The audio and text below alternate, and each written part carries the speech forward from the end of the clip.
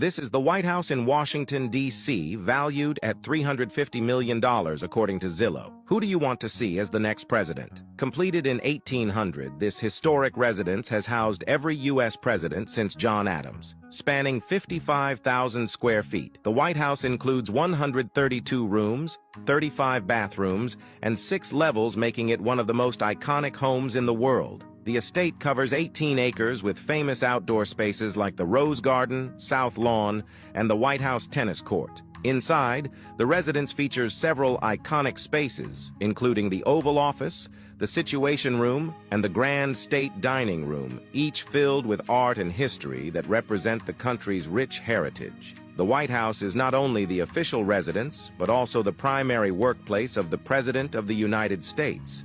Its West Wing houses the President's working offices, while the East Wing serves as a space for events and staff offices.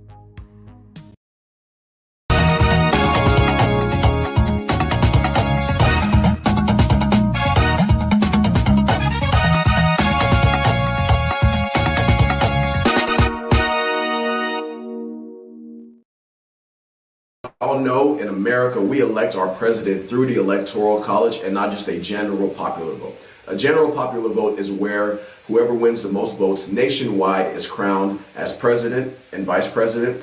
In America, we do it through the Electoral College, which gives each individual state a certain amount of electoral votes, which is based on their population. So, for example, if I win Texas, I win all of Texas's 40 electoral votes. If I win California, I win all of California's 54 electoral votes. And to win an election, you have to win 270 electoral votes, which is a majority of the 538 electoral votes that are available nationwide. We have 7 key battleground swing states, which means these are states that we don't predict a Democrat or Republican may win. It's up in the air. We don't know what's going to happen, and it's going to be decided today on Election Day. Those states are Nevada, Arizona, Michigan, Wisconsin, Pennsylvania, North Carolina, and Georgia.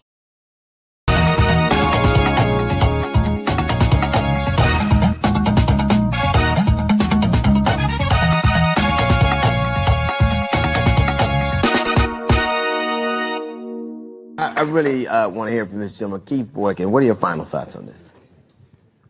Well, first of all, thank you, BET, and thank you, DL, for providing this opportunity for the conversation.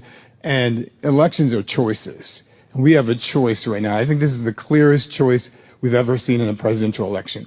On the one hand, we have a man named Donald Trump, who has 34 felony convictions, a history of racism from the Central Park Five to his black casino workers to being sued for racial discrimination in the 1970s to his lies about Barack Obama's birth certificate to the fact that he was impeached twice and tried to start an insurrection to prevent the peaceful transfer of power. And on the other hand, we have a talented black woman who started her career as a district attorney, became a state attorney general, became a United States senator, and then became the vice president of the United States, is the most qualified person in this race, perhaps the most qualified person to run for president because she has experience at the state, local, and federal level. And she also has experience in the judicial branch from working as a prosecutor, and the executive branch from working as the vice president, and the legislative branch from working as a United States senator. Who else has that experience? This is a choice. I just hope. This is a choice. I just hope that we look at these two people and we choose wisely. Yes. Trump supporters for a minute. I don't know who you are, and I don't know why you like this guy. Whatever he does, he accuses everyone else of doing. The man cannot tell the truth, but he combines it with being a narcissist. A narcissist at a level I don't think this country's ever seen. And my concern is that he would grab up that power and really treat the country as sort of his little bully fiefdom. Donald Trump is everything I taught my children not to do in kindergarten. He's been exploiting working Americans for 40 years. He's a race-baiting, xenophobic, religious bigot. He says he's for the little guy, but he's actually built a lot of his businesses on the backs of the little guy. You know, Donald Trump the other day said that, it, quote, if he tells a soldier to commit a war crime, the soldier will just go do it. I don't think Donald Trump has even read the Constitution, knows what's in the Constitution. A toxic mix of demagoguery and mean-spiritedness and nonsense. I just cannot support Donald Trump. Donald Trump is a delusional narcissist and an orange-faced windbag. Donald Trump is a con artist. He doesn't know the difference between truth and lies. He lies practically every word that comes out of his mouth. I think he's a kook. I think he's crazy. I think he's unfit for office.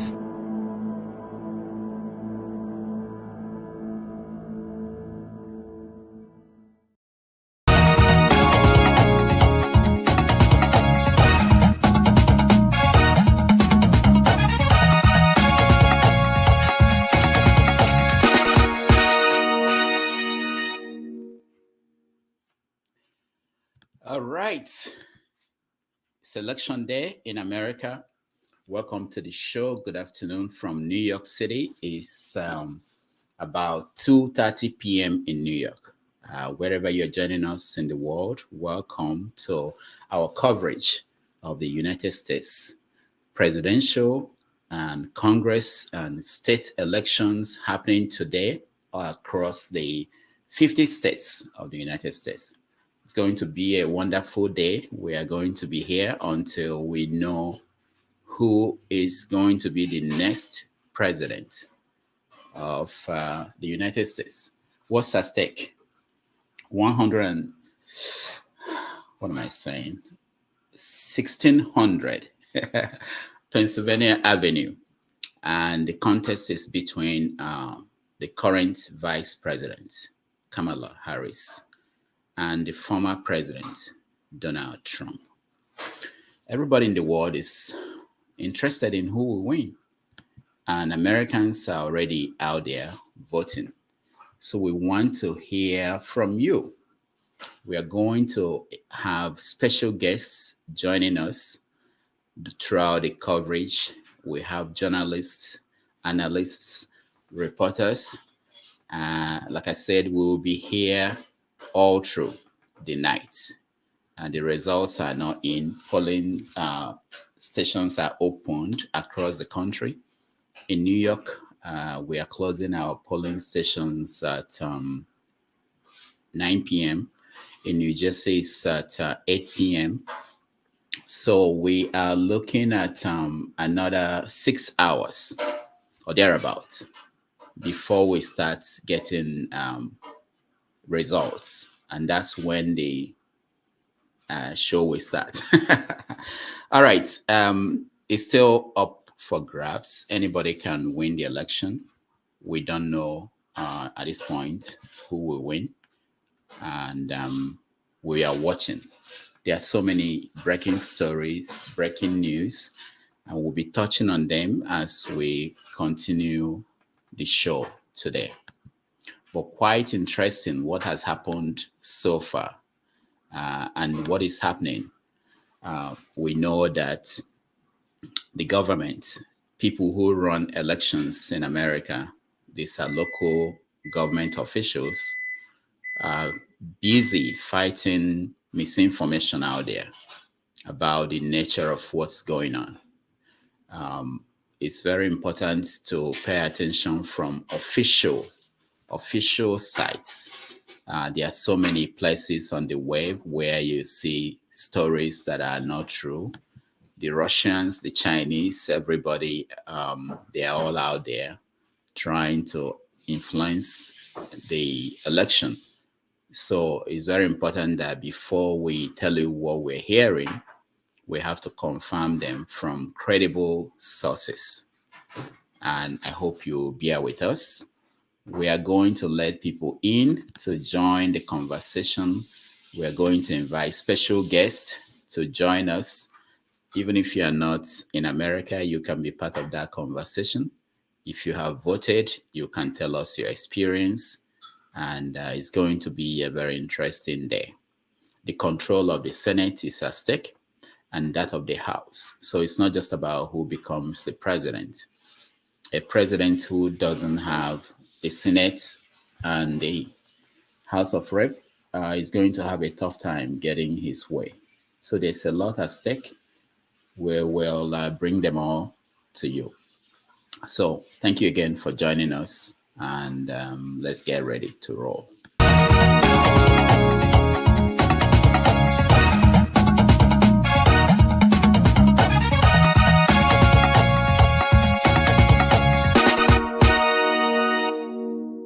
So are you ready for this? Always. Buckle up, because today we're taking a deep dive into this opinion piece. Oh, this is going to be good. It's called Trump Must Win This Election. Wow. It's written by Rudolph Okonkwo, and I know you shared this with me, so I know you're pretty interested in what it's all about and all the arguments in it. Absolutely. Yeah. I mean, it's definitely an interesting piece, that's for sure. And, thinking about it, like, satire is often used to kind of highlight these social or political issues, right? And often with a comedic spin. Yeah, yeah. And that's what we're going to be doing today. We're going to break all that down and try to figure out, like, what's the author's point of view? But, we're not taking sides here. No. We're just, think of us as your guides through this, colorful landscape. That's a good way to put it. Colorful, for sure. Yeah. So the author kind of lays out this, pretty dramatic scenario. He's saying that a Trump victory is like absolutely crucial to prevent all these, let's just call them interesting consequences. Yeah. And, that's where the whole satirical element comes in. He paints a picture of the future, if there's like a non-Trump administration. Right. It's like it almost reads like a dystopian comedy, like just filled with these outlandish predictions. Absolutely. Yeah. Some of these are so over the top. It's like, I don't even know whether to laugh or to be like, what is going on? Yeah. Like, for instance, he says that men marrying dogs and women marrying trees would become just like commonplace. Like that would just be normal. Right. And it doesn't even stop there. He goes on to describe like white evangelicals being moved into refugee camps, cathedrals being transformed into mosques. Oh, geez. And the American flag. You want to know what happens to the American flag? It becomes the preferred garbage bag for the elite. It's wild. Yeah. It's absolutely wild. But clearly, I mean, he's using this exaggeration, right? This absurdity to try to make some kind of point. What do you think? Like, what's he actually satirizing with these scenarios? Like, what do you think the deeper message is here? Well, I think we have to kind of look a little closer. Take that image of, men marrying dogs and women marrying trees. As outlandish as it is, it could be a way to kind of satirize the anxieties around evolving social norms. Particularly when it comes to things like marriage and gender identity. So it's like he's taking these anxieties and like blowing them up like to the extreme to try to make some kind of statement. Exactly. And it's important to remember the context here, These anxieties often stem from a fear of change. Right. It's like a sense that traditional values are being eroded. And by portraying these like super extreme scenarios, he might be trying to tap into those fears, highlight what he sees as the potential consequences of, social norms changing. Okay, that makes sense. Then there's the whole scenario with, white evangelicals being moved to refugee camps, churches being turned into mosques. It seems like he's really playing on these fears about religious freedom, right? Yeah. And the changing religious landscape of America. Yes, and perhaps even like a sense of displacement for certain groups, right? Yeah. Who feel like their values are no longer like prioritized. He's taking those anxieties, amplifying them, and it's almost like creating a caricature of what he sees as a potential threat to, the dominant Christian culture in America. Okay, and then what about the American flag being used as a garbage bag? That one, I don't know, that one seemed particularly pointed to me. I know, it's so interesting because that image seems to be a very direct commentary, I think, on the disconnect between, like the political elite and everyday Americans, right? Yeah. And it suggests like this disdain for these traditional American symbols, you know what I mean? Yeah. And it highlights his belief that these elites are just out of touch, completely out of touch with the values of just ordinary people. Yeah, it's definitely a provocative image, and it's like his writing style just adds to that whole satirical effect.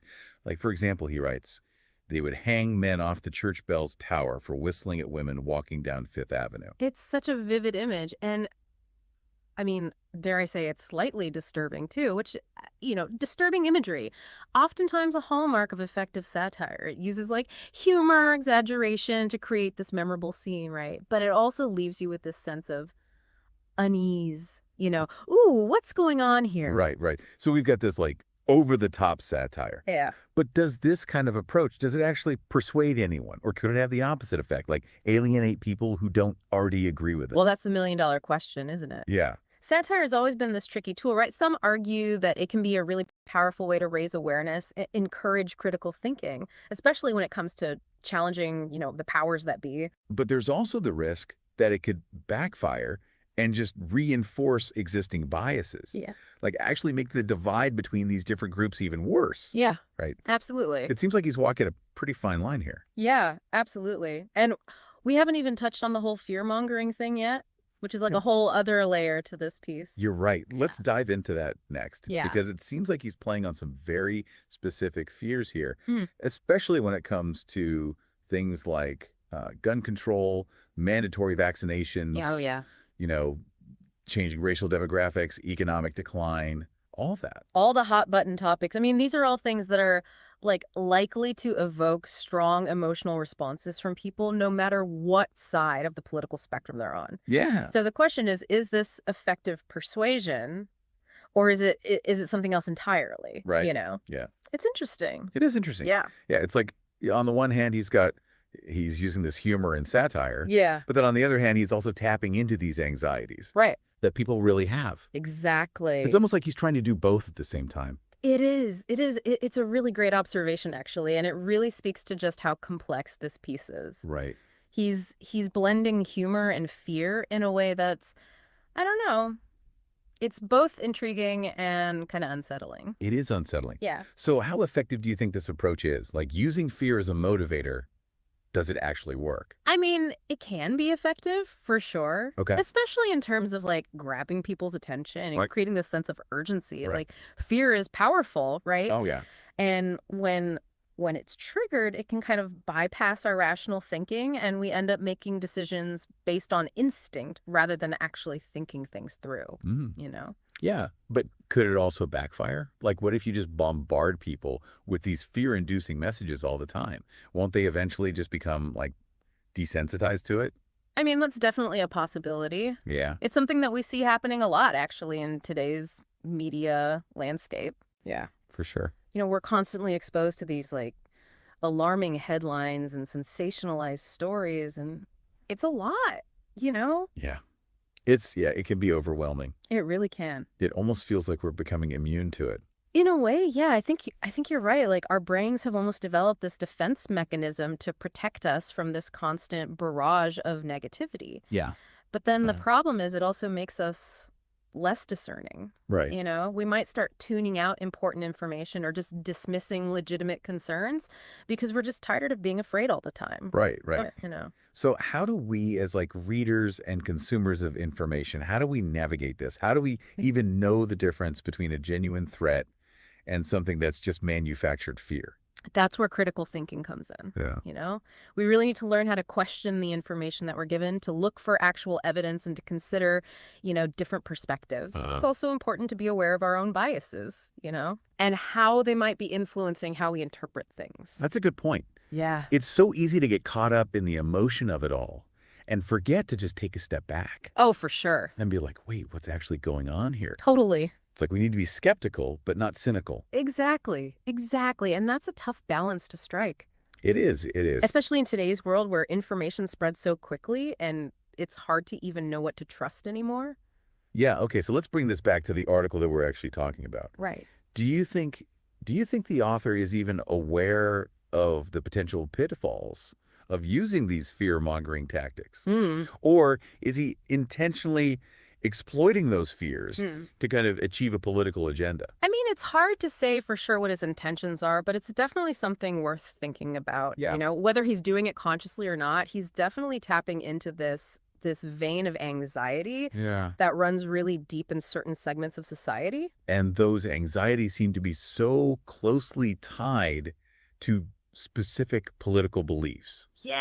Which just makes this whole conversation even more tricky. Absolutely. And it's something that we see playing out constantly in our political discourse these days. Right. It's become so difficult to have nuanced conversations about complex issues. Yeah. Because everything is so polarized. Right. That's everybody's just retreating into their own little echo chambers where they only hear information that confirms what they already believe. Yeah. which makes it even harder to bridge the divide, you know? Exactly. And I think that's honestly one of the most concerning aspects of this kind of rhetoric. Okay. It contributes to this climate of fear and distrust, which makes it almost impossible to actually have productive conversations about the things that really matter. So how do we break out of this cycle? How do we even start talking to each other again? Right. In a way that's actually constructed and respectful. Right. Even when we disagree. Well, that is the million-dollar question. It is. I think it starts with recognizing that we all have biases.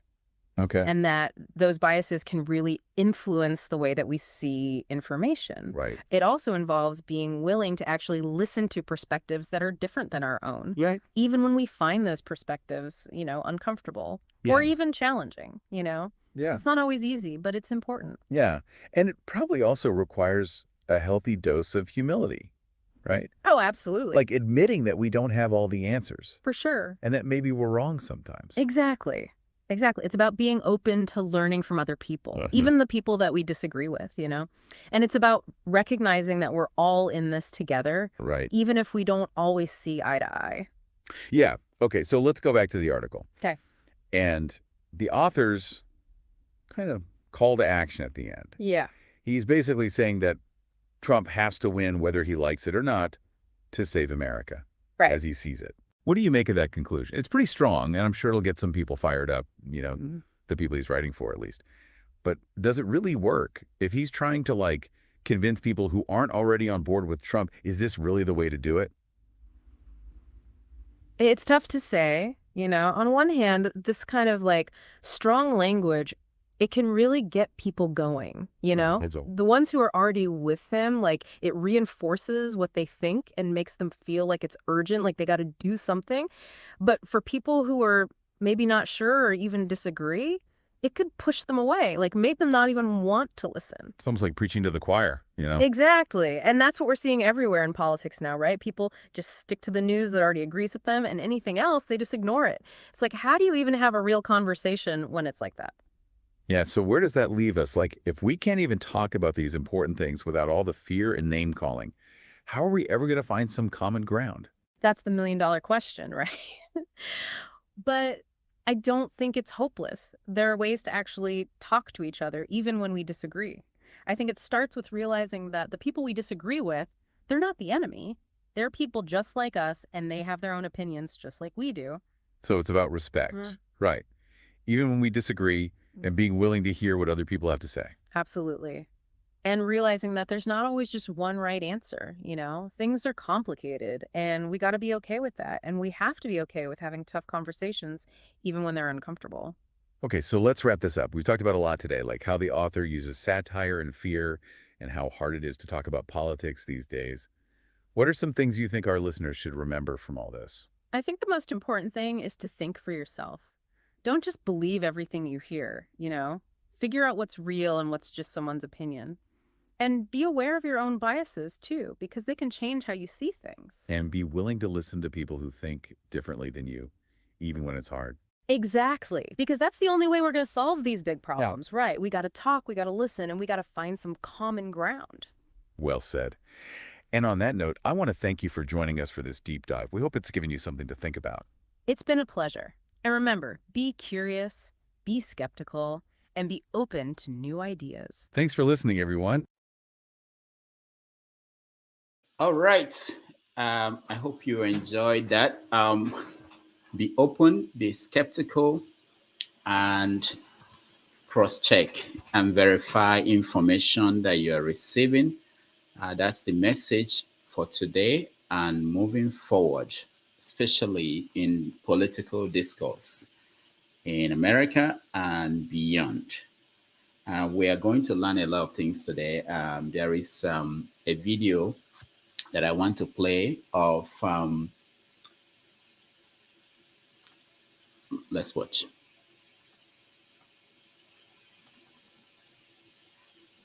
Now they can start counting the real votes. Voters get to have their say officially today. We are in Bucks County, Pennsylvania. This is the biggest swing county and the biggest swing state with its 19 electoral votes. Biden won this county and won Pennsylvania 4 years ago. This time around, nearly 2 million mail-in ballots have been received across the Commonwealth. They still have time to hand those mail ballots in by 8 p.m. tonight.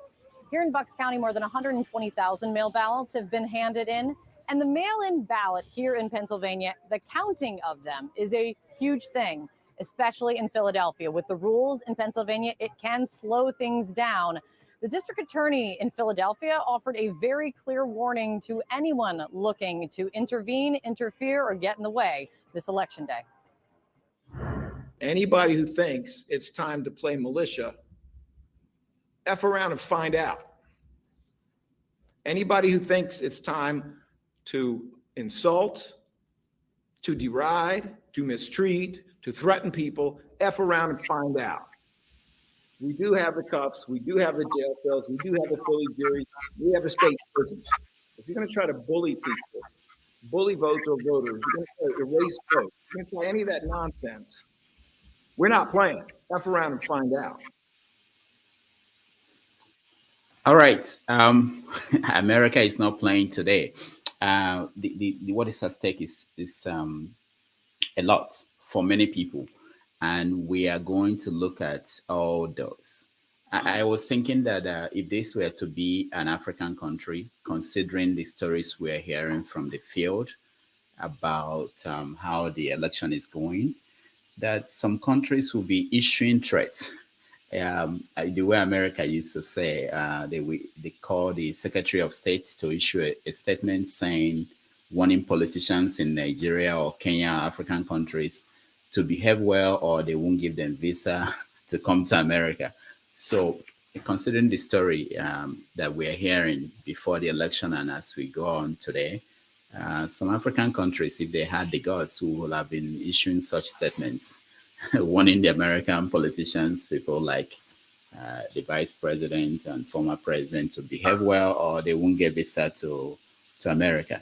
Anyway, so today is going to be interesting. We are going to look at the Congress. The Democrats are trying to keep the Senate, while the Republicans are trying to keep the House and maybe win the Senate. They need to flip 2 senatorial seats to gain control of the Senate.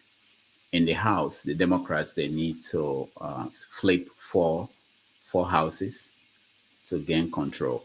So it will be an interesting night. And there are 11 states where there's election for governors. In America, governorship positions are also very important. They determine so many things about the lives of people who live in those states. And most of the states in America are controlled by Republicans. So we are watching what will happen in 11 states, who will win, which party will gain control. It's not as easy as we know it in Nigeria, where you can say that this state is APC and this one is PDP and this one is APGA. Any party could win in most states. We have talked about, I think I played a video about battleground states. These are the 7 states where we believe that this election will be determined.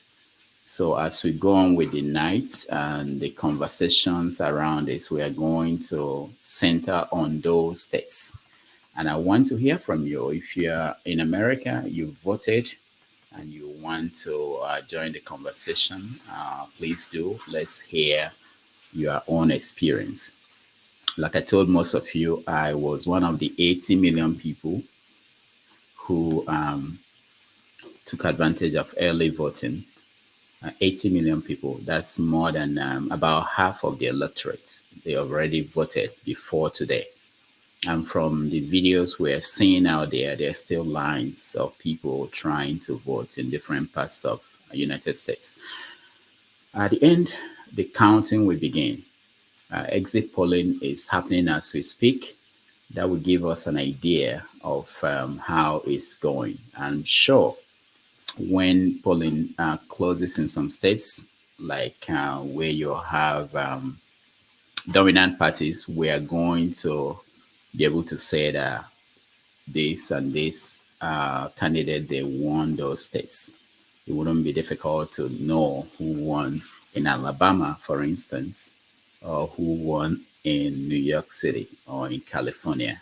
But those are not the ones that are in contest, and they won't determine who will finally win the 270 electoral votes that are needed for you to be the president of the United States. Okay, so along the way today, we are going to have special guests. Omoyele Sowore will join us. Alex Kaba will join us. So many journalists, analysts will join us in conversations about what is happening today in America. Once again, thank you for joining me. I will play you some videos while we'll get our people in place and we'll begin the conversation. If you want to join us and you're in the studio, I can turn on your camera. We'll be able to bring you in to be part of this conversation, this historical day. At the end of this day, we may have a first female president of the United States. We may have a former president returning. It wouldn't be the first time, but it will be quite interesting if Trump comes back to retake the White House. We'll talk about what it means for Africa. That's what is our primary concern, but also for Africans who live here and for the world, everybody around the world we are watching. I think tomorrow you can be sure that the newspapers across the world will have the same story. And that's what happened here in the 50 states of the United States of America. Okay, once again, thank you. And we are preparing for a very, very long night. We are sure that California will be closing their voting in about at 12 midnight Eastern time. So until that is done, I don't think we are going to have any chance of knowing who won the presidential election. But of course, we can know the Senate, we can know the state houses and governorship elections as soon as polls are closing in different states. So it will be a very, very fascinating night. And we thank you for hanging on. Get ready. It's going to be a long night. And be ready, and I will see you.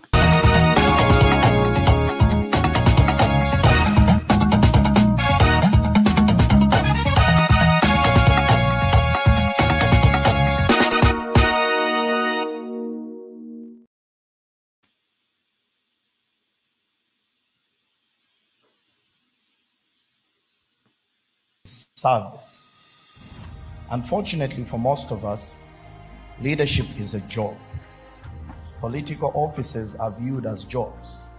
So we have job seekers running for offices so that they can get paid, so that they can make money. This has become a source of wealth. So you look at people as votes and not necessarily as people. A leader is supposed to make the lives of his people better. A leader is supposed to effect change. A leader is supposed to simplify the life of the people that he leads.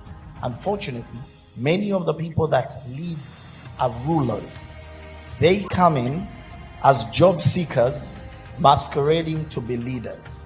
So when they get into these offices, they do exactly what they are supposed to do because they came looking for a job and they have to leave to make the wealth that they came to look for.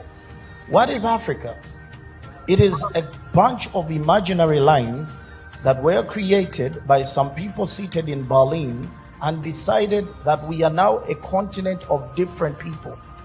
You find that brothers seated at different angles or different sides of a border who look at each other as strangers. Africa's biggest issue is the thought that we are so different from each other.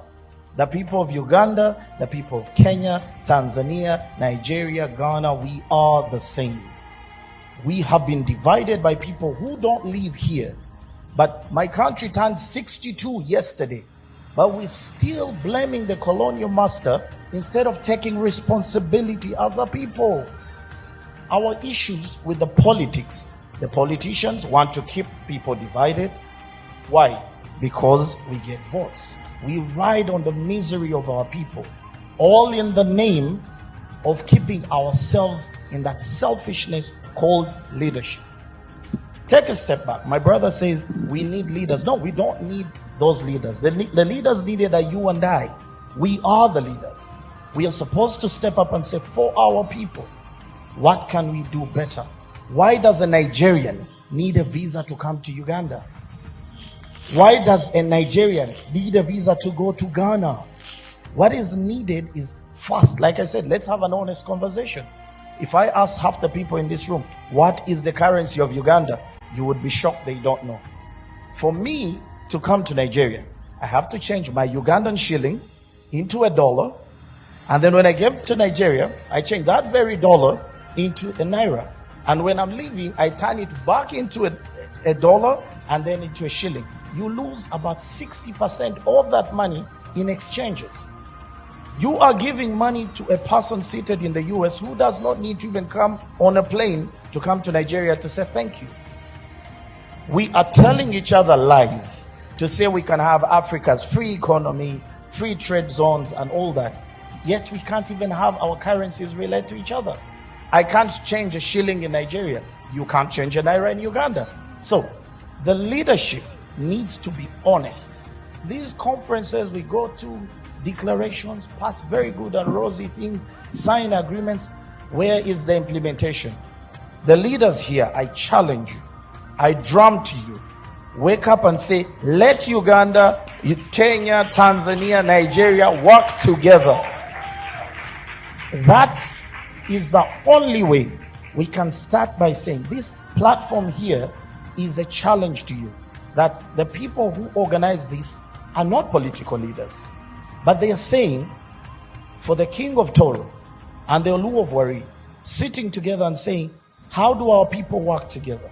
I honestly, in all honesty, for the politicians here, you'll excuse me, I think the politicians, we are the biggest problem for Africa. We are. We are so hell-bent on keeping power instead of looking at the good of our people. Africa's solutions will only come from Africans.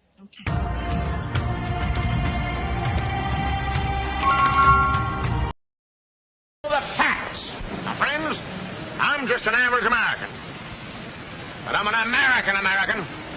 And some of the things I see in this country of ours make my blood boil. I see people with foreign money. I see Negroes holding jobs that belong to me and you. Now I ask you, if we allow this thing to go on, what's going to become of us real Americans? I've heard this kind of talk before, but I never expected to hear it in America. The truth about Negroes and foreigners. The truth about the Catholic Church. Do you believe in that kind of talk? That all makes pretty good sense to me. And I tell you, friends, we'll never be able to call this country our own until it's a country without. Without what? Yeah, without what? Without Negroes. Without alien foreigners. Without Catholics. Without Freemasons. You know these things. What's wrong with the Masons? I'm a Mason. Hey, that fellow's talking about me. And that makes a difference, doesn't it? These are your enemies. These are the people who are trying to take over our country.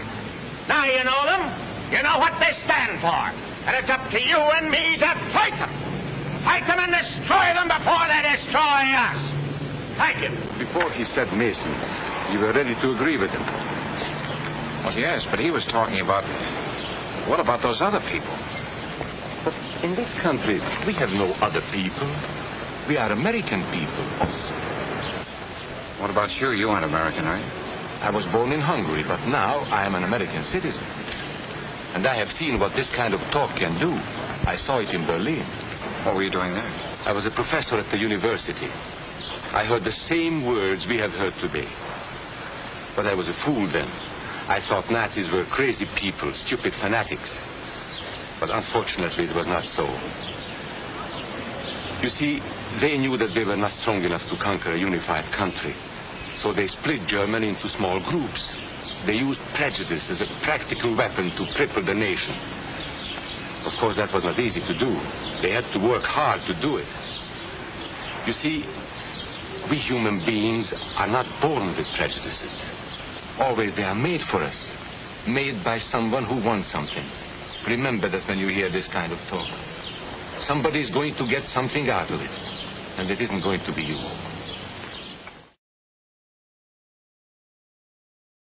Suffice it to say that we stand in one of the most momentous periods of human history.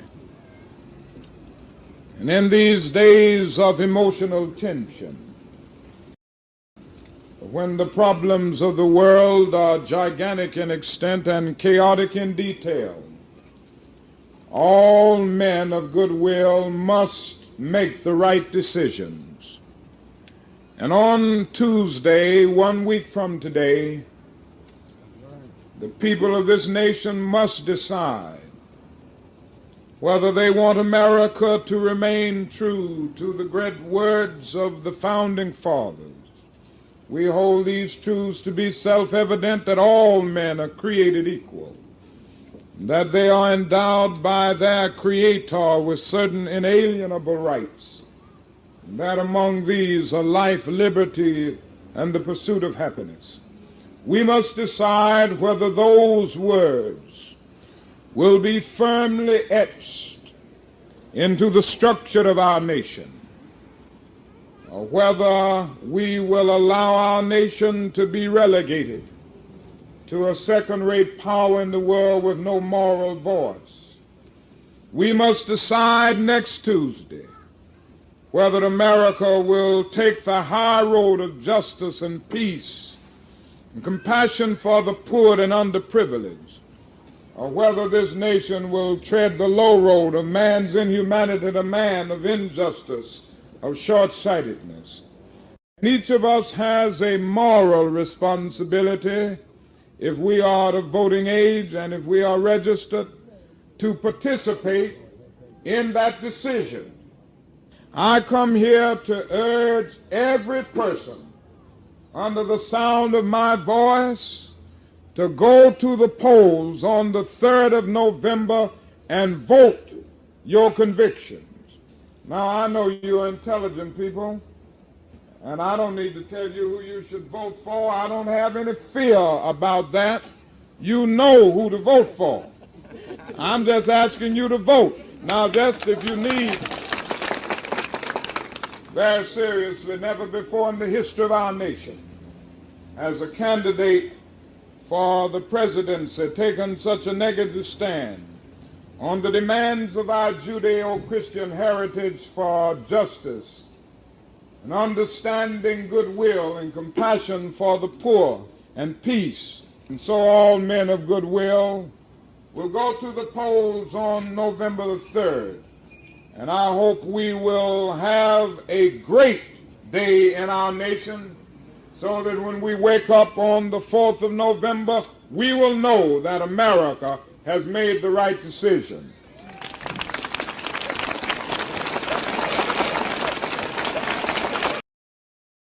America is not unique in its sins as a country. We're not unique in our evils, to be honest with you. I think where we may be singular is our refusal to acknowledge them. And the legends and myths we tell about our inherent, goodness to hide and cover and conceal so that we can maintain a kind of willful ignorance that protects our innocence. See, the thing is that when the Tea Party was happening, we were saying, pundits, oh, it's just about economic populism. It's not about race. When people knew, social scientists were already writing that what was driving the Tea Party were anxieties about demographic shifts, that the country was changing, that they were seeing these racially ambiguous babies on Cheerios commercials, that the country wasn't quite feeling like it was a white nation anymore. And people were screaming from the top of their lungs, yo, this is not just simply economic populism. This is the ugly underbelly of the country. See, the thing is this. and I'll say this, and I'll take the hit on it. There are communities that have had to bear the brunt of America confronting, white Americans confronting the danger of their innocence. And it happens every generation. So somehow we have to kind of, oh my God, is this who we are? And just again, here's another generation of babies. Think about it, that 2-year-old had his bones broken by 2 parents trying to shield him from being killed. A woman who has been married to this man for as long as I've been on the planet almost, lost her husband. For what? And so what we know is that the country has been playing politics for a long time on this hatred. We know this. So it's easy for us to place it all on Donald Trump's shoulders. It's easy for us to place Pittsburgh on his shoulders. It's easy for me to place Charlottesville on his shoulders. It's easy for us to place El Paso on his shoulders. This is us. And if we're going to get past this, we can't blame it on him. He's a manifestation of the ugliness that's in us. I've had the privilege of growing up in a tradition that didn't believe in the myths and the legends because we had to bear the brunt of them. Either we're going to change, Nicole, or we're going to do this again and again, and babies are going to have to grow up without mothers and fathers, uncles and aunts, friends, while we're trying to convince white folk to finally leave behind a history that will maybe, or embrace a history that might set them free from being white. Finally. What else? Lord help us. Okay. Mr. Trump, let me tell you what we think, Africans, what we think, okay? This is what we think. When Nelson Mandela died, that was in 2013, Trump said this to his then lawyer, Michael Cohen. This is what Trump said. Mandela fucked the whole country up. Now it is a shithole. Fuck Mandela. He was no leader. That was what Trump said about Nelson Mandela in 2013. This is in the book written by Michael Cohen. That was enough for anybody out of Africa to know that Donald J. Trump does not care about Africans as human beings. Listen again. When he was president, you may not know this, he started what he called Abraham Accords, which is a way to set up some countries, Arab countries, to have relationship with Israel. And he went to Morocco. He didn't go himself. His people went to Morocco. And they told Morocco that they will let them control Western Sahara, okay, if they will normalize their relationship with Israel. This is Trump. When South Africa was interested in redistributing land so that black people could have land in that country, in South Africa, you may not know this, black people are 80-something% of the population. They only own 4% of the land. So when the government of South Africa decided that they should do something about that, you know what Trump did? Trump called his Secretary of State, Pompeo, and said to him that you have to go to South Africa and make sure you stop them. Trump was buying the ideology of white supremacists in South Africa and was trying to make the government of America to go to South Africa and stop them from redistributing land so that black people in South Africa could have land. This is how we look at Trump. We know his antics. We know what he does, his relationship with Africa. And that's why he didn't come to Africa. For 4 years, he was president. He wouldn't come. He didn't care. But it matters to us if Trump is the president. Trump doesn't believe in climate change. I don't know if you believe in it or not. Trump doesn't believe in it. Do you know what it means? It means that African countries are not the ones who are burning up the universe. They're not the ones who are causing carbon emission. But they are suffering from it.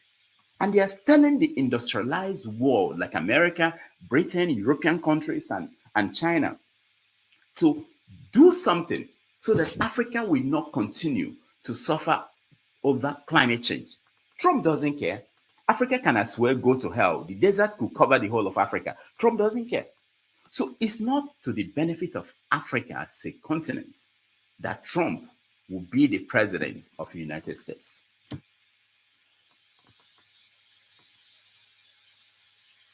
But you don't want to take a question from me, because I wanted to know, is your anger with Harris, is it because her mom is from India? Because I know that there were some African Americans who had issues with Obama because the mom was white. Is that the problem? I want to understand. Because if you look at the people who are supporting Trump, I mentioned George Wallace and David Duke. Guys, there are some other people in the studio that I need to bring in. Thank you so much to both of you. Let me just answer this, if you don't mind. Let me just say something final. It's not what it's not what someone says that hurts you. Sticks and stones may break my bones, but words will never hurt me. It's what they do. It's their actions. Okay. So what I'm saying is that you should never go off of someone because of what they say. It's their actions. And to tell me, he says, how is it when a black man kill a black man, it's not really outrage? Yeah. But when a white man kills a black man, it's going to start a riot.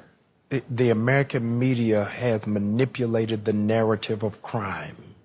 Black on black crime is a made up thing. You have never heard white on white crime.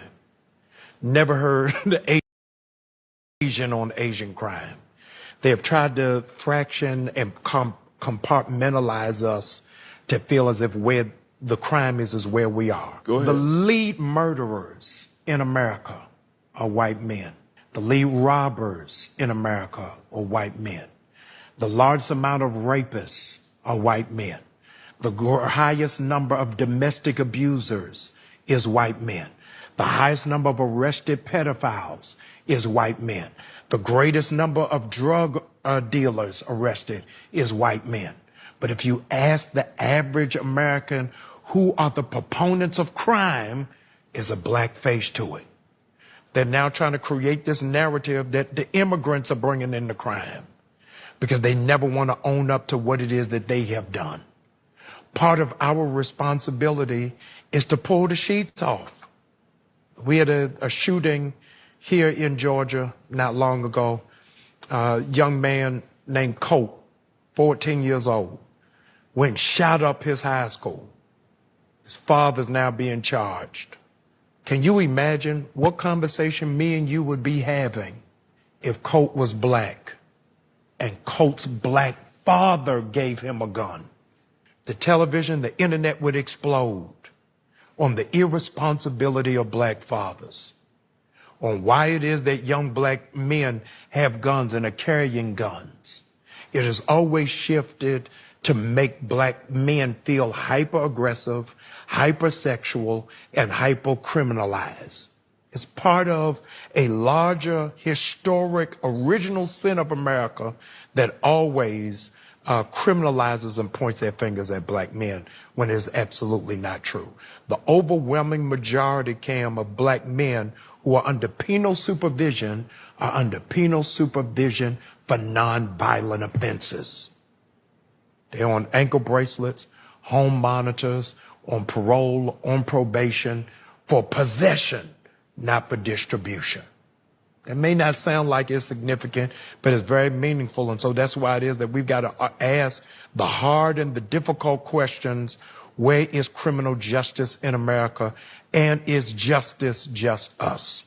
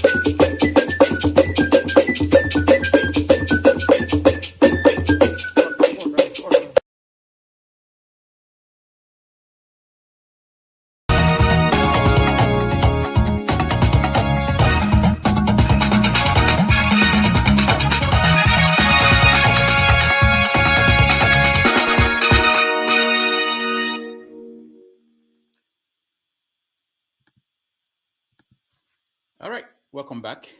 We're still monitoring what's going on in the election 2024 in the United States. Now, let me inform you, for those who may not know, apart from electing politicians, there are ballot box measures that are on the ballots across several states.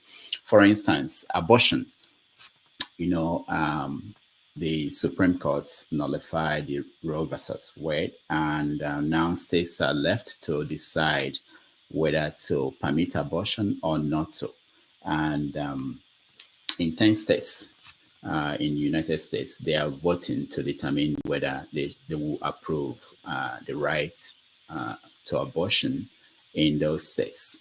In the past elections, midterm, most of the states voted for that right. So that will be something to watch.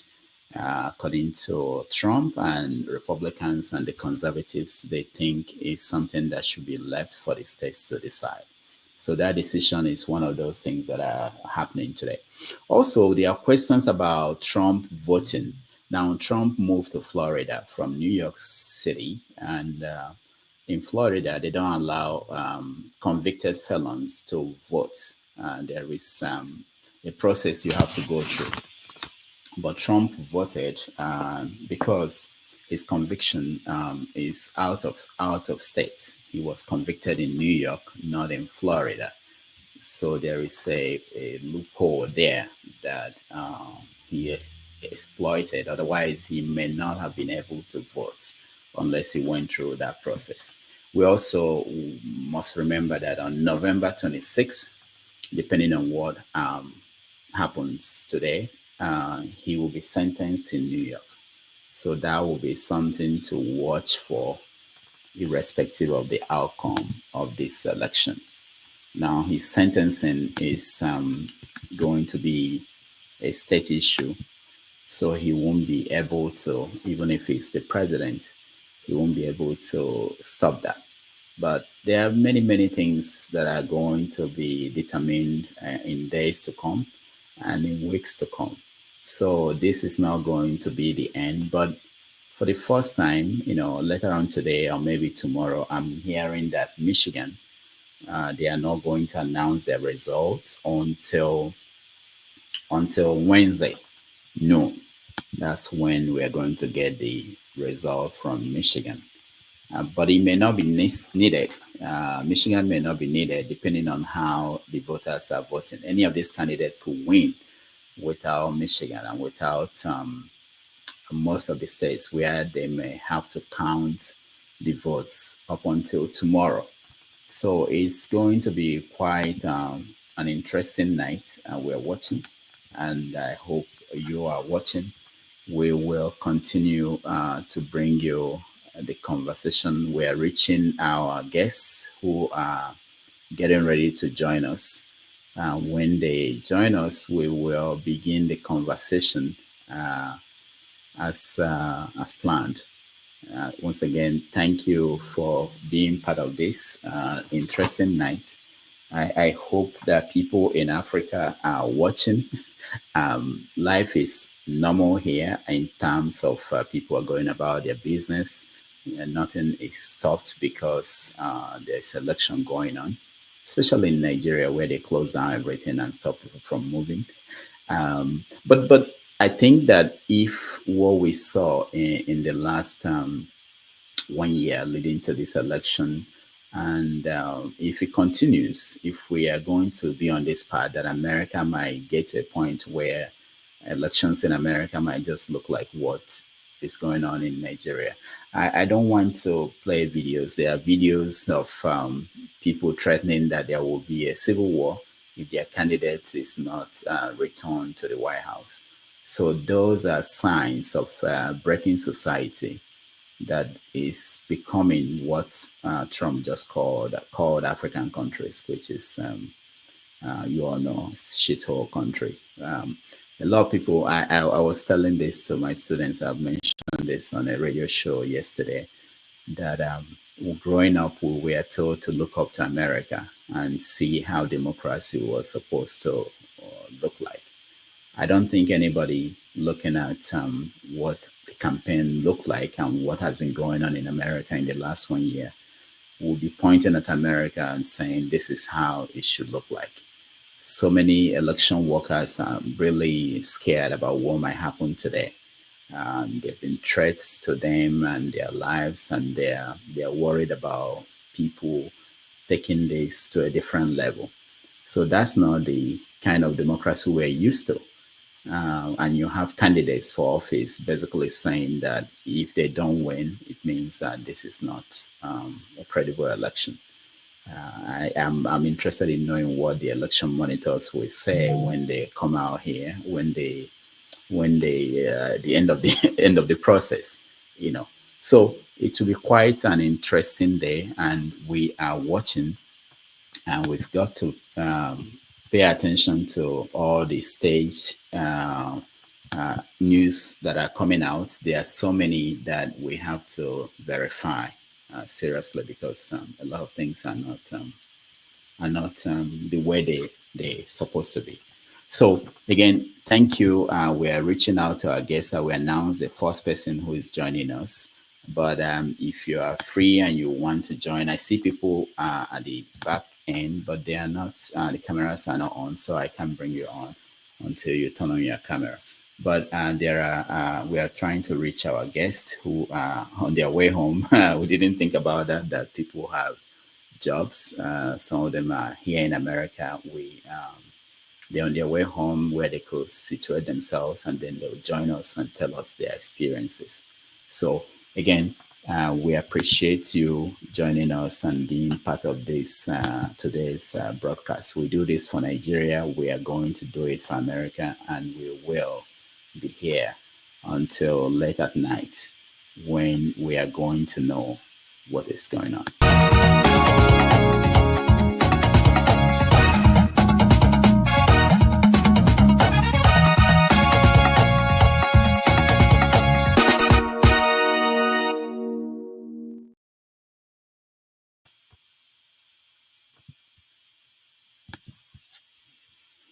All right.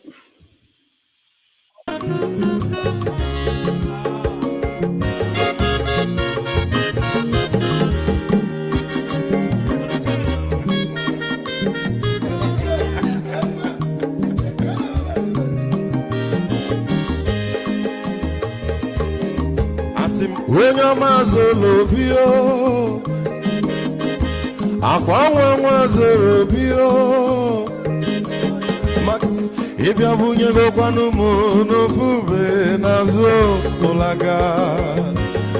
olaga ni piazugo, ulaga do ni piazugo, akwa wilo chio bikora puzo, kona bazia. When your master because Abama water the sorry. If you want to go na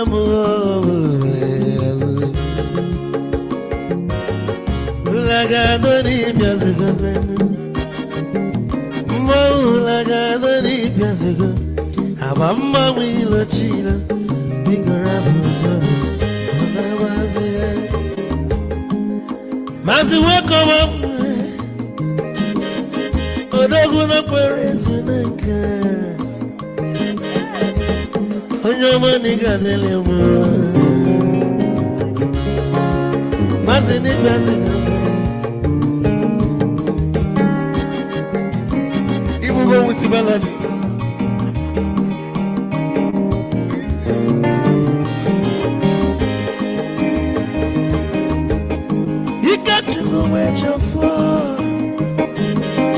Odogu na chalanoka Ezi wane mliga delemo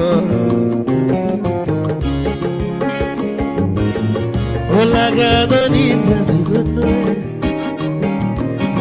Olagado ni piazugo Amama wilo chilo Bigora muzo Anabaze Te Onyama zoro de Sorry, if I were to go, I'm a fool, but I don't like that. piazugo nazaboy Maula gadoni piazugo Amama wilo chilo Biko rapuzoro Anabazi Odogu kanano bikechoko Ama kwa mnika kugogia Waligwe kwelo Ikecho mabele bege Hey you want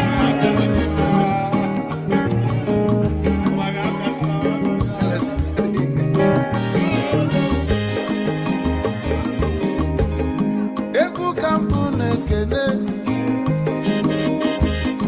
Omogo ndinso Chukwe mekalumo Ike chukwu negaji Esi nwanne mekene Ila pulife nini neme webia Kagosili na nyina gibu nwanne wisdom megadi Kanye gi maiki kogo banya begwu Esele maxi obu netiri egwu a Malukwa malu ni mego mi fojo Wesi gi nwanne mi foku ni cholu na ngeme Wisdom onu mekene gi Bama iyo iyo biko lapo Nabasi Zoro, zoro, zoro, zoro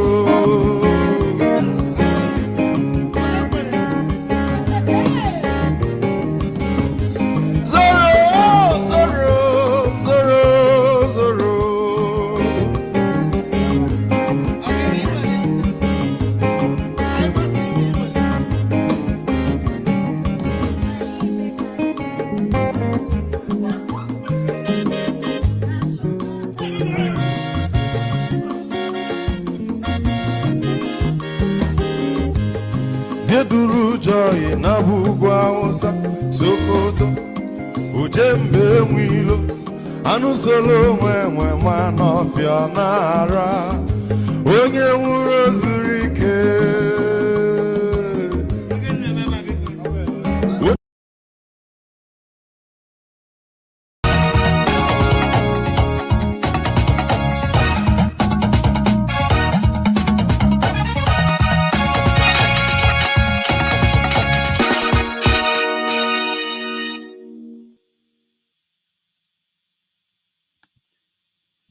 All right, welcome back. We made a contact. We're expecting our first guest to join us. We'll introduce him when he's here, a special guest, and we are going to talk about some of the issues in this election.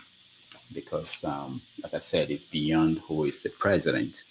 It's also about who is going to be in Congress. Very important because some of these promises that you hear from politicians will have to go through Congress. People hear them promise, like when Obama came, promised to do something about healthcare, about immigration.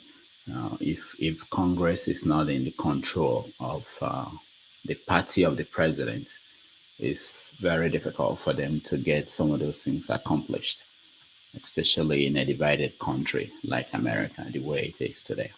So we're going to talk about those races, Congress, and then of course governorship, because they are very important in terms of how governance gets to the people in the local area. So those are some of the differences, and it will be an opportunity, I think, for Africans, especially Nigerians, to look at the federating system in America, how different it is from what we have in Nigeria. And we copied the American system, so you would expect that we are following something similar, but we're not. One of the interesting differences is that when you look at the Senate in America, it's a statewide position. But in Nigeria, we have a way of breaking it down where we have senatorial zones. So someone who is running for Senate in Nigeria is actually running not a statewide position, but something that is restricted to a particular part of the state. All right, while we wait for our first guest, we have one of our regulars here. I think he's been in hiding for a long time because he's scared of discussing the election in public, but I think maybe his confidence has risen today. So, Mazi Prince, welcome to the show.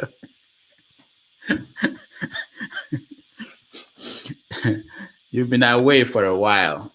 Were you? Why? Were you scared? You didn't like the tone of the conversation. What was going on? What is it? Good afternoon, Dr. Damage. Hi. No, I wasn't. It's not that I didn't like the tone of the conversation. It's just that some people try to make it look as if it's kind of like a personal thing. I didn't like the way that some people, in as much as I don't like a candidate, I'm not gonna use unfounded, words or adjectives on that person, whichever way you look at it. And also, at certain age, there are ways you look at things. If it's Ghana, but he will say his blood pressure. So sometimes my blood pressure, I gotta watch it, so that I don't, get it higher than it's supposed to be. But be it as it may, like I said, I've always said it. Whoever wins, wins. But I'm very much confident that the candidate that I'm supporting will surpass every expectation. Yeah. So Harris, she's from California. Is there any chance that Trump could win California? It looks like there's something on in your script. Okay, good.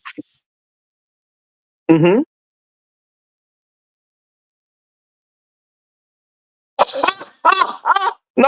He will not even win any county. Any county. I put it on anything. Any county. When you talk about somewhere like Modesto and where even what is that? The former speaker is from. He would not get Kevin McCarthy. Yeah, he would not even get there. I'm telling you. That's why he never came here. He never came here to campaign. He only came here to grab some money, and he make a fool of himself, anyways, on that day. So, yeah. Trump said that if Jesus were to be the election official and count all the votes in California, that he will win California. For those who are watching, we have a delay between us and Mazi Prince, even though he is here in the United States. There's a delay. When you hear something like that, you come from California, what do you make of it? I know, that's what I'm wondering. Why is it like that? Why is it like that? Let me see. To me, it just put it this way. In as much as I would not want to use blasphemy, because it's blasphemous, if there's a word like that. But at the end of the day, because why I said it's blasphemous is for him to even use Jesus in it. Look at what politics has brought some people into doing. There is no way. In California, we are very much decent people, very considerate, because if you could think about it, what would make somebody like Governor Davis that we used to have before to lose to Arnold Schwarzenegger? Then you will be surprised. You will be really like surprised, like, what is Trump talking about? But like it is, he's just playing. He's just playing, according to the script that they gave him.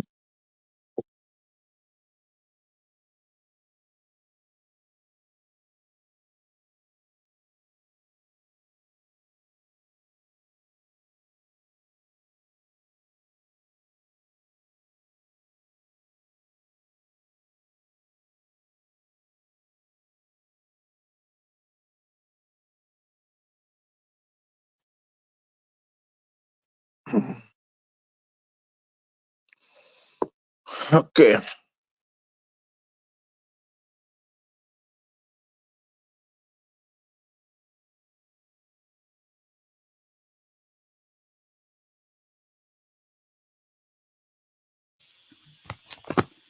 All right, Mazi Prince. Yeah. So the people in California, how is it going to be now? Are they going to be are we going to know the result before? Are we Yes, yes, until you close? The California will get it today because we're not doing the governorship. We're not doing the governorship. It's only certain cities that are doing their mayoral, mayoral election. So today it's only propositions, the presidential propositions, that we have. Other than that, we will get California's result today. Yeah. What propositions do you have in California? You said how many what? What proposition is in the ballot? So we have proposition 35, which is about talking about funding the healthcare, hiring more nurses and more physicians. Since some people want to say that they don't want abortion, so we need more physicians to come and help us, do our thing. Because here it's like a lot of patients have been coming here, to do their thing and go.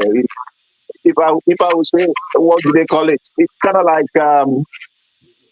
sanctuary for abortion.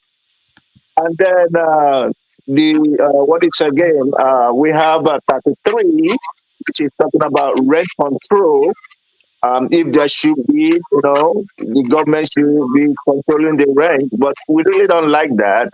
It's let it go, it will go city by city as needed, then they can control their rent. But if you send statewide rent control, it will lead to kind of like shortage of houses and all that kind of a thing. Because then most of the developers will not want to invest in that area, And California is growing every day. No matter those who get out of California, they are growing every day. You also have 34. I can't remember. Oh, I think 34 is talking about if we should allow felons to vote. That's for me personally, I don't know. I don't know what to do because I don't know. You look at it in both sides. I kind of listen to the arguments, and I'm just undecided on that. I just left it blank. It doesn't bother me. Yeah, it doesn't bother me. What else again? I think we also have two more stuff. What about Senate? Who are you sending to the Senate? I know that and House of Rep. How is it going with in California? You typically have some Republican enclaves in California. Are they going to win?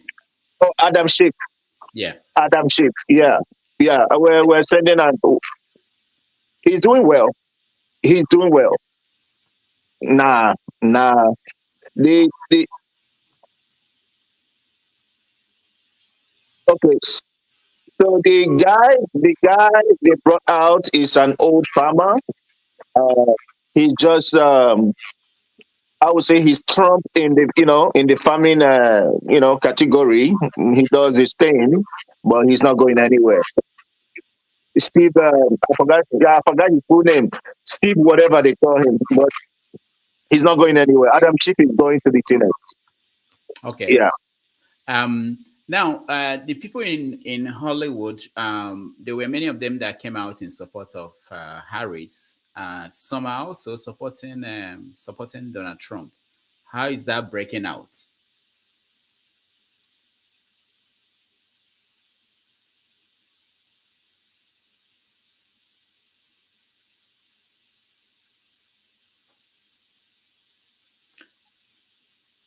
So, for us, we don't depend on Hollywood.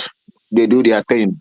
That's them. That's them. That's the dirty. We'll call them the dirty West Coast folks. That's their business. Those supporting Trump. Those supporting Trump will be people like will be like Amazon CEO. What they call him, Jeff Bezos. But the population of them, supporting him are not that much. The more people we have in those Hollywood area are more of Kamala Harris, and that's what it is. Did your governor campaign for her as much Yes. as Yes. Gavin Newsom really, really backed her. The reason why we're not even doing the governorship was because of the fact that earlier in the year, the Republicans wanted to recall him, but we beat them to it. It's not going to happen, because the fact is that when the Republicans were in power, that was Arnold Schwarzenegger, in as much as the fact that he talked about, budgets, the state still went under. It took Jerry Brown coming in to liberate the state. So since that time, it will be hard for the state to go back to the Republicans. It will be so hard for for the Republicans to take over California. It cannot. I don't see it happening. Maybe I will know tomorrow. Were you there when Arnold became the governor? Yes, I was there. Okay. I was here when Davis. I was here when Davis was governor. I was here when Arnold Schwarzenegger came in. Yeah, I was there since Bush Senior. That I've been here and all that kind of a thing. So we've been moving with our life and all that stuff. Yeah. That's why even when I worked in a farm, they wanted to move me to Seattle. I was like, no. It's not happening. It's California or nothing. I had to quit. I'm like, no, I'm not going there. No. Yeah. What about the cost of living? People complain that life is very expensive in California, cost of living. Do you feel the impact? And is there anything because when Republicans talk about Harris, they point out that that the way California is the way that her government is going to turn the rest of America into. Is the cost of living an issue for you in California?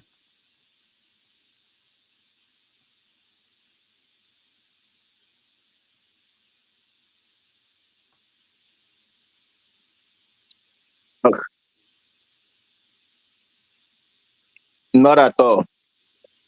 Not at all. I don't know how people in California we have one slang that we say. If you gotta make it, you gotta spend it. That's why it makes me mad when some people who are in Republican area talk about California. California is paying, our taxes are paying their bills. If you check the average on gasoline, we're paying higher in gasoline because of state taxes. But the thing is, our gasoline is also special in the sense that it's also more refined. They have some additives that they add in it. So you see that our cars are hardly taken to, to the shop for repairs and all that stuff. The state really, really, they are keen on that and they check on that, all the time. So, like, I don't know how much it is in New York. Here now, gas is between 369 to to 409. Yeah. Quite interesting. So, what happens now with your governor if Harris should win? What happens to his ambition to be president?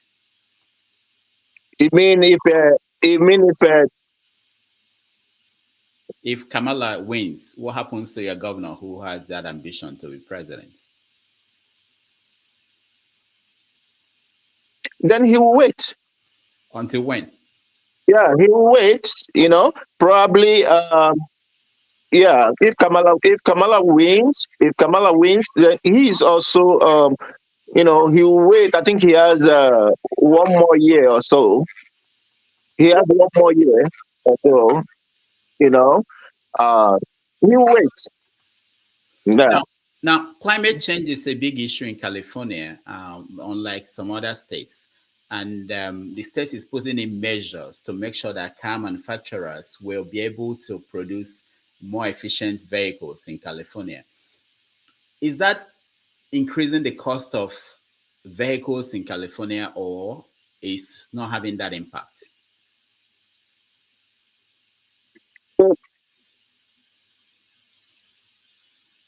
Well, California right now,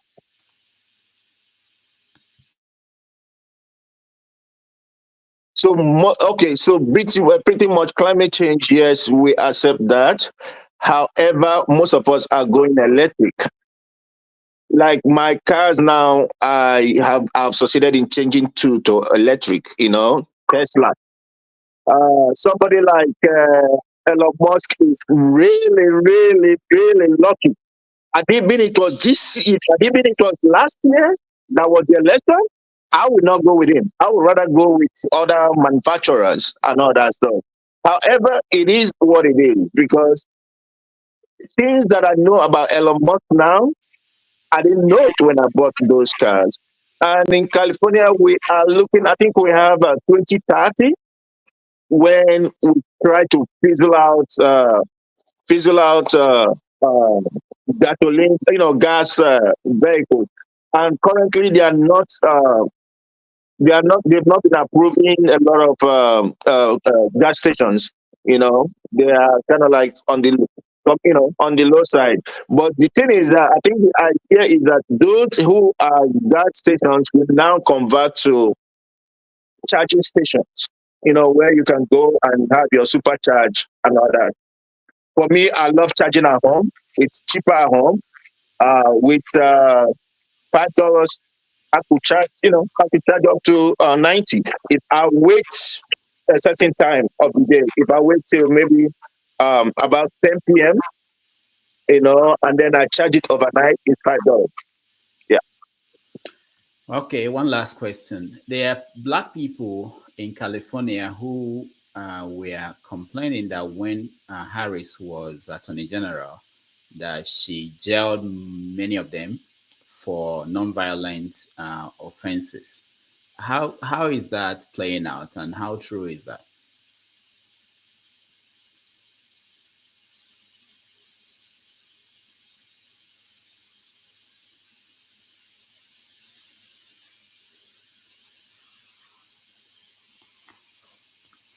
I laugh when they say that, because I knew Kamala right from when she was a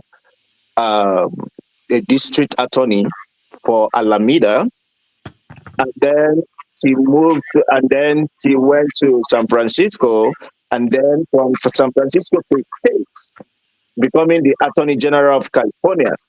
Now, all these things that we all say, my answer to them is this. Number one, Kamala is not the arresting officer. She wasn't the arresting officer. They only bring the case file to her office. And it's based on situation. Because before that time, during that time, we had a scourge of pimps. If you go to somewhere like Oakland, pimps were being tricked over there. And you see them being displayed. It was almost gonna become you know how you have in Amsterdam the red light zone. That was how it was in Oakland. But when she became this, like, she sanitized it. You know, she helped in sanitizing to the extent that most of those pimps went to jail. If you can take another person's daughter and kind of like, you know, make her do things, at the end of the day, they bring the money to you.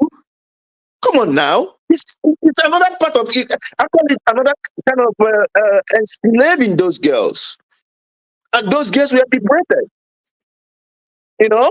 And then another remarkable thing that she did was, at that time, if you remember, even when Obama came in, we were having a mortgage issue, mortgage crisis, because then Bank of America had this mortgage stuff that they were using. I forgot the particular name, cross whatever they were using, and they were making people buy houses and other under fraudulent agreement. Before you know it, they will increase your mortgage, and then they will say, "Oh, they are foreclosing you." She was one that said no. She looked into it and she stopped it. So when people talk about, oh, she jailed them and all that kind of thing, I always ask, is she the arresting officer? If she's the arresting officer, then that's a different case. But if they arrested you and the detectives carried out the investigation and then bring the file to her, what were they expecting? Because she's gonna show you a black person and hide the stuff. People should wake up, please. People should wake up. All right. Master Prince, thank you so much. And we hope to come back to you as we go through with the night and know what's happening in California. There's someone who commented that California is the Ajegunle of Lagos. Sure. All right. Thank you. Thank you so much. Sure, no problem. All right, let's look at some of the stories that are in the news. We here in New York, we have our to-go newspaper in New York, which is New York Post. And New York Post is a conservative newspaper, maybe a tabloid if you like. It covers the story from the perspective of the Conservative Party. So they are celebrating, reporting that President Trump voted in California, and as part of that, he told voters to stay in line after casting his ballot in California. This is one of those things that most people in the Northeast do not understand. So, for instance, what does he mean by stay in line after voting? But we're also getting the story that Elon Musk will join Trump to watch the results coming in Florida. So we're watching what's going to happen throughout the evening. And we're still expecting some of our special guests that we invited to join us for this special day, which is something that I hope we will find lessons in it for us in Africa, especially those of us in Nigeria, where we run a similar system, which is a presidential system of government. You can see one of the things we always forget is that nothing is centralized here. There is no INEC chief somewhere in America who is going to announce the final result. And that is something that we wish, our hope, that one day Nigeria will decentralize things so that maybe some people will get it right if some people are getting it wrong. Again, thank you for joining us. We will be back. We are trying to reach some of our special guests who we're expecting to join us and tell us their experiences. Thank you, Master Prince.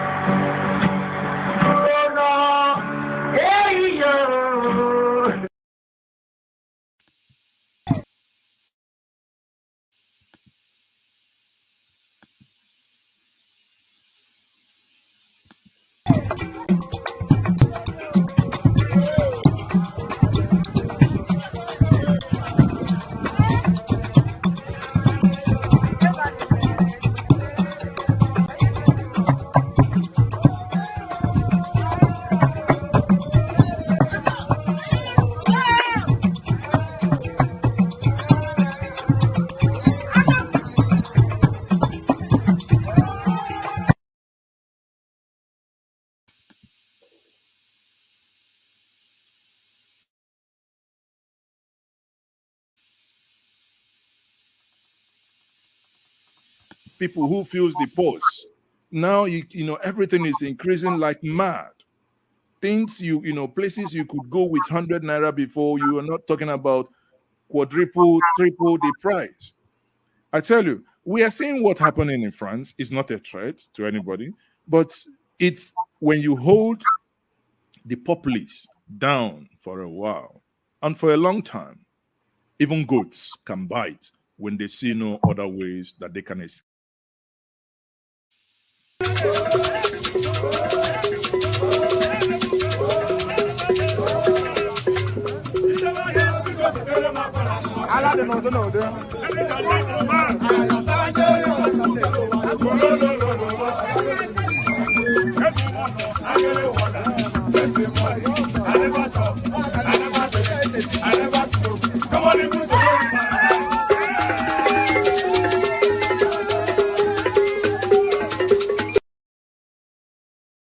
Okay. Children are born and put on a rubber stool.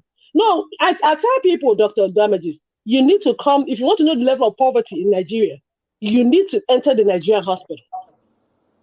You'll be walking at the doctor, sometimes you cry. Sometimes we use our money to give patients. So when people see doctors go on strike, I get mad. I had to leave. It's painful. You see a child that you're taking care of. After a few days, the child is getting retrogressing. The child is getting worse by the day because the drug you recommended, you prescribe for the child, they cannot take the child's prescription to the pharmacy. There is no money. They don't have money in their account. The little baby that is so fragile, you manage to take their blood sample. They cannot process the blood sample because the person at the lab said no, they don't have the money in their account. They will take my salary if I process this sample. So you watch the innocent baby go retrogress. What do? You take our money from your pocket and give that parent, madam, please go and put in this account. Let me see this child get better. And we're here defending thieves because they give you $5,000, $1,000. What is $1,000? Children are born and put on plastic chairs in Nigeria. Are we not ashamed of ourselves? And we'll call Obi stingy.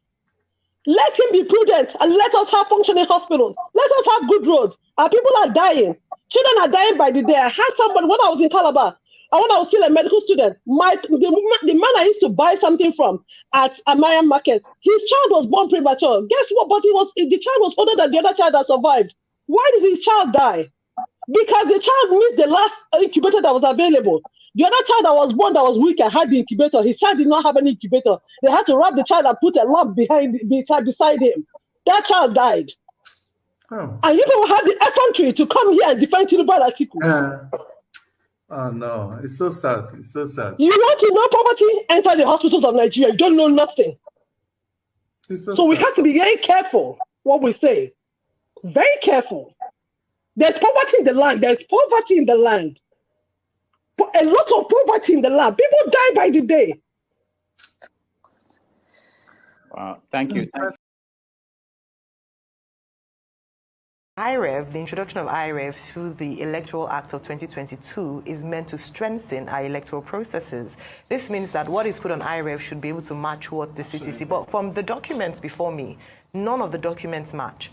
So I think we've seen that on the screen, whereby what's on the left is, even though from the same state, local government area, registration area, polling unit, vastly different. The numbers are different. You've already highlighted some of the key things that you've mentioned, but tell us, following this, just a simple analysis of what you obtained on IREV and CTC, there's stark differences, but you then went on further to do a forensic audit on the signature. What were your findings? What did you find out? Okay, so if you also look at, using that example, if you look at the signature, you realize that the person, the returning officer, the presiding officer, sorry, that's a different signature because they hurriedly rigged the elections.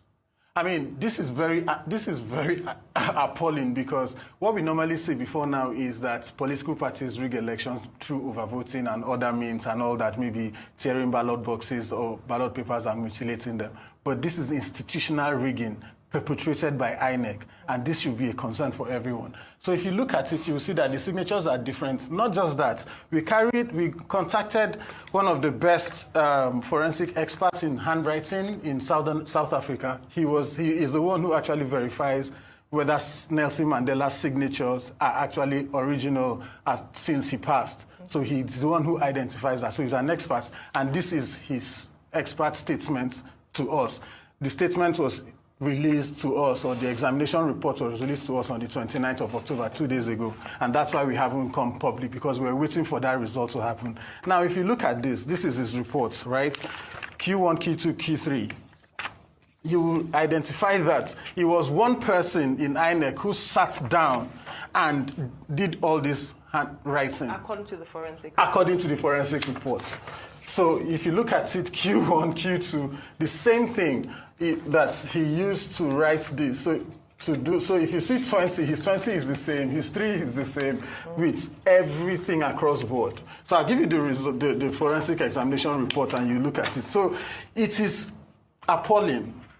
And I think this should frighten everybody. If we do not want to practice a democracy, we should just say we don't want a democracy. We just want to appoint people to go and sit. We shouldn't be budgeting billions of naira to organize an election that INEC will bundle. We shouldn't raise the hopes of people to say that you should come out and vote, participate in an elections, do your civic responsibilities and perform your duties, and INEC will bundle that. That is frustrating, and that would actually lead Nigeria to mayhem if we are not careful in the nearest future. So for us as an organization, we are not stopping here. What we are actually going to do now is to file this to ICPC. ICPC has to charge and prosecute these people for the criminality that they are perpetrating, from both the INEC rec down to the presiding officer and everybody that is involved, including the head of legal in Benin, who is actually the one who issued the CTC copies to us and to every other person that has actually applied.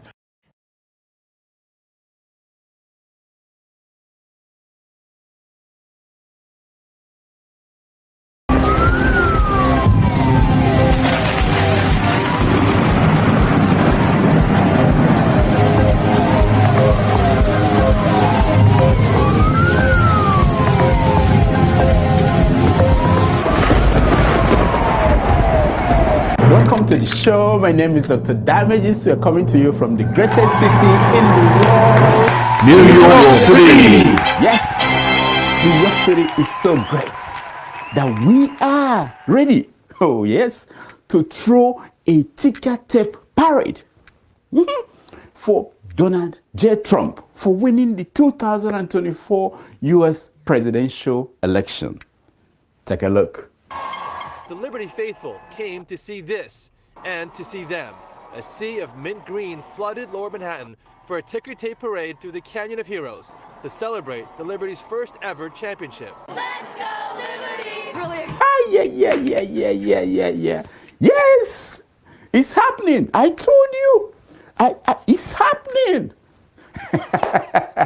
Now, I know what you're saying. I know what to say. I know what you're saying, Dr. Damages. Yeah, you have started again. Yes, that was how you started calling Bola Tinubu the incoming president of Nigeria. Months before the 2023 Nigerian presidential election. You have started again. You're already throwing a parade for Donald Trump almost 2 weeks before the November 5th, 2024 US presidential election. Why are you like this, Dr. Damages? Why? Now, some of you do not know what I have gone through. You don't. So I forgive you. Imagine, for the first time in my life in New York City, PDD invited me and Burna Boy to his Halloween party. I was so excited. Yeah, now, we were the only Africans invited.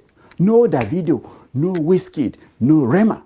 Nobody, just two of us, just me and Burna Boy. I was busy getting ready. I called my tailor and gave him white thing to sew me a white suit. I dyed my hair with baby oil. And all of a sudden, enemies of progress came to mess up my walk to fame. It was painful, very painful. Anyway, the good news is that President Bola Tinubu is back to Nigeria after weeks in Europe on vacation, well-deserved vacation. During the vacation, he looked at monuments, statues, and donated his DNA to research hospitals in France and the UK. You know, normal things that tourists do on vacation. Now, Tinubu came back and delivered a perfect cabinet reshuffle. I said it. The man is good. City boy is good. He kicked out 5 ineffective and corrupt ministers and replaced them with one superwoman. Yes! Take a look.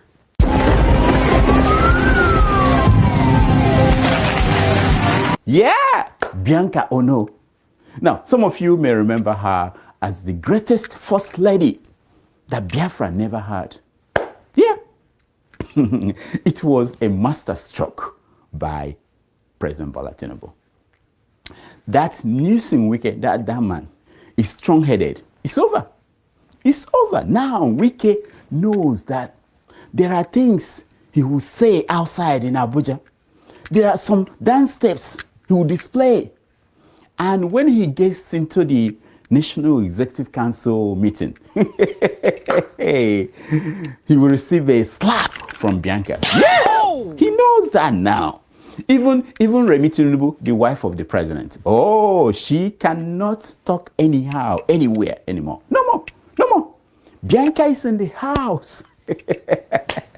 Anybody who misbehaves, man or woman, will collect power. Hey! Oh, amazing. Things I told you, you have to have faith. By the way, I checked the price of rice the other day. And I was surprised that in less than 1.5 years, it has gone up to 101,000 naira for 50 kg. Just in case you do not know, Nigeria is the only country in the world, anywhere in the world, where the monthly salary of a government worker, government employee, cannot buy a 50 kg bag of rice anywhere in the world. Yes, and we are still 2 months away from Christmas. And this is what I think. Kafune fune diutua. Fune. Ogadia. Yeah. I know what you are saying. Stop all this nonsense. Tell us what happened to you. that you disappeared for five months. Tell us what happened. Where did you go to? I know. I will tell you. It's true. The last time I was live on this show, the last time President Donald Trump, was ready to defeat President Joe Biden in the 2024 US presidential election. He was getting ready. That was the last time I appeared live. 5 months later, former President Donald Trump is about to defeat Vice President Kamala Harris. Hey, in the same 2024 US presidential election. This Trump must be a winch. He must be a winch, I tell you. Okay. No more kidding. Here is what happened to me. Watch. Then go to hell. Rudolph, go to hell. Yes. I went to hell. And I came back.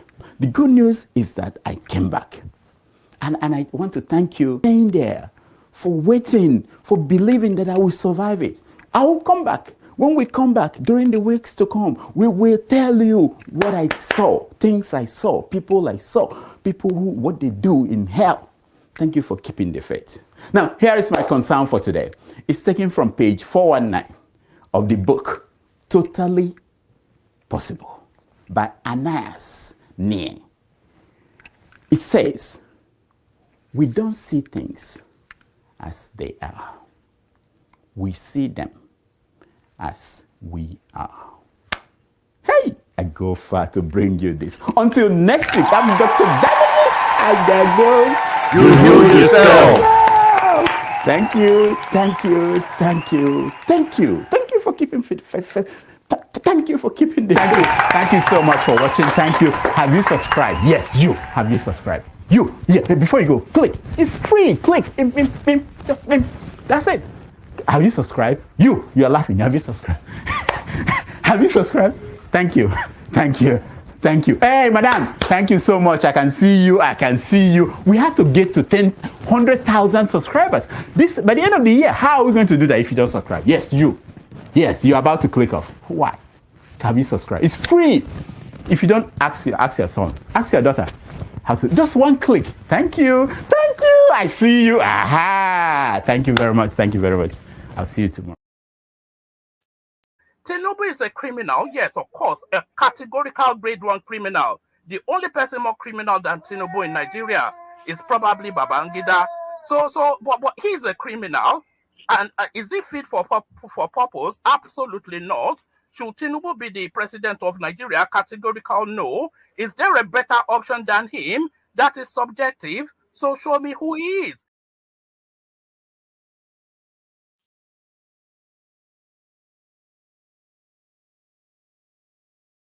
And I am ready to die defending Nigeria in whatever way. When it is God's time for us to go, it is and you not took my going time to be to God. You are ready to defend Nigeria. I gave you my time. No, Please, I'm coming. Alexi, hold on. You already started. What I'm saying, defending Nigerians is this. I gave him my time and he's using it to defend me. No, sorry. I'm sorry. A lie endures for so long and the sufferers become complicit in the erection and maintenance of that lie can actually become the truth in the consciousness of the victims.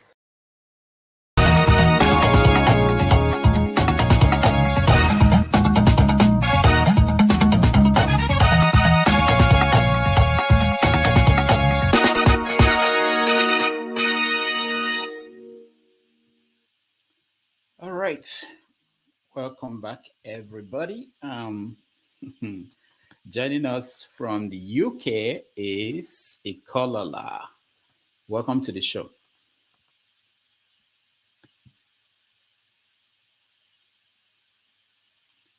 Ikolola, can you hear me?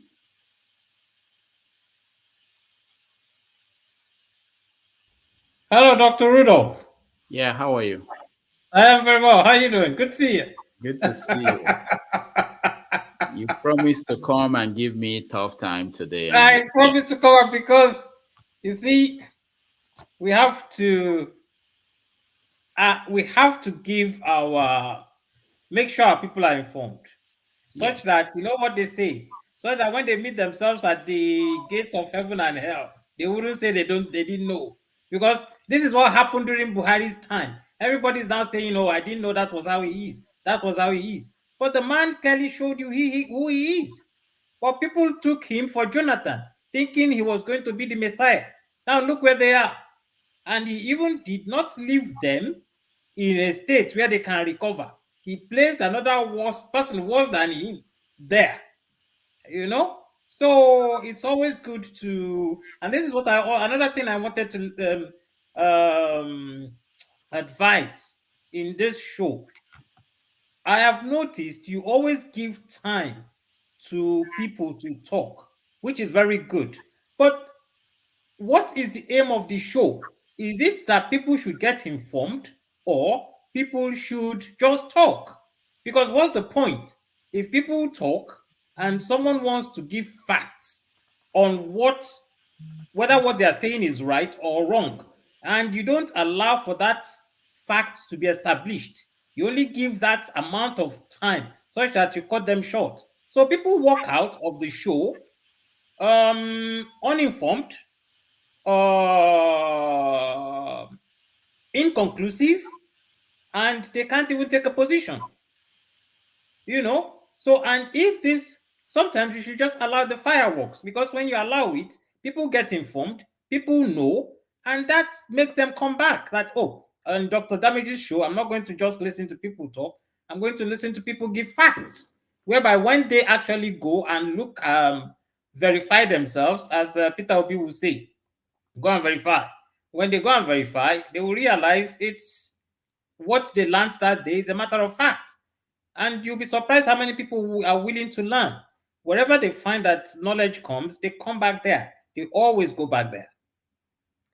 That's my input. So how much time do you need to give out facts? No, it's left for you. It's left for you, because you could read. One thing you're very good at is you can read when someone is not making sense and when they're making sense. I've noticed you do that very well. But at some point, you still want to keep to time. No, give the person that is making a few cents some time to actually make his point. Whereby, because I've had so much misinformation sometimes on this show that I would have to, it forces me to, like the last 4 guests you had, I actually listened to the show all through. And I felt, okay, it's good. It's just going. I mean, everything was going on fine. But when the show ended, you had some, I just don't want to mention names, but you had the wrongest things I've ever had from some panelists. And they were saying it authoritatively as if they know what they are saying. You know? So you're in the position to say, and even if you miss some, it could be corrected in the next show. You know, you can be corrected in the next show saying, look, this was wrong. That was wrong. That wasn't right. Because most of your listeners come to maybe learn. So you'll be disappointing them when they go away misinformed or have learned nothing. Yeah, thank you so much. It's a major challenge, not just for us, for every outlet out there, you know, podcast, TV, fact-checking people, correcting things. It slows down anything, any kind of programming, because information out there are a lot, and people pick up things, and sometimes it's difficult to for them to separate. So you can see, you know, during the debate also in America here, even the candidates didn't want to be fact-checked. But it's still the job of the media. And sometimes it's very difficult. People will think that you are fact-checking them because you don't support their position. But there are some big things that people will say that we have agreed. And it's difficult to know, sometimes to agree on what is the fact, because they are nuanced. And unless we break it down to the tiny bits, I can pick any issue now and tell you what is the fact about this. It's final that it's difficult to agree that this is the fact, because most people want to listen to what they believe in. and they believe that. They don't believe that there is. I think the men. I narrowed it down to something they call the moral equivalent. We are at the point where we say this is equal to this. This person has this flaw. This person has this flaw, so they are equal. You know. Just hold on. You can let me know. Give them an example. Let me talk to one of our guests who is trying to join us. But give an example to people who are watching of what you are saying. All right. Okay. Like what happened last week? There was this discussion on the children that were taken, and someone came and said it's because they were holding a Russian flag. That was why they were actually held in custody. I didn't see the sense in that. It made no sense in any way, because why do you have intelligence services? So if a child goes, if a group of 10-year-olds go with a gun and rob a shop, your intelligence service is to know that these kids must have gotten a gun from somewhere, and then go and investigate. Yes, you apprehend the children for interrogation, not necessarily for punishment. You hold them for interrogation, find out who supplied them the gun, and go against the person who supplied, because the person who actually supplied them the gun is the spearhead. And people were here saying, oh, the children should be there. It's no problem. It's not an issue that they should have been there, that they held a Russian flag, that you cannot hold a Russian. And these are children. And these people were saying it authoritatively and thought they were making sense. I couldn't bear the folly. Why we let everybody in here is we hope that at any point there are people who are probably have more information, more credible information, that they can correct people who do not. And that's why we have that interaction that we always have. And we hope that everybody will bring in their own information and be able to correct something that is not accurate. So when it doesn't happen, that would be unfortunate, but most of the time it does. And we want to hear from everybody, and that's how people will learn, because if we don't hear from them, people who might hold on to something and think that this is so accurate until they air it in public and people correct them, that's how they will learn. So it will continue to happen as long as you have this kind of a platform that is open to anybody. Otherwise, we will be like CNN and Fox News, where you bring in so-called experts, and the same thing will happen too, because nobody will challenge them other than people who are in the panel. So, and a lot of that will happen tonight. Yeah. Okay. Well, I totally understand what you're saying, but if it could be, you could find a way to. But I totally see you do your best in trying to fact check sometimes, but just give those who really you think know what they're saying, and give them a bit more time so that they can actually trash out these issues. And even if you're not sure, give those who want to argue it out a little time, and people will make their own judgments. People will make their own judgments. We try to do that. We always do, and we always try to let people know that we are not guaranteeing you equal time, but at least you have enough time to make your own point. But that's some of the things we try to do to encourage. If there's someone who has personal experience on the subject matter, we let the person talk more than those who are far away from the issue. So some of those decisions are what moderators do, and we hope they will continue to do that and facilitate very rich conversation on any topic. People will feel it's not fair, when you do what you are saying now. When I see that, let's say we're talking about something about the UK, I want to hear from everybody, but more importantly, I want to hear from people like you who live there, because you will have some first-hand information that people like Mazi Prince, who is in California, may not have. But you find some people who will not be happy that you are giving more time to air their view. See, that's why I when Mazi Prince came, I wanted to know what his experience voting and what is going on in the part of the world where he is, part of America where he is. Now, let me ask you, Ikola, in the UK, what are the papers? What did they report today? What is in the evening news? Oh, they are about the US election. Yeah. You know, the Labour government sent delegates to go and support, even campaign for Kamala Harris. So some of them were aired. You could see the bias. You could definitely see the bias. So why they want Kamala Harris, and the news sites, which is mainly BBC and Channel 4 sometimes, where you could see the bias in for Trump, no, for Kamala Harris. But sometimes they try to act like they're balancing it out by asking people at the polling precinct, you call it precincts, don't you? At the polling stations, that's what we call it. We call it polling stations. At the polling stations, who they are voting for. So when somebody says, I am voting for Trump because of this, they go out of, you can actually see that they go out of their way to look for someone who will say, I'm voting for Kamala Harris because of this. They don't leave it there. So you could definitely see the bias. I think they want Kamala Harris to win. I think the government of the day wants Kamala Harris to win. I think the party of the day wants Kamala Harris to win. But why they want her to win, I don't know. But I just think probably they think the incumbent is what's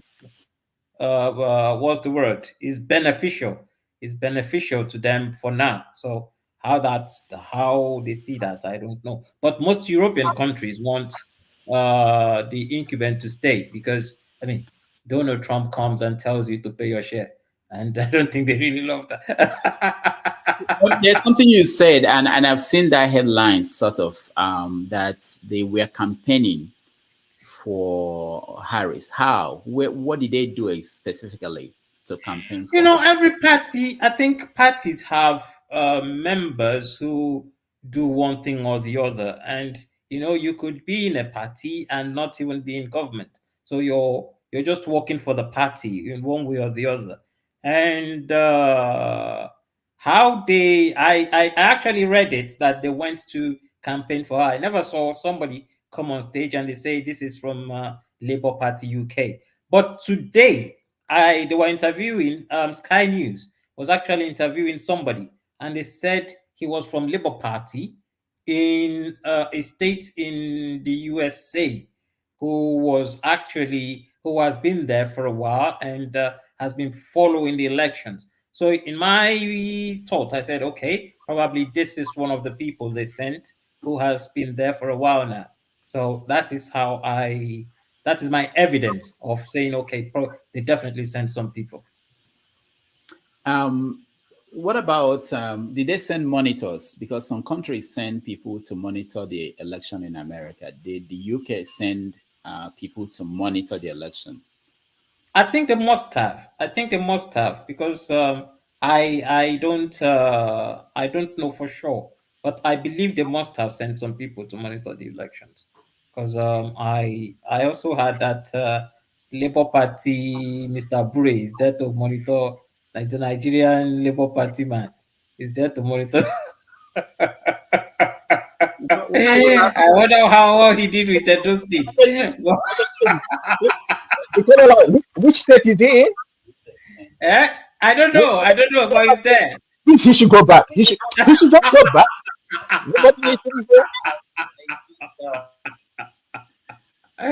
No, Master Prince, it's important that they do this. They may learn something from the process. Maybe they're allowed into, I think what the parties need to learn is to get into the what they call situation room of either the Republican Party or the Democratic Party and learn how they stay in one place and monitor what's going on in across the country, because Nigeria is small compared to the United States, but they're able to also see the results as they come in.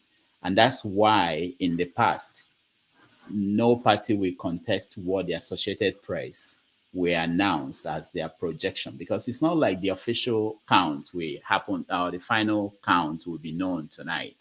But based on exit polling and what the counties are reporting, they can project and say this person won this state. And the parties don't typically contest until we had Trump. They know that this is accurate because they are also monitoring what's happening at those units.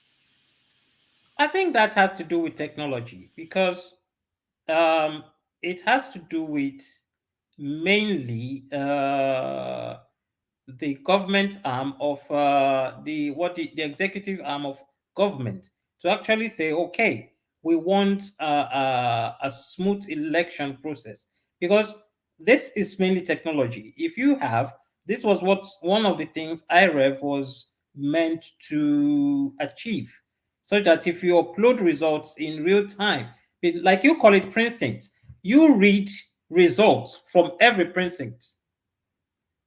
So imagine if you had a camera in every polling station watching what is happening, and then you upload results instantly after election, and you also ensure that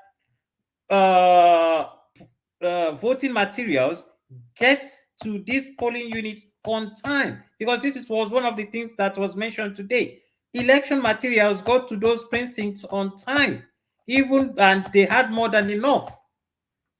So it's the Nigerian executive making sure that monitoring is impossible.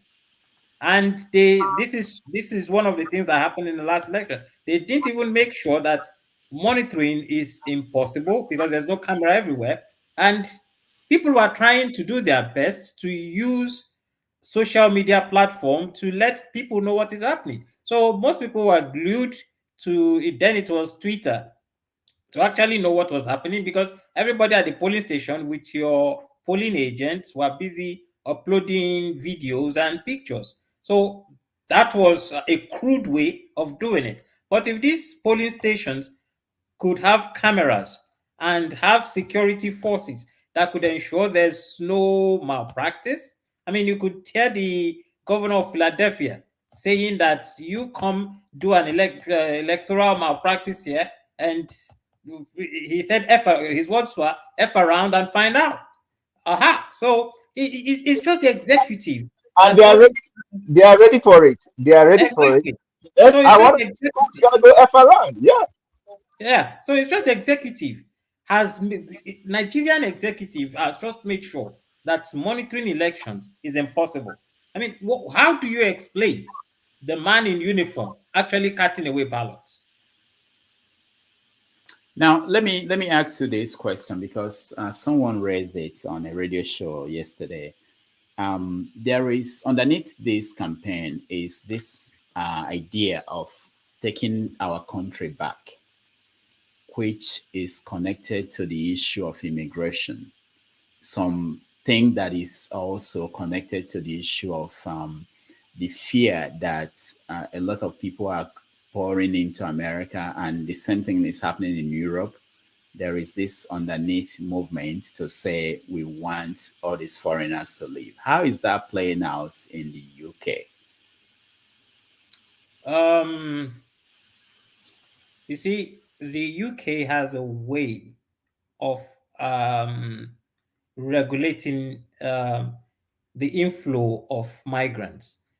The UK has always been a nation of, since the 60s. Don't forget when they brought in, there's what they call them. They actually went to Jamaica and actually invited some Jamaicans. There's what they call them to come into the UK. So the UK has always been a nation of migrants. But the only problem they're having now is that people are now crossing the channels and coming in without their permission. So short of that, they have a way of regulating it. And the people would always tell you, oh, there's too much migrants.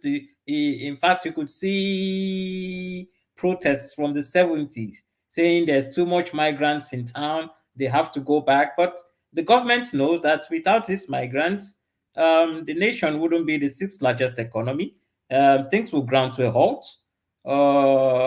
So they sometimes try to placate the populace by saying, oh, we're going to cut down on immigration. We're going to put this number on immigration. But they never, no government has ever kept those figures.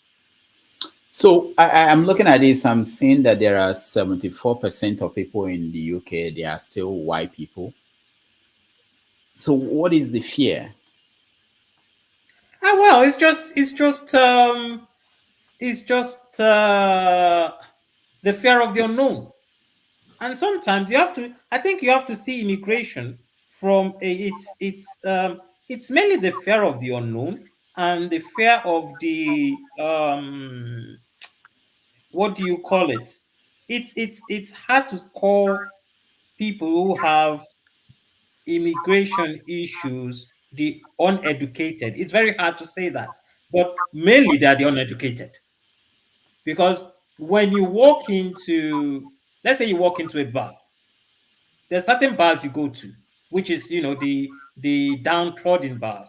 There's a 60% chance you will experience racist actions. But go to a high-end bar where you actually going to really spend some money, you will be respected. So, and the same thing happens in the workplace. If you're working in a warehouse, there's a good chance you experience racism. But if you're working in the high-tech sector or in the city, in the bank, big banks, you're like a monk. You're like, hey, he's the cream de la cream, so we're going to accept him.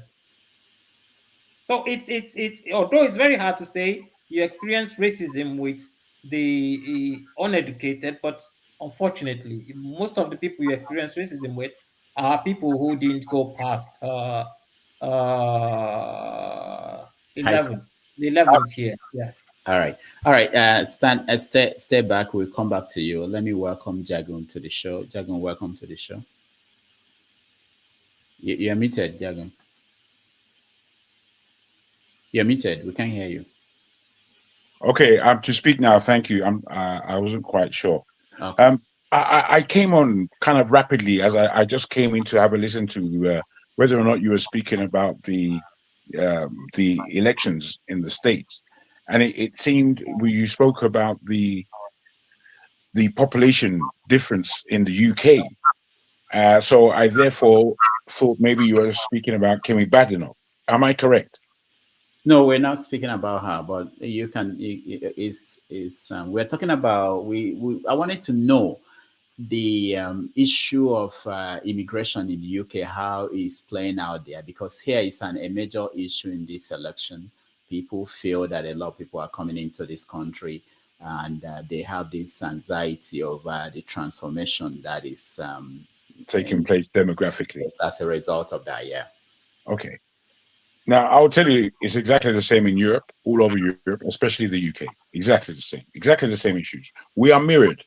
We are greatly mirrored in terms of what goes on in the States happens here in Europe, and it happens first or more particularly in the UK. Kemi Badenoch, being a black woman, a Nigerian woman, has played a game that has brought her to leadership in the Conservative Party. And if you see the kind of news that's coming out, the black community, not as a whole, but many of us, we saw her coming. We knew the game she was playing, and we basically did not want her to reach that limit, even though it's a feat. It's an achievement for anyone to have broken that glass ceiling.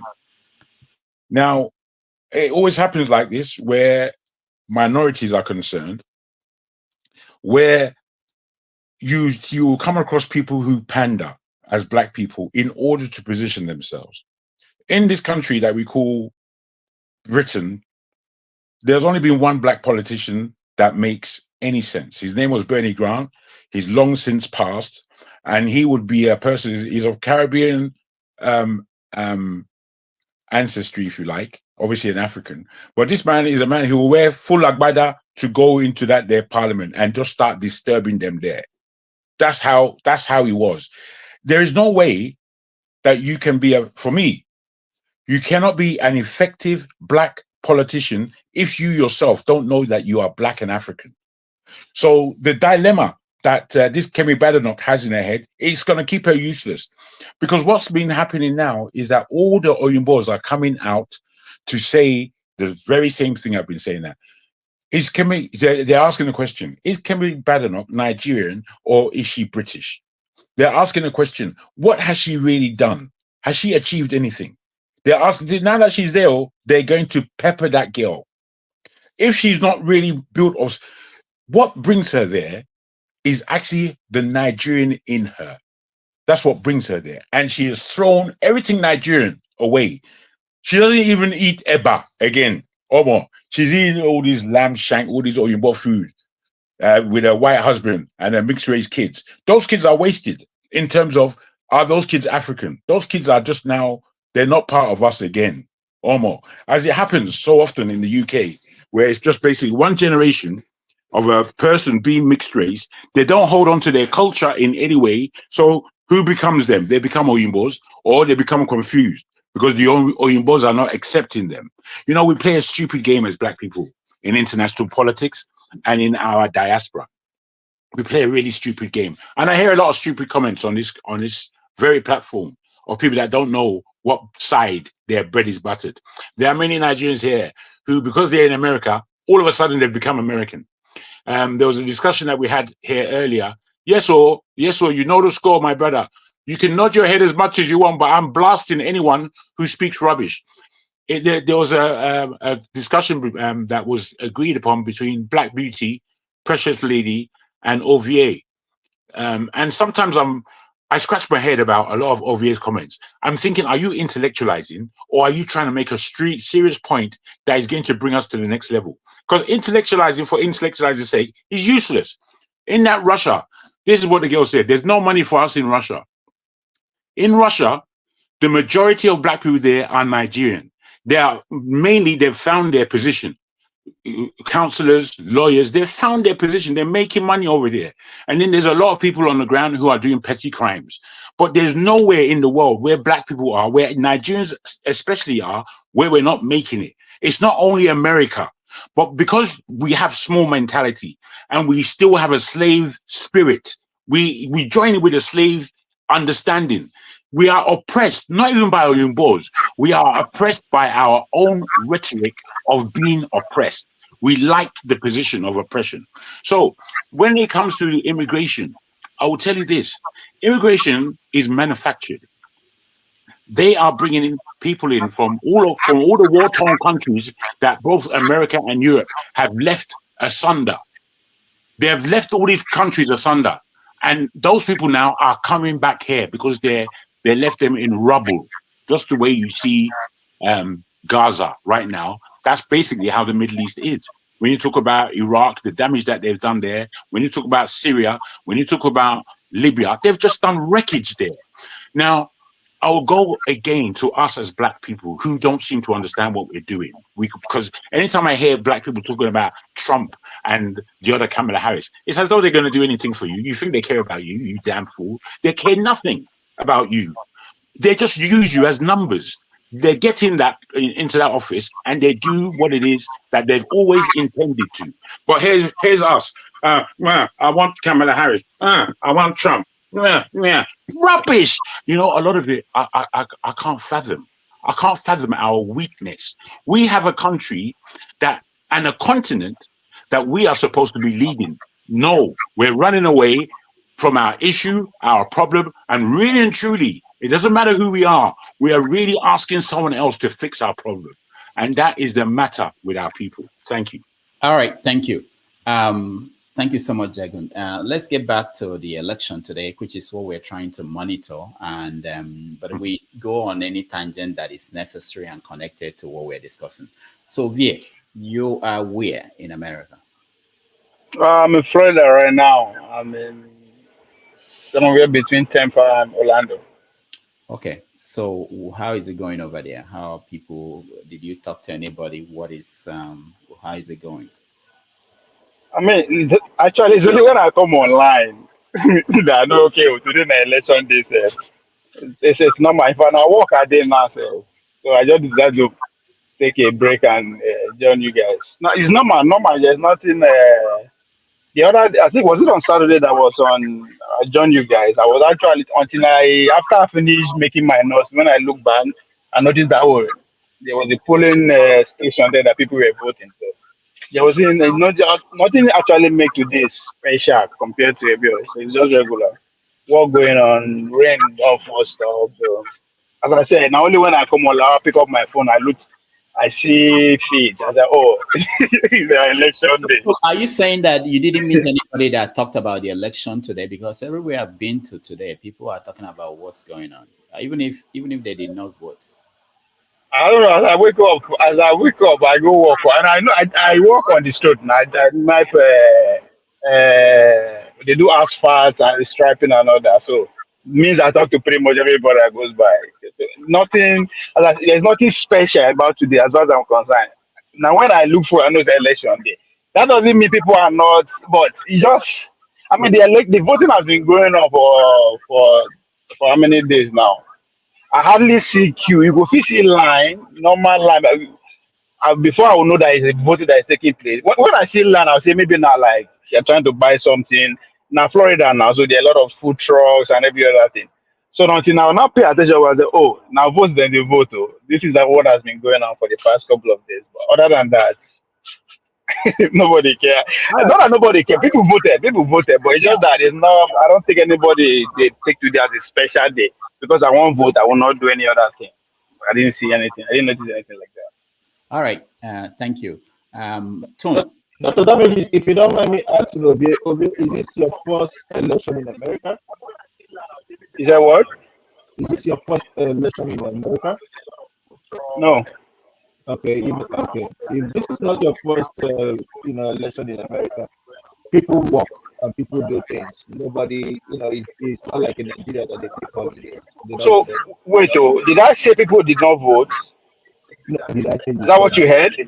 No, I said people walk and people go places. It's as if nothing is happening, but people are. That's what now. What did I talk with that now? You need to re-echo it. I said the same thing. Okay. I'll be hearing anything different. Okay, bless you. All right, thank you. Let's go to Tone. Tone, welcome to the show. Hi, good evening.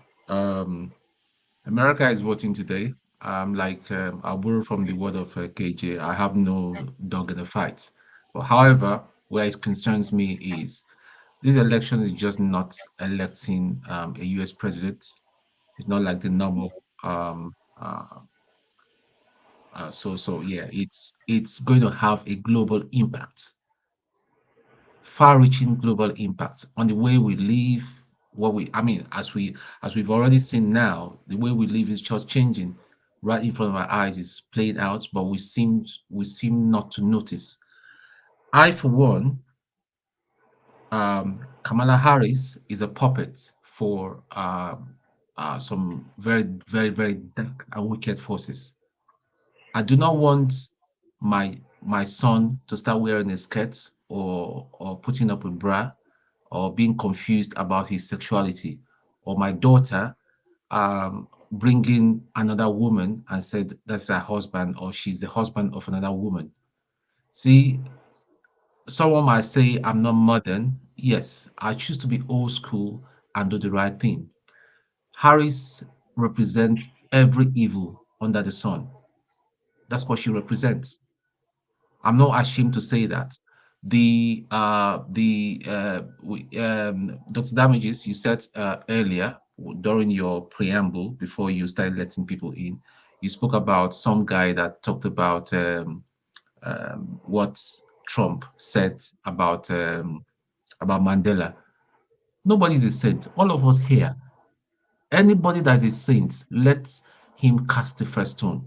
Nobody is a saint. I've done some terrible things in my life that I'm not even proud of when I cast my mind back, no matter how small. Nobody is a saint. So America, well, that's one thing we should just remember. America, we're not looking, or any country, we're not looking for a perfect candidate to a perfect human being. If we're looking for a perfect human being, we should go to heaven and get angels to start running the affairs of men on these existence. So, and even Mandela is not a saint. Trump was probably right. Why people hate Trump is even more like, he reminds me of Uncle Pansat. Uncle Pansat will say it as it is and tell you to go to hell. In fact, as talking about even hell, I even found out the other day there's a town called Hell in Scandinavia. So Dr. Rudolph, is not too bad that Uncle Pansat asks you to go to hell. It's a beautiful country in Scandinavia. Anyway, so further to that, I hope America will make the right choice. And to Mazi Prince, my brother, you remember my brother, my dear brother, I don't have anything against you. You selling your man of prestige, asking you to sell your electric car because it was made by Elon Musk. It doesn't scratch it doesn't make any difference and all that. So guys, let's just get this right. This is not just another election. It is how it's going to impact the global politics, how we live our lives. There are some very, very dark forces that are behind Kamala Harris. That is even another big and different discourse if we have to look into that. That's where I'm coming from. I don't hate Kamala Harris as a person, but what she represents and the forces behind there is what I'm diametrically opposed to. Thank you. All right, thank you, Tom. Let me just point out that 8.1 million people in Florida voted before the election. So that may be a factor in what Ovie is saying where he is. I'll let Mazi. I know they Florida an island now. Everywhere they flex. Nobody really. All the big men where they can go, they all run down here. They did their yard in case anything will happen. Everybody will move. All right. Even pastor them, I don't trust them. Pastor, your location. I'm very sure you're close to the sea.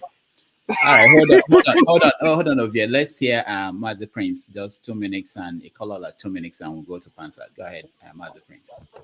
Thank you, Dr. Damages. I just want to say this, Tom. Thank you for being so concerned about America.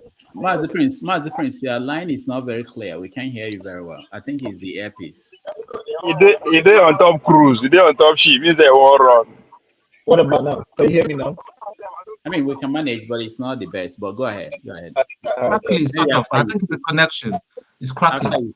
So let me, yeah. I had Now on top ship, he did on top water. I won't move.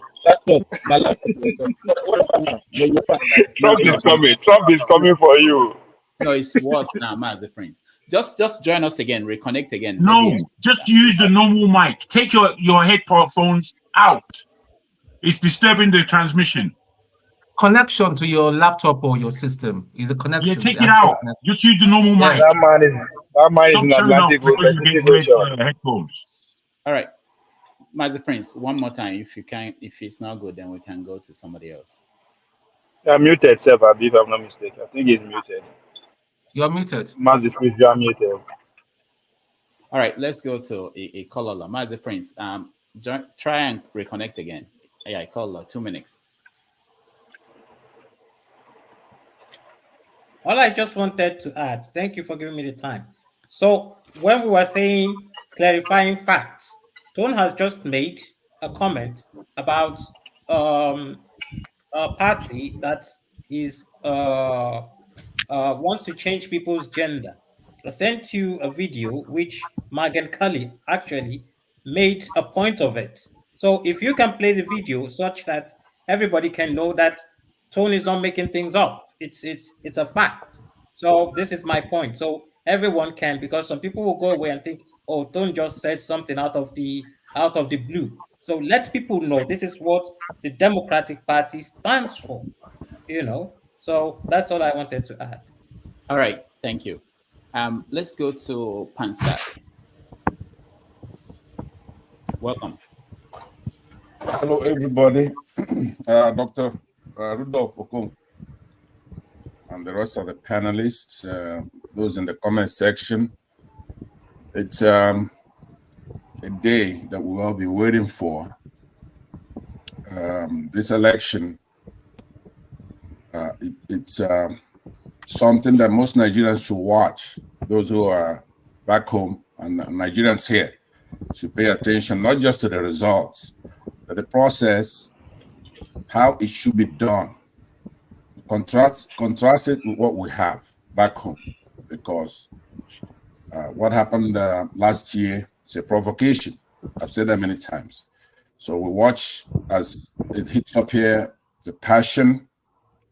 Passion itself is an important ingredient in political success. But a passionate voter still votes only once. From my observation, the Democrats have decided that Kamala Harris embodies the knowledge, experience, and practical approach to making progress in this United States here, and the desire for her to be president. And once that's done, Americans are very savvy. It's over. I supported Trump the last time. The last 2 times that he's ran. For example, when he came down the escalator in 2016, and he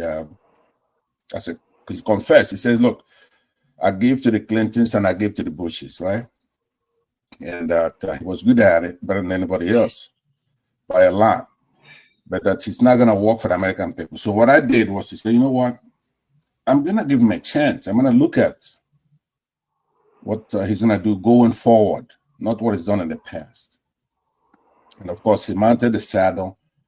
He won, and he went to work. Did everything he said he was going to do. Unfortunately for him, though, 2 events curtailed and diminished that optimism that I had, because he failed woefully in those 2 occasions. If I have time in the future in this process, I will elucidate what I mean by that. But now we have a chance, because that particular Trump I'm talking about is not what we have now. So you cannot work with a president that you wish you have or that you had. You have to work with the Trump we have now. The Trump we had before was limited, was being controlled by natural forces and the policies of the United States. You can only run twice. So he knew at some point that he's going to run for re-election. So he was measured, even though he spoke carelessly, but he acted wisely, knowing that he's going to face the American people again. That's a different phenomenon. That'll be a different Trump to one that knows that he's not going to ever contest again. The Trump that knows he's never going to face the American people again is going to be a bull in a china shop, unfortunately. So I will not support that. On top of that, we have a strong woman, very strong woman who's an attorney general. And how long do I have to, in this opening remarks here? You have 2 more minutes. 2 more, I appreciate it. So, Damaji, you only give me 30 seconds. Why? Am I your mate? If I did, so I would say that it's going to be exciting. Let's watch. I have my predictions. I'm way over the top. I'm more optimistic than most people, and I've made it clear. I put it on record that I believe that Kamala may go up to the 400s in this thing, out of 538. And shortly after I said it, Iowa's polling, I don't believe in polling. I believe polling is a political instrument. So, but normally I do what I do in Nigeria when Northerners give a poll of how many Igbos there are, how many White Houses are there. What I've developed in Nigeria is what I call the rule of thumb. So when they say something in favor of their numbers, then I divide it by 4.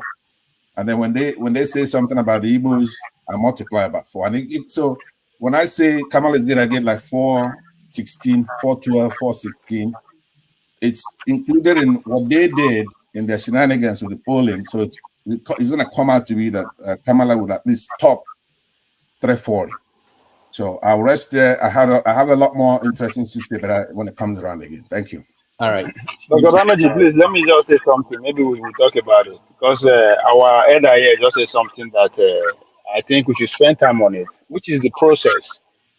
the idea that today American election is better than what we had in Nigeria is ridiculous. And we can go into that. The process is flawed on both sides, both Republican, both Democrat. There's nothing to write home about. I'm in Florida. My co-worker cannot vote because he's a felon.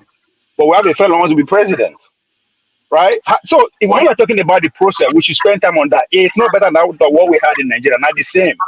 All right. Not the same. So this idea, we just brush it over. No. Let's stay on it and actually analyze it. The process is very important because not the same thing. All right. Well, yeah, we'll get to that. Let me hear from everybody one round, and then we'll get to specific. I want to hear. There's something that Tone said, and I want us to address it in terms of cultural issues, cultural war, and the role of Africans abroad in that war, and whether Tone mentioned that he's willing to accept that he's old-fashioned and all that, but I want to know where would that leave us in this West where we live. Now, let me welcome Madam Luke. Welcome to the show. I think this is the first time I'm moderating and you are here. I want to thank you for all your support. I appreciate it. Thank you so much. Thank you. Can you hear me? Yes. First of all, I have to say that I have been shadow banned and I cannot see my comments on your section. Oh. So please address that. All right. I didn't know that. As I didn't do you or nothing. Okay. Okay. Thank you. So, good evening, my wonderful panelists, moderators,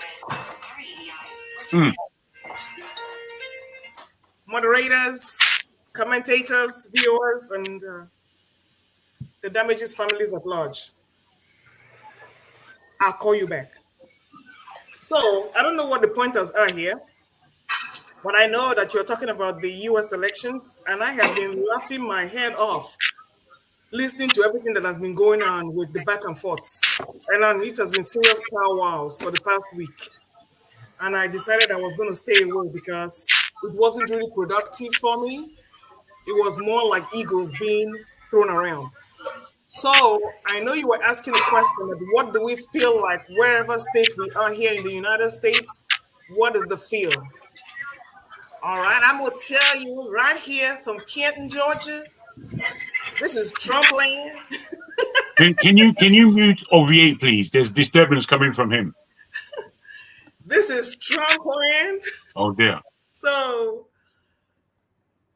I have seen it all. But I must say, compared to the previous elections, there has been a massive turnout. That at this point, it's a 50-50 race. At this point.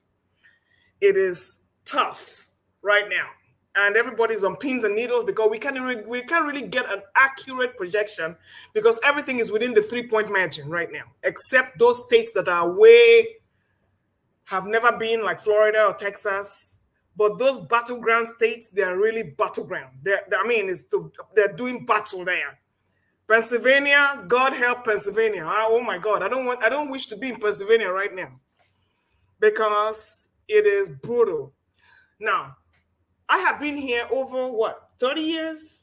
Still not a millionaire, by the way, but I have been here for 30 years. And my thinking is that this election is not going to be any different from the others simply because the person who wins the elections doesn't make the decisions.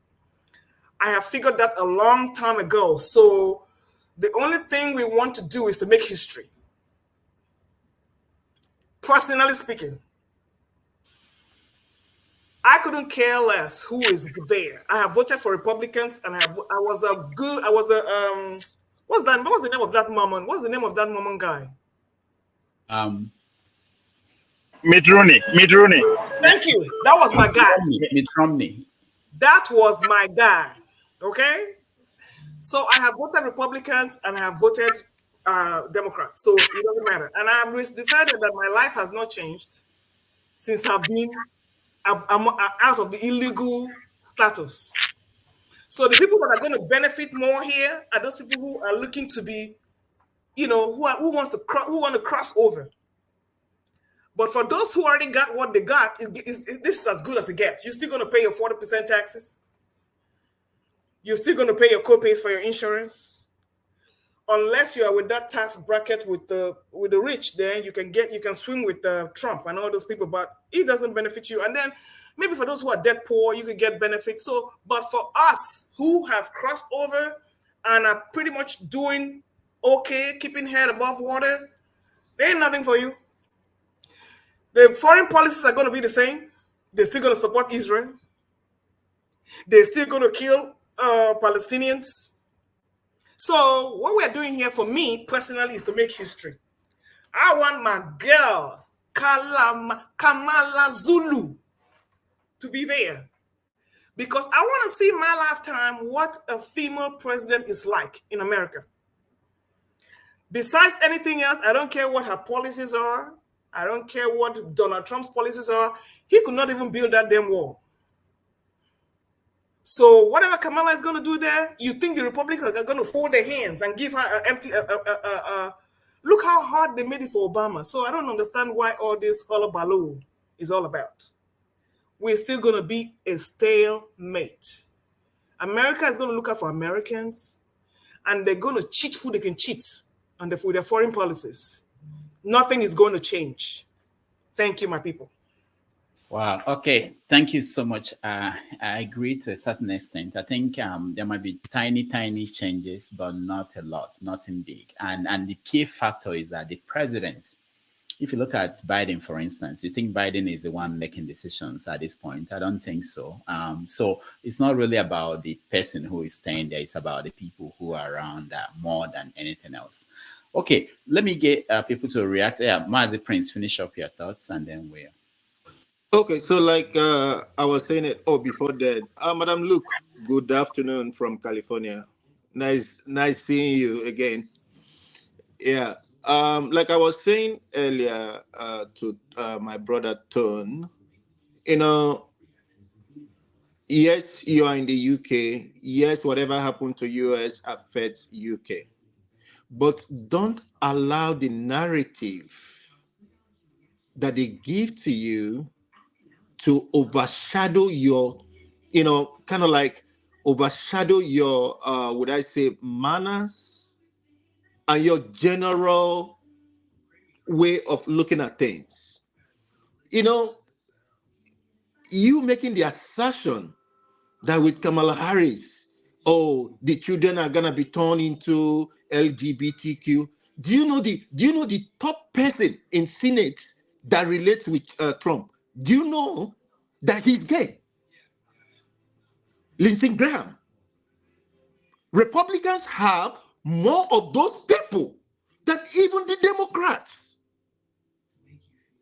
But nobody says anything. The only thing I feel is that let everybody live. Whatever you want to do, as long as you don't touch me, it's okay. I'm not going to judge anybody for their orientation. Whatever they are, it's okay. So my brother, please, I'm begging you, let us stop all these things. And the reason why I am standing against Trump, if you know what is going on between Trump and Elon Musk, and even now they've added Jeff Bezos to it, Amazon, all is in the name of China and Russia. That is what they are doing. Right now, Elon Musk said some time ago that he was gonna give Starlink to Ukraine. Did he do it? No. But what did he do? He gave it to Putin. And all in the name that they want to denigrate Ukraine. There's a reason for it, Mazi. Go and find out later. My brother, no whether the reason Putin today, how many of he lost all of his soldiers, most of his soldiers. Now he's importing them from North Korea to come and help him. Shame on him. I'm done with that. Thank you. Thank you. So let's have a structure in what the conversation we're having. Let's follow up with this culture war. I want us to address this issue raised by Tone about gender issues and gay rights and all these things.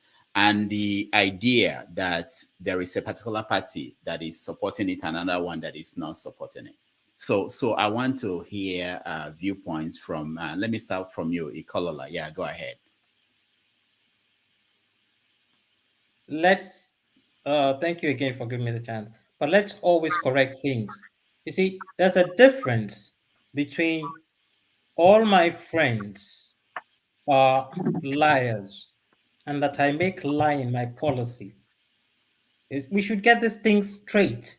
Republicans, maybe 50% of them are gay. Is LGBTQ their policy? These are two major different things. So what Tony is talking about is that this party is making it its fault. And that's why I said, play that video so that they can see. Because what you're having now is someone thinking Tone made it out of his head, and he's trying to counter with what he's making up, which is no fact. Okay, hold on. I have to say, what you're saying is no fact. What he's saying is that Democrats are making it their policy. He's not saying that there's no LGBT persons in the Republic, but they're not making it their policy. Hold on, straight. And secondly, he just said that Elon is giving up. I mean, let's be very frank. Elon, the connection of the Ukrainian army today is based on Starlink.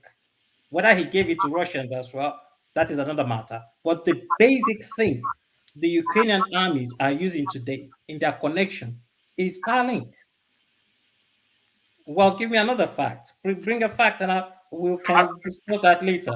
Okay, Ikolola, hold on. Okay, I can't play the video because it's 10 minutes. We don't have 10 minutes to play. And I've not seen it, so I don't know. I don't even know who the people are, whether they are representing the Democratic Party. I know you sent it. I didn't have time. I think it's about 3 minutes. I can send it to you again anyway. Dr. Damages, quick correction here. Dr. Damages, Mazi said that most of the soldiers from the Russian side is dead. It's not true. There's a Nigerian that I know personally that lives in Russia that is fighting as a contract soldier. So it's not true. Rather, the official number. It's the Ukrainians that have lost most of the males. So let's just apart from that, the official. Right.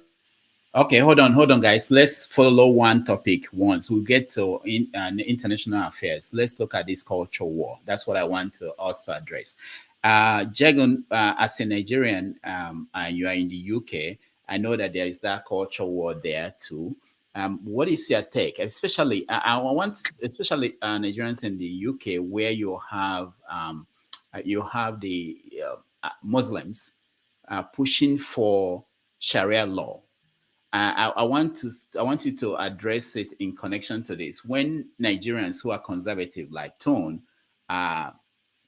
having issues with what they call these cultural wars, things like gay rights and transgender issues, in a way that more like the way that the people who are pushing for Sharia in Britain are pushing for that. What is your take on that? I like Tone. I don't necessarily call myself conservative, but I'm cultured. I'm cultured. And things that are common sense remain common sense. I personally do not fall out of that. Now, when you look at the Democrats and you look at the Labour Party in this country, they have made it their business to take on board the issues of LGBT. If you see how things have changed over the last 2 years or 3, and where it became really a thing of the Western countries to confuse our language, confuse our minds, and confuse the generations to come, Gen Zs and the like, as to what it is to be a man or a woman. There's a lot of confusion, and that confusion, whether Mazi wants to support Democrats to follow someone, I'm sorry, I want to use bad language, but it's rubbish what the guy just said, I'm afraid. You know, it's been corrected, fortunately. What Tone said was accurate, for goodness sake.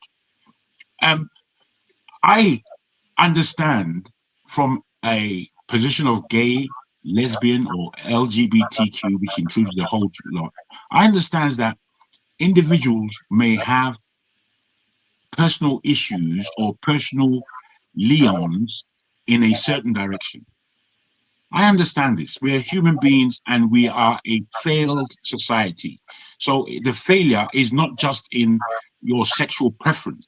It's in every other thing as well.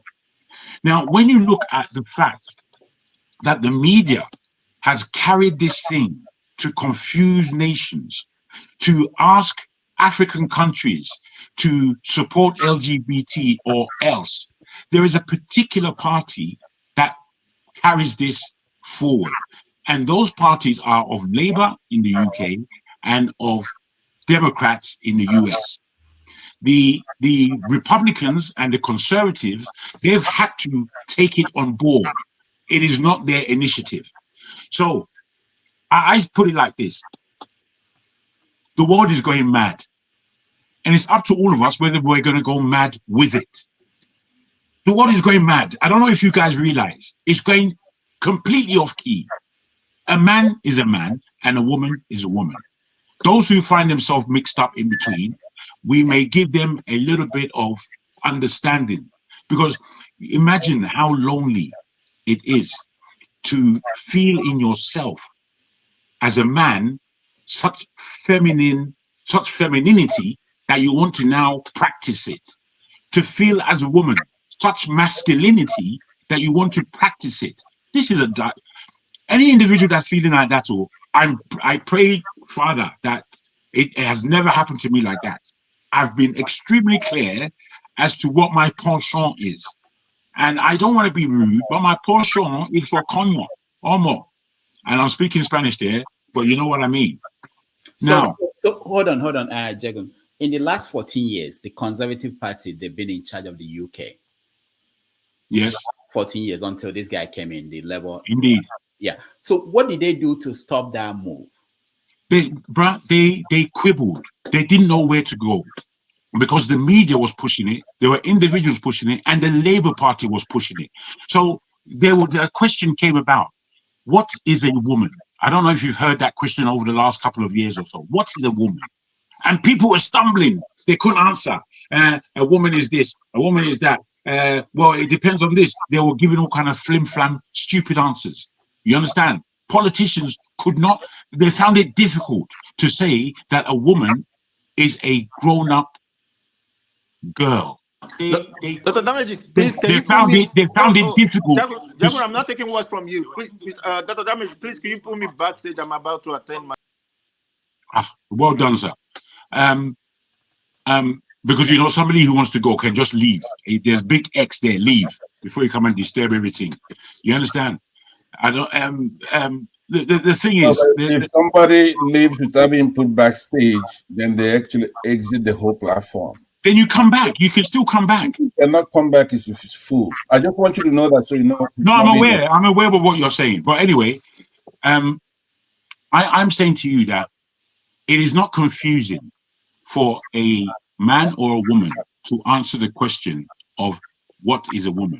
You see, they attack women a lot, politically and intellectually, because they feel that woman is soft and may be doing shilly shat, may not be able to come out and. If it's somebody like Look now, you ask her what is a woman, I'm sure she'll just answer you straight. But in this Europe and with the European mindset, they are not able to say because they don't want to offend. There are all these small nuances that they entertain where they are not to be entertained. They're not to be entertained. So by the time you get them teaching this kind of thing in schools, which they tried to do here in the UK, it was the Muslims and black people that stood up against it. I want on you, bro. They couldn't bring themselves to stand up against these things. This is why I'm saying that if we don't realize the strength of difference in culture that we have, we're wasted. We're wasted. By the time we start speaking shim sham all over the place, what for? All right, thank you. Ovie, we are talking about cultural issues. I wanted to get from people like Jagun and Tone what the conservatives did to stop that. I know that in America, if you follow the history of gay marriage in America, it was the state of Massachusetts, the Supreme Court there, that approved gay marriage in Massachusetts. And then the Supreme Court in Washington now had to say that you can't have two different laws in two different places. And even before then, the Ikola, we can come back to you. Let's get to other people. I know you want to speak. Even No, before, I just wanted to answer your question on what conservatives say. That's all. oh, okay. Even before then, you find out that politicians like Obama, Clinton, when he came in as president, was talking about civil unions. And eventually Obama came, Obama told the same line. And at the point, Obama now said that he evolved. I want to know someone, Ovie, maybe you can weigh in if you know the answer to this, where the conservatives had come out to roll back whatever had been put in place, or if you foresee them doing that if they control, like if Trump in the last 4 years that he was president didn't do anything to stop that movement, and how they are going to be able to do that, really. Oh, yeah, go ahead. I think for me, I think this conservative, whatever, liberal, to me, these are just labels. I just name. I don't really. I don't know how to identify what my views are. Or even most of the time, when they say this person is a liberal, I have to like go off course to actually going to know what liberal does or whatever. So for me, those are just labels. But again, I think one thing we should understand here is that there's no difference between Democrat and Republican Party, and I mean it. All you need to do is to go back. Republican was bettered out of Democrats, just like APC and PDP for Nigeria. Literally, the dominant party before was Democrats. Before the likes of Lincoln and the rest of them get together and abstract the Republican from Labour Party from I think 1847. So the idea that these two people are different is ridiculous. The founding fathers of America, I can't remember anybody or anywhere saying that Thomas whatever the founders of America are Republican or Democrat. So I say that to say that by the year 2050, America will be genderless, even whether you like it or not. By the year 2050, what about you? Do you like it? Do you think that's normal? It's not about. That's the point. It's not about me or you. That's what I said. I'm asking your opinion, my friend. I'm not concluding what I'm saying. I'm justifying. Let me finish. Okay? Let me finish. the idea you want to hear, what I say, what I think doesn't matter. That's why it's not about me. Whatever I think doesn't matter. I'm telling you what doesn't matter. You should shut up. My God, can you allow me finish something? If you don't know something, you keep quiet. People are learning. You cannot learn if you don't listen. It's not just about you. Okay, I'm for it, I'm against. Is that what you want to hear? So I'm not here because of you. I don't find myself debate this right from college to where we did. So for me to say, oh, now waiting, I believe this. Who cares? I'm not an elected official. My opinion doesn't count. Neither do yours count. Somebody was talking about facts. So I am painting what is out there. Let people extract whatever they want to extract. Challenge whatever I want to, but go and do your research. You can quote me on that. By 2050, I say America will be genderless. I'm giving you a story why I arrive at that conclusion. Okay, this is America, just like our auntie here said. It doesn't matter who comes as the president, they come and go every 4 years. You think a serious nation will actually depends on who come and go every 4 years? Now only us they think like that. This is a serious empire. So the question you should be asking, why are we having this kind of a convention in human history at this point? Because we evolve. Unless you don't understand your history. We go from hunter-gathering to agriculture. We go up and on. So to say that one thing will remain constant forever is ridiculous. It's not going to be like this forever. Me and you are not going to be communicating like this forever. Maybe you come back in the next 100 years, the way human beings will be communicating will be different. Have you thought of that? So as far as America is concerned, just like what Prince Mazi was trying to say that, yes, people that don't agree with the statistic was trying to give that 50, there are more of them in Republican. It doesn't really matter. When it comes to that culture, just as Dr. Lameji put it, it's a cultural thing. It has nothing to do with liberal, what you believe or not. If it goes, it goes. If you actually want to know what America thinks, look at the Congress. Forget all these people that parading themselves. That's why when it comes to Israel, it's come to all the foreign policy, now straight up, not straight Congress. And it still goes on to this election. That's what I want us to understand. Just because you are voting today, you are not necessarily voting for Donald Trump or Kamala Harris directly. You are voting for what they call elector in the name of college, electoral college. Those are the people that will take whatever they have to their state capital. From state capital to Congress, where they will certify it. That's what January 6th is very important. So forget all the shenanigans that will happen today. It's still going to burn out to January 6th. So everything get processed. So what I think matters not. We don't matter at all. Not what Donald Trump think or what Kamala Harris think. It doesn't matter. All right, thank you, Ovie. Let me go back to Ton. You started this conversation. I want to know.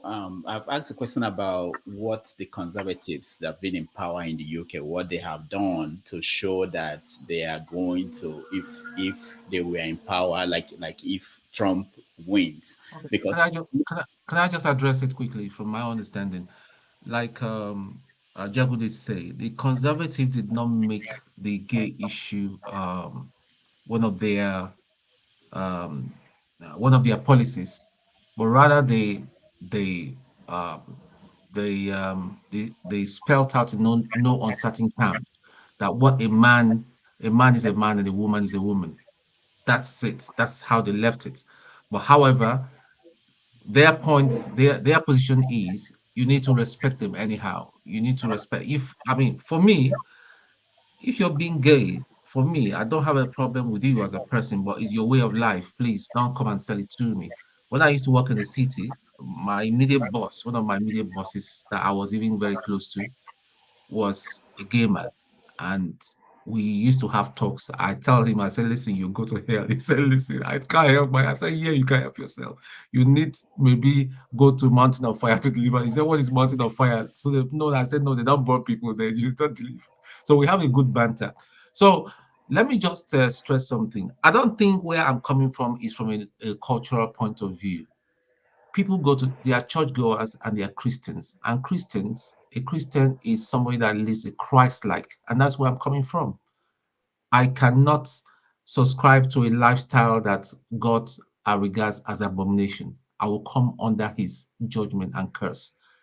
Coming under the curse and judgment of God is one of the worst things that can happen to any human being. I don't want to come under that. I don't want any of my children to come on that or my household to come on that. And that is where I'm coming from primarily as a Christian man.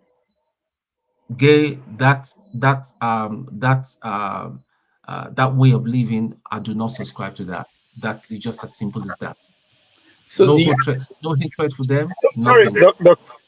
Hold on. Just one thing. You got what to say, Christian. Now the same people where they tell you this culture, so now then tell you say you be Christian. That's why you claim man today. You understand? What you're saying doesn't you had your opinion and you didn't give your opinion about. Hold on, guys. What is true, bro? And I do now. We asked him, what is your opinion?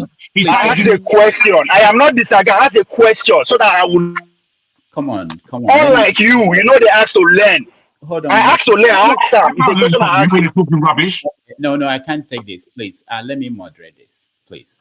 Tone, one more question for you. Okay. So the next generation. I don't know if you have kids, but the next generation, for those of us who are in the West, one of the things I noticed, for us, maybe even for most of us who are here, even a simple thing like divorce is a big thing for us.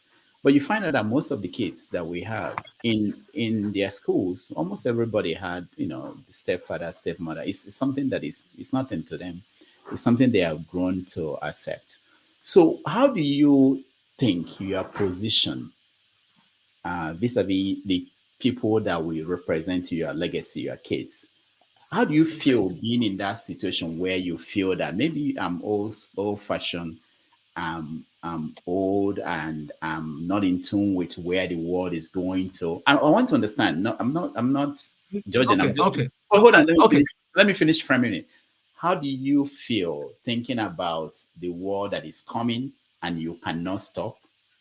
And the way I framed it when I was talking to Jagon and Nicola, when I've had people, Africans who are in the UK or Europe, worried about what the Muslims are pushing to have Sharia, that in the UK, and where they come from, they run away from where they come from, and this is something that is also presented. Where they come from, they don't want to live there. So where they went, which they felt was a better place, they want to bring the Sharia with them.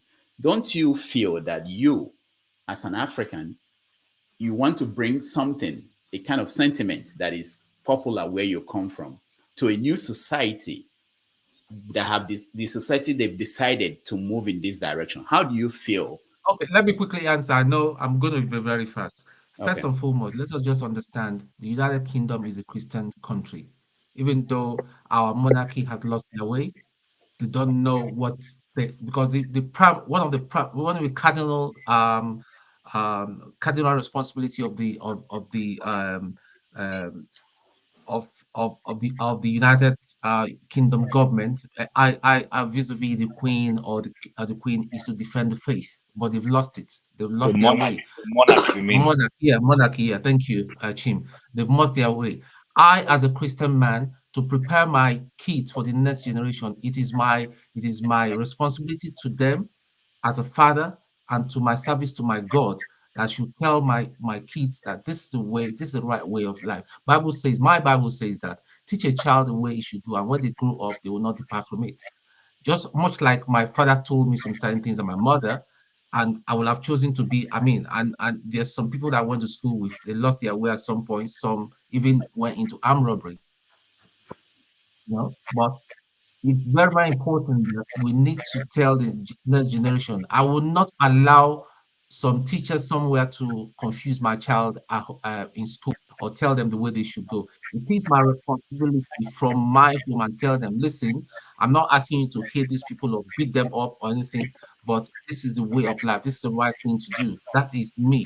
And that's where I'm coming from. It's more than cultural. And you use the word old age. The Bible, there's nothing old about the Bible. The Bible is the most current book, is the best book in the whole wide world. It's the most current book. It's very relevant. It's been relevant through the ages. But we choose, because it's like there's a narrative. We want to write the Bible. Even in China, I learned right now, I know that they're writing the Bible, arresting preachers for preaching the gospel. I am not, I'm saying wholeheartedly, without shame, without being anything, I'm a Christian, I'm a child of God. I'm not just a church goer. I'm not talking, listen, let's just be clear about this. It's not about going to church, because a lot of church goers, but I am a Christian. Being a Christian is living a Christ-like life. I'm not perfect. I'm not saying I'm perfect. When I miss it, I ask for forgiveness. When I offend my brother, I ask for his forgiveness. And that's what Christianity is about. Thank you. All right, thank you. I don't want to come now, but can I come back to that question? No, when it's my turn. Please, no. Why we're discussing this is because there are a lot of voters out there who are one-issue voters. I know someone who told me, because of abortion, I'm voting for Trump, even though I don't like Trump. I don't, one-issue voters. It could be cultural issues. It could be abortion. It could be anything. So that's why this is important. But I want to understand it from the perspective of we Africans. And there are people, and I'm coming to you, Pansat, next. There are people who, if you look at the history of the evolution of these gay rights in America, there are people who were conservatives. And I'll give you an example like Dick Cheney. And one of their children will come out as gay.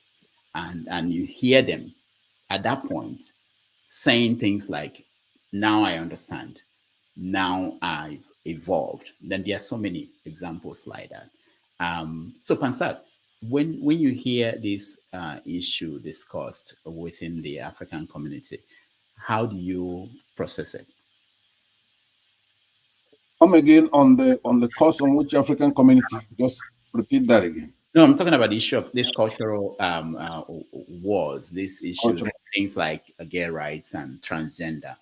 Because the way Tone presented it, and I've had it many times, is that maybe it's the school system. In fact, one of the stories about Elon Musk that most people don't know is that he turned right because of the daughter who he sent to a school that he considered liberal school, and he blamed the school for transforming her into a transgender, or maybe she turned into a boy. I don't remember the story, but that kind of thing is very common out there. Go ahead. It is, yeah. You know, as I sit here, sometimes I look preoccupied, but I'm not impervious to some of our fellow panelists' comments here. And they're able to go wild because how they don't tell us. What form is gonna come, they don't say. So they say whatever they want, and there's just no pushback. That's Ovie, for example. I believe that he said there will be no, you couldn't even tell the difference between gender. The notion That's not what I said. That's not what I said. That's not what I said.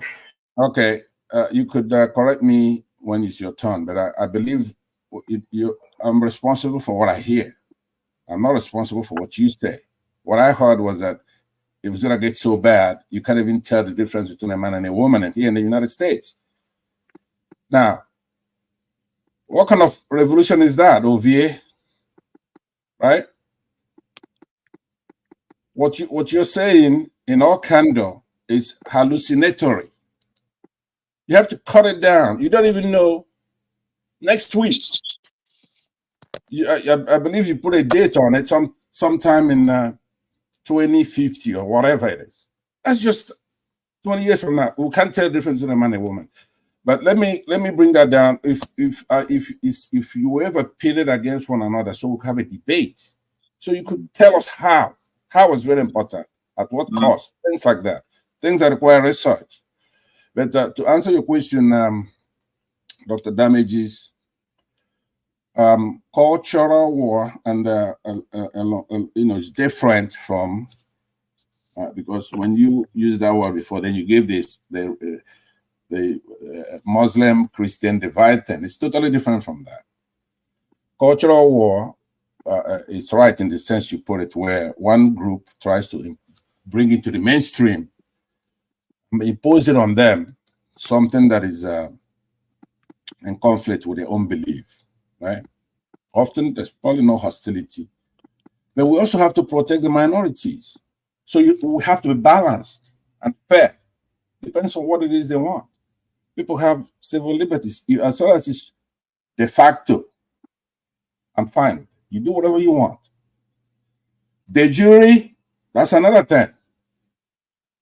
I don't think anybody, there's some anecdotal evidence here and there. Who the hell does Elon Musk think he is? You come up with something like that, you're going to have to resolve it. It doesn't just become what's happening all over the place. I sympathize with him as a parent. I don't know how, as a parent, you're going to sit there, especially with the kind of resources you have, and your daughters are going to be doing things that lead to that level without you noticing it. Unless you go on out there minding everybody else's business instead of minding your own business. You understand what I'm saying, Rudolph? He's over there talking nonsense to a lot of people. This is not something he just learned. He was born in South Africa here and under apartheid. And they came to Canada and they finally come here in the United States. And he's given all kinds of opportunity. So what he's doing now is building up on poor immigrants who should come legally. Right? He and Donald Trump talking nonsense every day. So I don't want today to be about any one of those people, right? But I assume you're starting off with this point war and eventually come to where we're headed. So let me conclude by saying I'm not all for there for political discussion, and I'm going to be very hard on anybody here. For example, the kind of comments I hear from Tone, way out of line, talking about Kamala Harris. I'm not going to put up with that today. This is a woman who's worked very hard here. I used to be a Trump. I like Trump. Rudolph, I beg. This Trump man has spoken. Let other people speak. Let other people speak. Let other people speak. He has made his point. He's really... All right. I don't. There's a lot of people who This is not your dictatorial home. Can you be saying that somebody you're not going to put up? What exactly are you putting up with? This is a democracy, so people shouldn't express their views because you're pansat. I beg you. My response will be caustic. It's just I'm not gonna do anything but to defend the argument, right? That's what I mean by that. So get your mind out of the gutter. You're not a Democrat, so you're just a dictator. Oh no, but let me say, all right. let me say. Chim, you're expanding the conversation, you're making him talk more. He will have, okay. Right. All I was saying in conclusion is that we should espouse our views here, but there's no need to go and belittle a woman who's worked very hard. That's all I'm saying, and who's changed the discourse, the political discussion we have going on. Right? She's in her activities. She should be looked at in the political realm. We don't want all those kind of imported words. That's all I'm saying, Chim. Thank you very much. Thank you, Pansat. Madam, look. So we're talking about culture wars and voters who make it their main issue why they choose their candidate. So you can weigh in from that angle. Does America have a culture? Number one question. What we have in this country are multicultural people that have come from different countries, different backgrounds, and that are struggling to coexist, just like anywhere in the world. So I'm not exactly sure where this is going. I hear a religious angle. I don't know if that can be equated to culture or your beliefs. I hear about the sexuality. I don't know if that's a culture or if a preference. So there's a gray area here. So you can only speak for yourself.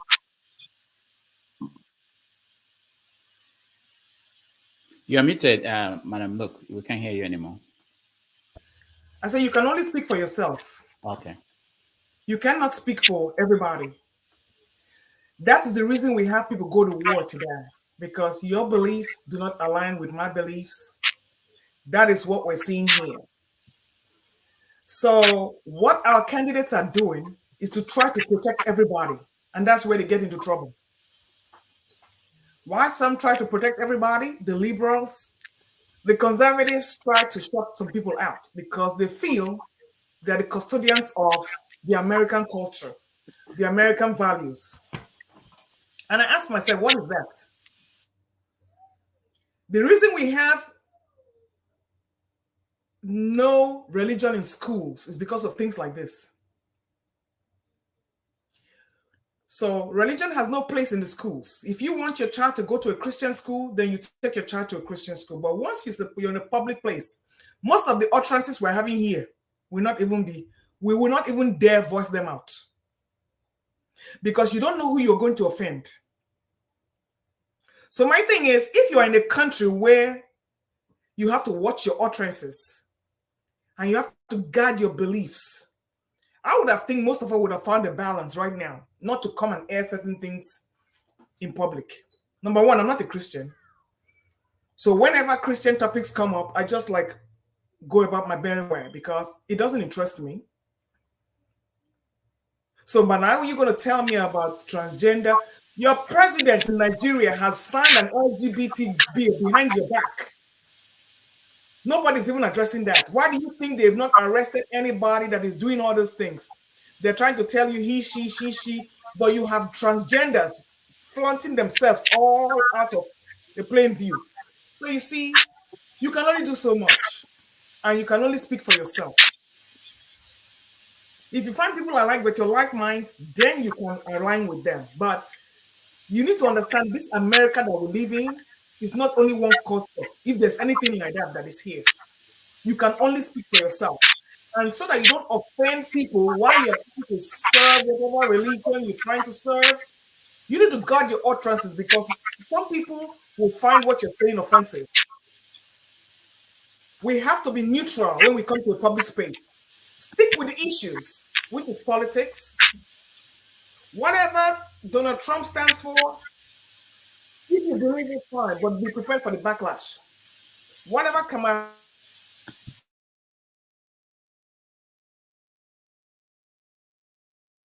Muted. I know. I don't know why it's doing that. So whatever you believe in and your candidates are supporting you, you are always going to have conflicts. But the most important thing is that we can always agree to disagree. And I prefer a secular environment than anybody trying to drown their views into somebody's throat. So you have to be respectful of other people because not everybody thinks like you. I was raised in a Christian home, and I think with all four of us now, none of us even goes to church because we have found our own path and what gives us peace. So we need to distinguish what is personal and private and what can come in a public space because we're not here to convert anybody. Thank you. All right. Thank you so much, Madam Luke. I will come to you, John Abba. I know you're a pastor and hopefully you'll deal with these issues as they come. But before I will get your view, let me just point out, I'm not a lawyer, but I can tell you guys that if you look at the legal system and where rights are derived, it's all from the same source. So when black people got a right to marry white people, it's from the same tree that the people that ruled that gay people should be able to marry in the same society is from the same tree of rights. So, okay. So if you start saying this is where you should stop, then you are nullifying the same tree that gave other people rights, even for women to vote from the same tree. There was a time women were not voting in this country, but someone had to push and they had to appeal to the same creed, the same constitution that gave people right. Even when black people were not humans, considered human citizens, it was from the same creed, the same constitution that they got the right that actually gave them, say, you are a human being. So, John Abba, go ahead in terms of your submission on this subject. Thank you, Dr. Rudy and my fellow panelists. Can you guys hear me very well? Yes. All right.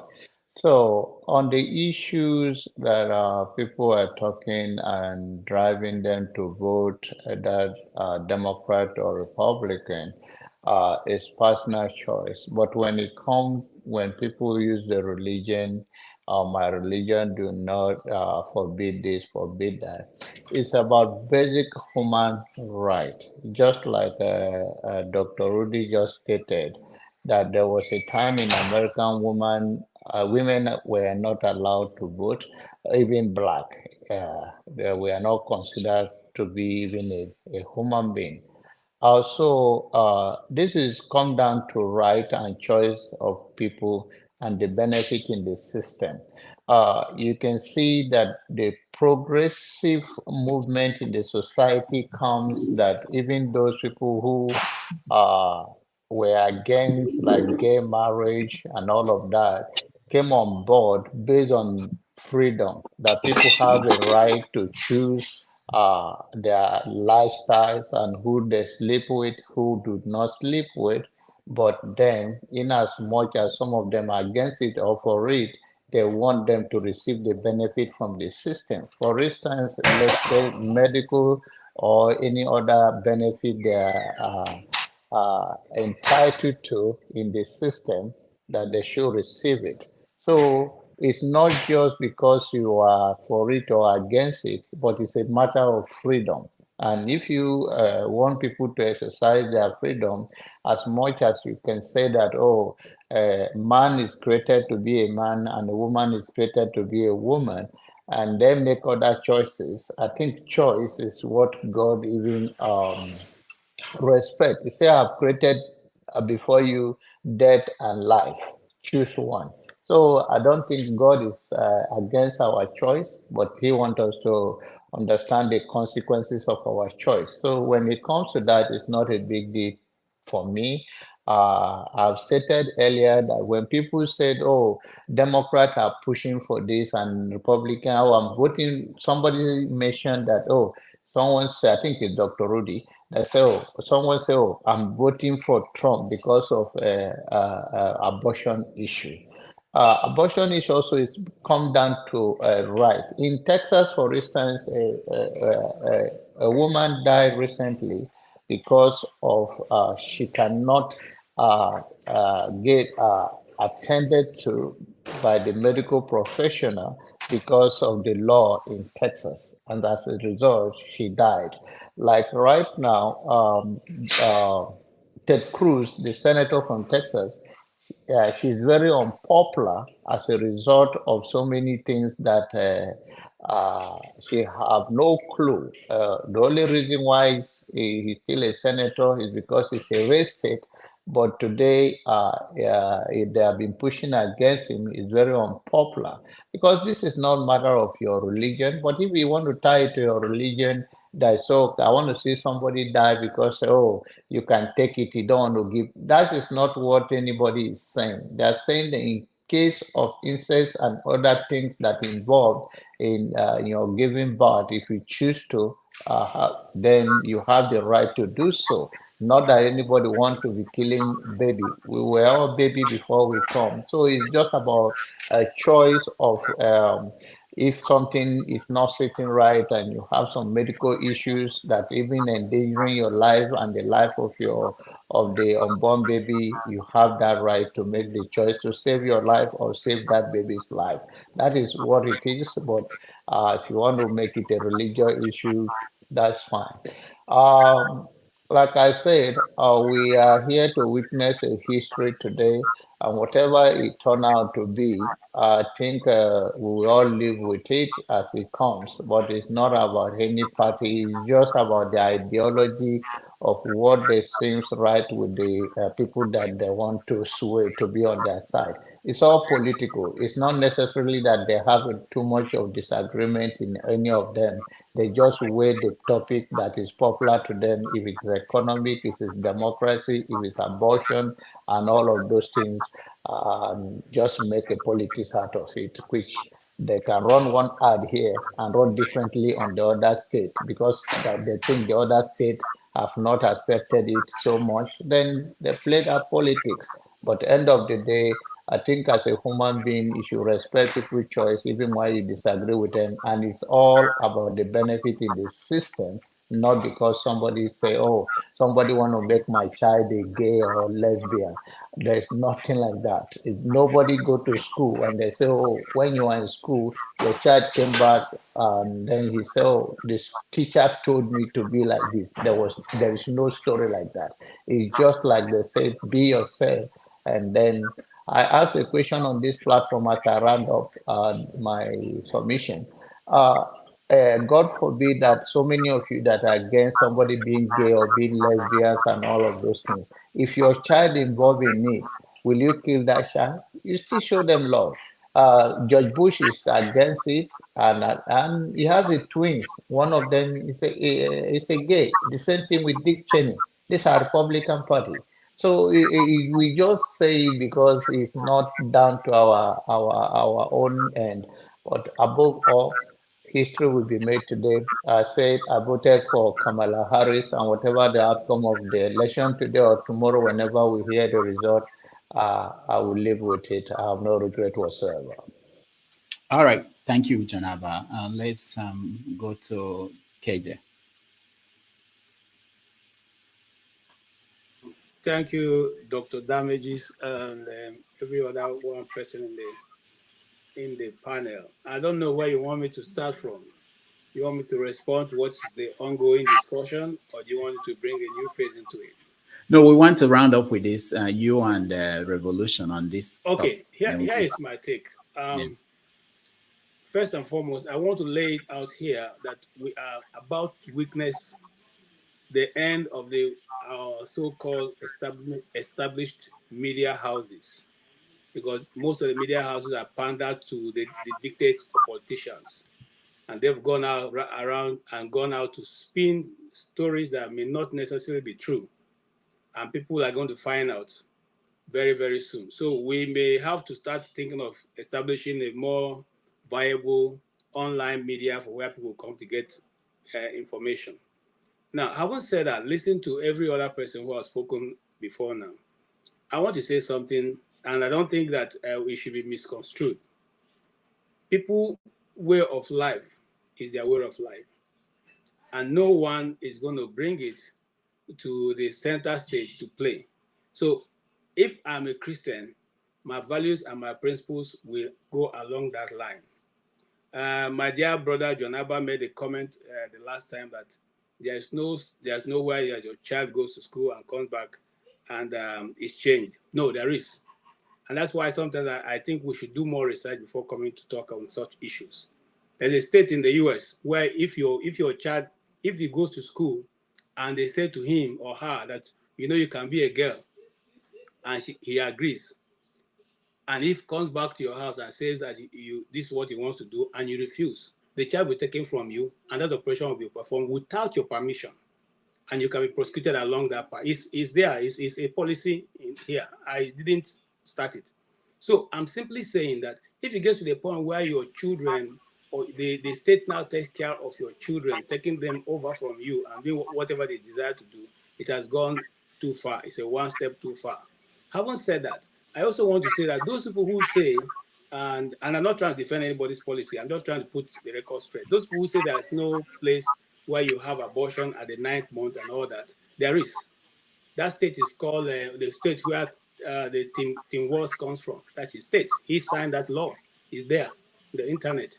You can look it up. Now, in fact, if the child survives the abortion, it is said that when it's born, it should be left on the table, to die. So let's put the records the way it should be. If you don't like any of the candidates, okay. If you like any of them, it's okay. I like Kamala Harris a lot, but I'm not going to vote for her. Reasons best known to me. That reason may not be cogent to you. And that's why choices are available to everybody. You can make your choice. Okay? And some of the policies that both of them are put up, looking at as somebody who likes to think along the line, I don't see what she had laid out that will attract me to want to vote for her. Because governance is not about superstars singing and dancing. As far as I know, the last time I checked, no of those artists have actually turned the world around. The worlds are turned around by people who have ability to give, be able to put on the table bright ideas. Now, having said that, I'm not taking anything away from them or from her. She has chosen to live or build her life the way she has built it to this point. And also, Mr. Donald Trump has also chosen to live that way. Here's my bit of a challenge here. We can talk about Donald Trump, his bad character, he did this, he did that, women did that. And it's okay. But we can't talk about that about Kamala Harris. If you say that, somebody tells you you shouldn't talk about her. Okay? So if you don't want your character to be examined, don't examine another person's own. Because each of us have skeletons in our cupboard. So if you don't want to demand your character be talked about, and I praise Donald Trump for being able to avoid that pithole of going to talk about her past and allow other people to talk about it. So what am I trying to say? Today is the night where we decide, or where America decides for itself who will govern her. But let's not say also that because these principles, no, if you go to the Constitution or the system of governance or this, laws in America, it defaults towards the Bible. So it won't be hard to say that this thing was taken from somewhere. However, the leaders of America or the forefathers of America may not necessarily be all Christians or may not have practiced that religion.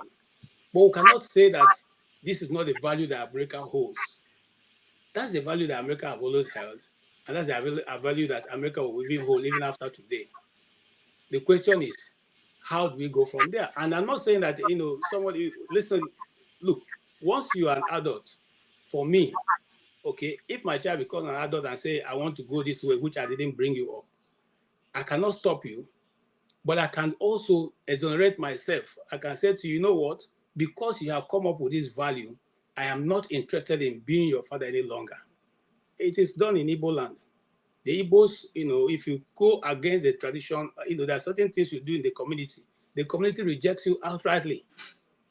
Okay? And I'm Igbo, and I'm not traditional, but I think I want to hold that value because every other value has been eroded. And there's something that Chris Plant says, okay, if not for standards, some people will not have any standard at all because all their standard has fallen away. So I cannot continuously to erode my standard as a black person because you think I want to be modern or because you want me to come to the image that you have created for yourself as being modern and secular. You can have it. Praise God. Like I also have my own values. They are mine. I'll keep them. I will maintain them. If I come to your house, I will do what you want. If you come to my own house, you do as I want. You live by the rules and regulations I've set for myself. That is how I've chosen to live. And it doesn't have anything to do with you. Okay? And if you come to a public space, it's a public space of exchange of ideas. I can canvass my own idea. It's left for you to accept it or not to accept it. But it shouldn't be looked at and trying to impose it on you. Because even the one you are talking about is an idea I'm trying to also impose on me. You are trying to impose an idea on me, which I don't have any values for.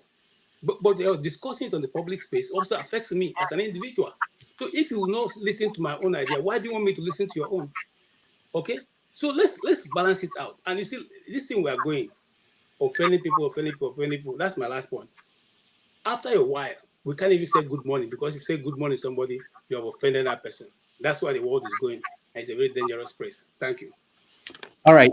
Before the next person, let me ask you, KJ, you mentioned something. I just wanted to add more information on that. You said there is a state where your child will go to school and they will tell the child about that you can be a woman. The child may be, let's say the child went to school as a male, a boy, and you tell the child can be a woman, a girl, and then the child will come home and tell the parents. And if the parents, I just want to make sure I got it right. If the parents said that no, you are not a girl, then they will take the child away from you and perform surgery on the child and do change.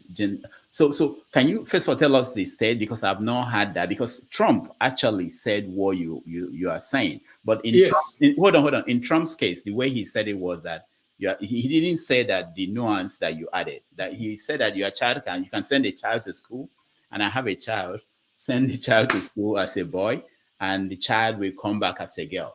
Now, when Trump said that, the backlash was that you can't even give your child medicine to take to school, and they won't allow the child to take the medication at school, much more having a surgery without you approving. I don't know. I believe you have. Please, sir. I want that question here. I want to know which school actually indoctrinates children about sexuality. I have never heard about it. I don't know what is done. The children take it from their peers. And also, like we have in the PDD cases, some children are actually forced without their knowledge, either by hanging out with the wrong crowd or whatever. But please take the schools out of it. Thank you.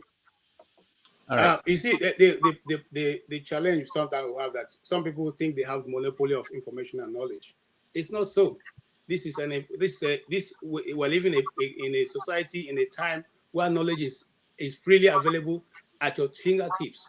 You can Google what I'm talking about. It's a state. Mr. Rudolph would not let me speak. It's a state of Minnesota. I'll help you out. It's a state of Minnesota, and it was ruled by Tim Walz. And the case is this. I don't know why you guys are shying away from facts. The case is this. The school is not that the school indoctrinates you to say, oh, we want you to be a girl. No. If a child practically decides whatever he was indoctrinated, whether by aliens, whether by friends, whether by enemies, he says maybe to the school authority, I want to change my gender. In the state's rules, then the state actually forces the parents to accept the child's choice. So that means that the parent has no. I've sent you the video. Show it to everyone, but you don't want to play. I've seen it, and I don't know quite. I don't know. Dr. Damage, you just use the remote as an example. Dr. Damages like to be biased sometimes. No, it's not even Dr. Damages. Look. I'm in London. And I've heard that news. All right, hold on, Nicolola. Hold on. What I said you should, I actually asked the question to KJ, but you picked it up. KJ, I think you're okay with him. You said it's in Minnesota. Can you send me the link of where the government, not somebody airing an opinion, the government of Minnesota, just search it. We're here for the whole night. The government of Minnesota said exactly this thing you are saying. I'm not saying, I want to see. You use Elon Musk as an example. What about that? Use what? You use Elon Musk as an example. What was that for? Leave that. Let him say. Well, yeah, he used Elon Musk. Yeah, because Elon Musk not making it up. No, hold on. He said himself. He said, my son. Hold on. He said my son is dead, and he blamed it on the school. Now the son that did the surgery was at the age where he had no control. It was age of consent. It wasn't that they went to his home, took the son away from Elon Musk and said, we are going to perform the surgery.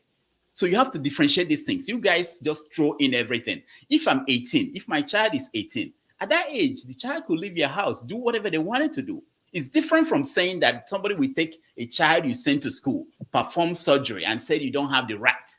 What are you talking about? But I want you to go to the website where the states approve this kind of law, and let's hear it. I'm not saying that you are wrong, but give me not opinion of somebody. Go and give me the website from the state or where the law was passed. I'll get it. We're here for the whole night. I'll get it for you, and I hope you air it. All right. Because you always hide things. But I'll get it, Dr. Damage. No, get it. I will share it. Just give me the link. And secondly, even if you are still on this topic, no, at any point we can go back to you. No, we can go back. We can go back to it at any time. All right, just find it at any point. All right, we're rounding up. KJ, you wanted to add something before I go to Okija? Yes, I wanted to add also, even in the one of the school, that just like you had explained, okay, once your child comes back from school and say, this is what I want to do, you as the father have no hand whatsoever. In fact, if you try to stop him or her, you will be arrested and prosecuted. Yeah, KJ, give us the same thing. Give us where it's from official side, not from people talking, because we can take videos of people talking here that there is no God, and we can say Dr. Rudolph, this is a law. This is the reason why most people say Tim Walz is one of the conservatives that ever ran for the office, and that's one of the reasons why they don't like him. Go check. All right. I don't know why I'm saying that. I mean, you didn't see him. Hey, come on, let's not go there, but let's leave it. All right, thank you. So I'm expecting that website or article from the state's official newspaper or something. Okija, welcome to the show. Sorry, can you hear me? Yes. My mic. Sorry, Okija, before you speak, let me also say something to you, Dr. Rudolph. Right now, I've discovered that there's a lot of censorship on Google itself. Except you have a better search engine, you will not get the information you're looking for on Google. So use Twitter to search. You can search on Twitter. You can search on MSN. You can search on DuckDuckDuck. Search in other places. Please don't use MSN. Don't use Twitter. Or you can use Twitter and then any other one, but don't use MSN. Use MSN. Use Yahoo. Use DuckDuck. No. Hold on. If you know the states like Massachusetts or if it's Minnesota, you go to the website of the states. You can find information. They are not hiding whatever they have, So anyway, okay, go ahead. Okay. I don't know. When it comes to conspiracy, I'm speechless. I don't even know how to, respond to them. Okay. This shirt I'm wearing now. Okay. I went to Okija. Okay. And there were some, clothes given to me. And my siblings said, they bring someone to sew it for me. So I was there. They brought one guy. Look at him, Yoruba guy. Wolabi. I did, I was like, they said that's the best tailor in Okija. That's the best tailor in Okija. So I started, talking with him, and he said he came for service, and he loved Okija. He married Okija woman, and he lives in Okija. He's the best tailor in Okija. There are certain things, I don't like fighting, things that, like the world is moving. I don't like, spend my time, fighting over things I don't, I know I can't win. I better live my life to the best of my life, and then live. My kids, they will fight their own fight. They will, have their own society. I can't change anything. Just like, I see some parents, like, oh, my child must speak Igbo. There is a fight you will not win. Just live your own life. Leave them live their own life. Or some parents, you're planning for your kids to go. You are here in the US or Europe. You're planning for them to go and live in Nigeria. Let them live. You can build all those mansions in Nigeria, Kenya or whatever. They're not gonna go there. Roaches and rodents, will occupy the buildings.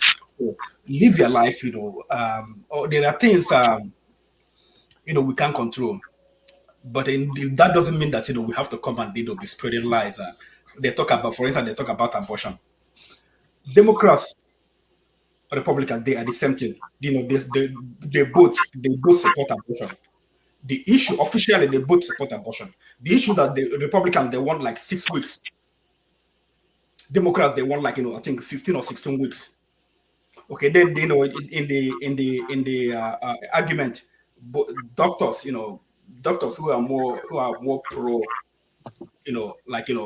against abortion, or people who are against abortion, they argue that, life starts, earlier. Other people, they argue that life, start later. But even if you come here, be telling people that people commit abortion, like 9 months, it's ridiculous. You are telling, I don't even know the kind of human being you are to be talking that, that about people.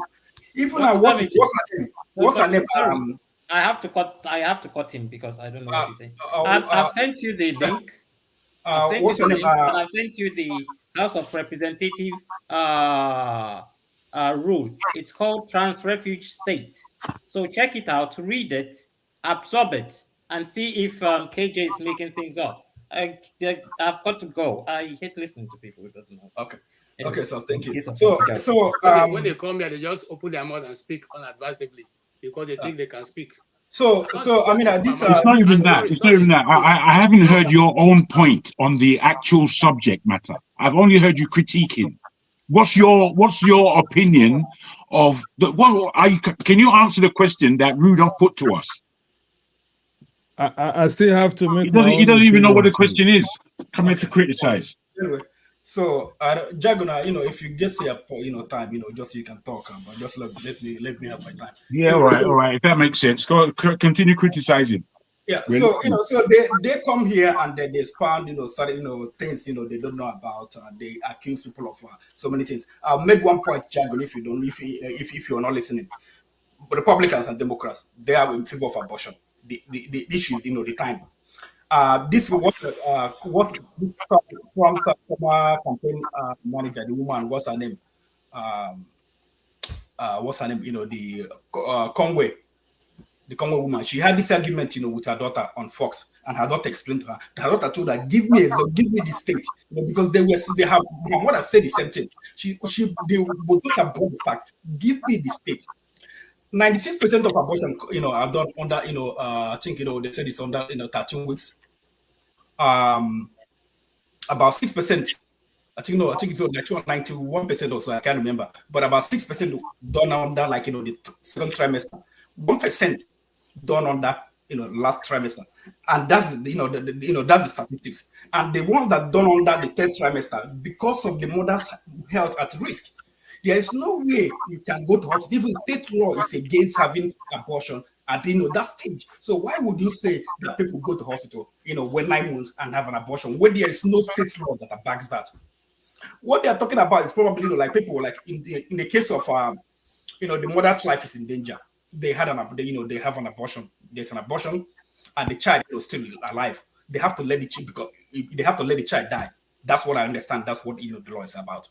But people are just saying that they go to the hospital because the woman wants abortion.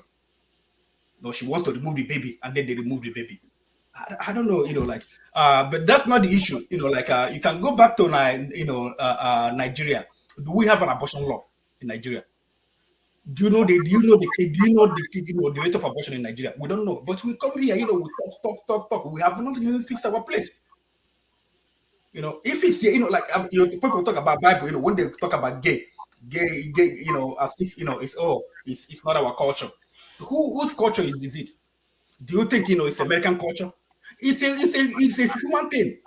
Even in the Bible, you go to the Bible, two major examples in the Bible.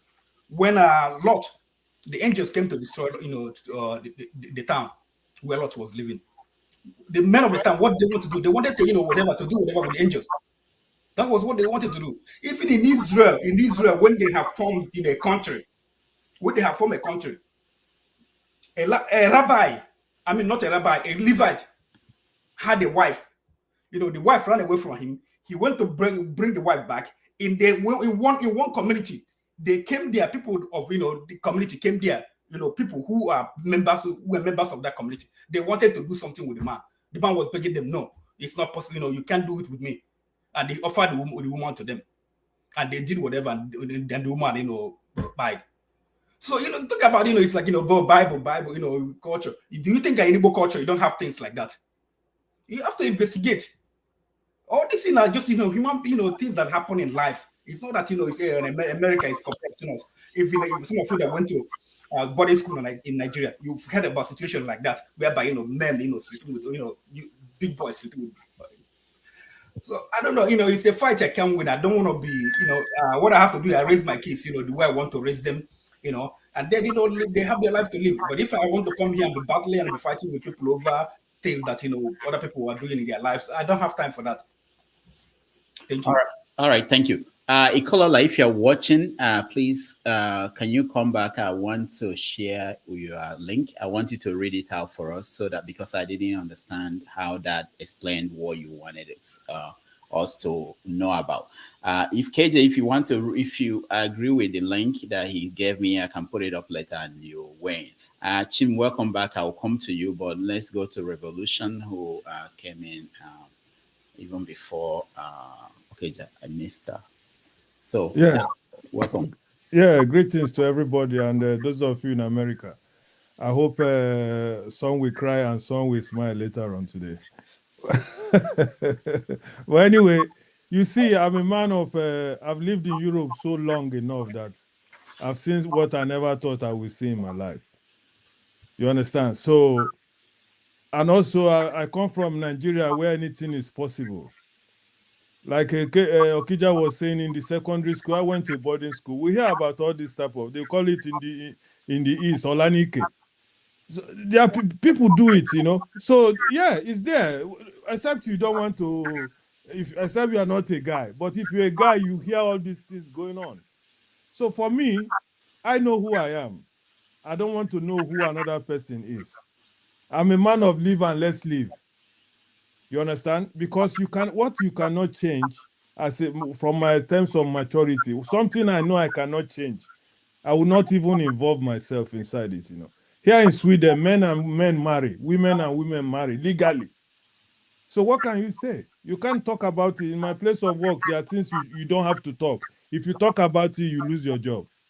Religion and sex is one of those, is two of them. You don't have to challenge anybody's sexual orientation or religious belief. Just focus on your own and the job. So this is my say on that too. Thank you. All right, thank you. KJ, you want me to put it up so that you can read it for us? Unmute yourself, please. I don't know the. Sorry, Rodolph, I'm going to leave shortly. Okay, Can I just contribute and then? Chim, go ahead. Chim, Chim is not gonna do that to me. I'm here before you. Not gonna just jump in and just. That's fine. Let him go. Let him go. I'm not democracy. Democracy. You've been speaking. Let's hear Chim. I'll come to you next. Don't worry, Master Prince. I'll come to you. Chim, go ahead. Okay, so just for clarification, are you still on the issue of these values or customs or what is that? Yeah. We are rounding up that people vote based on cultural issues, and one of them is Tone was the one that started it, the issue of gay rights and gender issues that are common in the West. So okay, all right, quickly because I need to leave. So I don't think there's anything wrong in that. Like you rightly said, at least I heard you when you stated clearly that there are people who are one issue voters. They pick, it's critical to them. It's I just, when I left, because I was on the road, I was heading somewhere, that's why I had to leave the first time. I listened to someone who voted, and he voted for Kamala Harris, and they asked him why, and he said he has 2 daughters. and that women's rights and women's issues are important to him. So that's okay for him.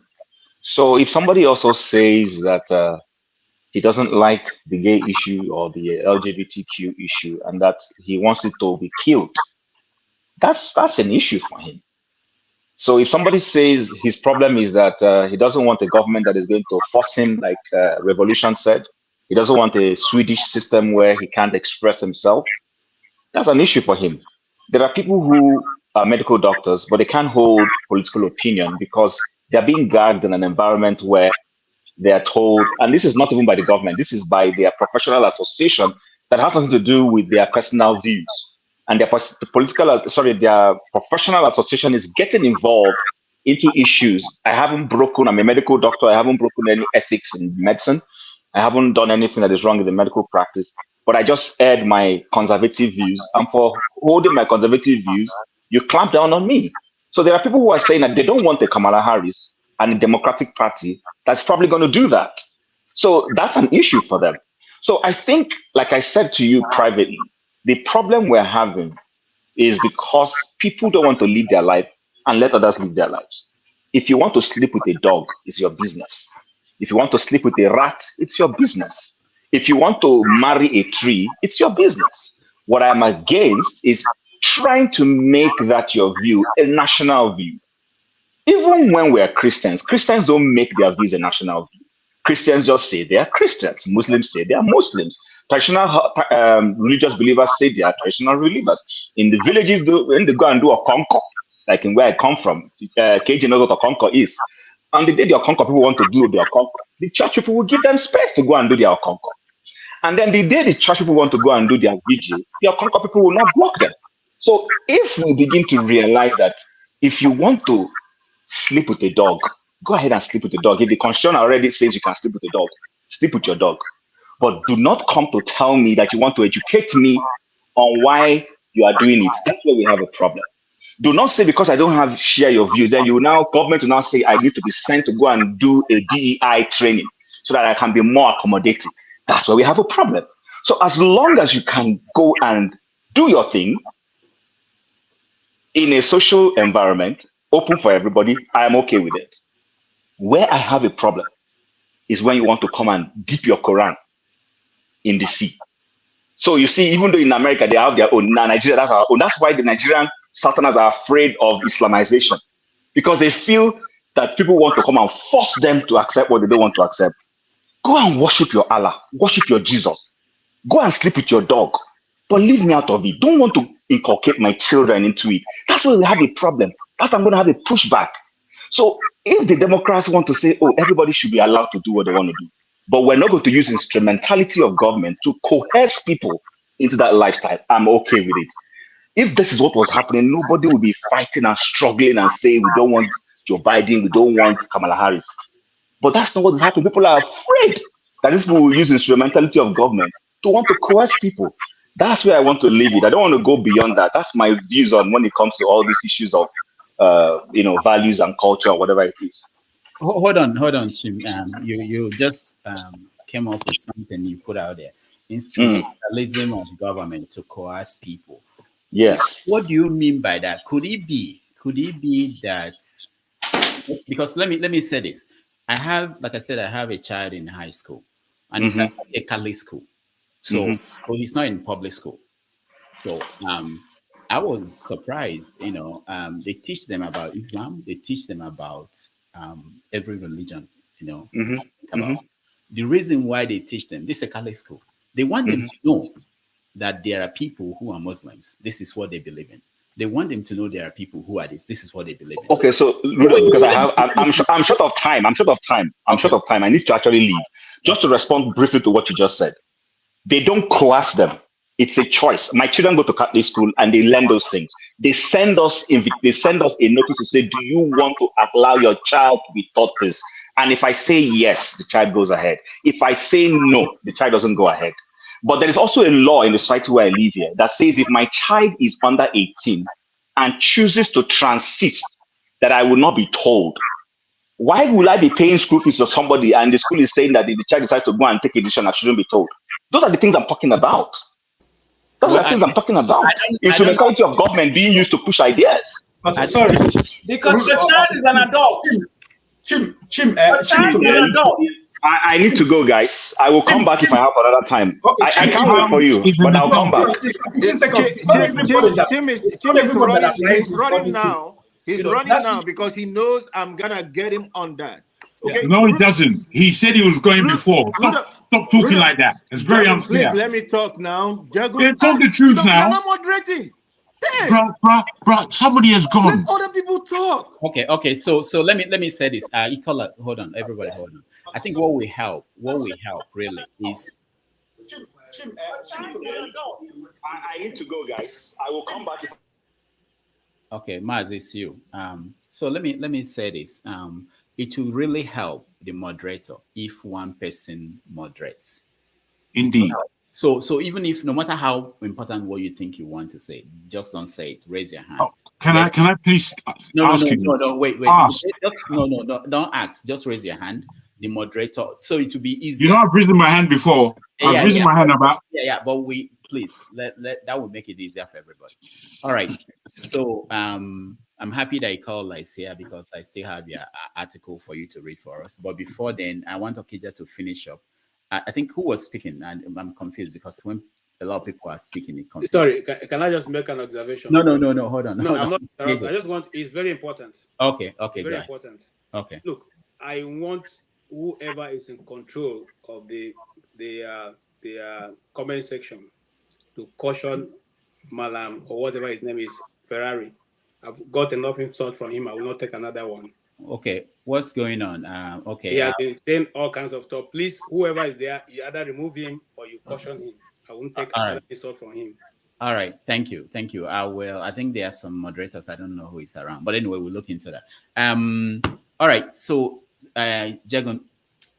Thank you. The only thing I wanted to say, as it's actually Mahdi's turn to speak, and I don't want to take away from him, but I'm asking you, sir, when somebody speaks out of line, is it not fair for the moderator to, as you said, caution him?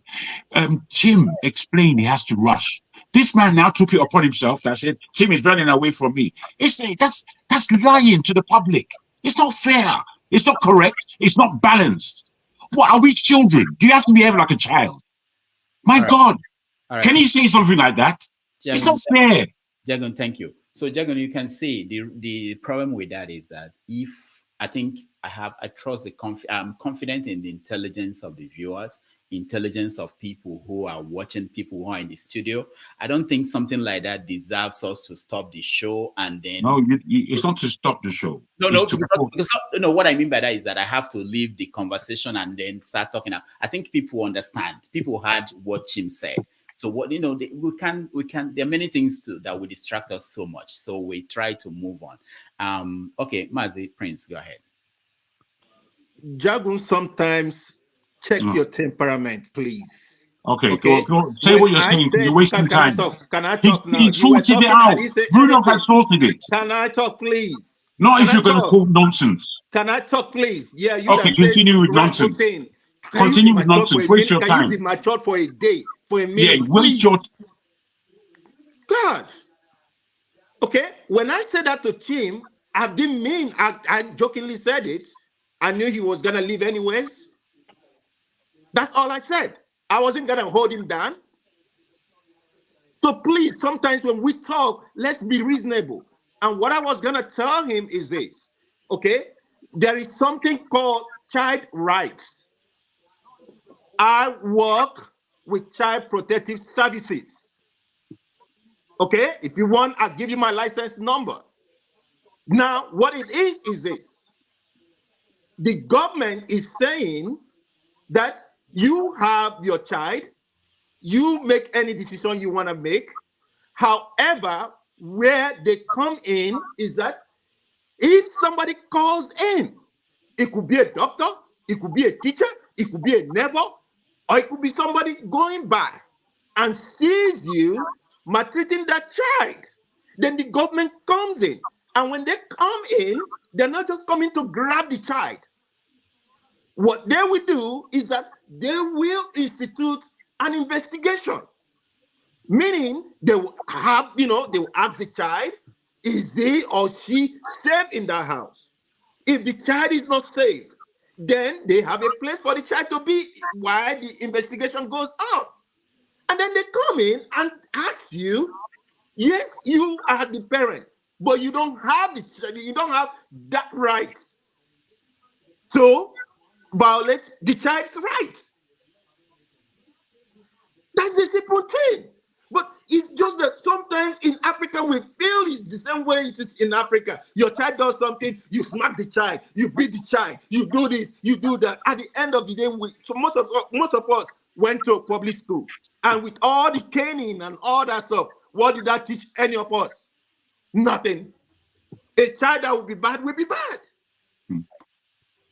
You can have a conversation with your child. You can actually sit down and make your child understand something. All right, thank you. Let me go to Jagan. I think you spoke now. Do we have... No, I thought it was my turn. All I wanted to do, I thought it was actually my turn. But I know where you want to go, and I'm helping you to go there. Segue, as it were. I beg your pardon, Rudolph. I beg your pardon. All on this subject of how did you put it, sir? You said how did you put it, Rudolph? Sorry. I don't know what you are getting at. No, the subject matter we're speaking about cultural war. Thank you. Yeah. If I can put this to the panel, there was a time in England where things were a lot freer, even though the social workers were very active within people's homes. A man's home in England used to be a very sacred place. There was a time my older brother, myself, and my younger brother were left by my parents for 2 years. They went to Nigeria, and my mother was put in prison for the goods that she was bringing in by a politician who wanted to take her business. So she was waylaid in Nigeria for 2 years. I was still at school. I think I was 13. My younger brother was 9. My older brother was just 16. We were living on our own for 2 years. My older brother, he went to work. He stopped schooling and went to work. It was our next door neighbor told the authorities that there are children living next door by themselves. The social worker came to our house. They saw the house in immaculate condition. They saw us as well-mannered children.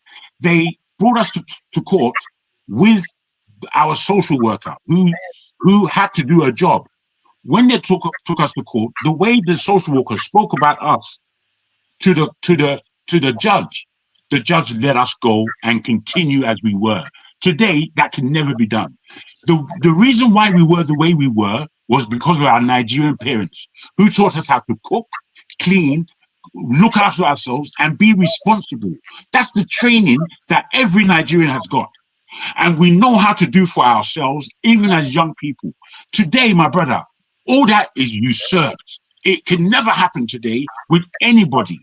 So I'm just letting you know that rights and privileges and understanding has been taken away, ebbing by ebbing by ebbing in this world today. So if you guys do not recognize that a lot of the policies that are coming out today are taking away your rights, skewed with a narrative of law, we are all in desperate trouble. Let me leave it there.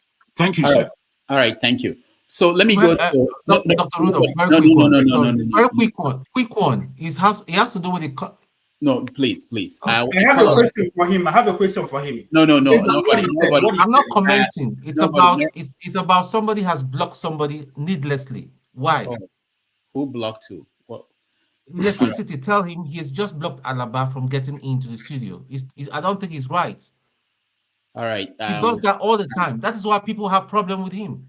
Okay, we'll talk about that. So Ikolola, I have the article. I want you to read it, and I didn't understand. So let's watch. I actually came back. No, you don't have to put it up. I have it here. I'll read it because it's bigger here. I'll read it out, and I'll explain as clauses which people might not understand. And please, after reading it out, I've sent you a video 2 times that explains it in the layman's terms, So I'm going to do, if you can agree that you would play the video as well, let them make their own opinion. Don't try to block it and say, this is what it is. Please, Dr. Ru, No, give no, it to no. them. Let them Hold on. I have a policy. Before I play a video, I have to watch it. This is the article. This is from the government of Minnesota, I believe. Okay, I'll read that. I actually came back to read that because I could read perfectly. So I'll read it and I'll explain it. And it goes with what Maz is trying to say about social whatever. So, but I'll read it first. Here I go. This law was signed into the legislative bill marked with an asterisk denotes the file submitted to the governor, and it came into effect in April 28, 2023.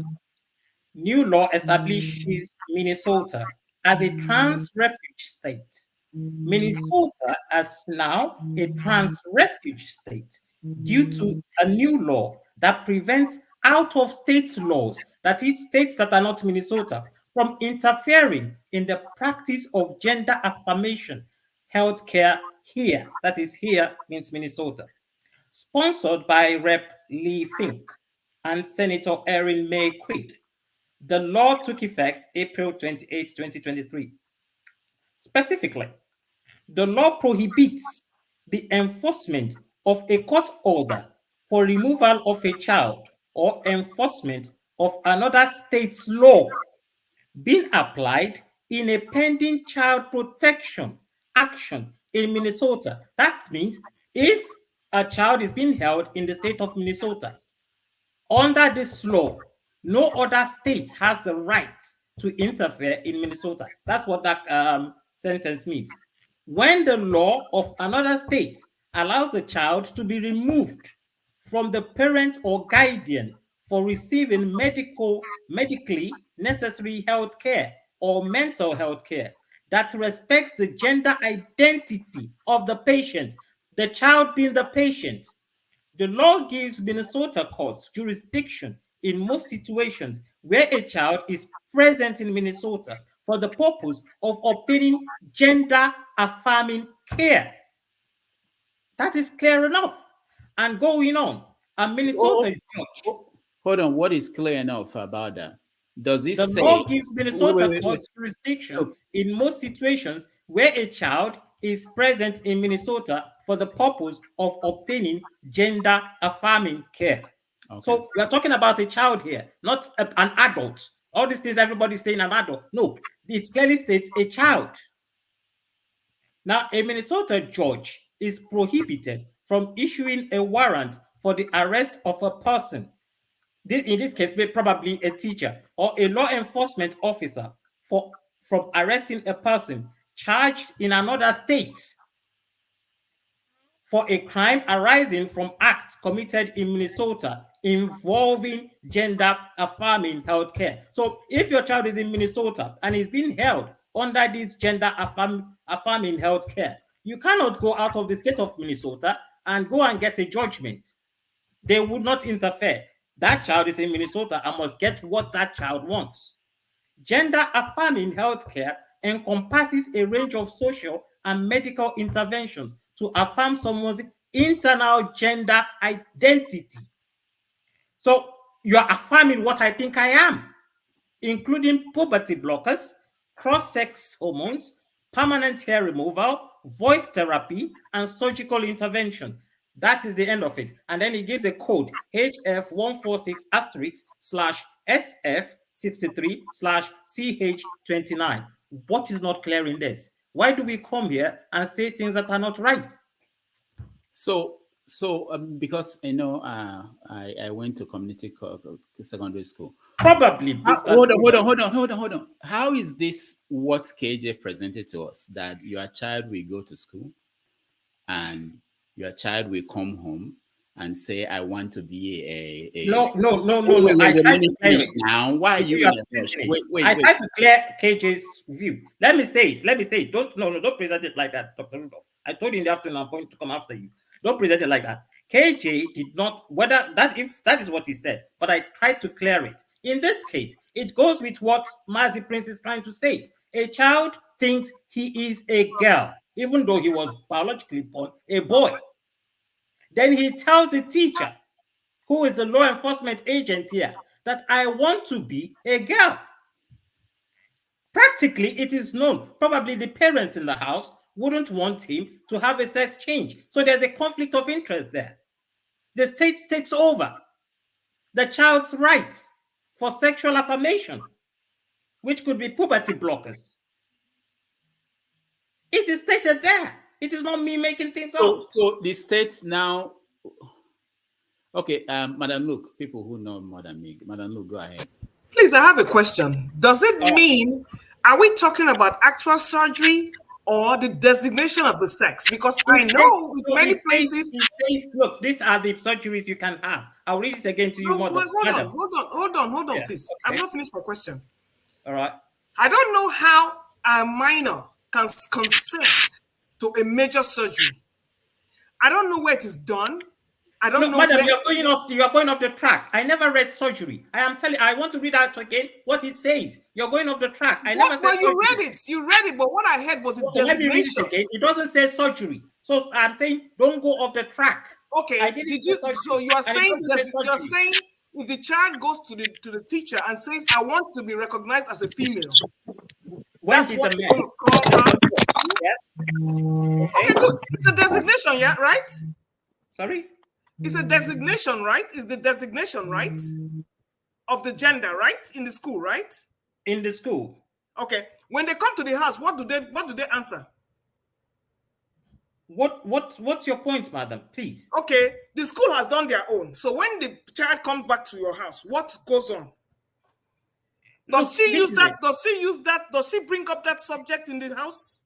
This is what you're not getting is this. What you're not getting is this, madam. You're still saying things as you want it to be, not as it is. No. It's not as I want it to be. I'm trying to understand. Okay, let me explain it. Let me explain it to you. Let me explain it again to you, please. If Dr. Rudolph will give us the chance. A boy goes to school. He now feels, I don't know where he got the idea from. He wants to be a girl, or he thinks he should be a girl. Now, he tells the teacher, this is in my inner identity. I feel, yes, I was born a boy, but I feel I'm a girl.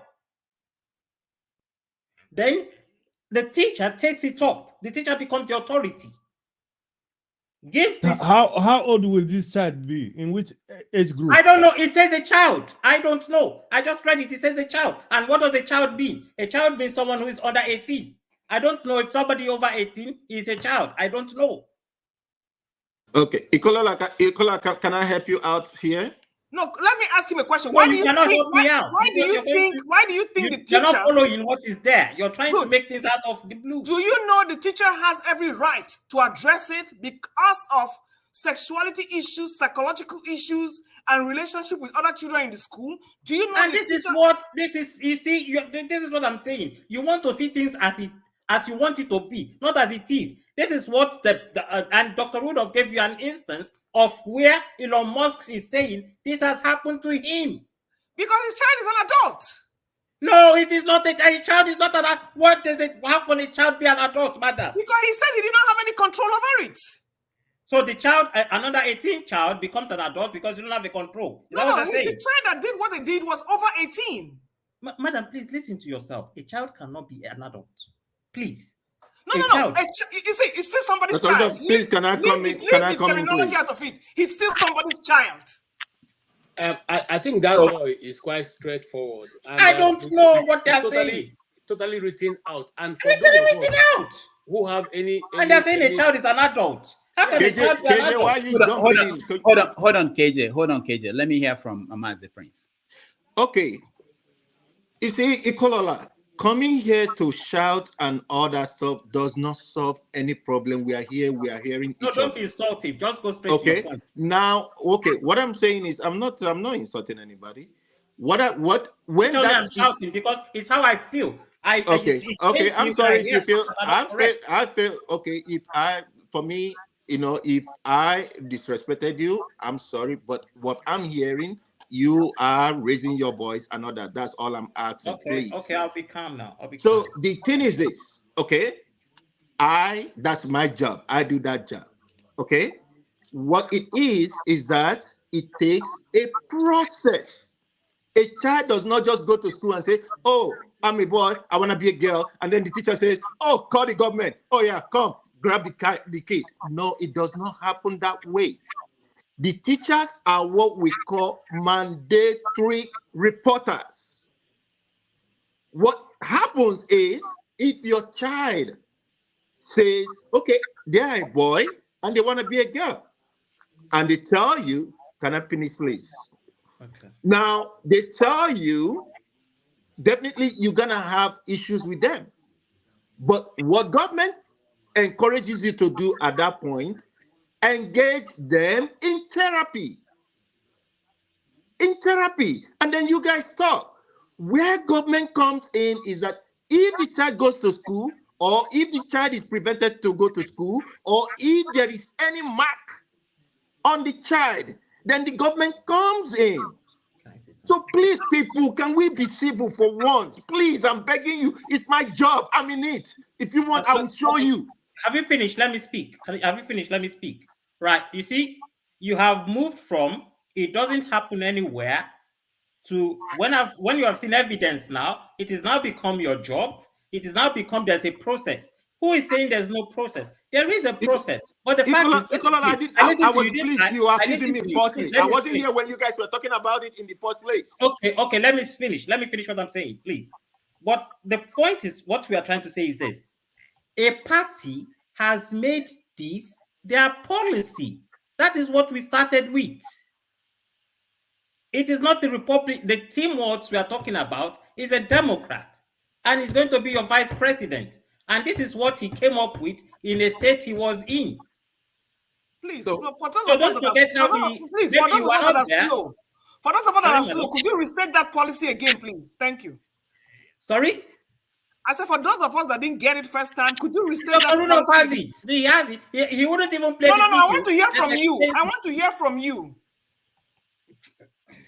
So at the risk of sounding as if I don't understand English, I thought what you read was talking about when a state law, this is what I imagine is going on in this case. I don't know the details, okay? When another state is trying to, when a parent or a child is in Minnesota, and let's say, I think from what I'm reading, it's about conflict between two states and the law and jurisdiction. Or it's not about all that I read again. I read it again now as you are speaking. And I'm thinking, what am I hearing? What is confusing here? Is it that when a child is in Minnesota, okay, and somebody wants to enforce another state law to remove that child from Minnesota and stop that child from receiving what has been considered a medical necessity or something that they feel that the child needed, that the law of Minnesota will stop that outside law from being used to remove that child. That's what I'm reading here. I'm not reading that Minnesota is saying, the government of Minnesota is saying from this exactly what you just read now. That's why, hold on. That's why they called it refuge state, which means like New York is considered a refuge state where if you run here, if you're an immigrant, illegal immigrant, and you come to New York City has the obligation to give you accommodation. So I think what they establish here is that if you are from Texas and maybe the child or the parent of the child, they want to go through this process, and Texas is saying you cannot do that, and you run to Minnesota, that this law is saying that nobody, no court in Texas can come to Minnesota and force, read it again. Okay, wait. You finish. Let me explain it to you. Let me explain what it is to you. But you have refused to play the video for some reason, which you personally know. But let me explain it. Let me explain. You've just asked me a question. Let me explain it then. Now, this is it. Minnesota is a trans refuge state. So Minnesota allows for child gender affirmation for a child, period. Now, say you now decide as a parent, you don't want that to happen. And unfortunately for you, you are living in the state of Minnesota. And because it is Minnesota's law, you now decide to go and get an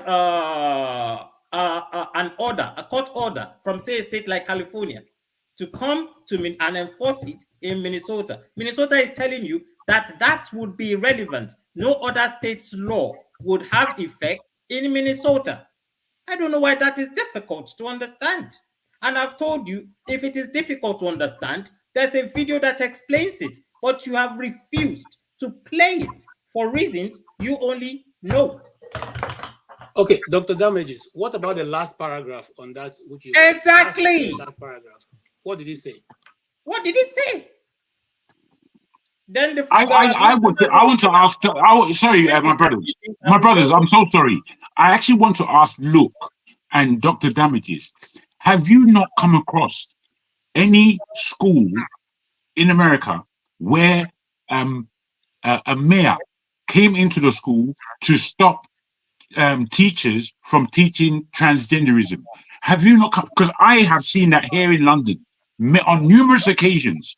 So how we're disputing this, it looks as though some people are completely unaware and they're bamboozled by what they're seeing. I'm not quite sure. I'm asking Rudolph and Luke. They're not aware, they're just trying to play what the media does to us these days. Present us with an altered fact. That is what they are doing. And I told Dr. Damages today, this afternoon, I said, what I have noticed in this forum is we try to present altered facts, and I don't like it. If I didn't even have a document here that people were saying at the nation state that it doesn't happen. No. Can you answer my question, Rudolph, please? I just really want to know. Ikola, hold on. Let me answer Jagun. Jagun, please, can you frame it again, because I'm trying to do two things. Okay. Yeah. Okay. Me here in the UK, I have seen not only in America but across Europe that this transgenderism has touched many schools and institutions, to the point that here in the UK there are a lot of Black people and Muslims going to schools that were teaching their children these things. So it was a long process. As I said, this has been going on for a long time. So I'm asking you and Luke, are you totally unaware that this goes on in America? Because I've seen a lot of information from the States where, one, I saw a father standing up in a school meeting, and he was talking to all the teachers, and he read what book that they were introducing to the classroom. And as he was reading it, the school panel was telling them to stop. And the Black gentleman said, the Black parent said, what do you mean stop? This is what you're allowing my children to read. There was another one where a mayor came in. I don't know what you're looking at. There was another one where a mayor came into the school and shut it down because of what they were teaching. He said that this stops now. That's what he said. So I'm asking you, have you seen any of that kind of thing? Oh, yeah. I've seen that. So why is it so difficult to take this on board? Oh, wait. There are two different things. And I've mentioned it. I use example. The example I used was about religion. Okay. Because I have not seen, I'm sure it's the same thing with sexuality, that they are going to say that there are people who are this way. There are people who do this. There are people who do this. And what is happening, and I've seen that particular video you're talking about, one Black guy who is a pastor, I think, said that this is unacceptable. Okay. So the point is, just like I said from the beginning, there is no way. This is the problem we have in a Western society, is that when you have a society that you have to respect the rights of people, part of that is that you have to teach people to respect that right, especially for kids. You have to teach them there are people who are this, there are people who are Black. This is, one of the things going on in America is that they don't even want to teach Black studies, because they don't want to tell them this is why these people are Black. This is what they have gone through in this country. This is for you to understand Black people, for you to be able to, you have to teach them. So the same thing with all the issues you're talking about, whether it's sexuality, whether it's about transgender, you have to teach them. So what is freaking out some parents is that They don't know. They did not know that they are teaching their kids. Teaching is different from indoctrinating. It's different from what these guys. Wait. Let me say this. Can I come back, sir? Hold on. Let me finish. Okay, I'm listening very well. Yeah. So I think the confusion is this, that people confuse the idea that you are telling people there are people who are black, there are people who are transgender, there are people who are gay, that it means that you are teaching them to be. It's two different things. They are two different things. People just confuse them. And I think I understand that. Okay, sir. I'm with you. And I don't want to take over the conversation in any way. I just want to debate this subject for real, for real. I remember sex education at school and how they taught it. It was very weak. You understand that this is a male anatomy. This is a female anatomy. It was very basic, and we took it on board. We laughed and giggled, and we continued. Those in the school who were camp, if you know the word camp, those who were like that, we just took it as part of, we will tease them, but we didn't understand the concept of gay back in my time, or of transgenderism. We didn't necessarily understand that concept. When leaving school, I found out that one or two of those guys who were camp became gay, and I was bemused. I thought, wow, look at this. So there's this gay thing is actually a reality, because I've seen it at primary school, that this person is actually of this ilk. Now, what I put into it, that I don't know if you're aware that the government and society in itself has turned the fire up, and they've turned the fire up because of the time that we are in. I know a lot of people don't want to believe this, and I know many of us are extremely liberal in the way we see life, which is fair enough. But I feel that we have to understand whether or not that there is an agenda to all of this thing that's going on, and whether we believe that I completely believe that there's an agenda.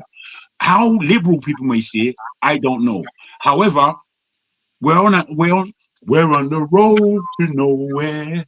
Nobody knows. I don't know if that's what you understand. We're on the road to nowhere. All right.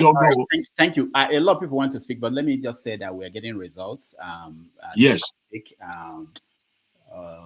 From the New York Times, for President Harris has gotten 3 electoral college votes, Trump 19. In the Senate, Democrats 29, Republicans 39. In the House, 1 Democrat, 2 Republicans have been certified to have won the election.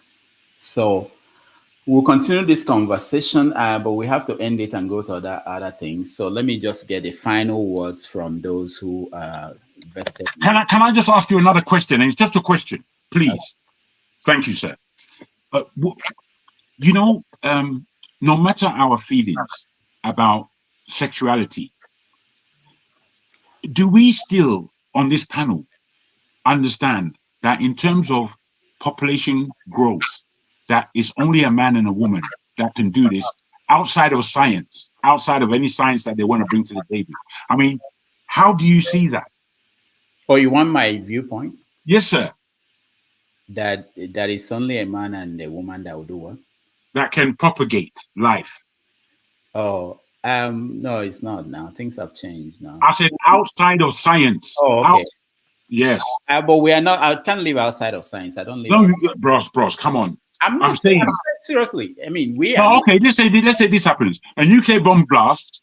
Everything is gone, and there's about 15 people left. There's 8 women and 7 men. Yeah. How do we continue?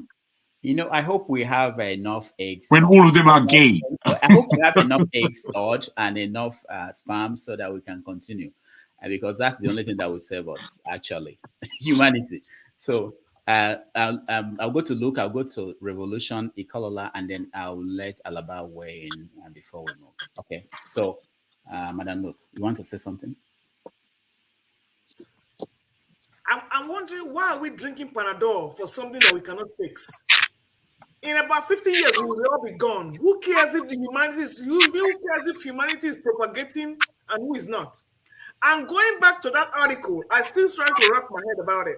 I couldn't. He said Minnesota is a trans protected state, meaning the people have already transgendered. That means it's already done, and they're only giving protection to those people who feel their rights are not protected in another state. And I will say this on the final note. I will exonerate the school with any of the mess going on in any family. Because most of those things that those children go through come from the home.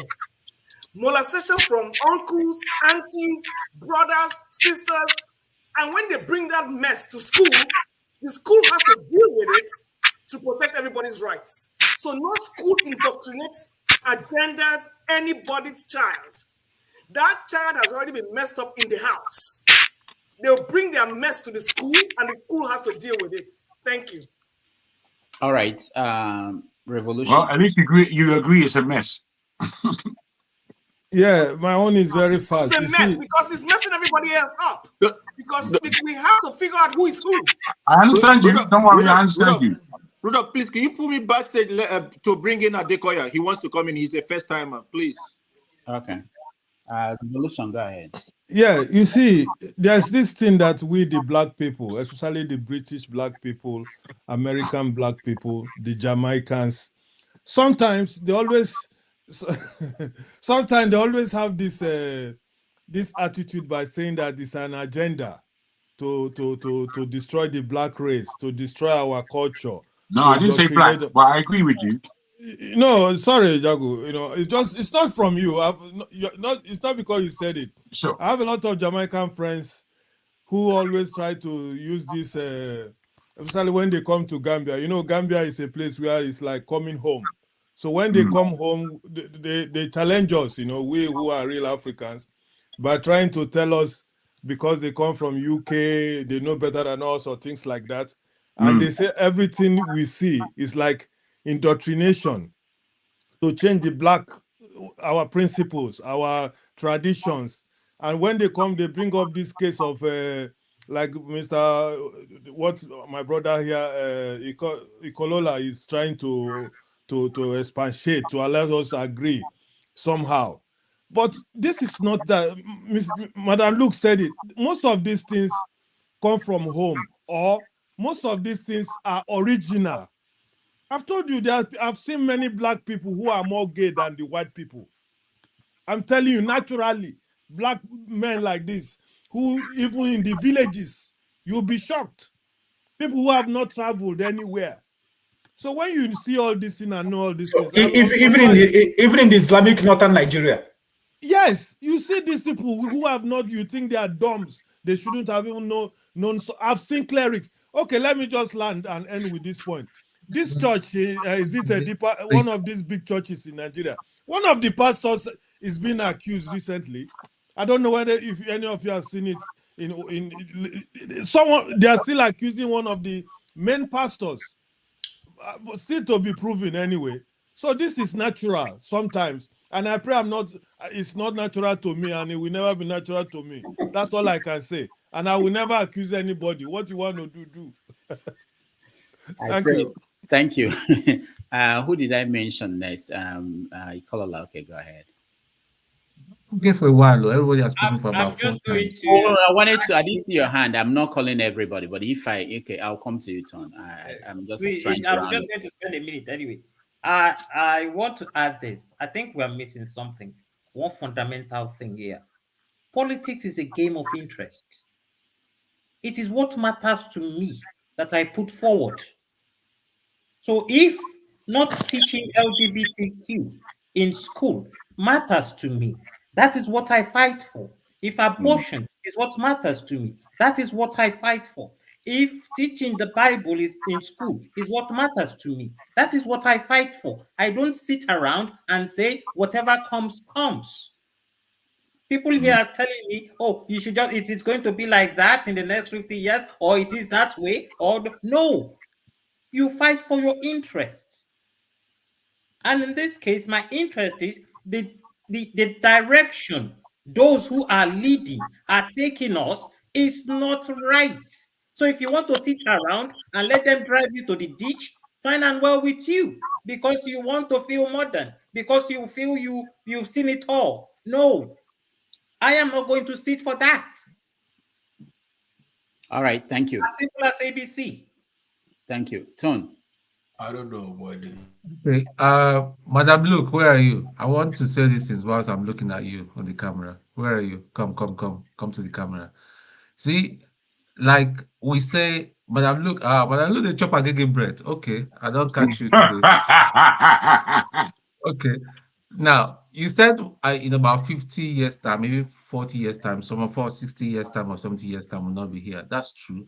But whilst we are here, shouldn't we tell the truth? Shouldn't we say the correct thing? Does it mean because we're not going to be here in 50 years and all that we say whatever goes may go? Yeah, no, children, we teach them the way they should go, but when they attain a certain age, they choose their own path. But I still believe that there's some common sense. We should still this now. My brother Revolution said that there are people in the villages and all that that are naturally gay, or the people in the north or some other place and all that. That is even another discussion for another day. Because when I say, they will say, this guy don't come again with his religious thing. It's got its roots to it's not just a desire, it's stronger than that, it runs deeper than that. So what I'm saying, like Ikulela rightly said, which I will reinforce, politics is about interest. If I see somebody, because what if a lot of people that are after that are against Trump now, if you ask them what did Trump say, they will say Trump don't like black people, he talks anyhow and all that. Yeah, I know the guy, sometimes he talks stupid. I mean, sometimes even things he says and all that surprises me. But there's just one thing about that guy. That guy will do the right thing. I do not trust Kamala. Why? Not because of her person. Like I said in my opening remark, most of us were in here. It's the people behind Kamala that I'm worried about. People that want to destroy the very fabric of humanity, that wants to destroy the very fabric of a family, you know, and push the narrative of modified crops and all that. I don't want that sort of people to be my ruler. I don't want to. That's where I'm coming from, you know. So that's just it for me. So I pray Trump wins. But if Trump doesn't win, life continues. But then go mark it on this day, America is going to live with that consequence of voting in Kamala and the people behind her. Thank you. All right. So before we go to the next person, I like something you said, and I wanted to highlight it. You talked about the truth. And the problem we have in the world today is that nobody can define the truth. Your truth is not my truth. You assume that your truth is the truth, the ultimate truth. It's not my own. So what are we going to do? My brother Rudolph. Hold on. Jagan, hold on now. No, the only reason why I want to come in is there's no such thing in the planet like my truth and your truth. Nothing. There's only truth. It is not from us. Truth does not come from us. Truth is a standard that is objective. One truth is, well, if you carry on with all that liberal, because that's how you learn people in a liberalized way. That's liberal. That's the truth. No such thing. I must leave you. It is only something from a man that can fertilize something in a woman. That is the only truth. You don't have to. For those who care, some of us don't have to. Some of us don't care who fertilizes what. So there is something they call absolute truth. When you don't care, how can you tell the truth if you don't care? How can you even tell your own truth? You see, my brother, I'm telling you that this Western world, I don't know how you want to take it. I understand it seems a lot better than where we come from. I understand that. But this Western world plays with your mind. Imagine what you just said. My truth, his truth, that one. How many people have truth? So there will be 60 million, there'll be 8 billion truths. Is it practical? Wait, my dear. Is it practical, Rudolph, to have 8 billion truths? Okay, Jagan, that's what you're speaking of. Jagan, hold on. Oh. You guys are wonderful. So, have you seen somebody from the West, from the East, and how they think and what they believe in? Totally different from all of us. And the east of where? Wait, come on. If I wake up tomorrow, Wait, let him speak. No, don't do it yet, Kenny. I'm sorry. The east of where? Can you make yourself clear, sir? Someone from China, someone from India. Yes. They are not Christians, they are not Muslims. They have different viewpoints about life, about everything. Have you sat down with them? My brother, can I tell you this? Can I just answer you like this? I'm going to answer you now. Let me finish Okay. answering the first one before you. So when you listen to people outside of your own people, it's not that I don't know what you guys are talking about. It's what you were brought up through, the system. You were brought up that way. When you encounter people who see life differently. I appreciate what you're saying, sir. But I'm telling you, I appreciate what you're saying. But let me tell you, let me just come back. It's 2 seconds. 2 seconds. Jago, hold on. I don't want it to be between two of us. There are a lot of people. No, it's okay if we have people are learning because people are falling on one side or the other. No, you've been talking. I'm not learning anything from you. You'll be talking. No, you may not be learning anything from me, but you learn from him, which is okay. Right. Everybody, hold on. Let me hear from him. All I want to say is that I've traveled. No. And I see when I go to the east, we can still make communication. God. What's wrong with him? What's wrong with that freak? No. That's enough. What happened? Okay. Let me hear from Alaba. Go ahead. We are supposed to be monitoring the election. Yeah, I'm so disappointed at you, Rudolph, that you're here with panelists talking about truth, but the truth on your own panel, you're not even addressing it. The truth on your own panel is the fact that you've been moderating for the past 1 hour, and right under your very belt, censorship was going on. Censorship was going on. For an hour, I was prevented from getting on board. Jagun had to send me a link to get on my phone. And not only were my words trying to be censored, they were also trying to prevent me from coming on board to say my truth. And here you are arguing about truth when we can't even speak. I had the same problem too. I had the same problem. People like KJ, electricity think they are afraid of words. So if a man speak a word to them, they fight back with censorship, the Nigerian mentality.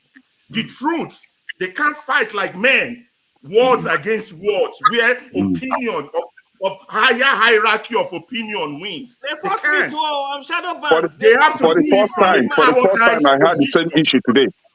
It's only when it touches you that you complain. Because I started seeing the truth and I started exposing somebody on this platform. Censoring people. If your platform is a censorship medium, then let it be. But they can't censor. Electricity should stop this. That's why everybody has electricity is your worst individual in the whole place. I wanted to speak to you about electricity, and we haven't spoken. It's electricity that's the problem. Okay. Electricity is the problem. His accusation, let me finish. His accusation was that they insulted him, calling your statement misleading, false, untrue. How is that an insult? It's an insult to an idiot. How is that an insult? To an idiot, it's an insult. Propaganda. How is that an insult? Propaganda if you're not man enough to stand, you have weak people, you have unbalanced people as moderators, and I don't include KJ. I don't include him. But that your electricity is a born criminal. Born criminal. He can't help himself. I don't know about KJ. My own is electricity. It's too controlling. Listen. It's over controlling. Listen, even on the female medium, they call themselves moderators. He needs to be removed completely as a panelist, as a moderator, completely. All right. I've had you guys. My policy is that as much as possible, I want to hear every opinion. That has always been my policy. Now we have some things we put in place also, which we said that they shouldn't be written. I don't know the details of what happened, but we're going to look into that. That's what I will assure you. We're going to look into that, and we constantly review these things as time. But this is what the new thing I will add into this. So someone like everybody in this panel, I think I have your contacts, apart from Madam Luke, and you all have my contact. Let me say this, maybe for those typical usual panelists, if you run into any situation where some moderators probably banned you, reach out to me. We have also the complaint channel, but for panelists who are people that we used to have here, reach out to me. We will look into that. But I can't make the decision based on what you're saying. I don't know what happened. I'm not monitoring the comment section. I will look, like Madam Luke said that she was banned. I need to look into that and find out what happened. So yeah. I don't want to overspeak, but I called you. Jagan, hold on. I called you 2 weeks ago. You haven't called me back. You say you're going to look into it, and you don't.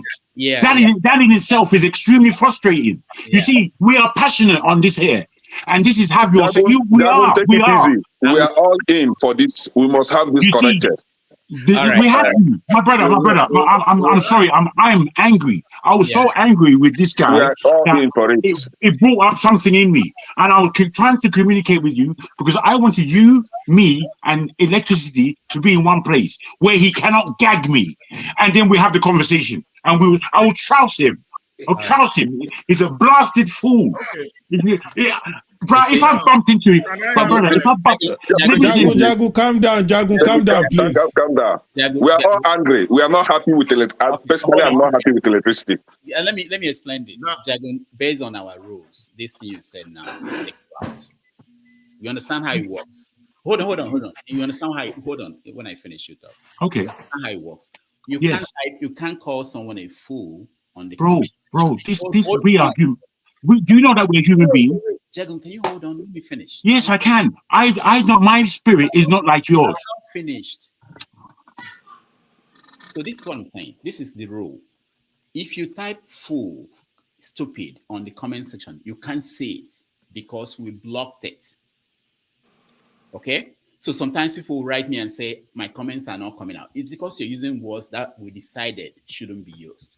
So we also said in a meeting we had that if you call someone a fool, stupid on air, we remove you. Okay. Let me finish now. I'm not done. No, I'm understanding the rules, bro. Yeah. You have to understand that everybody on this. I didn't call please, wait! Don't bump me! Don't bump me, Alaba!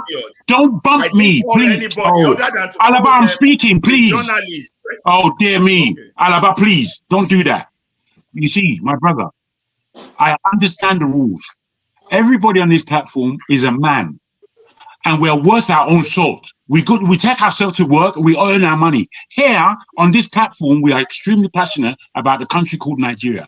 If somebody is gagging me, or somebody is playing like he's my lord and master, my brother, I can't accept none of that. So, as you are giving us rules, you better give those guys rules. Otherwise, it's going to be flaming. We can't have somebody coming to play Idi Amin on our head. Come on. Because they can't challenge you physically, and they can't challenge you verbally. They can't. I was on the side of Trump. They were all on the side of Kamala Harris. And electricity asked me questions. They asked me 2 questions, and I responded to those 2 questions. Immediately, I responded to the second question. He took me out. Who does he think he is? Look at electricity. Do I send his papa? All right. Hold on. Okay, so we have to get through the night. And yes, I want to say something because my name I mentioned. I know. We have to check the private chat. KJ, check. No. I want to read. No, you can't embarrass me in front of the public. As I said, I'll hear from KJ. But what KJ, I'll come to you. But what I want moving forward so that we can manage this really. Don't speak unless I call you to speak, no matter how important it is. That would make it manageable. I've done 5 hours, so I won't be able to. My doctors didn't even allow me to do all this, but this is making it more stressful. But please don't speak unless I call you to speak. Let's start from that. Maybe that will help us. KJ, go ahead. Okay, I want to read out one of Ferrari's chat. Ferrari, this medium has become a sport for goofy and spread lies, and it's so sad. That's one. I just want to pick some of them out and read to you. And of his tweet, or rather text. And this KJ guy is supposed to be a tripod journalist carrying whatever he calls it. I don't know whatever Mino whatever lies around opinions and propaganda. Spreading innuendos. Okay, whatever you call it, man, I can't say it. And facts, now wow. This is just two I chose to put out of what I said. Not only. So how is that about, an insult? Come on, let me talk, man. Not only about me, but also about the platform. I can scroll down. You can see it. You can later go back and look at it. If you think this place is a place where truths are not put forward, why do you come to it? Nobody is forcing you to be on this panel. To counter the truth, to counter the falsehood. Hold on. Counter the falsehood. Can I talk? Now, if you feel you don't get value for what the time you're putting in here, it's not by force, because KJ is going to be here and I'm going to be monitoring I'm going to be moderating some of it. And if you feel that I'm spreading lies, because this is not the first time, you have asked about my educational qualification, you have asked whether I'm even a trained journalist. There are many things you have said about me in the past which I've ignored. Today, I just decided to pick out one, and I talked about it. And I won't take it from you, because I don't, you see, I don't come here to present who I am, who I'm not. You may be whoever you want to be, it's okay. Okay? KJ, like Rudolph always says, correct me if I'm wrong. Alabano. I said I will call you when you speak. Next time I will remove you. I think maybe I will start doing that. Maybe people will now know that we are serious. Even if I didn't go to school, those are my views. I have the right to hold it. You didn't teach me, but if you were my teacher, you will have known that I'm also a very brilliant student. But even if I didn't go to school, my views are my views. I own them. So please, if you want to make your comment, make comment on the issues being discussed. You don't have to insult the platform. You don't have to insult the person who is moderating or who is speaking. There's no need for it. It doesn't make you bigger. It doesn't make you better. It doesn't make you feel even more important than any other person. Please, so let's keep if you keep our insult to ourselves and just deal with the matter. Thank you. All right, Madam, look. Just two quick things, please. How do I get your contacts so that way I will be okay? I'll put it on the private chat. Okay, good. And number two, I know we are very passionate people, but sometimes we fly off handle. And I wish there was going to be like a striking system that would notify us when we are going out of line, because sometimes I don't realize it. So I don't know what I have said or what I did, so that I can take note of what's going on. But you don't even have any idea. You just feel like you just have this boogeyman ghost around you that is just like flinging you. And I'll come to Mr. Kene. Mr. Kene, you are very passionate, and I really love listening to you. But there was something you did that was very heartbreaking. You even insulted his father. So that was, yes. I will insult Ife's mother. If you insult me, I will insult her father. Okay. If she insult me for doing her nothing. Thank you. Mr. Rudolph, that's what I just said. I wish to know so that way I don't repeat the offense. So that way people need to be, if there's a message or anything, they need to know. If you insult me for nothing, I will send it to our father. Can I please don't speak again until I call you, please. So that's what I want to do. Let's have a warning system or whatever. But Mr. KJ, sometimes I think our moderators are very sensitive. They take everything personal. And sometimes, yeah, we cannot insult the platform or bring it down. But sometimes when we make personal statements to like, oh, I don't like what you're doing, or we don't like what you're doing, it's not against a personal insult to you. It's just to vent our frustration. But I agree with you, moderators. You're doing a fine job. We need to draw the line and be more civil. Thank you. All right. Thank you, Madam. Look, this is what I would say. I will look into. Can I? Oh, okay. Are you raising your hand? My hand. I don't know. It's not important, but I just, I mean, for your own health, when I was growing up in Hampshire, there was a man. He used to handle the other, mad people, and all of a sudden the man became a madman. So I'm just warning you, I'm just warning you, that's all. All right. John Abba. Okay, I don't mind. Maybe that will help me. John Abba, go ahead. I think what I was laughing is that you always Okija.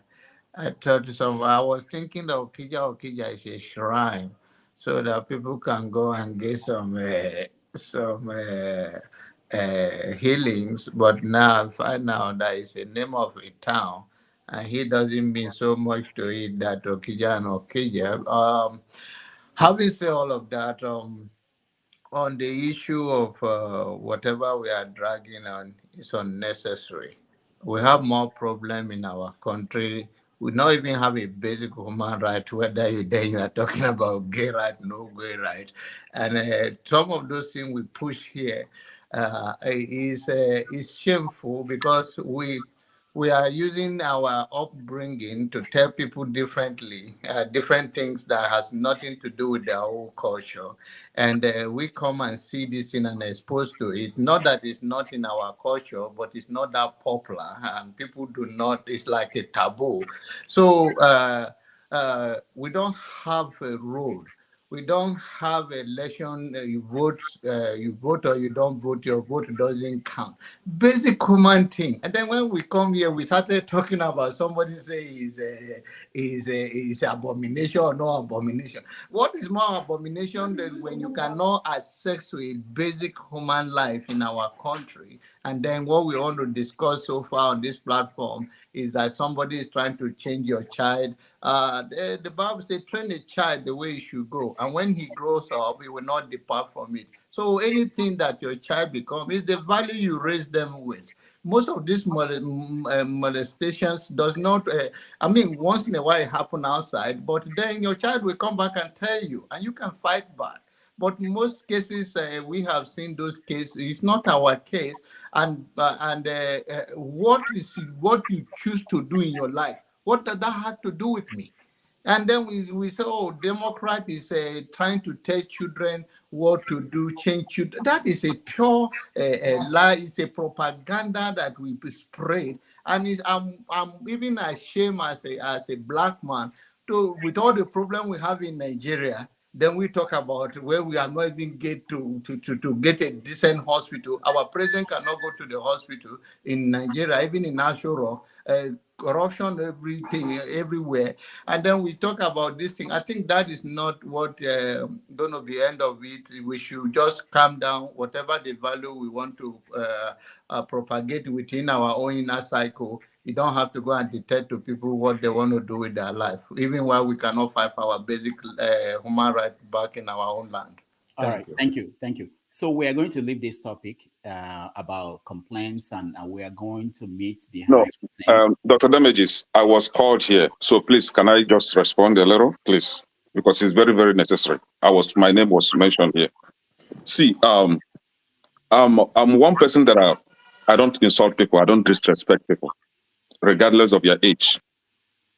But if we are having a conversation on this platform, and we can discuss about Nigerian politicians, we can call them criminals, we can call them rogues, we can use any sort of derogatory name to address our Nigerian politicians. Isn't it also acceptable that if we see American politicians, that we could also address them with any name we think it's okay for us to use on them? Trump was called all manner of names. Actually, somebody on this platform said that Trump was sleeping with his daughter. And during my own speech, I was being centered to be interrogated by wolves of liberals that night. And I stood my ground defending Donald Trump. They were calling Donald Trump all manner of nasty names or accusations. And I asked a question during the end of my speech. And then it was followed by another question trying to interrogate me. And I said, did you want me, or do you want me to say that Kamala Harris was an Olosho? That was it. Ify, from nowhere, I have never disrespected Ify. Ify was like that she thought I have sense before, that she's disappointed that realizing that I don't have sense. It's her father that does not have sense. See, if you are not civil enough to respect yourself in the public and you decide to insult Kenneth, just know that I will extend it to your parents because it is their fault for not training you well. You should remove Ekene. That was a long issue. Remove Ekene for what? He repeated that again. Remove him. Yes, she was called here. She was called upon the next day to apologize for insulting me. She stood her ground that she was not going to apologize. And you want me to take it from her? You want me to take it easy from her? You extended it to her parents? Yes. Hold on. And then repeating it again today. Repeating it again today. Hold on again. Anytime. Okay, hold on. Can I, Anytime. why do you have is Iffy here? Pardon me? Is Iffy here? Luke, Miss Luke was one that brought up that Yeah, issue. I know, but is Iffy wasn't. It's not. I don't know. Why are you bringing that up again? Because but Luke was the one that brought it up. This is the thing.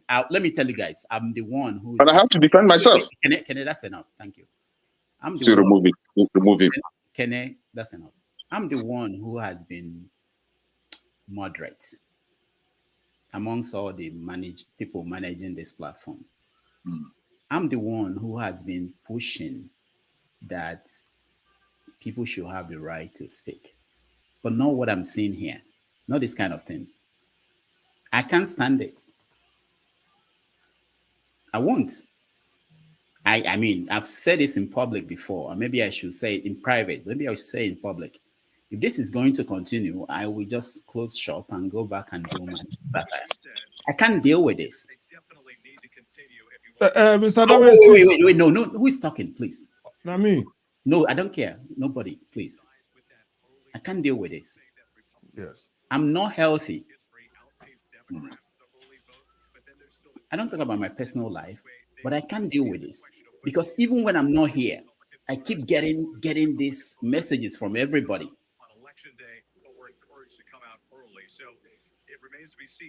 Please, I'm at the end of. I can't take it anymore. If you can't help me, we will be shutting down. Maybe I'll just invite a guest and like Maze is okay, who is here quiet, and we chat. You listen, and that's it. That there are 15 people who are making noise and screaming, it doesn't do anything for me. Who is playing radio? I don't understand. Is that person not aware that we're going to hear it? Do we have to talk about these things? I told you guys in a private meeting with everybody where we are going to. We're not going to get there with this kind of action. In the last 2 hours, we were supposed to be talking about elections. People went on tangents. I close the show here, leave, and I get 20 calls, 50 calls. Is that what I'm living for? Is that what I'm doing with my life? To deal with things like this. Somebody said this today, yesterday, 2 weeks ago. I can't.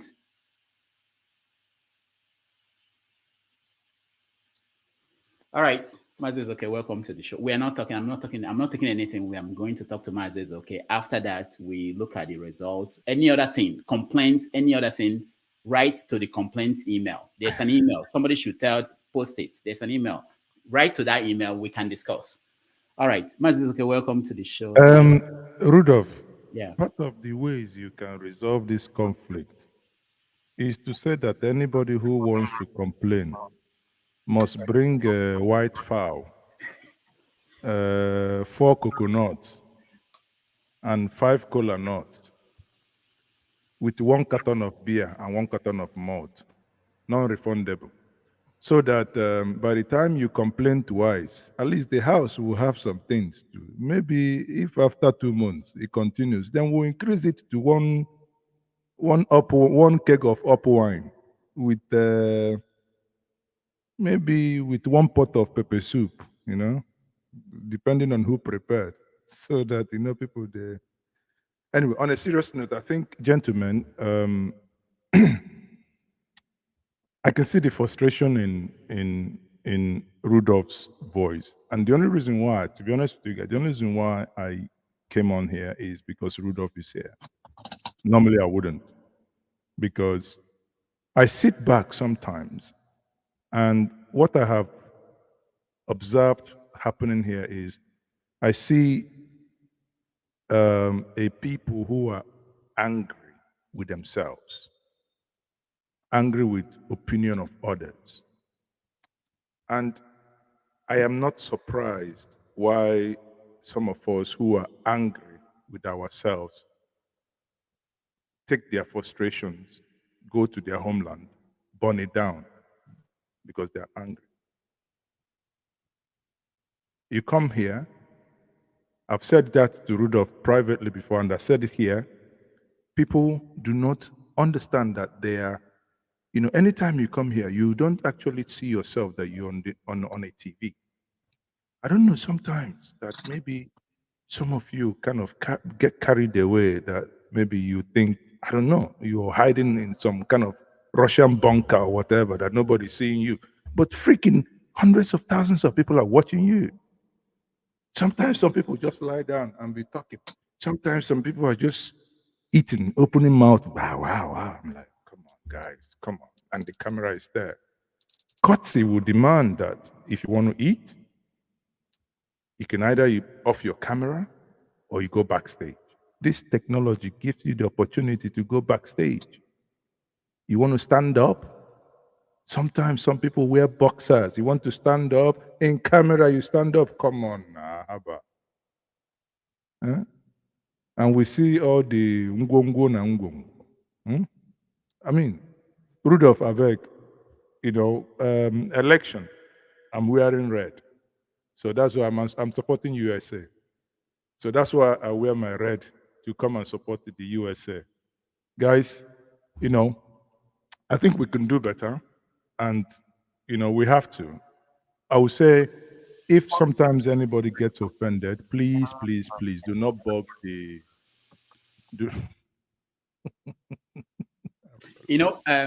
On Ginger Media, Yeah. we stream on Ginger Media also. I know, yeah, I saw it. And sometimes I wonder what he's thinking, that one day he will call and say, stop doing this.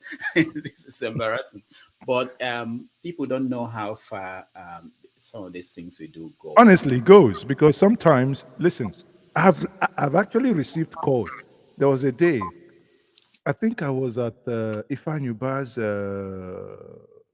memorial in London or something. So somebody called me 3 times. When I picked, I said, what are you guys doing on your platform? And I'm like, what is it? So I said, go on. So I checked. I said, ignore. But, you guys don't understand that,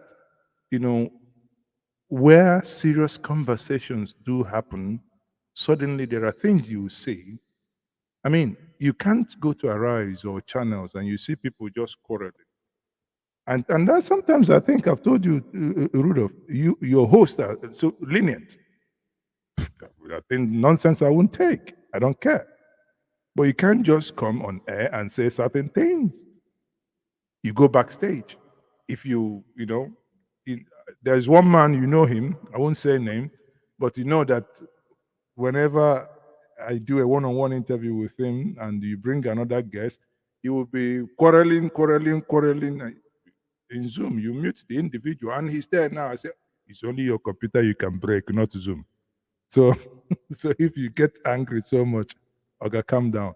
So, finally, I think let's not revisit. For me, the way I operate, this is not this is life. Pay attention. So it's not question and answer or talk back. Let's go to real issues. So, Rudolph, so what do we want us to discuss? Yeah, the election and what's going on. Where are you? Are you in Europe or in Nigeria? I don't know. You don't need to be specific. I am in the land of Tunubu, the T-Pain. Oh, okay. So how is it playing over there? How is this? What's going on in America? Are people watching? Do people discuss it? Is it? You can't believe that people released song for Donald Trump. Oh, I saw one. Yeah. Wearing in northern Nigeria. Yes. They release American Heat for a man who calls them S-hole. And I'm like, Jesus Christ, And you see, the thing is, when America sneezes, a lot of countries pay attention. But for me, I've actually looked at the thing, I'm a crypto investor. I'm looking at being selfish, which one will benefit me. I have a lot of interest in the stock market, so which one benefits me? That's the way I actually look at it. Now, talking about results, in Georgia, I'm getting this report that... Are you able to share some of it, the thing on the screen, so that we... Yeah, no, I got this privately, but I will share it once we can see.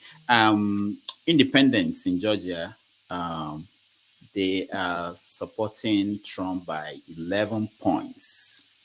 and they are about 31% of the electorate. So, which means that it's likely that Harris will lose Georgia. So we know that there are, depending on the permutation, we will show that later on, where they can make up to the 270. So if she should lose Georgia, then she may not have room. If she loses Pennsylvania too, it may become very difficult for her to get to 270. All right. The other results from New York Times, we're seeing that in the House, no, in the Senate, Democrats, they have 29, Republicans 40.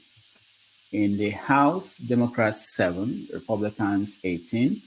Wow, that's a plus.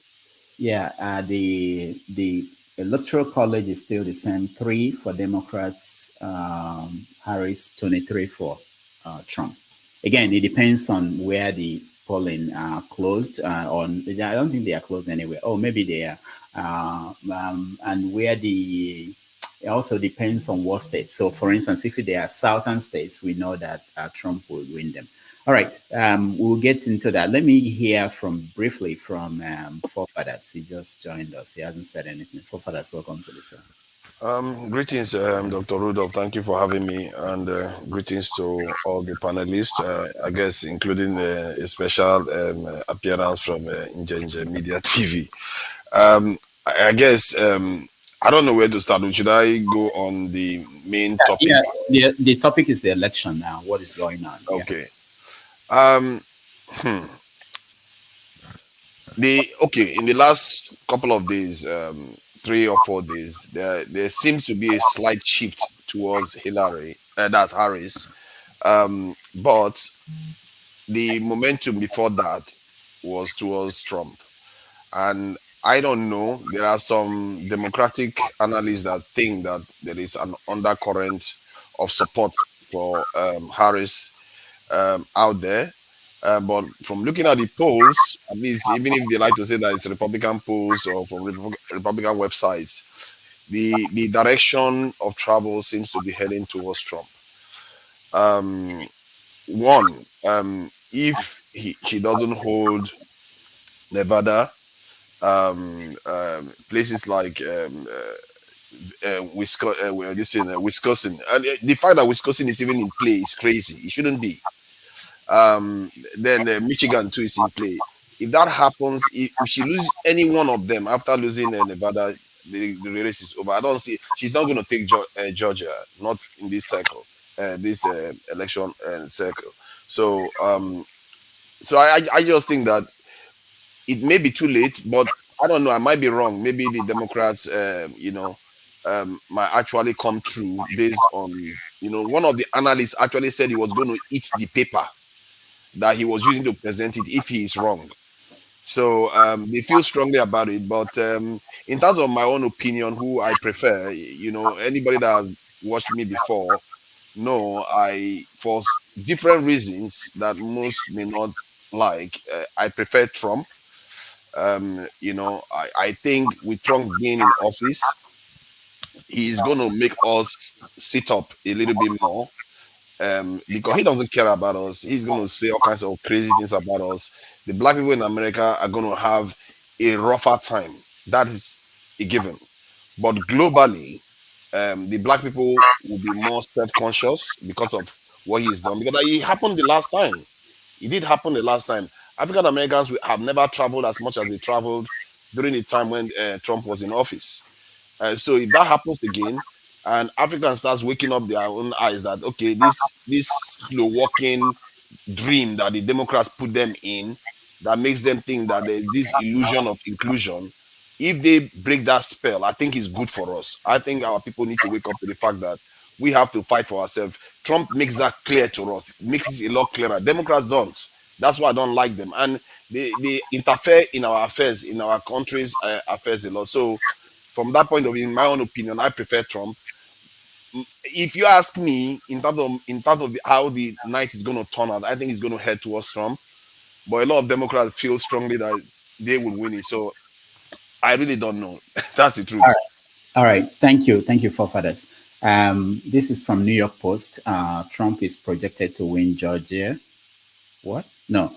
To win West Virginia, Kentucky, Indiana, while Harris is going to win Vermont. So nothing surprising yet. So these are states that have been expected. They're moving in the direction they're expected to move. So we continue to watch and see. Let me see if there's anybody who is new, who is yet to weigh in. Before okay, Tone. Okay, go ahead, Tone.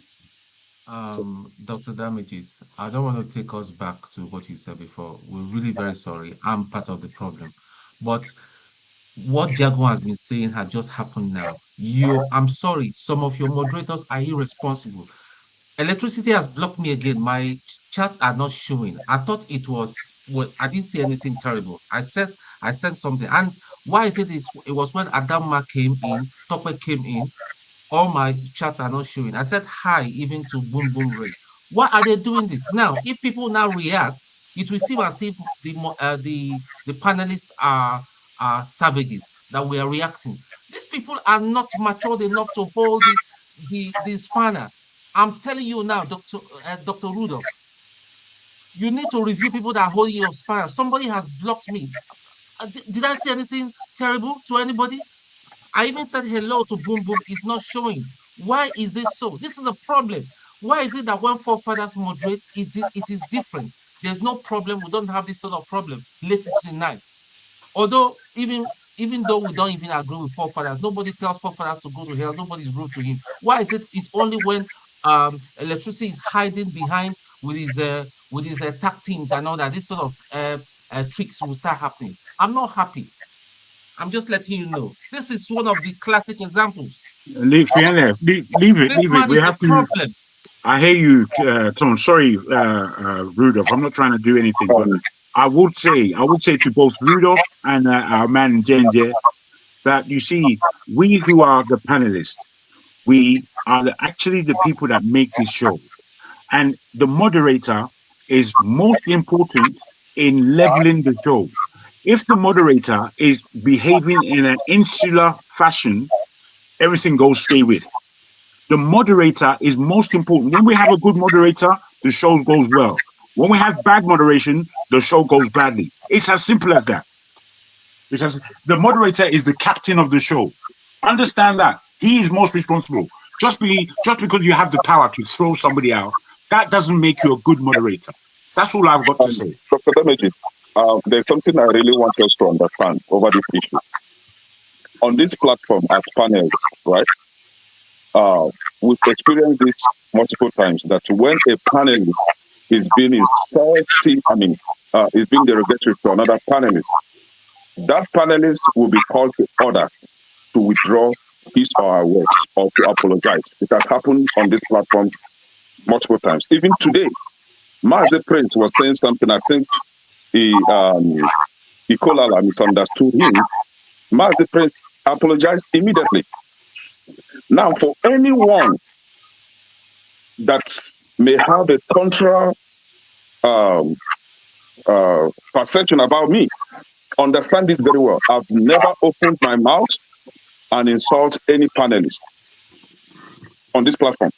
But whenever you do, I don't keep back. I'll give it back to you. Now, for a panelist to insult me before everybody here, even those that are bearing false witness today, and this panelist was called to order the next day and asked to apologize. And she refused and held her ground. And you want me to respect this person any further? You want me, to respect this person any further? I don't do that. I'm not P2B that accepts every insult and still apologize. Do you understand? On the comment section, it is okay if you don't agree with my opinion. It's okay for us to have differing opinion, but do not bring yourself that low to begin to insult your fellow adults. Some adults will take it. Me personally, I don't take it. If you think you were not given proper home training, that you can insult your fellow adults for not agreeing with you, then something is definitely wrong with you. If you choose to go that dirty, know it that some people are ready to make you appear very dirty. So you don't control how I respond to insult. I can use whatever I have to defend myself so that it will get to your nerves. The next day, you would think twice before you insult your fellow adult. This is my position. Alaba. Yeah, thank you.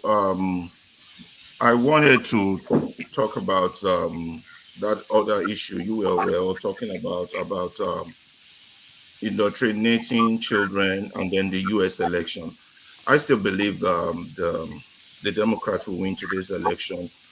You see, the mistake everybody made in that argument was simple, was that they're forgetting that even children are individuals under the United States. They have their own rights.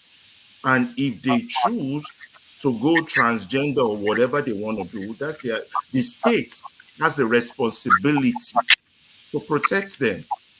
Now, the state does not, in the process of trying to protect them, enforce an homosexual ideology on another person. The state cannot do that. That's why they separate state and sex and religion and all these things. But the state has a responsibility to protect diversity because it's majority rule, but minority rights. You might not agree with their cultural agenda, but the state has a firm responsibility to protect the weakest among its citizens. Now, that being said, back to the issue of this panel. Rudolph, we had that meeting, and you tried to sweep this issue reoccurring under the carpet with Dr. Nke Ndibe. You see, the issue of moderators, truth, quality of production, and panelists are important. These things cannot be swept under the carpet.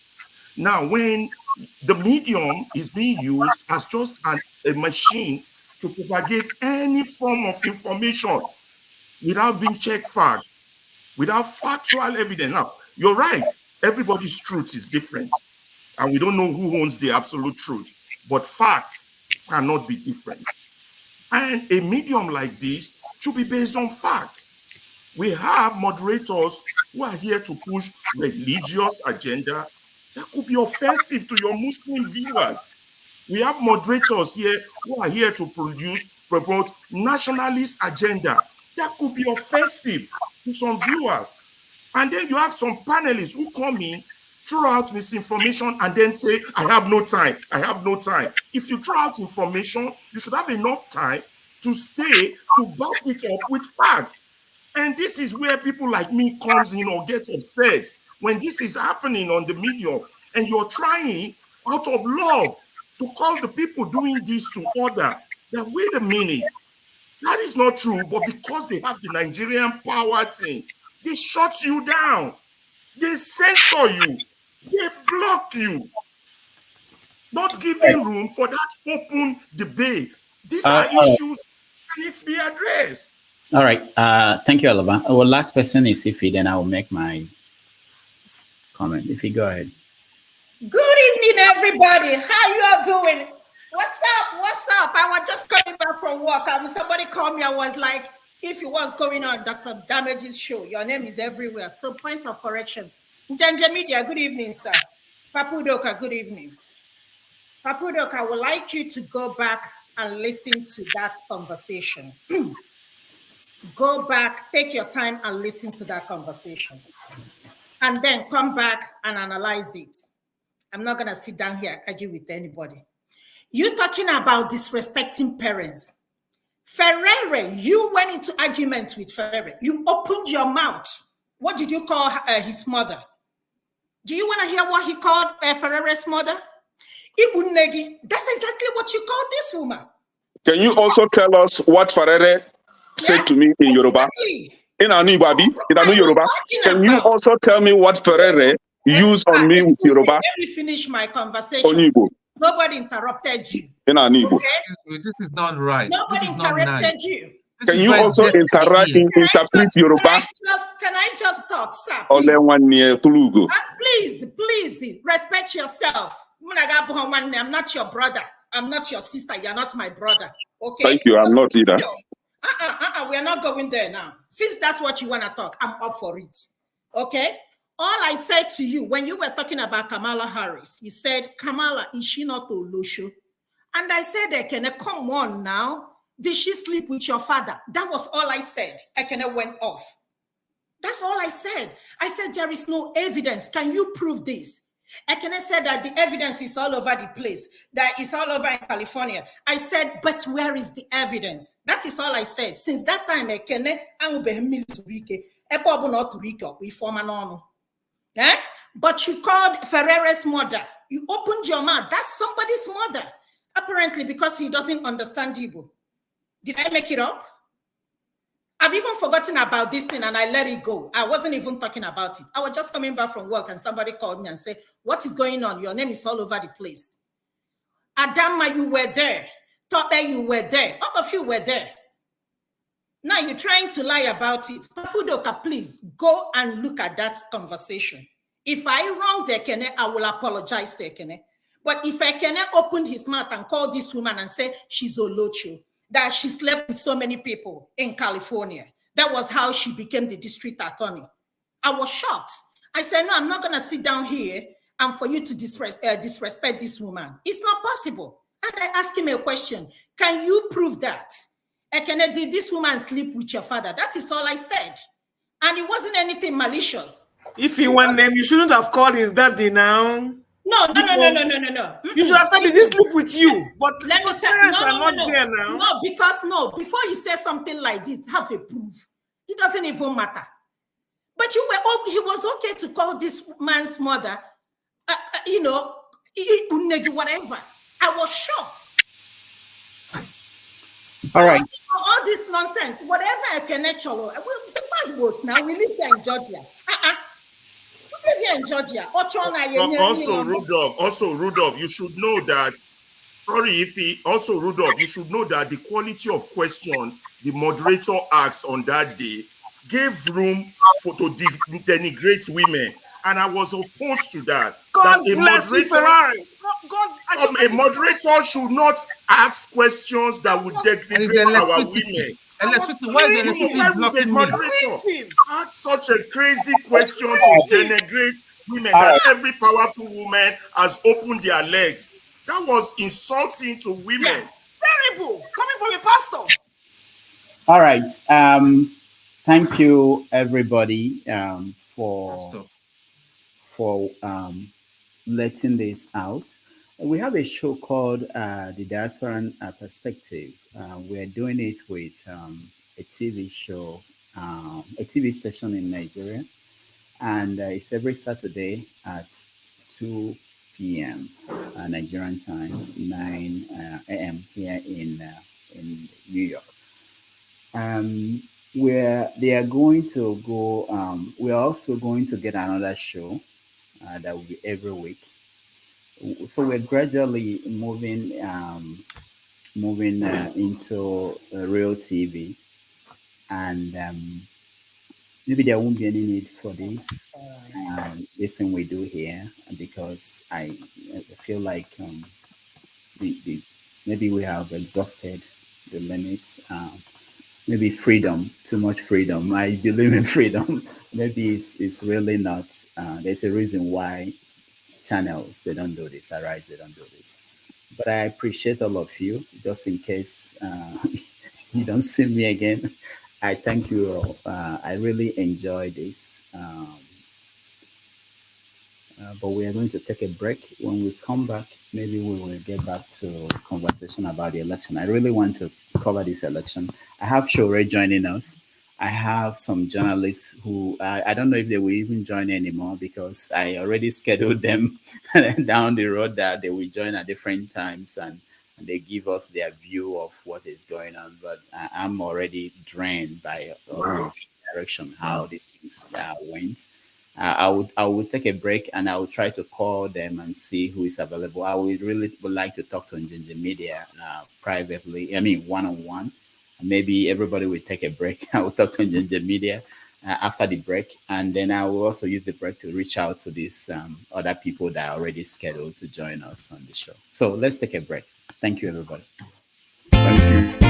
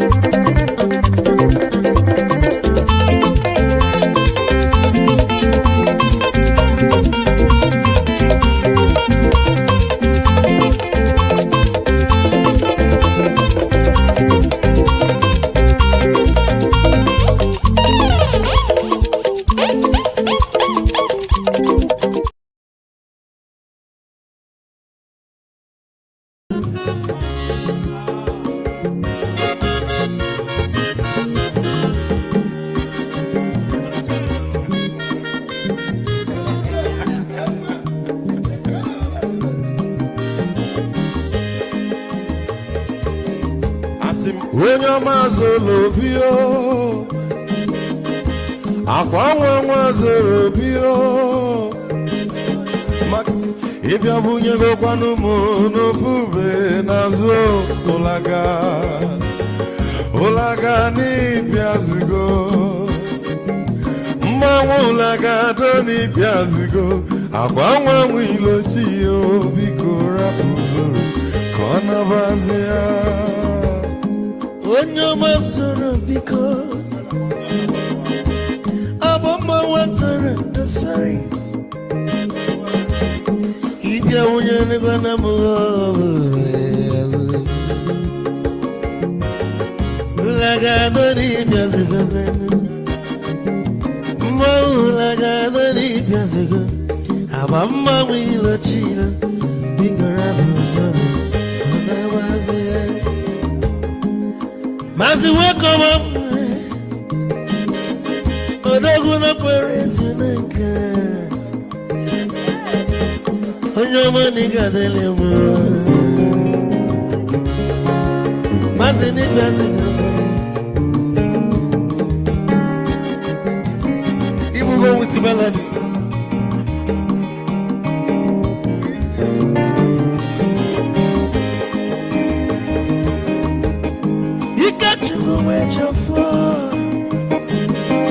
odogwu nachala n'ọka ezi nwanne m n'ịgadele m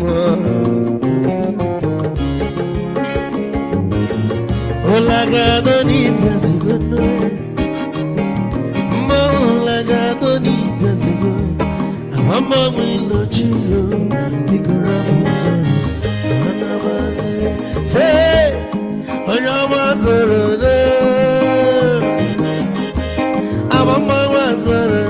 sorry ibia moya no kwana mo ofube naru holaga no ni biazugo na saboy holaga no ni biazugo avamma wilo chilo biko rapuzoro anabazi ice odogu kenero bikechofo amakwa m n'ike agwụgwọ gị weligwe kwelu ike ji ọmọbịa lebe gị igwe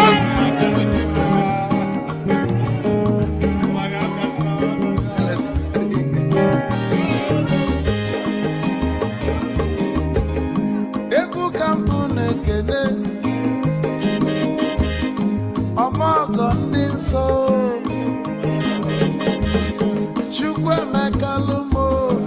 Chukwu negaji esi nwanne m ekene dị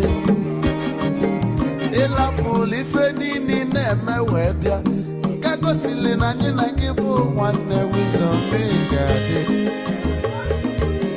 ka nye gị maịkị ka ogobanya bụ egwu isili mmaksi ọ bụ na-etiri egwu a malụkwa malụ n'imego m ife ọjọọ wee sị gị nwanne m ife ọkụ na-echọlụ na nkeme wisdom onume ekene gị gbamanwụ iyo iyo biko lapụ zoro zoro zoro zoro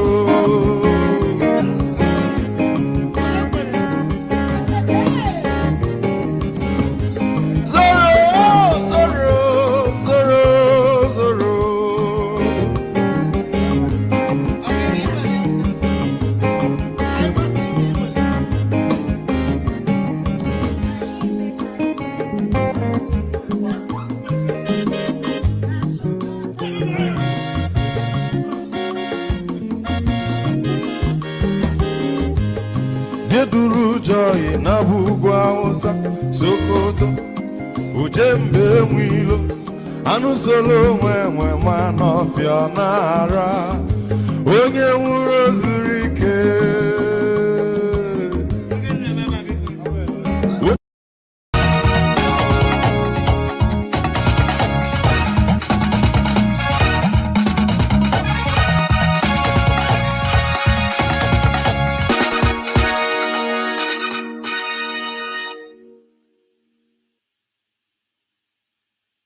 All right.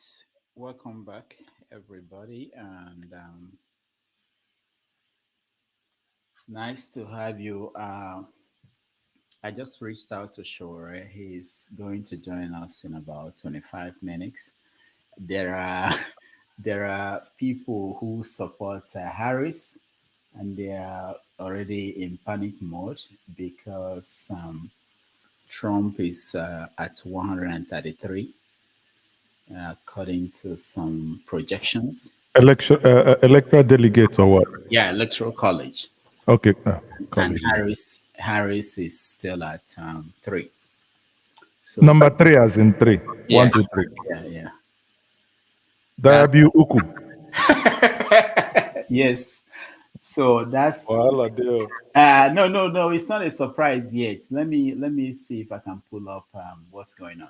It's not totally a surprise because the polls are closed, are still within the Republican territories. There is no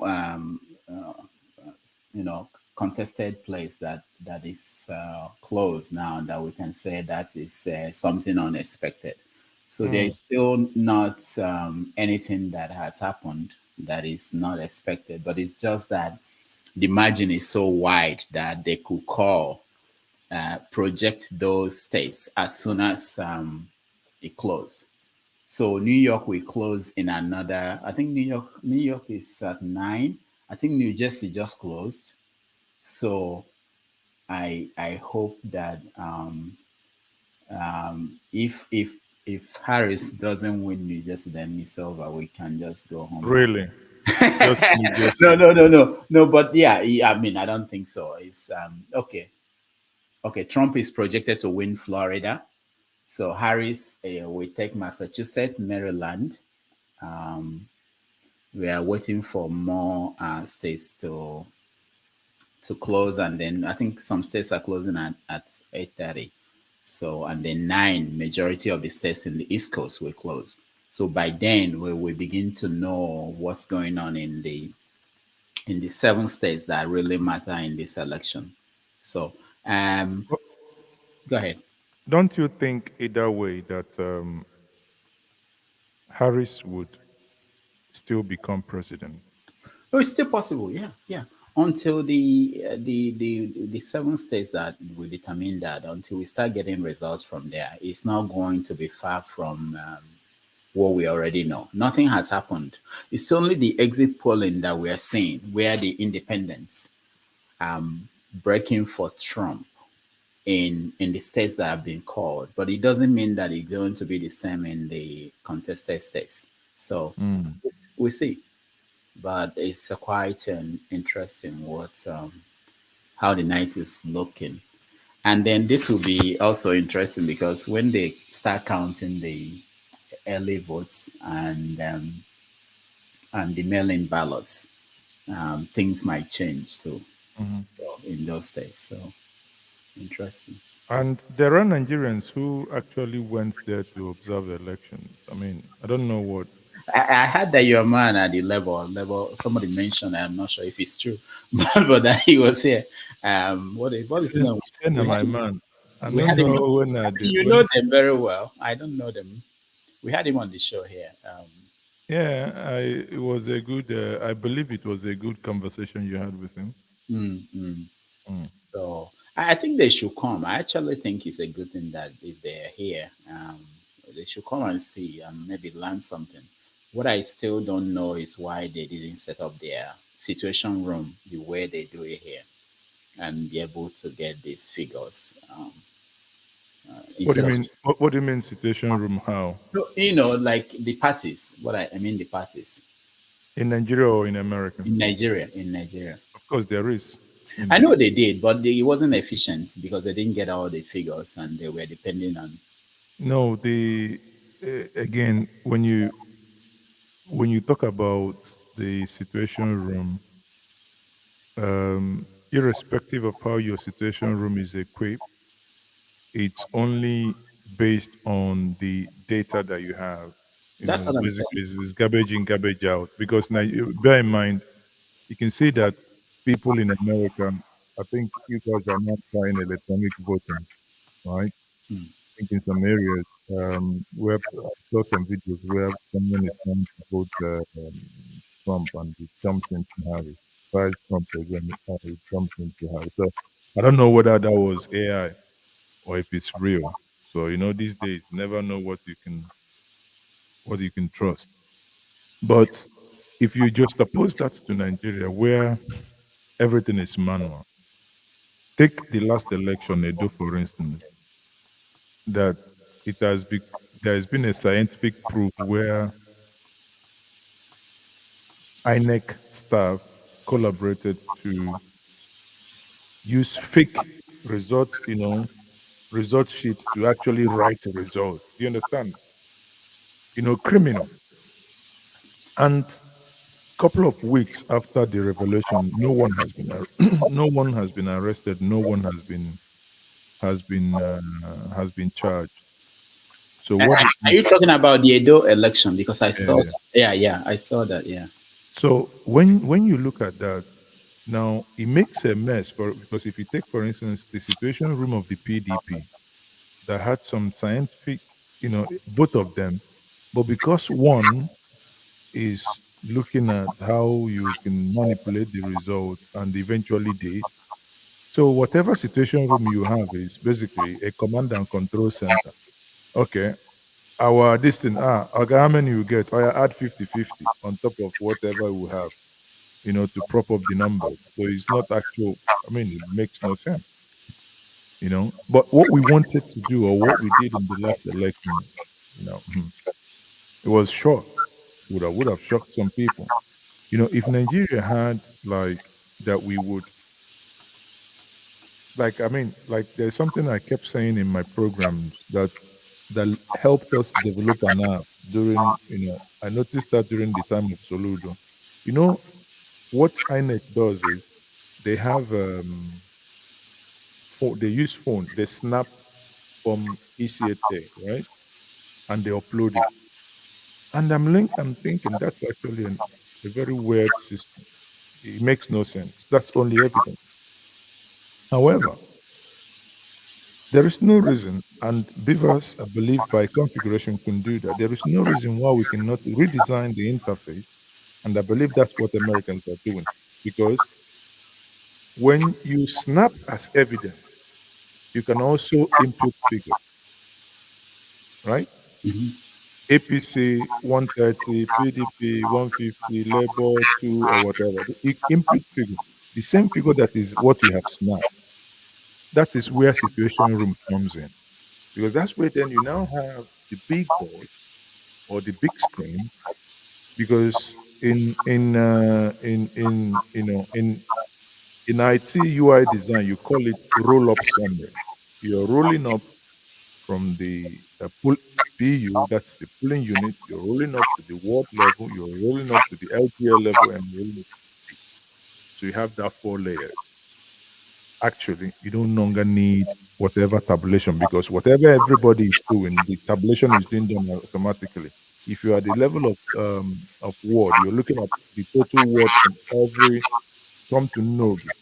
You see all the polling units at Nobi Ward 5, all merging together to Nobi Ward 5. Then from Nobi Ward 5, it goes on to the next level, which is the LGA level. And that's where the election is being rigged, actually. So if that happens, for instance, then we should be able to have a clear result and timely so. You understand? That obviously I'm looking at it, the figures are coming. Exactly what this, I think that's what the South Africans did. Because South Africa done an election, you're looking at the result. Even Kenya. So, and the only reason why we are not doing it is not that we don't have the capacity to do it. The only reason why we are not doing it is because we have a set of people who will lose, or who do not have the interest to see that these things are done. Because if they do, they will lose out.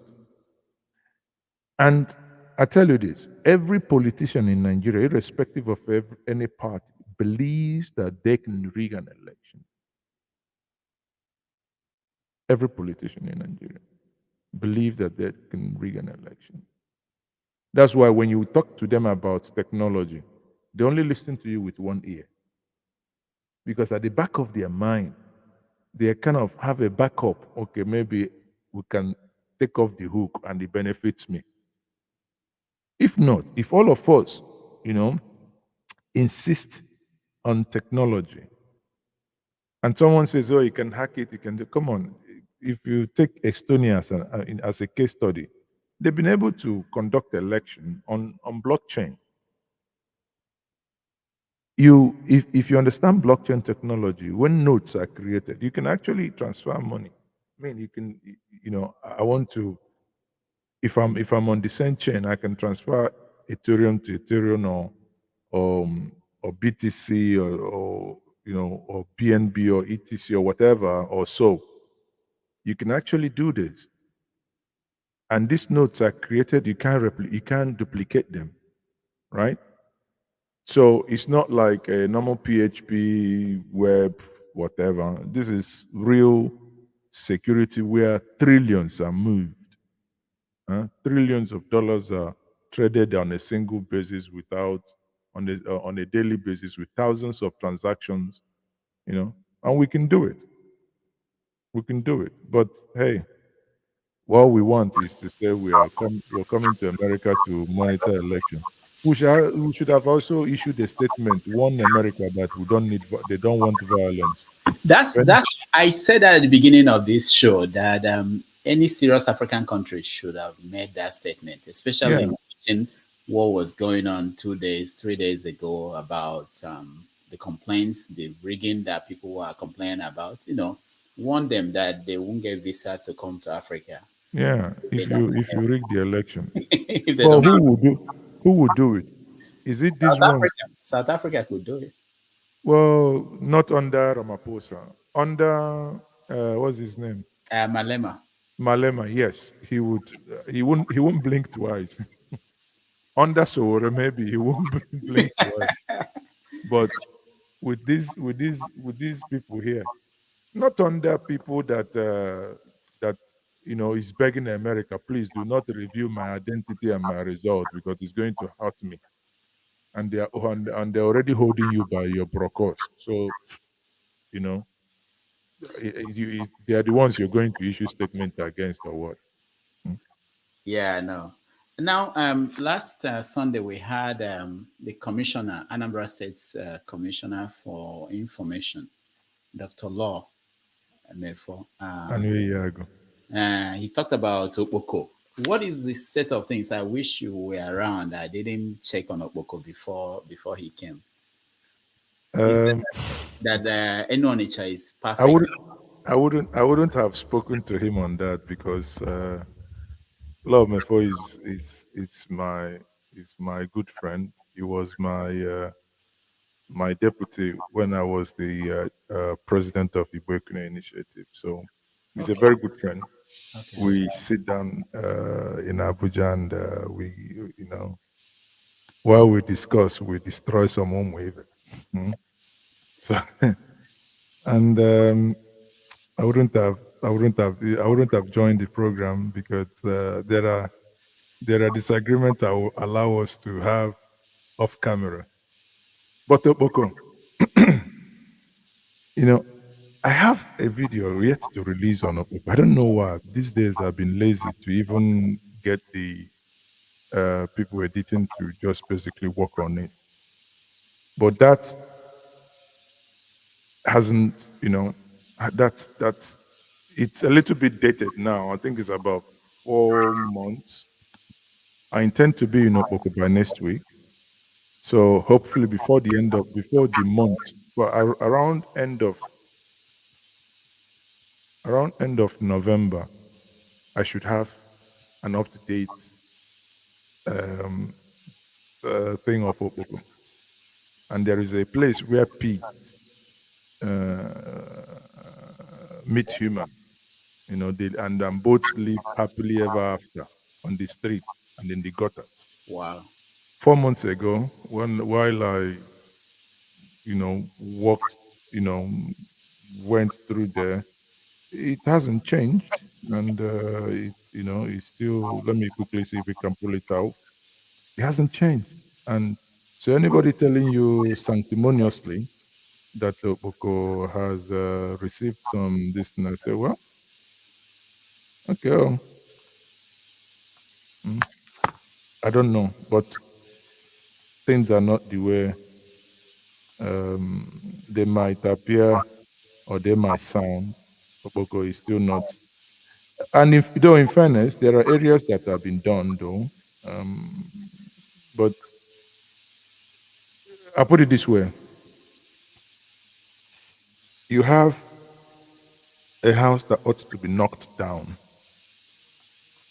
and we are painting it with test coat. Do you understand? We're painting it with test coat. I was in Oboko when a day before I came, 4 months ago, rain fell. Oh, wow. I was only shocking that, was only shocking to me that people didn't die. So let me show you this. I hope my camera can capture this for the benefit of your viewers. This was recorded 4 months ago. So if anybody tells you that this has been done, this is what I mean. Where the pigs, you can see Wow. pig. So that's me walking. That's me walking. I'm on a keke. Yeah. That's the only way I go to Boko. So you can see that there. Yeah. So that's the street. You can see on your left. You can see the pig dragging road with people. So that's it. Right. That Now, wasn't the impression I got. well, for the benefit of being balanced, so that somebody, I am not accused of anything. You will now see also here a Yeah. place. This place is also done. You understand? So you can see, but look at the houses. What I'm now saying, this is the analogy of instead of knocking something down, we are painting it. So I would have thought about urban regeneration. I know it will cost a humongous amount of money, but heavy lifting, human being has to do it. At some point, we have to tell the people if you really want to build up here. But I don't see that happening again because there has been the denial of the Taiwan and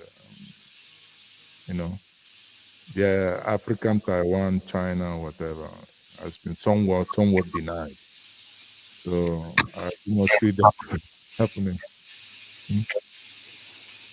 So, have they buried Ifanyuba?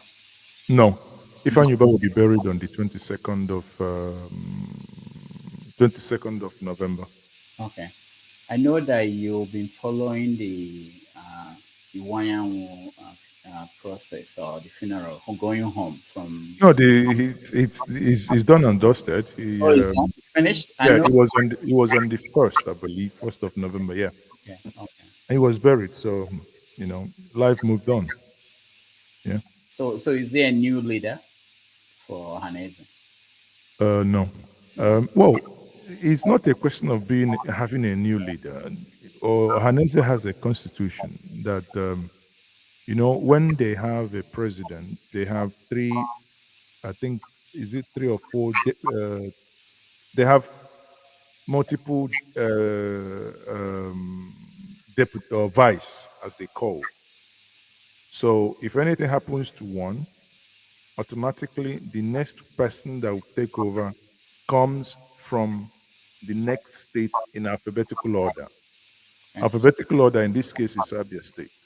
So it's clearly, if we go by Ohanese Constitution, the new PG until the next election on 10th of January, unless anything happens, has to come from Abia State. I know some of them, if they are watching now, they'll disagree, but I don't care. This is the Constitution. So anyway. Wow. Now, how is the Anambra State election shaping up? Well, INEC just announced the timetable, though, and that means by between now and January, things will begin to take shape. But nonetheless, because now we don't know whether a Labour Party have been, everything is Which one is Zenith Labour Party? What is going on? all on a Labour. There is Labour inside. I get confused. But how is it that they could pull this off? All of a sudden they tell people in the villages, this is where we are going, or everybody will just go there. How And, do you do it in you Africa? are a teacher. You are not a mobilizer. When they mobilize people, they they will go and tell people where to vote. So I didn't know how it's, people are those so smart not, to turn yeah. up at night. Look at River State, a new party just came and No, but no. It's not a new party. That's what you think. It's not a new party. It's been no, done. I know what I mean by new in the sense that Let me tell you. In one of my analysis, actually, something struck me while I was looking at APP. I found out that October last year, APP's I think May this year, APP's office was bombed. Can you make the connection? An obscure party nobody knew about. Their office was bombed. Where? In Rivers. Okay. A couple of months later, they sprang up and won an election. Connect the dots. It means there are some people who knew ab initio what was going to happen. So they were trying to target the office. You understand? So it's not a surprise. It might be a surprise to you, a novice. And until it comes in the news, that's how you know. So that's why some people were shocked. So what's the Labour Party has not been anyway. So how do you separate what happened in Abia State? Because I didn't understand that. Is it that the original Labour Party that Oti used to get into office, he's no longer part of it? Or No. That's not. Okay. The issue is there is a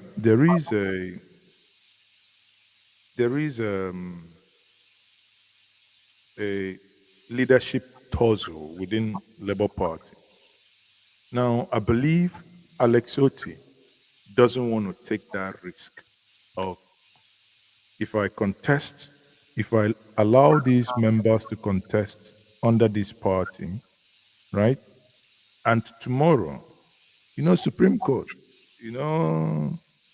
Wike is building houses for them now. So you don't know what will happen, and suddenly A can become B. So he doesn't want to take chances. Because actually, the case between Njoko and Professor Chukuma, or APCA case, there is a court judgment that says that the faction that conducted APCA's primary is not the authentic one. The wider implication is that Soludo is maybe standing on one leg. Because if enforcement is actually done, the rug on which he is standing might be pulled, and while you're standing on one leg. Wow. So it becomes, a very, very serious issue. Understand? So, politics in Nigeria is not, I tell you, my brother, it's not for the faint-hearted. It's not what Nigerians are so smart that they would always find ways to circumvent the law. Now, however you write that loophole, man, can you imagine? And when people started talking about APP, I said, well, APP is not something new. Recall when Orji Zokalo was fighting Olusegun Obasanjo in 2002, 2003. He had to win election with PPP. Recall that even in 2007, Theodore Orji, who was his successor, won that election from the prison using PPP. So PPP is packed for the purpose of winning. Well, special purpose vehicles. Now, it's a bullion van parked in the garage to be oiled and started whenever needed. all right. So the new results are in. Okay. Harris 71, Trump 101. That is from New York Times. So Jesus. Harris took states like New Jersey, Rhode Island, which nothing is yet a surprise. In the House, Democrats 33, Republicans 58. In the Senate, Democrats 34, Republicans 43. So If you go by the House numbers, it's if the trajectory and trend continues, then you know that everywhere is going to be red tonight. no, you can't say that because I think there They are can more. paint the town red. What are you saying? What can you not say? Because if the electoral college are already going reddish, and the Senate and House are going reddish, it will end up with a red eye. No, what will happen now is when New York closed, they've not called New York, Okay, but New York is New York among the KKK states. So yeah, New York is is the Democratic. Nigerian Kaduna Abikano.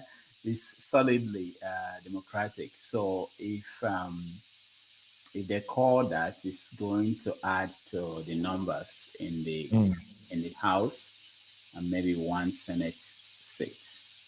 mm. Yeah, the point is that there's no surprises yet in this state so far called. So the other thing to look out for is whether there will be contested votes. So, for instance, they are Going reporting, to court. yeah, going to court, yeah. And they are reporting that in Nevada, they've rejected more ballots than usual. So, which may set up a recount. You might end up having a recount in Nevada, which is And not riot. no, there are people who were threatening that if their man does not win, that there will be a civil war.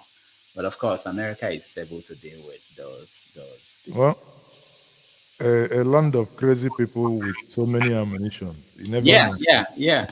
One of them was actually saying that they have more arms in their hands than the military. So, and most of them were former military officers, which is interesting. But So they will just come out anyway. That one is the people who are how can you, anyway ragtag people come and no. Even if they had military training, I don't think they can take on the U.S. military.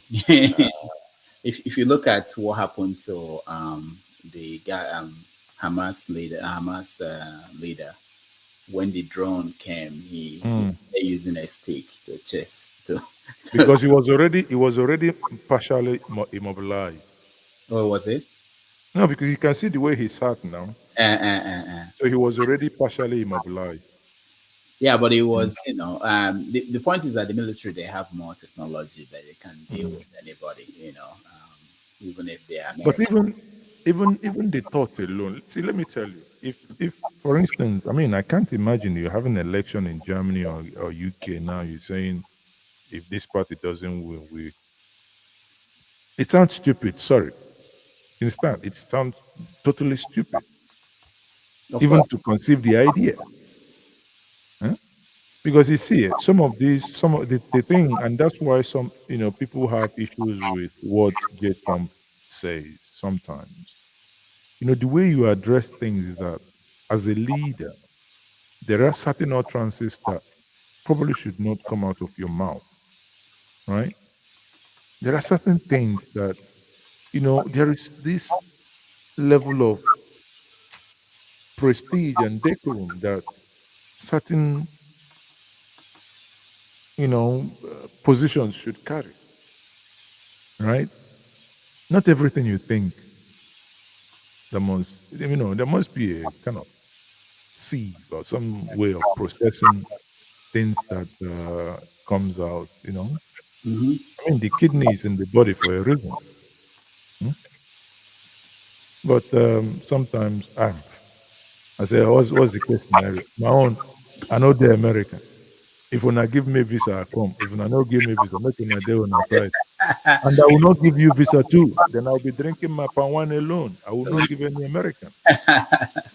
Now, at 9 p.m., polls will close in Wisconsin, Arizona, I think Michigan. So that's when we're going to the battleground states, and any of them that is called will have implications, real implications on the. So that's in 15 minutes.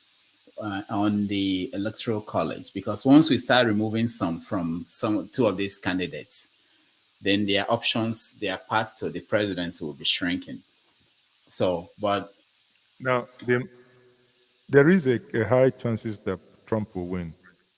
The market in the last, the market, especially the cryptocurrency market in the last couple of hours. Hold on, in the last 1 hour 47 minutes. Yeah. Has spiked. Oh, and that's an indication that Trump will win. Yeah, I mean, people are betting. Oh, people are betting. Oh, yeah. Oh, this is. Let me tell you what's earlier today, BTC was below. Earlier today, BTC was below 69.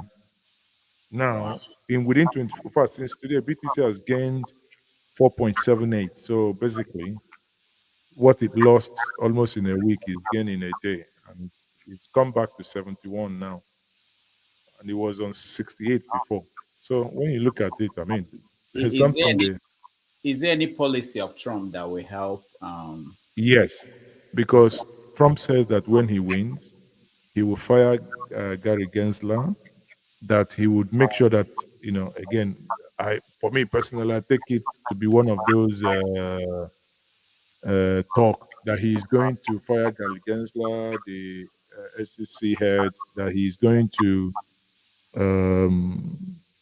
ensure that America leads within the blockchain cryptocurrency industry, blah, blah, blah, And there is a coin called Dogecoin, for instance. Dogecoin, Elon Musk at some point wanted people to buy Tesla with that coin. So which pumped that coin to some.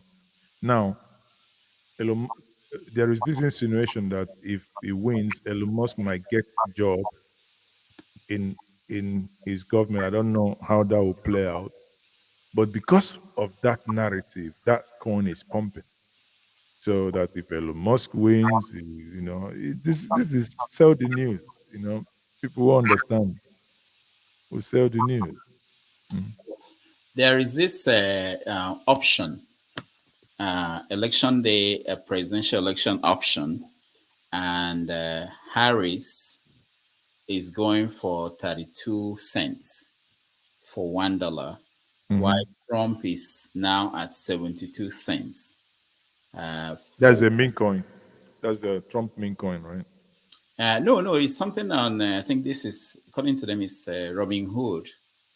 They have this option that it was, as of yesterday, before the results started coming, Trump was at 51. Okay. Harris was 40 something. So now Harris has dropped to 22, while Trump is up at 72 cents. Yeah, that's what I just told you. Because, I mean, I honestly, I look at the leverage. I look at the leverage. I look at the, people shorting or longing on Bitcoins, on BTC. So that gives you an indication where people, because if people start liquidating their long, their depending who they are supporting, if it is people supporting Kamara, then they will start liquidating their shorts and to go long and whatever. So it means they don't have faith that it's going to pan out the way they think. So there are people making money on what's going on today. Oh, stay there now. I think they're not just today there they talk. Hey, people are cashing out real. Real. I mean, the computer is there to make money, right? if Dodge gets literally I beg life and journey of Henry. I beg, I need you. I beg, wire me your Asa. I've been holding for 3 years. I almost bought at 50 cents. So, and you bought,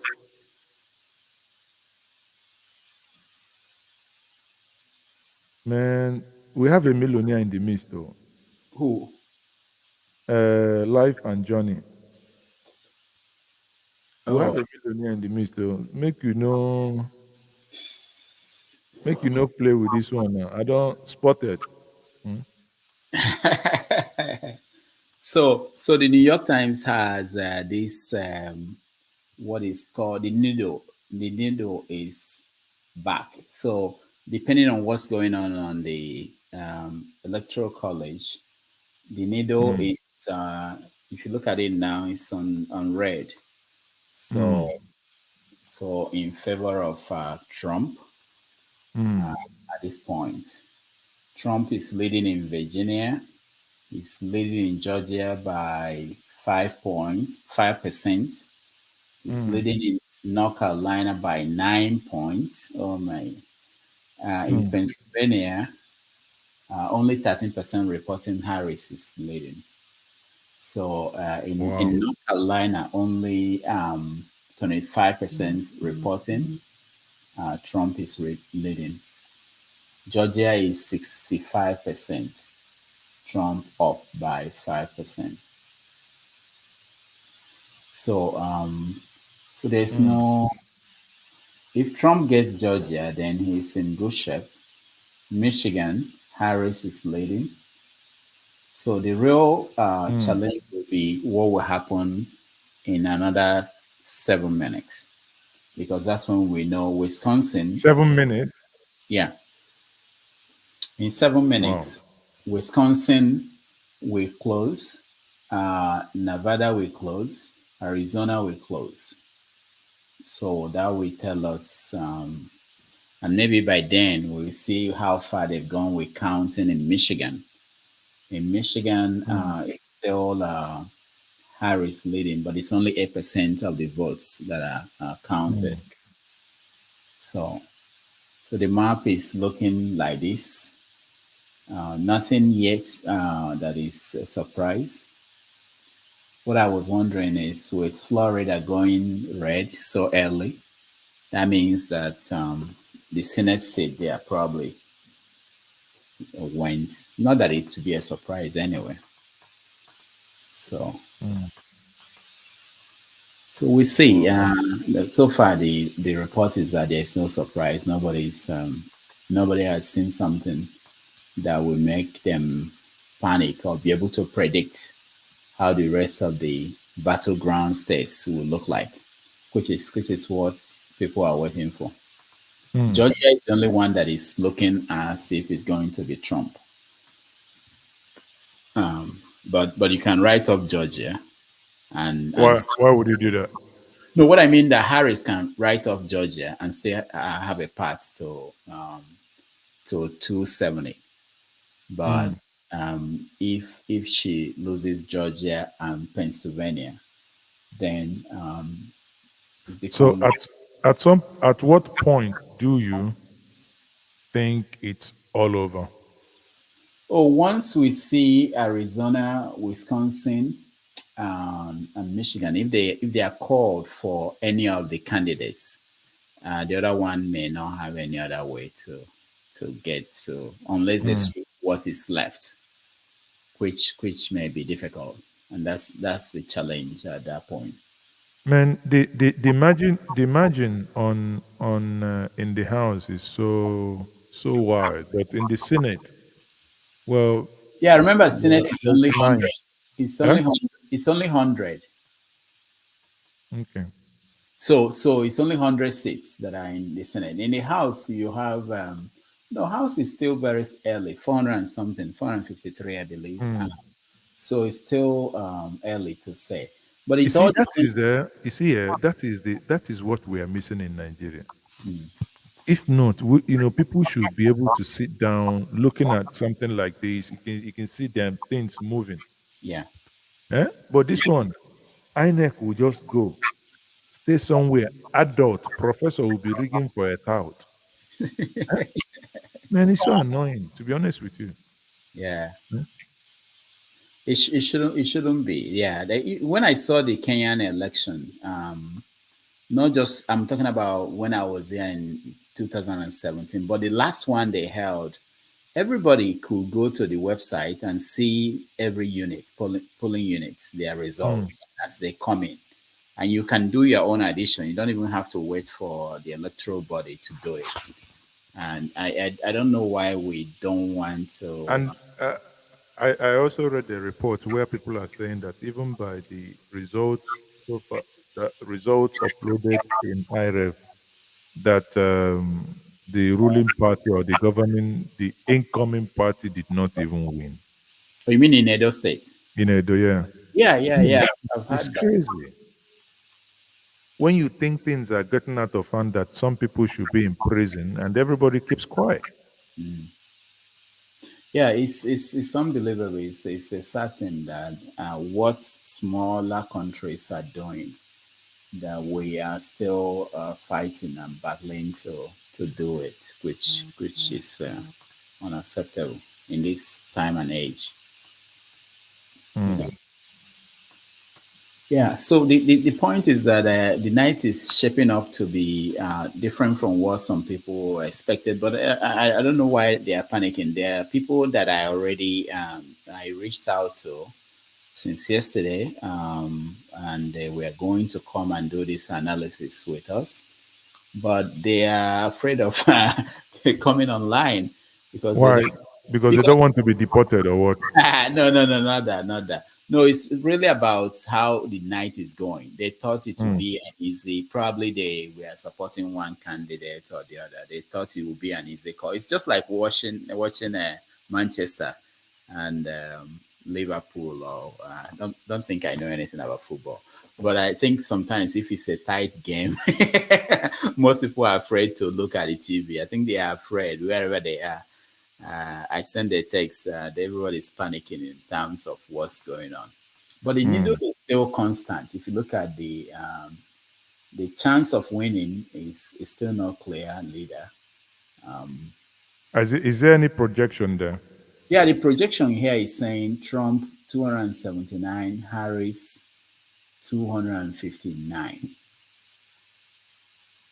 Well, if that plays out, the margin of win it wouldn't be that much though. No, it's not going to be much anyway. Yeah, but if that happens, then it will be Trump that will win at 279, which will be a shocker for most people in the East Coast, especially in New York area. You can see the blue spots.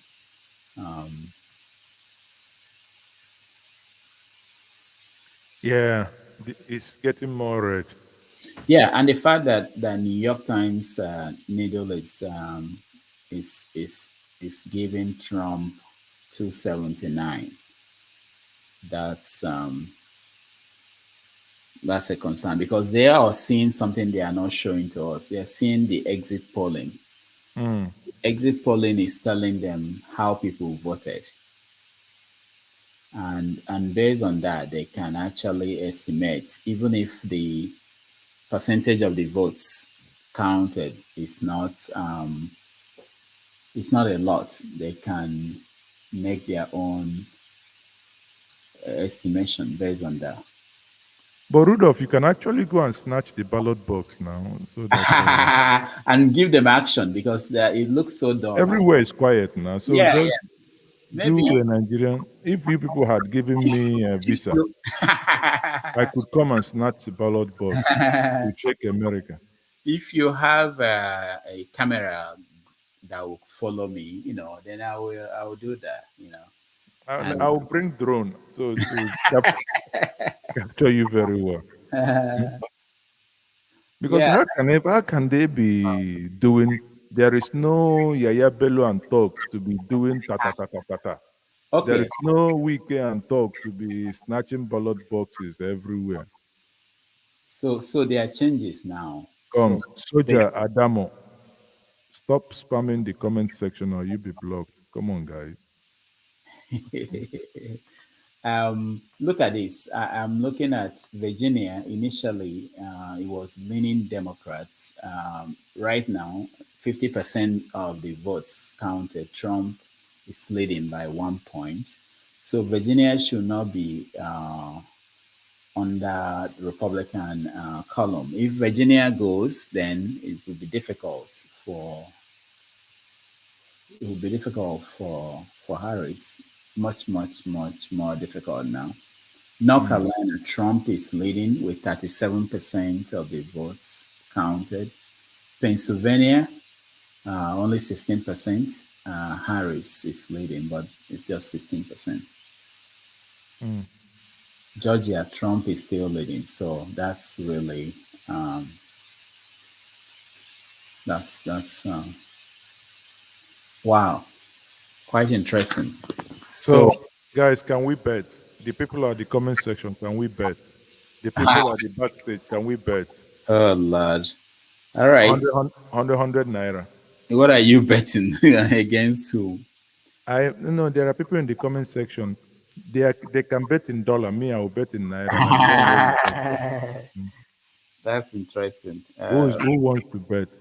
Okay, you can bet with them. I'm not part of it. I am not. I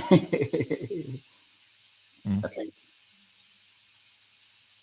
Some people, Jefferson Kelechi is saying, Oponagolu is saying Trump will win this election. It looks from what I'm seeing here. Let me tell you, Rudolph, a couple of months back, recall that I was on your show. I said that I actually want Trump to win this election. You know why? Let the stupidity go around. Oh yeah, that's my personal. Because honestly, we saw what happened in Nigeria, and they supported it. They let it go around. That's my personal feeling that people who support Trump winning should remember that what they are saying essentially is so there's a change now. Harris Electoral College 99, Trump 120. No. Harris, Trump, okay, 120, yeah. Is it 99? Okay, yeah, that's it. Right. So what is happening so here? She's closing in. Who is closing in? Harris is closing in. No, it's just that they gave him, they gave Trump Wyoming, North Dakota, South Dakota, Nebraska. Oh, Trump won all of Nebraska. That's a problem. Because there's a small one vote in Nebraska that could determine who wins all this. So Trump won all of Nebraska. So now what is going on is that Harris got Illinois, got New York, and Connecticut. So that's how she got to 99. Nothing is yet a surprise, because we expect she's expected to win New York, Illinois, New Jersey, Connecticut. Another prediction that I have is on the event that she loses this election. Yes. She will be president of America for a couple of weeks. What do you mean by that? She'll be president of America for a couple of weeks. How is that going to happen? If they will finally push the old man to old people's home. They will not. Even if it's not able to function, they will not do that. Why? Why would they do that? I mean, the country, it can run without a president. No, but it's not. But if a president says au revoir, automatically the vice president becomes the president. Yeah. Of course. But as long as he can. And because there is a narrative, in my view, now, if I put on my cap of conspiracy theory, I will tell you there is a narrative that is being couched. Yeah. And in couching that narrative, even if it means that it is for 1 week, let there be that America has had a woman president. Okay, I got what you're saying. But who is interested in seeing that happen? I don't think. Have you watched the Have you watched The House of Cards? No, I know about it, but no. Okay. Because sometimes when I look at some of these things happening, I say there appears to be some deep state activities involved in it, but I don't know. Mm. Well, it's possible. There, I mean, we will leave, we will survive. Whoever wins. America I mean, America. Even if any of them that wins, it cannot be worse than our own that is like on autopilot, no head, no tail. Hmm? Yeah, quite interesting. Considering the number of states that they've called for the presidential election, when Mm. you look at the Senate, it's still 35 Democrats and 46 Mm. Republicans. Okay, Wow. someone said I should go and watch House of Cards. That is epic. Oh, top. Okay, based on that recommendation, I'll No, I find. will tell you. If you ask me, there are two actually: House of Cards and where's this one? Olivia Pope. Though they are old now, but I mean, a couple of years old. Mm, But it's worth every minute of it. I tell you, okay, House of Cards is a good recommendation. I'll check it out. You know what was Mm. interesting? This man from Equatorial Guinea um, covered up a The story. Yeah, the 400 wise man yeah, scandal. Thank you, Niger too scandal. So yeah. sorry, Rudolph. Before you travel to Equatorial Guinea via Zaza room, two recommendations that I am giving you on your live show is House of Card Okay. and Scandal. Oh, scandal. Okay, okay. I heard about that too. I'm not a big. Jesus. When I started watching Scandal, and what's the other one, Brody? Homeland. Yeah. I was watching like 3 episodes concurrently. Jesus. Sometimes I don't even sleep. So Wow. captivating. So look at what I told you. I told you Nebraska one point that was supposed to be Democratic went to Trump. So now Trump, the New York Times Nido now gave Trump 280 electoral college votes Mm. and remove one from Harris. So Harris is now 258. Yeah. So I wanted to talk about Quincy Jones. So I watched a documentary on his life twice now on Netflix, and Quincy Jones, okay. yeah, when he died, I felt as if I knew him. I felt like this is somebody who was Mm. close to me, and I recommend that highly. I've been watching more of documentaries than TV shows, and it's unbelievable what he went through and his contribution to music that most people may Mm. not know, and then looking at his life and comparing it to younger people like PDD, younger producers and music producers, and how they live their lives. So it's quite interesting. So as we see now, North Carolina is leaning towards Republican, Virginia Democratic, but it's still 1 point. Georgia, Trump is leading by wider 6 points. So I think at this point we should just maybe close shop. Pennsylvania, Harris is still leading. I mean, looking at it, Trump has done 137, Mm. Harris 99. Wow. And I think is the principle of who first crossed the line or whatever it's called, right? Yeah, yeah. Once you get to 270, you won. You won. So yeah, you see, they took out two electoral college votes from Harris again and gave it to Trump. So Trump is at Why? probably, let me see the state that they called. It's a state they projected will go to Trump. that gave him the two votes. I'm not sure what state that is that has only 2 votes. Yeah, but so some people are saying they shouldn't worry that that Harris will come back, but the part Come back with from where? no, there are still battleground states that if she should win the what they call the blue um, belt here, if she should win Pennsylvania, Michigan, and Wisconsin, she's still in good shape. But if she loses any of them, if she loses Virginia, that will be a problem because Okay, now there are some comments here from Mazi Prince says West Coast and other states is not closed yet. yeah, Well, so let's we factored the West Coast in the figure here. If you look at go back to that New York Times this figure here, where they gave they deleted. Okay, yeah, here they gave Harris 256. Part of that 256 is California, the West Coast.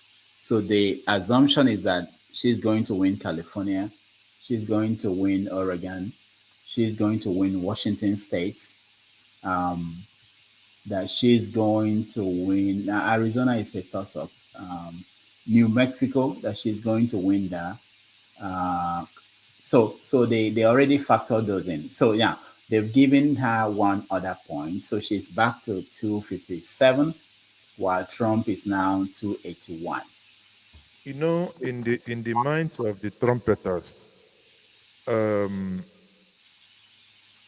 if anything changes drastically by those states that were aforementioned, if they come in now, you will hear they rig the election, go to Capitol. Because but look at Georgia now, for example. Georgia is 71%, and Trump is leading still by 6 points. So if he gets to something like 90% and he's leading by 6 points, it will be difficult for Harris to catch up. In that case, they would call Georgia for Trump. But that won't be a problem. The problem is that Trump is leading in Virginia with 54% of the votes counted. Trump is leading by 1.4%. But again, it depends on where they are counting. If it's in the black, in the main city area, and they've counted the city area, and Harris is not leading in Virginia, then that will be a problem. In Pennsylvania, they are at 19%. Harris is leading by 20 points. Again, it depends.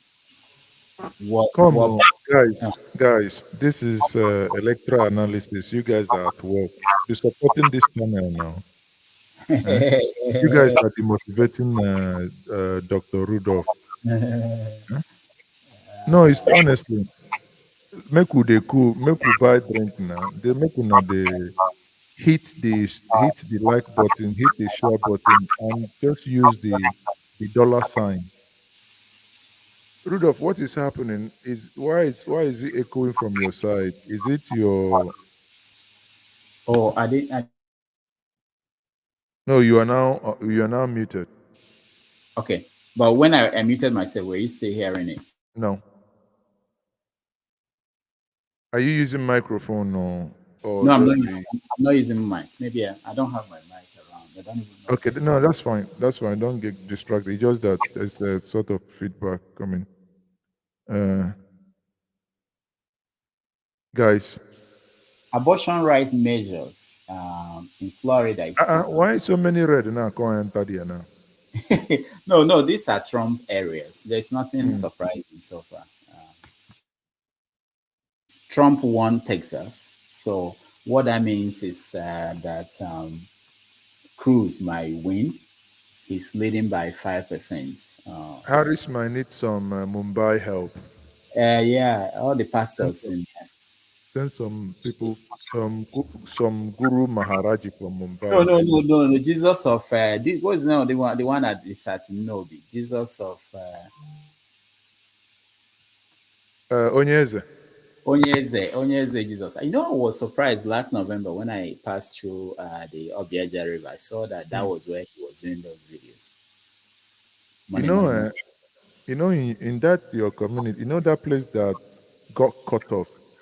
If you're heading to Onitsha and you're left, honestly, if I'm in this government, I'll be arresting all those idiots from there because the way they pollute the river, they go there throwing their nonsense Fanta and Coke, just polluting the waterfront.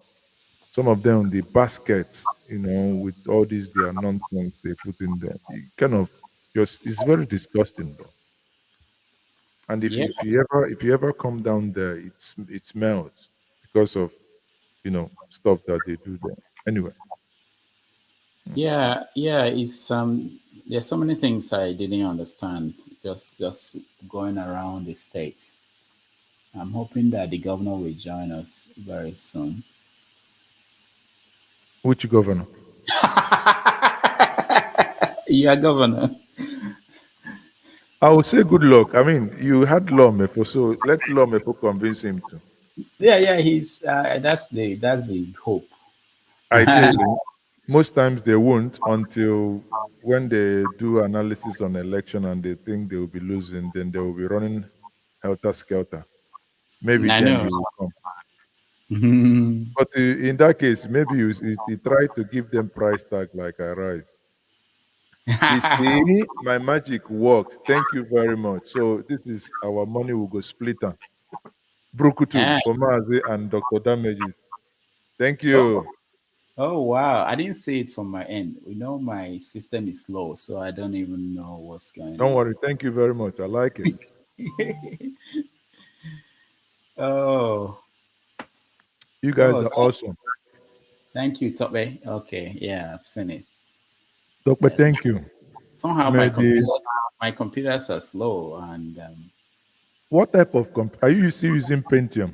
I have two of them, but you were talking and I didn't see. But so there are some interesting things going on. It looks like Trump is losing. No. He's gaining ground. I'm looking at the percentage of the lead in the states that are not yet called. Now, the debate is, can Trump win without Pennsylvania? So they are about to concede that he may not win Pennsylvania. So, and from exit polling, they are saying that majority of Hispanic men voted for Trump, which is a major change from 2024. So just for clarification here, some people are asking that if Trump wins, is he allowed to do 2 more terms? No. You're only allowed to do 2 terms, irrespective of whether you do 1 term, wait for 12 years, 8 years, 4 years. It doesn't matter. Yeah, yes. You're only allowed to be president twice. But maybe it wasn't. It hasn't been tested since they passed the amendment. Someone like Trump might even go to court that he wants to do 3 terms. Exactly. That's what we have to with Trump. Anything. Sorry, make we salute somebody. Some na so live stream supposed the day you go the sweet. Oga T Magic. Thank you very much. But why you say make we go buy your tap here? And a sniper now. But anyway, I go pray cover him. I go pray cover him. Why don't you Njenje, why don't you come to America Christmas? Let's do a show in America. If you buy me ticket, I'll come back. You know my own. I'm a citizen of the world. I know. Buy me ticket. You just tell me date. And the good thing is that tickets for America they cheap. The Christmas. Now low season. Coming to America will be cheap. Yeah. So just make we arrange.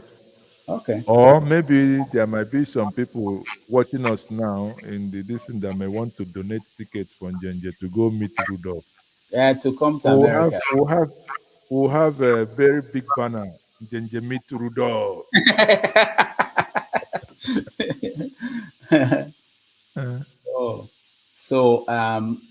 These are stories out of this election. Trump team revokes election party access for some journalists. So already, Tropic. I mean, this is typical Trump people. yeah, they are feeling that this is turning their way. So the decision is to revoke um, access to some journalists they don't like.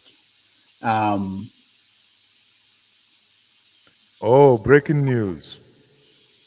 Harris wins Rhode Island. Nonsense. That's nothing new. If she doesn't win that one, then we are over. We can go call it the night.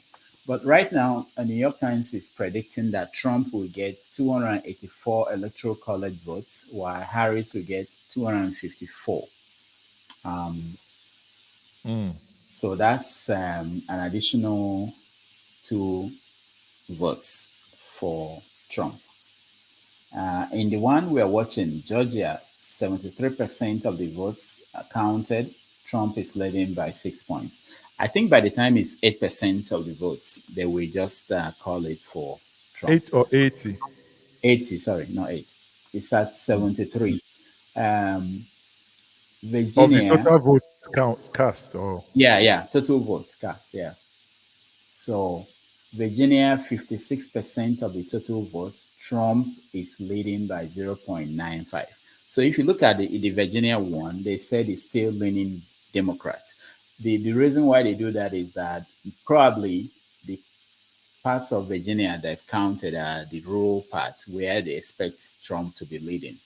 So when they count places like Norfolk, Virginia, Richmond, the places where you have the cities, and if Trump is still leading there, that's when they will change it.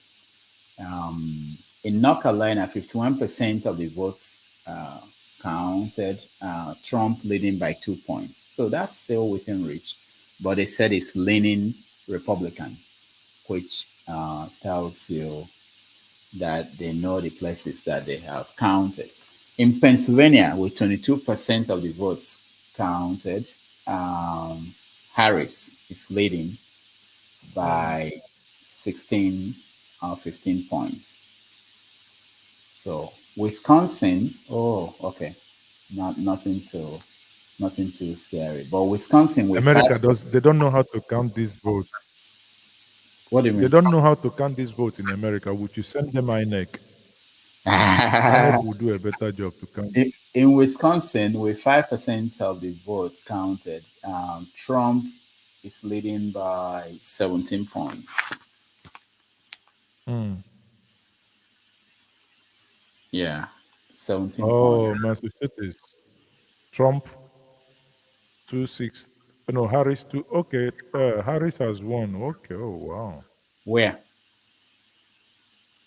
What are you saying? Missouri. Oh, Missouri. Trump won. No, Harris is winning Missouri as well. No, I don't think.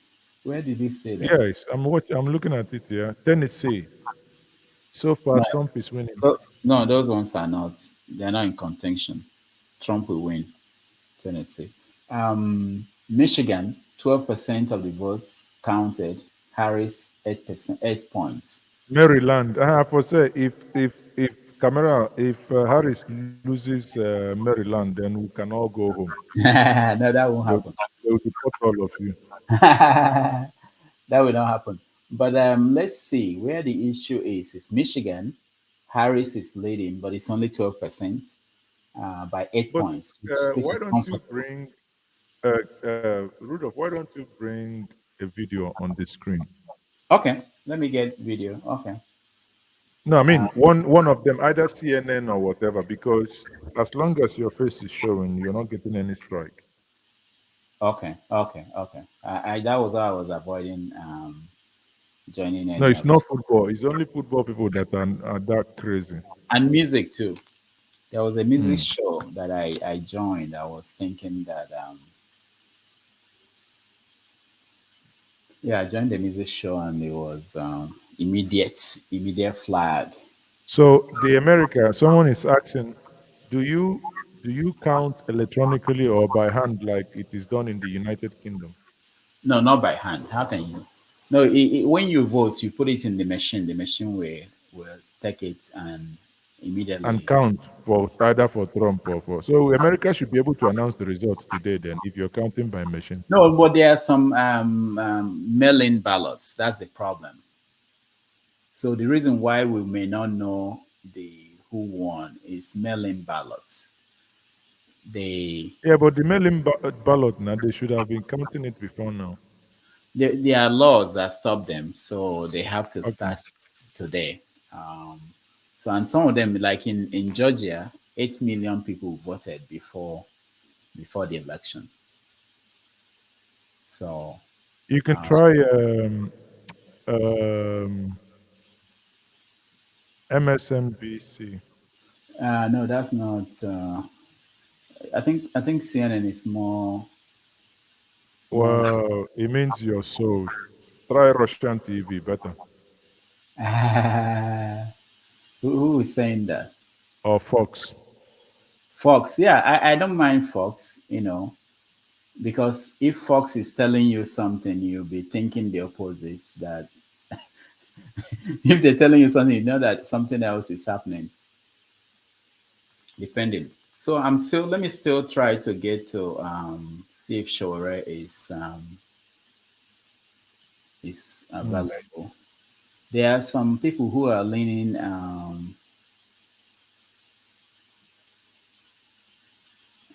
towards the Democratic Party. They are hiding. They're really scared of what is going on. Say they are hiding. They're You see, hiding. Yeah, sometimes it's good when you don't have a horse. It's good yeah, when you don't have a exactly, horse in this game. exactly. That's how I feel. Just like me. When I play football from today to tomorrow, as long as it's not Enyimba United or Kwara United, I don't care. Mm.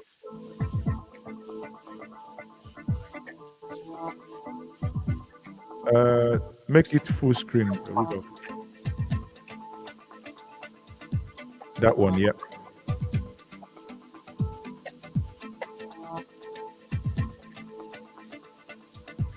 Yo, They made sure if in that my people can watch what is happening, yeah, if not my brother now, I go call him Philadelphia. uh, so that people don't So it's say that. good. Yeah, it's good. The way you've done it is good, so that we don't need the audio, mm, but we can see from Philadelphia, from Arizona, Maris, yeah, Mariskopa. Arizona. These are important states. So So are those factories or what? no, they are places that were put in place for the purpose of this night. So they are like factory floors or warehouses or what? Yeah, warehouses. You see, this is how, man. Let me tell you, we have a long way. Looking at this thing, it reminds me of last year while I was at the what's it called at the ICC, Mm. and we were told to go home as journalists that we should come back the next day. Now, so we take go before they come announce the result. Yep, that's exactly what happens. So look at this now. The Electoral College uh, is saying Harris 99, Hmm. 178. So Trump has 100 more to get through. Less than 100. Rudolph, Rudolph, see if you get another channel that has Okay. uh, more graphics, because there is this. I can share one with you. I think it's called CNBC Okay. TV 18.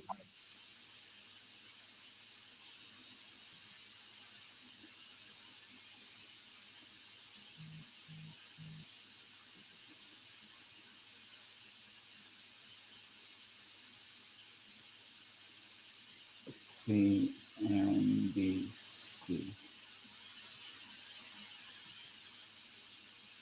Don't worry, I'm dropping it in the inbox. No, you can actually I've connect. just check your this now. Okay. No, We're I don't streaming. think because I don't think I'm signed in. That's Oh, okay. You eh? didn't sign us. I wanted to say that we're streaming on your channel, so you can. But I can join. I can connect this. No, but I got it. yeah. Okay.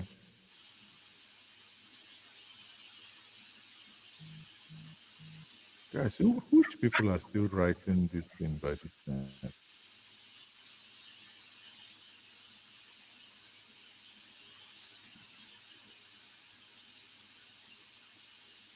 Okay. Oh, wow.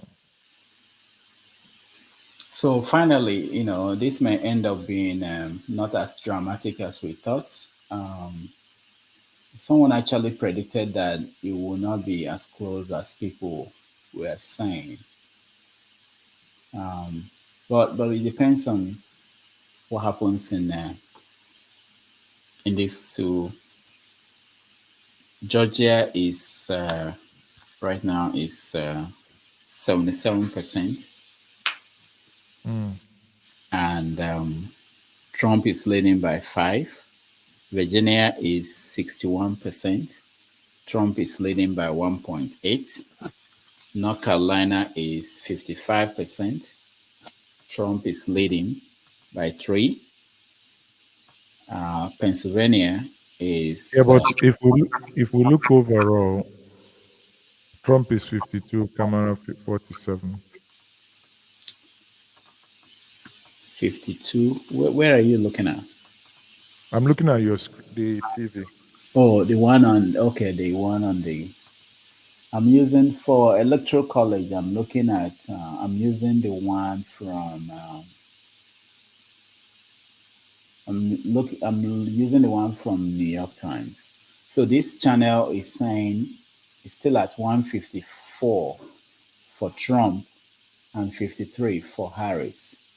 Yeah, I know this is the ones that are called. So there are two things going on here.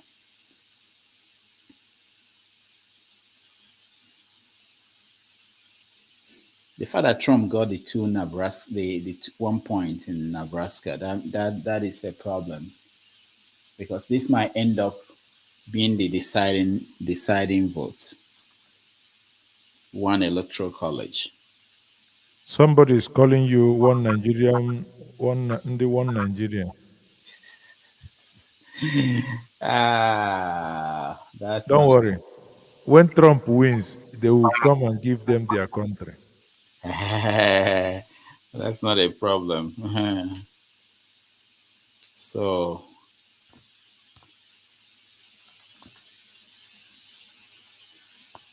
Semaz, make sure you're not reading stats from the states. Which states? Oh dear. quite interesting. Honestly, I know the two candidates.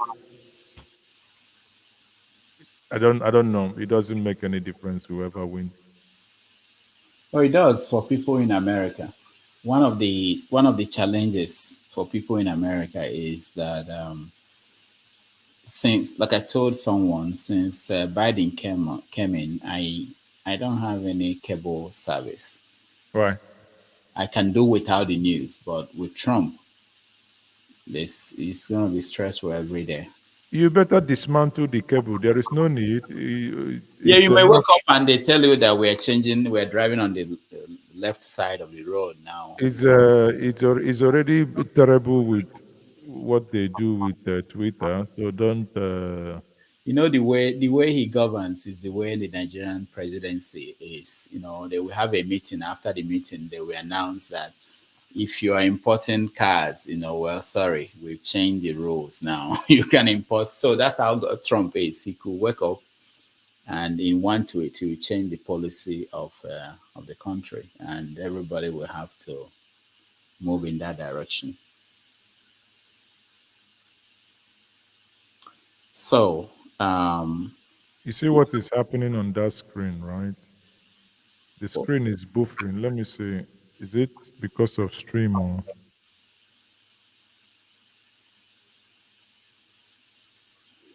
So there are people who are waiting at the campaign headquarters, and they are looking at these figures. Because look at it. You can see on the left Harris campaign. Yeah, On the yeah, right, Trump yeah. campaign. They are looking at these figures, and so far, because we've not seen any surprise, let's listen in. Is Sagar Magani. Sagar, hello. We've reached the point where the news is coming fast and furious. It is. So these presidential race calls that we've made, are these surprises? What's the top line from Ohio and Texas? Yeah, I feel like we've said this a lot, but not surprises. These are races that are going the way everyone expected them to go. 57 electoral votes between Texas and Ohio for Donald Trump. So that's notable, but again, not surprising. Okay. What about some other measures that we're seeing on the ballot? There are a number of states this election night that are considering different proposals related to the issue of abortion. I understand there are some updates in those as well. What do you There have? is. In the 2 years since the Supreme Court overturned Roe v. Wade, abortion opponents had been 7 for 7 in statewide votes about constitutional amendments. Florida has broken that string. It has rejected. You were saying something. Now, just referring to someone who was writing something on the comment section. Oh, okay. So this is important. Florida rejected Trump. Abortion. No, they voted for Trump, but they rejected. Oh, were they voting for presidency and voting for? Yeah, they are voting for. bills? Yeah, there are so many things. There are different states are voting for. Oh, wow. So in the case of Florida, they become the first state that they now approve, because there were people pushing to lift ban on abortion in Florida, but it failed. So that measure failed in Florida, which is interesting. I think there was. So meaning, if you get pregnant, you can't. Yeah, you yeah, can't, yeah. Most people in Florida now, they go to another state if they have to get any kind of abortion services. So.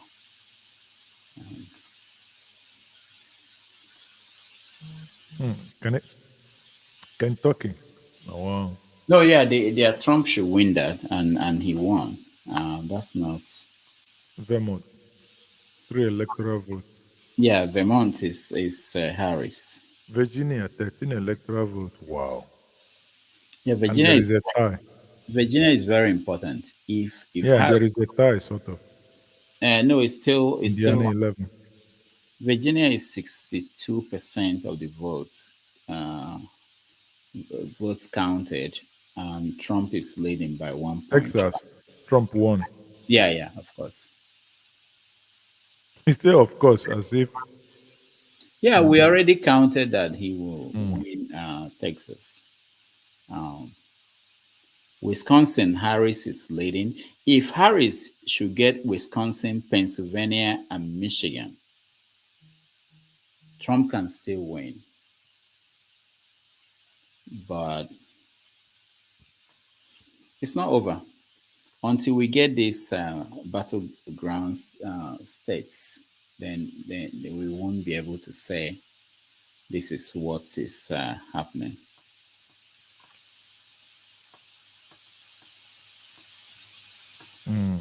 But the prediction now is that Harris will get 252 electoral college votes, while Trump will get 286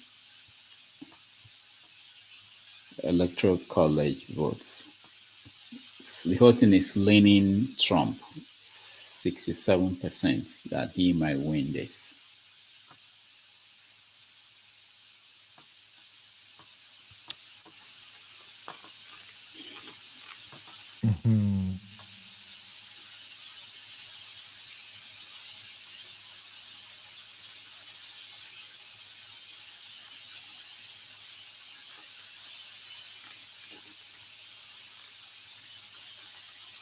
I beg, on our way to America, on our door, we waited this part of the world, make we go sleep. Oh, you have by to the go. time we go wake up, we will now be having a new president. Can you imagine that if Trump has to go to the White House tomorrow to see Biden? That would be quite interesting. Honestly. Because after fighting each other. Yeah, and saying all the bad things. You know, it will be quite interesting to see. All right, if you have to go, all my guests, I don't know why they are not responding to me, but we will somebody said, Dr. Damages, your voice is catching cold. Because they don't want to recharge your voice now. It's catching cold. Recharge Dr. Damage's voice. Yeah. So Maz is okay. Thank you so much. It's been Thank you, my brother. Very nice to my pleasure to have you here. We will take a break. When we come back, we'll bring back the gang, and KJ will take over, and I will be back. I will go and eat breakfast, or is it lunch? I don't know when last I ate something.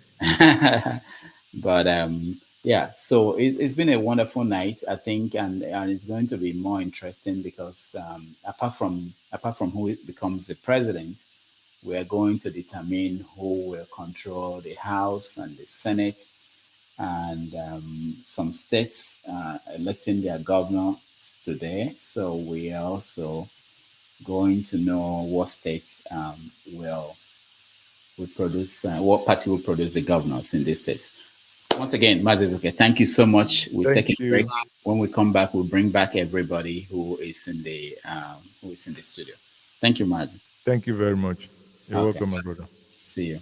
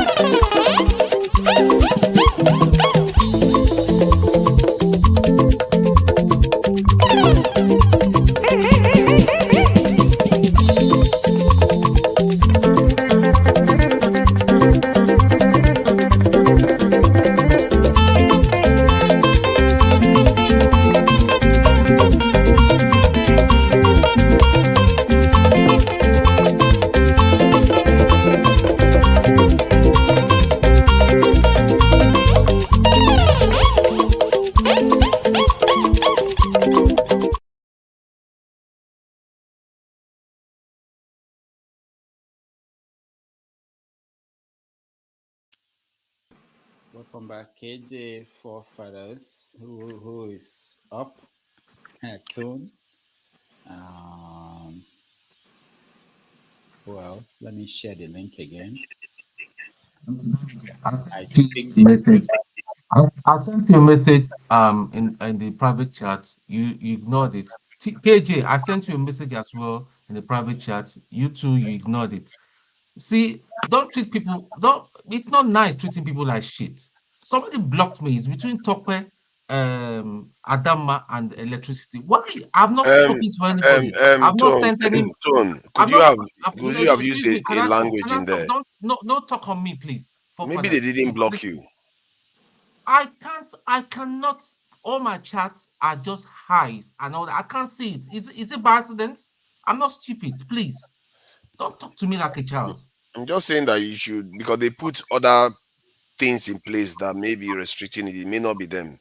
I did not say anything out of the order. I understand these things. I did not curse out anybody. The whole evening, my conversation has been cordial with everybody. So why is it suddenly what was showing before is it just started showing? And it was when Tokwe and Adama came in and electricity started when I criticized him and called him out. Okay, so let me say this. It's not nice. Let me say this. Moving forward, this is what I played with everybody, and I don't have to go and meet the team. So this is what we're going to try to do.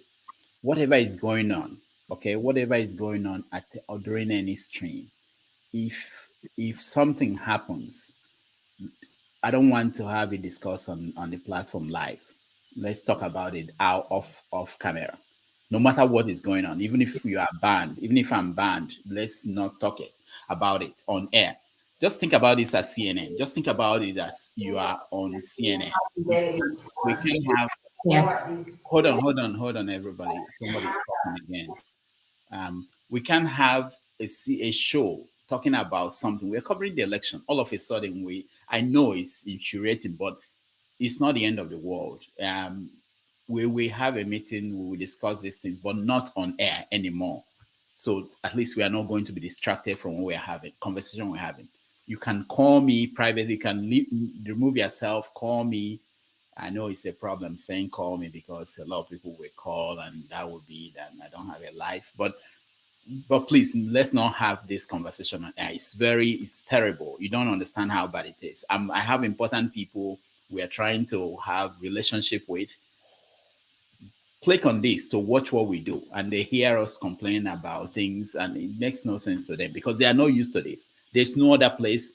I'm telling them we are trying to have TV shows, and there's no other place in the world, TV world, where people stop the discussion and start talking about something happening outside of the conversation. So please, moving forward, let's just, no matter what's going on, we talk about it. Don't think that CNN, they don't have issues there. They do, but they don't sit down there to talk about this person gave me only 1 minute, or that the camera is not focused on my good part, whatever. All right. So can I share the map of the previous election results? Because when you kept repeating that Democrats are losing Georgia, it seems like it's a bad thing. They never won Georgia in the last 3 elections. And what are you talking about? What you kept highlighting that Democrats are losing Georgia.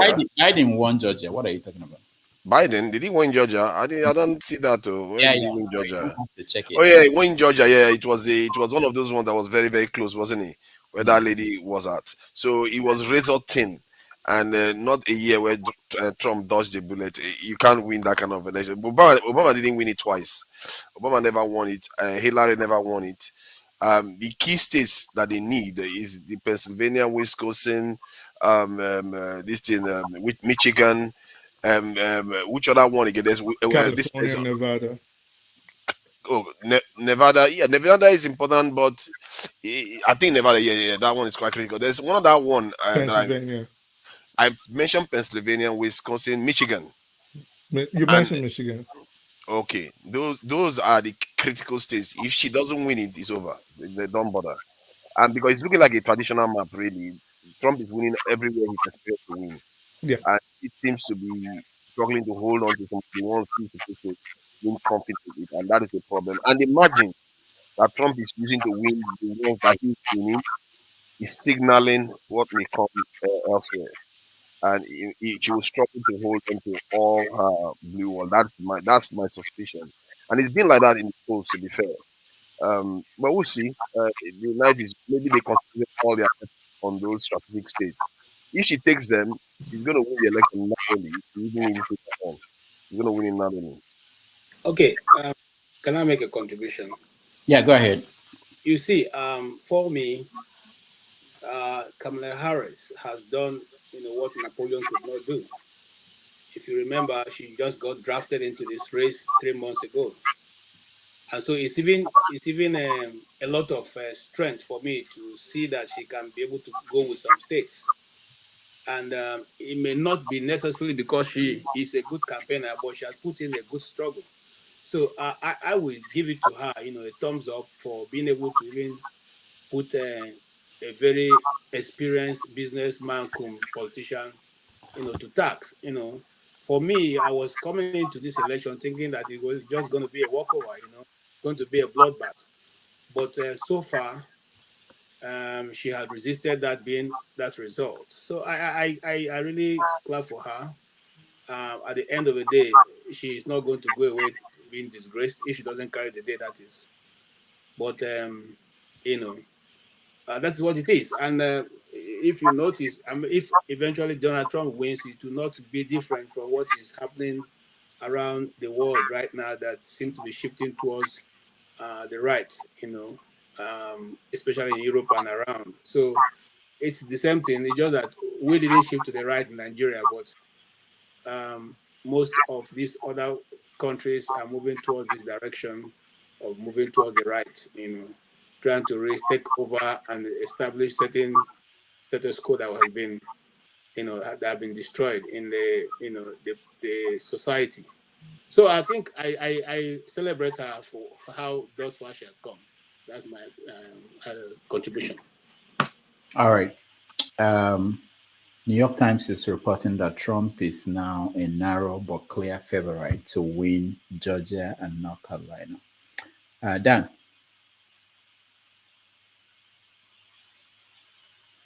Unmute yourself, Dan.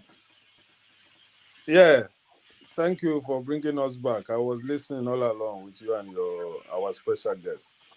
But the question I want to ask you guys in America, the way it's going now, Trump is going up, leading so a lot of margin. So, Doctor, now, are we seeing another Trump comeback, or is there going to be another change, like he changed when he was leading also very big before Biden took over, and in fact, I fell asleep. I'm a Trump fan anyway. Let me don't lie. I like very strong, disciplined people. He has his own weaknesses, like every human being, but I like him. He's disciplined. You understand? So my question is, what is happening now? Are we expecting any change? Because from my view here, I think he has 191 against Harris 80 something. Is it going to change, or is it going to be a clear win? So again, I don't know what the site you are seeing. I'm looking at what New York Times is reporting. They said 99 for Harris and 178 for Trump. Now, the way it works, it depends on what states they've called. So the states that really matter are the states that are considered battleground states. So states like North Carolina, Pennsylvania, Wisconsin, Michigan, Arizona, Nevada. So those are the states that will determine who will really win this thing. And so far, Wisconsin, only 35% counted. Trump is leading by 0.54. Michigan, Harris is winning. Arizona is not yet to close. That's the only one that is yet to close amongst the battleground states. Nevada will close 10 p.m. So, Pennsylvania is with 42% of the votes counted. Harris is leading by 0.39. So the only thing to determine that will determine this is if Harris, if she doesn't win Pennsylvania, Michigan, Wisconsin, then it's over. You need to. Is she going to win the 3 to stay in the? Yeah, she has to win. She has to win. First of all, the biggest one is Pennsylvania. If she doesn't get Pennsylvania at this point and Wisconsin, then it's over. And the prediction now is 73% chance that Trump will win. That's the total vote. Win the whole thing, yeah. Okay. Harris is down to 249, and Trump is up by 289. So I don't know if it's possible for Harris to surmount this. So let's put our fingers. Can I prove you wrong, Dr. Benedict? Yeah, go ahead. Yeah. You know, when you people make your analysis at times, I laugh. How many percentage of the states have been counted so far? Let me shock you. I live in Wisconsin, Milwaukee. Are you hearing me? Yeah, we can hear you. Okay. Yes. By the figures released so far, Trump is on 191. Yeah, Harris, that's what I thought. Wait, Trump is on 191. Harris is on 81. Yeah. And majority of the states results so far released are coming from key GOP states. Have it in mind that states belonging to Democrats like California, which has 56 electoral college, is still on the way coming. We have New York still on the way coming. We have Massachusetts still on the way coming. We have Maryland still on the way coming. We have Washington still on the way coming, and so many other democratic states that has 15 and 16 and 20 electoral colleges still coming. One New York now. Maryland is called now. Bob, New York, New Jersey, all of them have been factored in. So yeah. Okay, they have been factored in. Yeah, Maryland has been called too. Okay. But I'm betting you, I'm assuring you that Wisconsin, Michigan, Pennsylvania is going for Democrats. Who want to stake his dollars? What about Come Georgia? on, let's bet it, Bob. $100. What about Georgia and Virginia? If are you a Republican? I'm a Democrat. What am I doing with Republicans? I'm asking if, bro. I'm a Democrat. I have been a Democrat for over 12 years. Not you. I'm asking if anyone. Are you a Republican? I'm an independent voter. How about that? All right. So, who is next? I speak the truth. Go ahead. No, that's fine. No. I skipped Tone. Tone, go ahead. Nah, don't worry about Tone. I'll take his turn. No, I'm playing. Right. Let the best man win. But I hope Trump wins. Seriously, it's gonna do the whole. It's gonna do the global world, the world as a whole. See, I've got nothing against Kamala. She appears to be a nice person, but people are looking at swag. Just the way we followed Obama when he won, and everybody was saying, yeah, it's payback time for white people and all that, all the swag. But what did he achieve? The only thing he achieved was to kill bin Laden. That was the only thing that I see they achieved. But every other thing, but listen, this woman, it is what is driving her that I'm against. That's just my problem. But I just pray that America will not unwittingly vote for Harris, and the Trump should come in. It's not. We're not looking for a perfect. If we're looking for angel, we'll not have humans running for this election. We'll get candidates from heaven or from some other dimension to come and stand for the election. So let's just. Do we not see how the world is? It would be a beautiful place if there is peace. Half of the people are starving, and we're dropping bombs that is worth billions and billions of dollars and pounds. It's crazy. It doesn't make sense. You see, Tinubu is protected by the powers that be know that this guy rigged the election and he's corrupt. He's being protected. That's part of the thing. So let's look at the wider picture. It's going to it's not about Africa. Africa, we need to, let's deal our destiny is in our own hands. If we do the rightful thing, the West will follow through. So let's do the needful. You know, look at Ukraine. There, most of the men are gone. They are dead. There's no. Do you see cameras? What was the last time you saw the Ukraine war being covered live? Because there's nothing happening. All the men are gone. They are all dead. You know. So that's my take. So we'll just keep watching. Thank you. All right. Is my turn? I'm trying to see where the noise is coming from. Someone probably got their TV on. Okay, yeah, I speak the truth. Go ahead. Yes, sir. So for tone, sometimes I wish we could have private conversations or one-on-ones. And of course, we all have different ways how we view the world. And we all have divergent interests. But I just don't understand.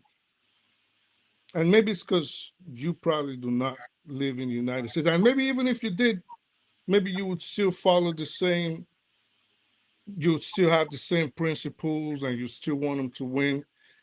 As much of a centrist as I am, I just don't understand how a man that is so disrespectful of women, so uncouth when he talks, how he insults people, how divisive he is. People like that just don't resonate to me. And this is why Donald Trump does not resonate with me. In as much as I don't think Kamala is the ideal candidate that the Democrats should have presented, but you look at the difficulties they were facing with Biden not being able to stand in her place. But when you compare, for example, their antecedents, I don't think there's even there's no comparison. There's no comparison. This is he's a felon, for Christ's sake. This man is a felon, not one, not two, not three, not four, not 34 times. So why in this country do we now have caveats, for example, for having people in certain sensitive positions? If a felon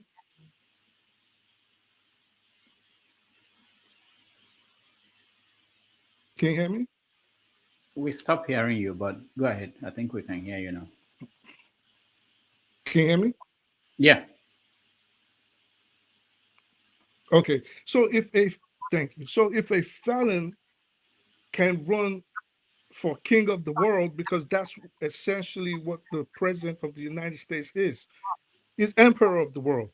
So if someone that's so belligerent, someone that boasts about how he will grab a woman's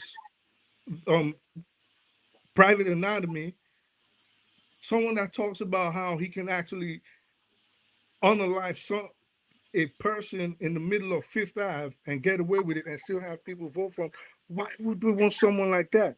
I don't think people are taking into account Donald Trump. If you lived in New York, we knew Donald Trump as a reality TV host, as a boxing promoter, as the owner of the various Trump towers and Trump casinos.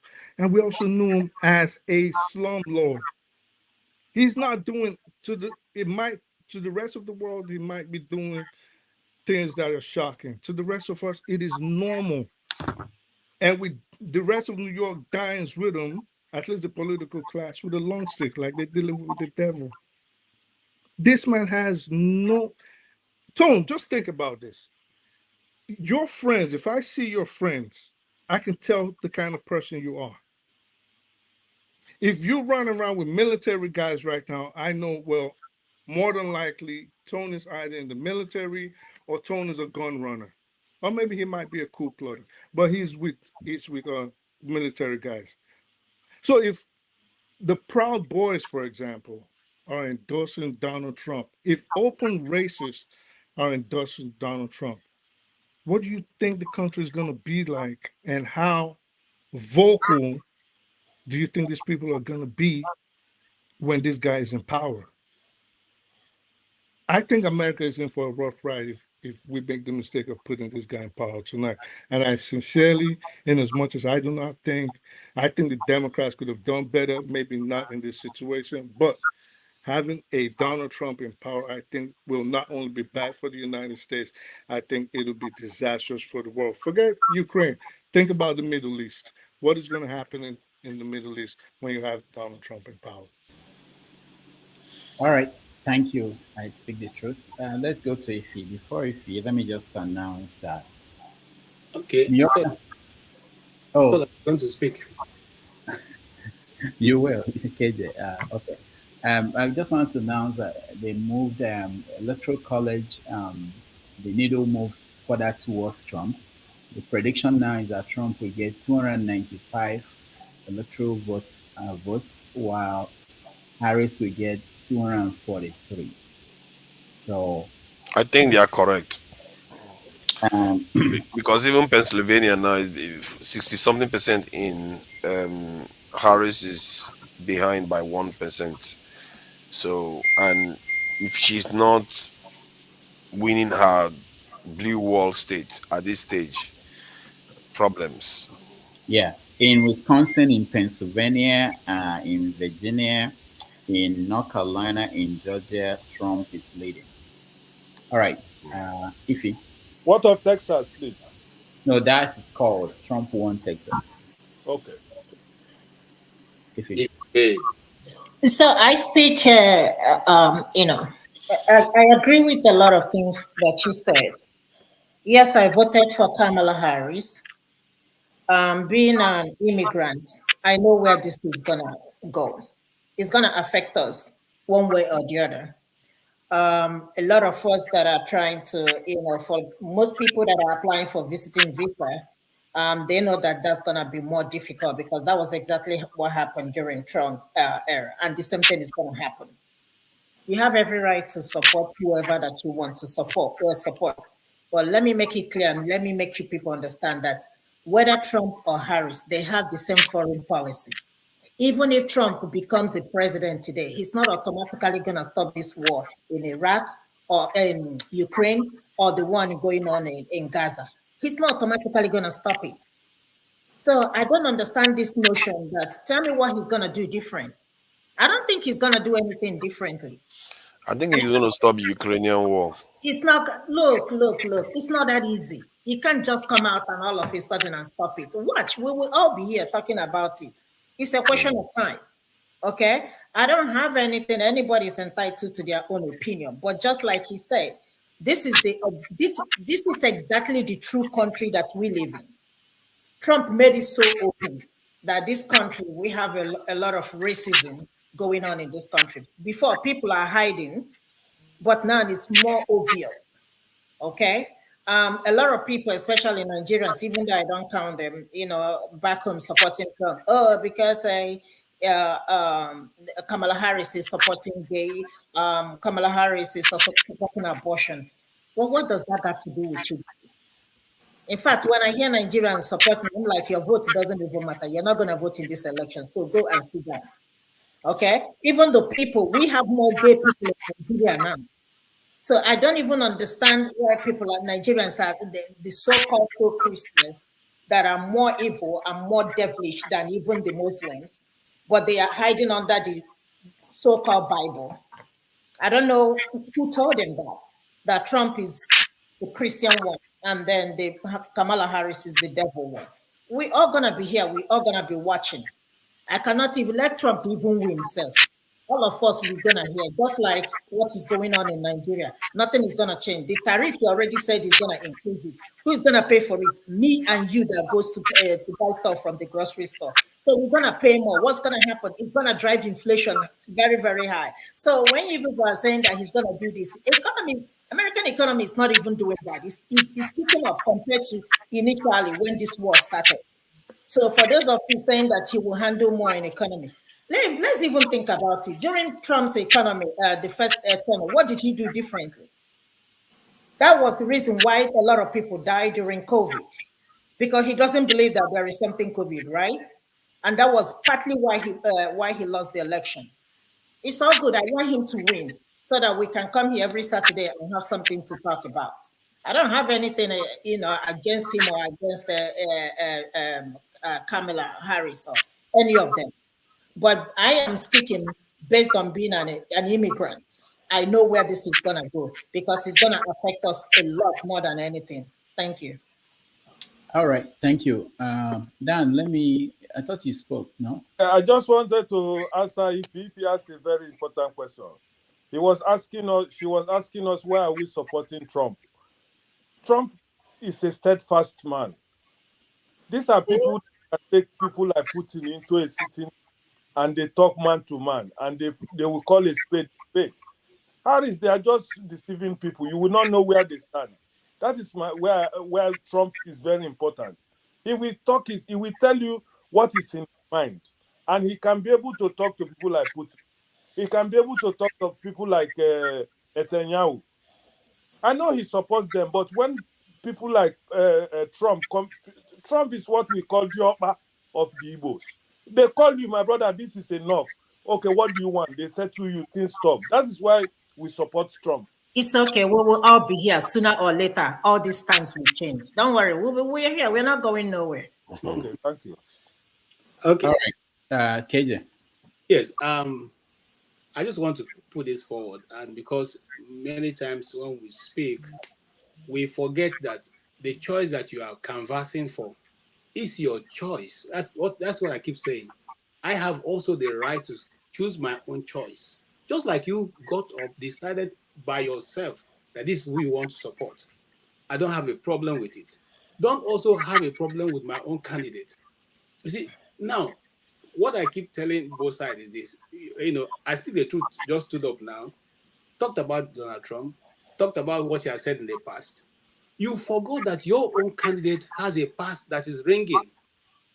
Okay? And if we bring it up now, it will be a discussion of we are denigrating women.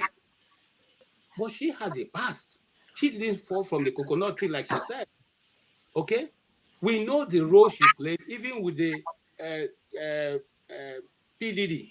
The videos are there, the pictures are there.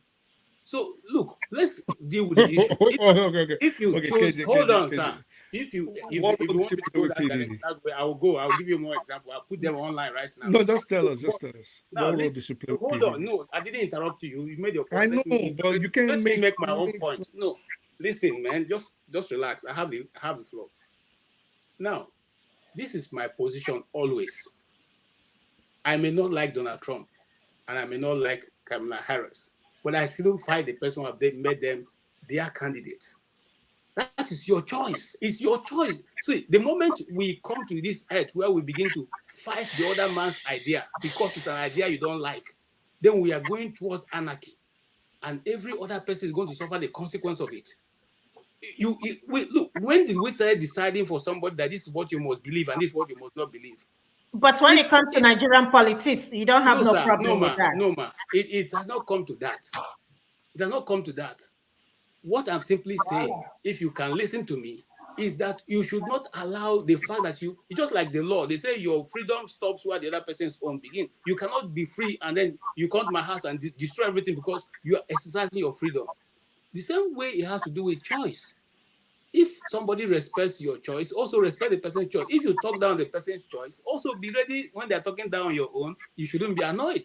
And that's what I'm simply saying. No, but nobody are going to change my tomorrow. If Kamala Harris wins, not going to change my tomorrow. If Donald Trump wins, not going to change my tomorrow. I'm not depending on any of them for my daily bread.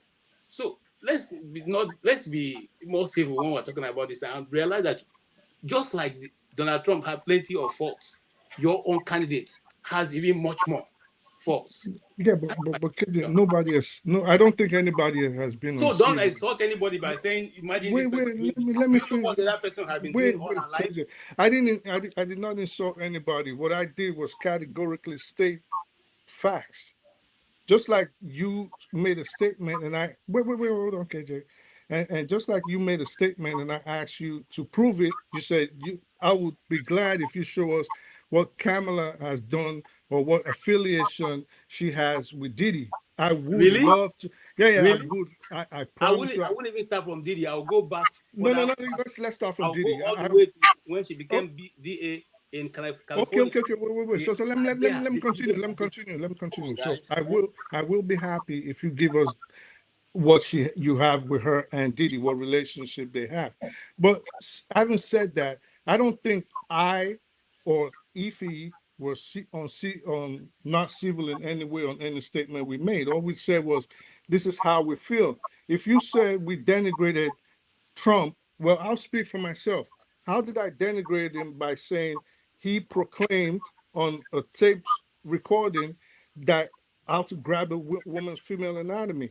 He also said he will unalive someone on Fifth Ave and there will be no problem. People will vote for him. That is not denigration. That is just a statement of fact. And if you do believe in that premise that you just espoused, that it is okay for people to state their position and nobody should take umbrage at it, then you should leave it right now, because at no point did I denigrate your guy. All I just said was, this is what he said, and this is why I don't think he's fit to be president of the United States. That's all I said. Okay, you see, I'm not sure that Rudolph wants us to continue this, but if you allow me time, I'll push by a little bit of what you have said. Let us start from the very top. In the first place, how did she come into the race? Was she elected by the delegates? No. The Nazi policy and the Schumer showed up, and Obama showed up and told this guy, hey, time for you to get out. Okay, let's even say that is a journalist trying to say what happened behind the scene. Let us also say she was found on the ticket. Fine. When she was found on the ticket, did she ever entertain anybody to even, what do you know about her, apart from what she tells you? What is the policy position she's bringing to the table? Let us talk about that. Apart from abortion, what else is the policy position on the economy, on the welfare of the people of America? What's the policy position that she's bringing to you? Was that a question for me? No. Okay. Because at this point, if we are still debating, I know the election's already going on. we're still debating all these things. Yeah. All right. So I think the next person is Bob Chisco. I think has he not spoken? Oh, he did? Okay. Yeah, he's the one that was very bullish about okay. Harris. Then Jagan, then go ahead. Jagan, go ahead. Thank you, guys. I just I'm muting. Yeah, it seems to me that Trump's going to win, as you said. We're on the day. We're on the day between today and tomorrow. Votes are going to be electronically counted. We'll have the answer in no time at all, and the winning person would be ready for February, I think it is. I've learned quite a bit in listening to people about their viewpoints on each candidate and about the way American politics work. For me, it's extremely confusing the way American politics works. Just as confusing as Nigerian politics. I really don't know what they're doing, to be frank. You know, even though I read politics, it wasn't my biggest interest. I've become interested in politics over the last 4 or 5 years. Well, even though you follow it, I'm not always engaged. Like, I don't vote. I've never voted. Whoever wins, I will wrangle my way as to what I'm doing with my life. But in these times, the world to me is extremely dangerous everywhere. There's nowhere to run. Next year, I'm looking to go home. For a recce, really. But I'm looking to go home in order to settle, in order to be there. The fight that we have as Black people, I've really understood. I can't fight that fight from here in England. And I don't believe any of us can fight the fight that we want from inside the West. I think they're too powerful. And for us to have a point of view that kind of makes sense to us as individuals and to our people, I think we really need to be fighting our fight from back home. That's my feeling. When I look at Kemi Badenoch, I think she's far stronger an individual than Kamala Harris. I don't think Kamala Harris has. I don't like Kemi Badenoch for half a second, but she's tough. The woman is tough. You know, I'm not joking. This is Kamala Harris. You know, whatever we feel about Trump, Kamala Harris is a weakling. And what I mean by that, I don't think she can communicate anything to Putin. I think Putin would listen to her politely enough and kick her out of his office, which I don't believe that same conduct would be given to Trump. Same thing in the Middle East, which are areas right now in the world that I'm looking at. I'm thinking, just like Tone said, the amount of dead Ukrainians, they don't report it. They just want Ukraine to die to the last man. That's what it's looking like to me, and I find that horrible because I think whoever comes in, they will not be able to sustain Ukraine. It's not that they will stop the war, but they will withdraw their what do you call it, partnership, if you like, or them actually supplying the Ukrainian ambit with ammunition and any kind of thing that would allow them to further fight this war. In the Middle East, I can't see Netanyahu listening to anyone but Trump. Now, how Trump plays in the United States, this is why I've been listening, because people have a visceral dislike for Trump's conduct, and I understand that. As has been spoken, the Trump is known to us for an awfully long time. But I've known of Trump since the late 70s. The late 70s coming into the 80s, I've known about Trump, and I never kind of liked him. Never. The time I began liking him a little bit was when he went on this TV show, You're Fired, or whatever it's called. And, you know, we see how he plays his game, you know, as a businessman. And we see, I saw a lot of intelligence in him, even though it's not necessarily the kind of academic intelligence that we all like. I did see a lot of business intelligence in him and personality intel. I think he had that. I don't like the brother. But I don't like the brother for certain reasons that people have laid. You know, there's a way that men talk that is quite crass. And once done in private, to bring those things that I said in private, you know, you can think, you know, it was shocking to me what I heard. I would do this, I would do that, oh, this woman, and it's terrible to hear. But truly, that is how men talk. None of us can pretend about that. When I look at things he's done, I'm thinking, man, this brother's crazy. He's out of his head. But again, I would just say that on an international basis, because I can't really speak for the guys who would be living under him, you know. But on an international basis, I can't see who else can play the game internationally. As has been said, I do agree and accept that it doesn't matter who's there. There's a different machinery that is in control, and I accept that.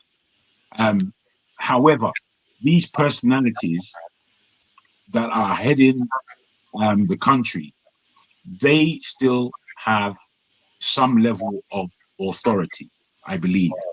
So, you know, it's so near. We're talking about tomorrow. All right. Thank you, Jagan. Before Mohammed, let me just say that New York Times is reporting that there is 82% chance that Trump will win. Right now, Trump has 295 estimated electoral college votes, while Harris has 243. Mohammed, welcome to the show. Hello, doctor. How are you? Good. How are you? Great. Long time. I know. Are Yeah, you? yeah, yeah. I'm doing fine. I just woke up. I just said, let me enter Dr. Damages and see what they are saying there. We're here. We've been here for 8 hours. Oh, really? Yeah. For the U.S. elections? Yep. Yeah. Yeah. So I just wanted to also say, like, what I think will happen. But I think right now the direction is all going into Trump. So I will just tell you what conversation I had with one of my friends last week. He texted me. He thinks, who do I think will win? I said Trump. It was right after the debate. I said Trump will win almost certainly. And then he said he thinks the same. Because, like, what I just feel like is the Democrats, they created some kind of bubble and they think that they just think inside that bubble. So, for example, the things that Trump says appeals like to viscerally to people. Is a simple, for example, crime. The Democrats will say, according to these statistics, crime went down. According to that statistics, crime went down. According to this study, according to that study. But Trump will come and say, people are entering our country. We don't know who they are. They are taking over our cities. His language, although I don't agree with him on many things, like it appeals people. I understand why common people will support him more. You get the idea? And then secondly, also like the even like after the debate, a lot of people said that I don't know if I'm the one analyzing things like this. I watched their debate also with Harris. Like almost everyone like was saying she won hands down, she won hands down. But I watched the debate.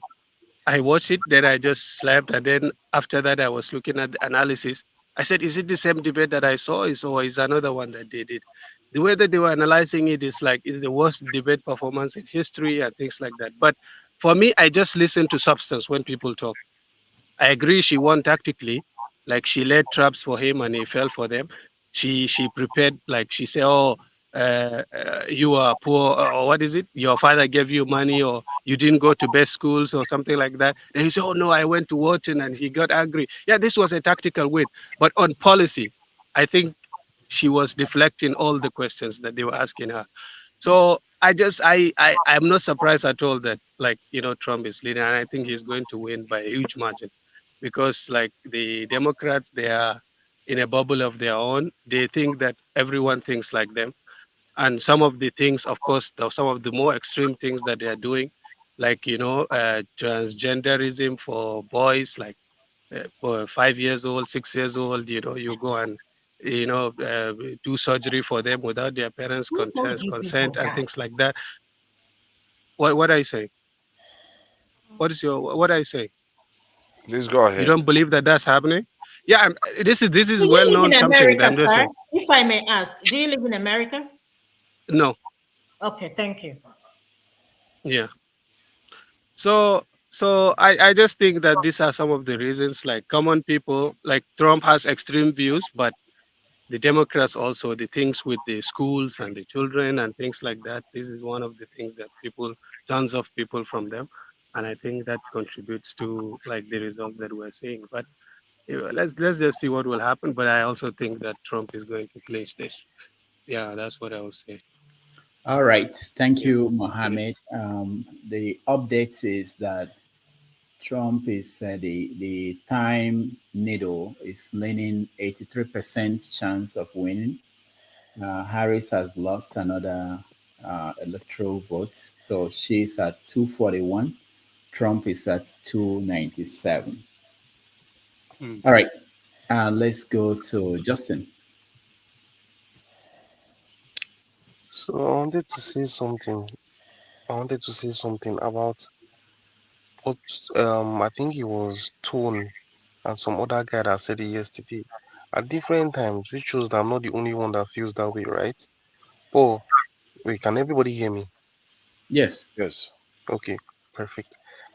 Um, about Donald Trump, because I feel like this election, it's.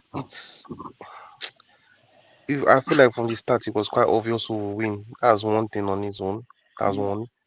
Then secondly, there was a lady early who came on earlier and said she just wants it to have um the record, or no, she said to break history or record or something like that of having a female president. That's the reason why she would vote for Hillary. So what am I saying, for Kamala Harris? The thing is, I feel like that on its own is part, like, let me not overestimate it. 2/3 of the reason why people would rather vote for Kamala Harris. Like, see, there's certain agendas that the world tries to promote. It's just like when a government subsidizes something. Agendas like, oh, I am black because I'm in a minority, vote for me, is pushed so much. Like, even in universities, like, I think, was it Cambridge or no? Universities do that in a lot, where, like, because somebody is a minority, they just promote you to become head of the university, even though you don't know book or something like that. And they also do the exact same thing in politics. You might not even be minority, it could also be, oh, because I'm a woman and there's no woman, vote for me. They do it even in Miss Universe. They do that thing too. That's like literal 2/3 of the. You hear what the lady said? She came on this. I can't remember who it was, but she said it doesn't even matter who becomes president, because these people have people who call the shots for them, which I think is kind of true, and that is more about her just be having a lady in charge, right? And about that, well, I don't know enough about Kamala Harris, but I just wanted to say about Trump, and this brings me back to what I said. Tone said yesterday.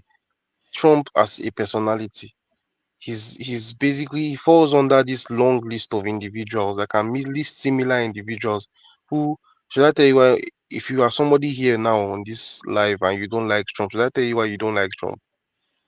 Trump is a classic example of people who other people don't like because they just say things that are truthfully blunt. These are the type of people in public that will meet you and you're weighing 300 pounds. I'll be like, bro, why are you weighing 300 pounds? Go to the gym. And you start vexing. Like, it's one of those things where somebody will look at you, and if they can say something about you that is not ideal, but it's true, it's more about you being the problem, not what the person said. That's just the truth. Trump is that type of guy, and people like that don't stomach well. Like, they'll make your stomach rumble. People don't like. I think society, with the way society is delusional nowadays, personality wise, when you look at individual personalities, people do not like those type of people. I think like in society in general, um even whether it's politics, even things like sales and marketing in any company, people just generally tend to prefer others who lie more. So, like, if you're very good at beating around the bush and lying and flattering people, even if it's deceit, people like to pretend like they like sheep, but most people like foxes. That's just the truth. And Donald Trump is pretty much a sheep. Is the guy is as blunt and straightforward.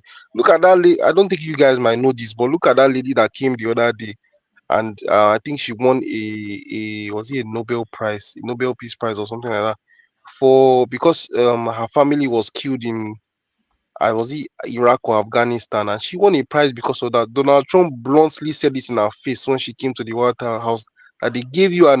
The way he said it sounded so rude, but he has a point in what he's saying. He said you won an award because they killed your family. Basically, what happened to the lady was that I think they killed one of her siblings, they killed her children, and they killed her father or something like that, and she still kept going. I think she then went to school. She was like the first person in her family to go to school. She got a degree. So they awarded her and took her to the White House.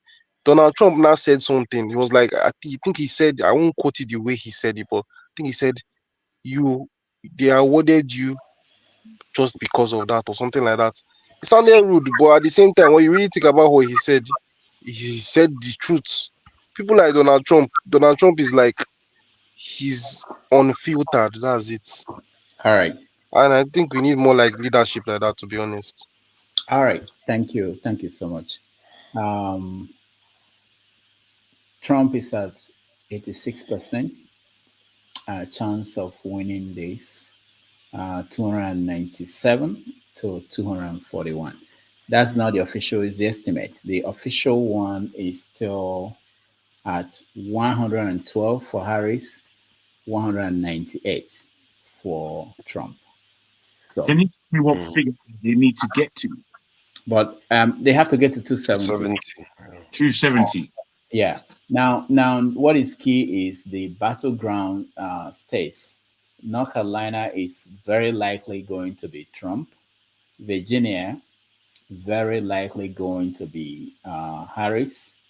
Pennsylvania at 59% of the votes counted. Trump is +3.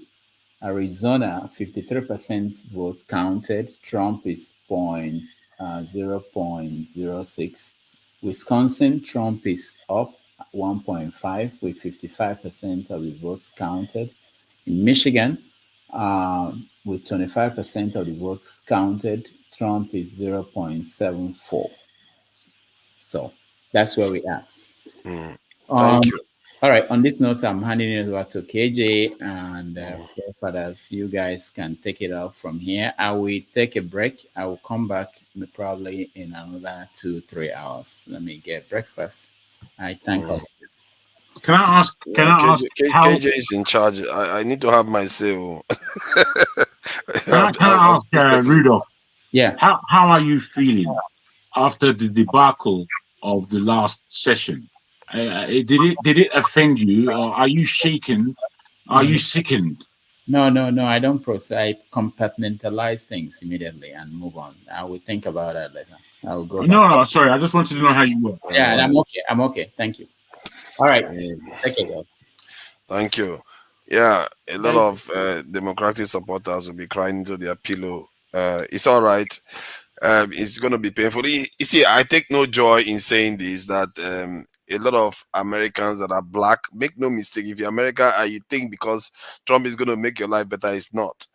It's going to be more difficult. All those racists, if they used to walk around like this, they will be walking around like this now.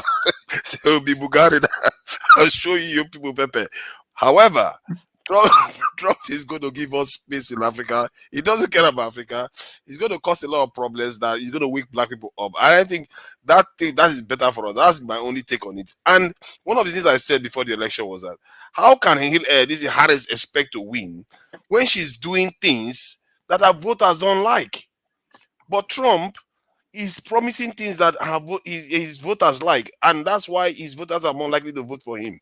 Not to mention, I think people a little bit are underestimating the reason why Trump wins. It's not about personalities. It's about the bigger issues that people care about. Until Democrats wake up to that truth and start talking to Trump voters about those things, for some reason they are scared of talking to Trump voters about those things because they are afraid that they are losing their country. You are going to go and check after the election result, go and check the people that voted for Trump. You will see it's a rump of white men, and even women too will vote for him, white women, because they fear that they are losing their country, and people are taking it as a joke, and the Democrats are not talking to them about it. Those are bigger issues. They don't care about his traits then, because Democrats even black men too. Yeah, they will vote for those ones. They are voting for him because they feel like he's common sense, and Democrats are not giving them anything. If you look at if you flip the script and say, okay, Trump is terrible and all the rest, then why is it that people still prefer him over a Democratic candidate that is so well buttoned up? Race. That should tell you how terrible they must be. Race. If they cannot make a case to get those people away from Trump, that is saying all these crazy things, that should tell you that there's something they are not saying. They're not telling you. Race. There's a big elephant there that Trump is telling the other people that the Democrats are not saying. And that is the core of this problem. And this is what most people don't understand. And they refuse to see it. That the white people in America are worried that they are losing their country. Democrats are not doing a lot about immigration. They are not talking to them about those fears. Why would you pretend as if it doesn't exist? I've asked this question over and over again. Has any country changed from where you have a population that was majority become a minority peacefully? I've never seen it in history. And Democrats expect the white people to put up with that. These people that are capable of killing continents, and you expect them to sit there and watch their country handed over to immigrants. That's not going to happen. And if Democrats won this election, you are more likely to see a civil war than the other way around. Because the Democrats, they might actually fall in line, because in the end, Democrats are pretend equality people. they are actually rednecks too. If you look at their policy, they're actually rednecks too. They make sure Africa doesn't do well. They are rednecks. Make no mistake, Democrats are rednecks. And black people are voting for these people that are killing our people and causing so much problem for our. Look at what is happening in Haiti. Look at what is happening in Haiti. The hell that they're going through. Who is overseeing all those things? Is it not Democrats? Man, we have to really ask ourselves serious questions. If Trump is getting all those votes after saying all these horrible things about women, about Africans, about everything, black men still want to vote for him. That should tell you that Democrats have done something terribly wrong to them, and Democrats are not pandering or talking to them about those things. And if you don't do that, What did he say about Africans, forefathers? He calls Africa an asshole and all kinds of. He says all kinds of nonsense about Africans all Are the you time. sure he was referring to Africans? Did you watch that video? He was referring to Africans. See, he says that. See, the thing is that Trump is white first. It doesn't mean he's against blacks, so white first. That's his priority. He has the same fear that Elon Musk has. He has the same fear that a lot of white men have, that they are being replaced. Their population is not growing. They are bringing foreigners in all over the place. That's what he's doing. It doesn't mean that he's racist, that he hates black people, but he's going to put white people first, and that is his priority. When he comes in now, he's going to put white people first in Europe again, and I'm asking that question to you because I think I watched that video about him saying shithole countries. And from what I remember, I think he was actually referring to Haiti, you don't start to interrupt not any African country. Hold on, Justin. Interrupting people, Justin. So I'm going to end it with, if Democrats don't like Trump, and especially the case I speak the truth made against Trump, all those things, even if all those things were true that Trump did, that should tell you something, that Democrats are not doing something that they are supposed to have done to get Trump supporters to come to them. Because if this man is so despicable that you cannot even bring him to your family home to show to your family members, and yet this massive population of white people are voting for him, that should tell you that those Democrats are not telling you the truth. If a man slept with his daughter and the girl got pregnant. Sorry. No, let me ask him a quick question. You're the moderator. I speak the truth. Oh, Father, are you moderating? Do you produce that? Do you produce? Yeah, that's right. That's a good question, KG. Hold on. Let's get it straight. Are you moderating? I speak the truth. Father. Yes, sir. Do you produce? KJ, you are moderating. Okay. Why? So Revolution, go ahead. Because I see your monitor. headphone. Yeah. No, Revolution. You do Revolution. that. Yeah, I used to walk up D and walk. I'll tell you backstage. Yeah. Okay, later. Artists to Nigeria, all that. Later, I get in touch with you, man. All right. Tone, go ahead. No, can't hear you. KG has spoken already. Okay, I speak the truth. Go ahead, sir. I just wanted to ask for fathers a quick question. Like, I just wanted to say, if a father sleeps with his daughter and she gets pregnant, is it okay for her to keep the baby, or do you think it's okay for her to have an abortion? It depends. If she wants to have an abortion, she can have an abortion. You think in that situation? You think it's wait, I hope you heard my question, for fathers. Did you hear my question? If she doesn't want to have an abortion, are you going to force her? For her father. If she doesn't want to, it's up to what the lady wants, because that's a crime that has been committed there. You have to do something to correct that crime. You can't force it on the lady then. So you think incest is okay? I said it's a crime. It's not okay. Sure? Do you need a minute to think about this question again? No, I am thinking about it clearly. You're telling me if somebody incest occurs. Let's try again. So let's try again. Forefathers, what sort of crime is it? What about a incest woman? and rape. So what about a woman that was caught in a back? Sorry, I speak the truth. KJ, please be keeping an eye on the figures, please, to be updating. KJ. Okay. So let's say, what about I a want woman? you to answer the questions you are asking, because I don't want it to be rowdy, so everyone can speak. what I are you heading appreciate for? it, but KJ, what you're doing now is you don't want me talking against Trump. It's okay. Like let's No. Please feel free. What thank you. So Trump? so let Please me go just ask ahead. a question. The election is almost over. It's probably over, but let me just ask a question. So let's say a woman got caught in a back alley on a dark night, and then 3 or 4 men take advantage of her, and she gets pregnant, and she wants to have an abortion. Do you think it's wrong, or do you think it's okay for her to get rid of a pregnancy that was gotten in that situation? I think it's okay. Is that for me? Okay, no. Oh no, definitely not for UK. So what the Republicans are actually pushing is, in those 2 instances that I brought up, the woman should have no right to be able to get rid of that baby. That is that is a big part of the Republican stand of their agenda.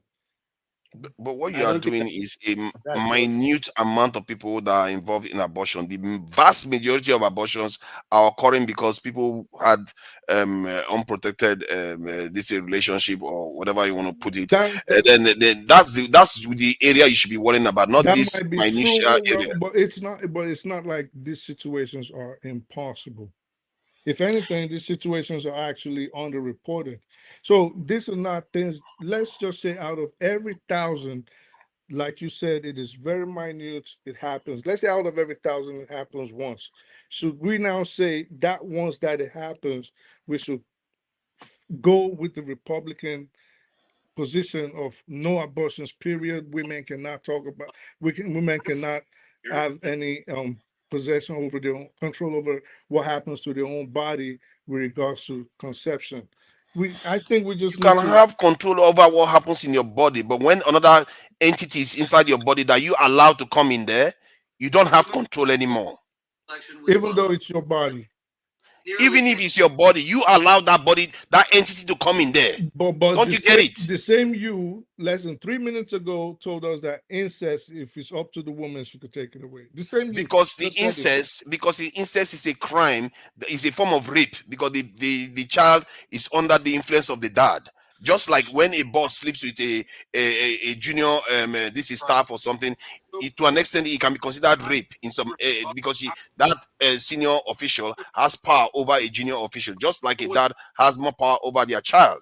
So What it's a about form a of rape. child, for example, a child that's going to be born with deformities, or a child that the parents know, the woman knows she's in no position to take care of this child except bring it into a world of suffering. So Okay. she. Breaking news: Iowa have been called for Trump. I'm sure KJ must be enjoying this. It's all right. No, what did I enjoy? We're all in the same party now. We're all in the same party.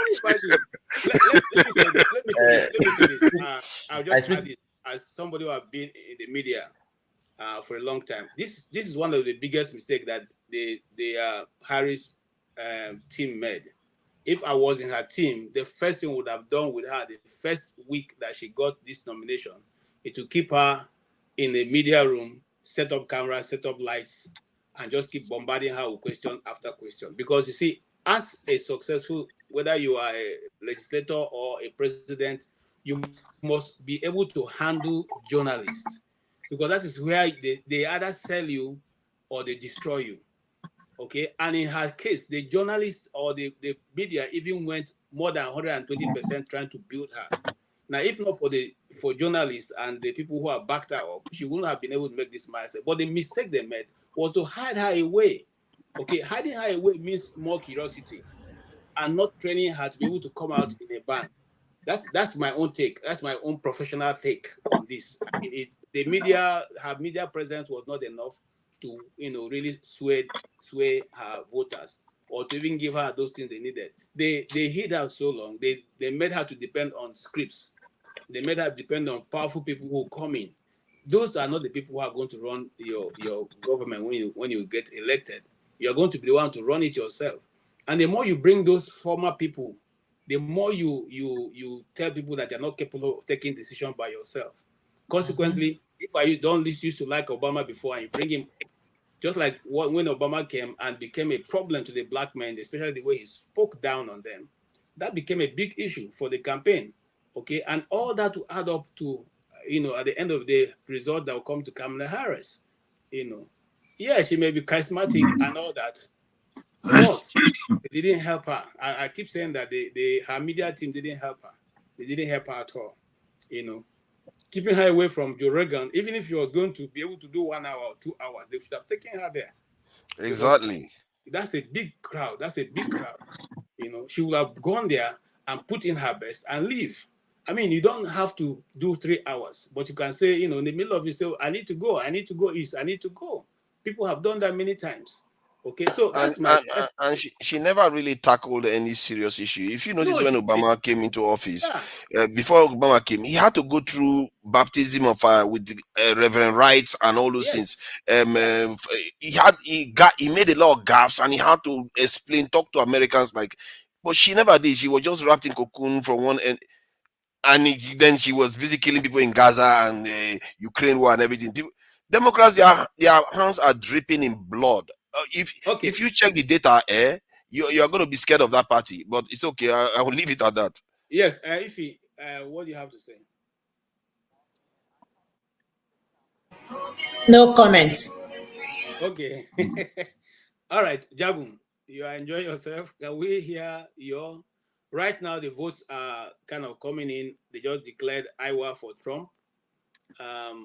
Sincerely, I believe that he's won, without wanting to preempt any issue necessarily. I thought that Trump would win, just like he's gone now. Justin, just like Justin said, when it was him and Biden, I thought there's no way that Biden can beat him. He doesn't have what it might take to beat him this time around. And then when Kamala Harris came in, I thought she's useless. However, the way the first what do you call it? Guys, I want to say good night, man. Thank you, and I wish Donald Trump the best of good luck. Thank you. Good night. I believe that she was nothing until the debate. And whilst she was skillful at dodging questions, the way she handled Trump was that Trump lost that debate. So I was thinking, okay, there may be a little bit of gravitas that will take her along. But as you say, as time has gone on, she hasn't become necessarily stronger. But what it is the hate, if you like, against Trump that pulls her a bit forward. Having said that, we're at the point now when you've spoken the numbers, and it seems clear that he's going to win. Now, him winning, as I said, without kind of going round and round, it seems to me maybe not so good for Americans in America, but on the world stage, I don't think any strong leader who's out there, of which there are very few, I don't believe that Kamala Harris has a chance against them in real issues, real steely issues, debates, and real problems that the world is facing right now. The world's facing a lot of problems. I mean, I'm not necessarily, I'm a man who can accept a lot, but at this stage of our lives, it's a dangerous world, man. It's an extremely dangerous world. I mean, Third World War could. Sorry, I'm not interrupting you. The race has gone up. Kamala Harris has 119, and Trump has 212 electoral votes. You see, the world is dangerous, and I'm not sure which of them, Trump or Harris, them coming in, how they will, if they're in mind to, how they will steer the world away from calamity. I think we're heading toward. Breaking news. Ted Cruz has won his race. A senator from Texas, Senator Ted Cruz has just won his race against the Democratic challenger. In that, is that Florida? In Ted Cruz. Is this Florida, Texas? Anyway, Ted Cruz is the one. I can't get the state right now. But Texas. Yeah. Okay. Yeah. I'm the other day. After the other weekend, I was awake for 48 hours. At 5 o'clock in the morning, I was speaking to friends, and for an hour, 2 hours, half an hour, I spoke to about 5 individual people about what they feel about living in the West at this time. Do they feel that the pressure is really on? The way we are working in this London, and I know America works twice as hard as London in terms of those who, you're some of you guys you're overworked in America, I believe, well overworked.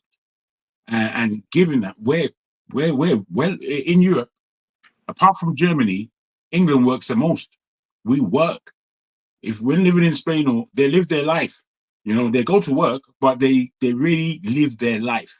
There's so many holidays, so many kind of tax positive policies that come out for workers, which is not the same in America. And whilst we get 4 to 5 holidays a year, depending on the jobs you get, and they're very needed. Whereas it seems America can sometimes get 2 weeks of holiday, and that's it for the whole year. I'm thinking, my God, that's too much. That's too much. Given this, the pressure that we all have, sweating, working. I heard that there was a couple of Nigerians who have died holding down 3 and 4 jobs. I'm thinking, my goodness, that's just like slavery days. Okay. Overworked. Can we come back to you, Mohammed? My brother, I haven't finished now. Okay, you're taking all the time. Okay. Are you hearing what I'm saying, though? Just round up. But I'm asking if you're hearing what I'm saying. Yes, we're hearing you. Because I think it's quite important. We're speaking about this thing that is momentarily going to happen, one way or the other. But what does it mean to us? What does it mean to us as Black people? What does it mean to us as Africans? Particularly, what does it mean to us as Nigerians? I think that's why we're here. That's the question I wanted Mohammed Yes, to this is it. This is it. So I'm saying that really and truly, we have got to be considering the danger of what's in this world right now and how we as individuals are supporting the campaigns of the West. Meanwhile, we're forgetting what we've left behind in Africa. What we've left behind. And we've left behind an awful mess. And it's only us that's going to fix it. And whilst we're here paying taxes in the Western system, our country is falling apart. And the more our country falls apart, the less opportunity we have to rise. I'll end it there. Thank you. Mohammed, Jabu asked a very important question. Donald Trump victory, what does it mean to the Blacks and the Africans and indeed the Black Americans in America? Does it mean a better paying job? Does it mean a more suitable environment in their communities? Does it mean that there have been improvement of life? And then the less harassment of police brutality in the communities of Black people? And is he also going to bring another ban on Nigerians coming to America? What's your own take? What do you see coming for Africa and the people that live in America? Honestly, I think in general, Trump victory, in terms of the things that you mentioned, like harassment and things, I think most likely it will go up. because let's be honest, most of the die-hard Trump supporters are more on the racist side, like the extreme ones, not all of them. But in terms of like for us Nigerians and other Africans, I actually don't think that it's going to be any different from Harris's tenure, like relation between Nigeria and America. Maybe like, you know, visas might be harder or something like that. But these are policies. Remember when Trump put some policies about immigration, Biden undid some, but he kept some, like, you know, he kept some, like, you know, he kept some intact. So in terms of that, how it will affect our lives, I think it's not going to affect much, but those Black people living in America, probably like the more extreme racist, you know, MAGA types will be more emboldened. But for me, like, this is not what I really like. That's not why I joined, like, to comment on, because I'm not American. I never will be. I'm just more interested in like why I think, for example, like Trump is having an edge when like the media people all have it 50-50 or have Harris as at an edge.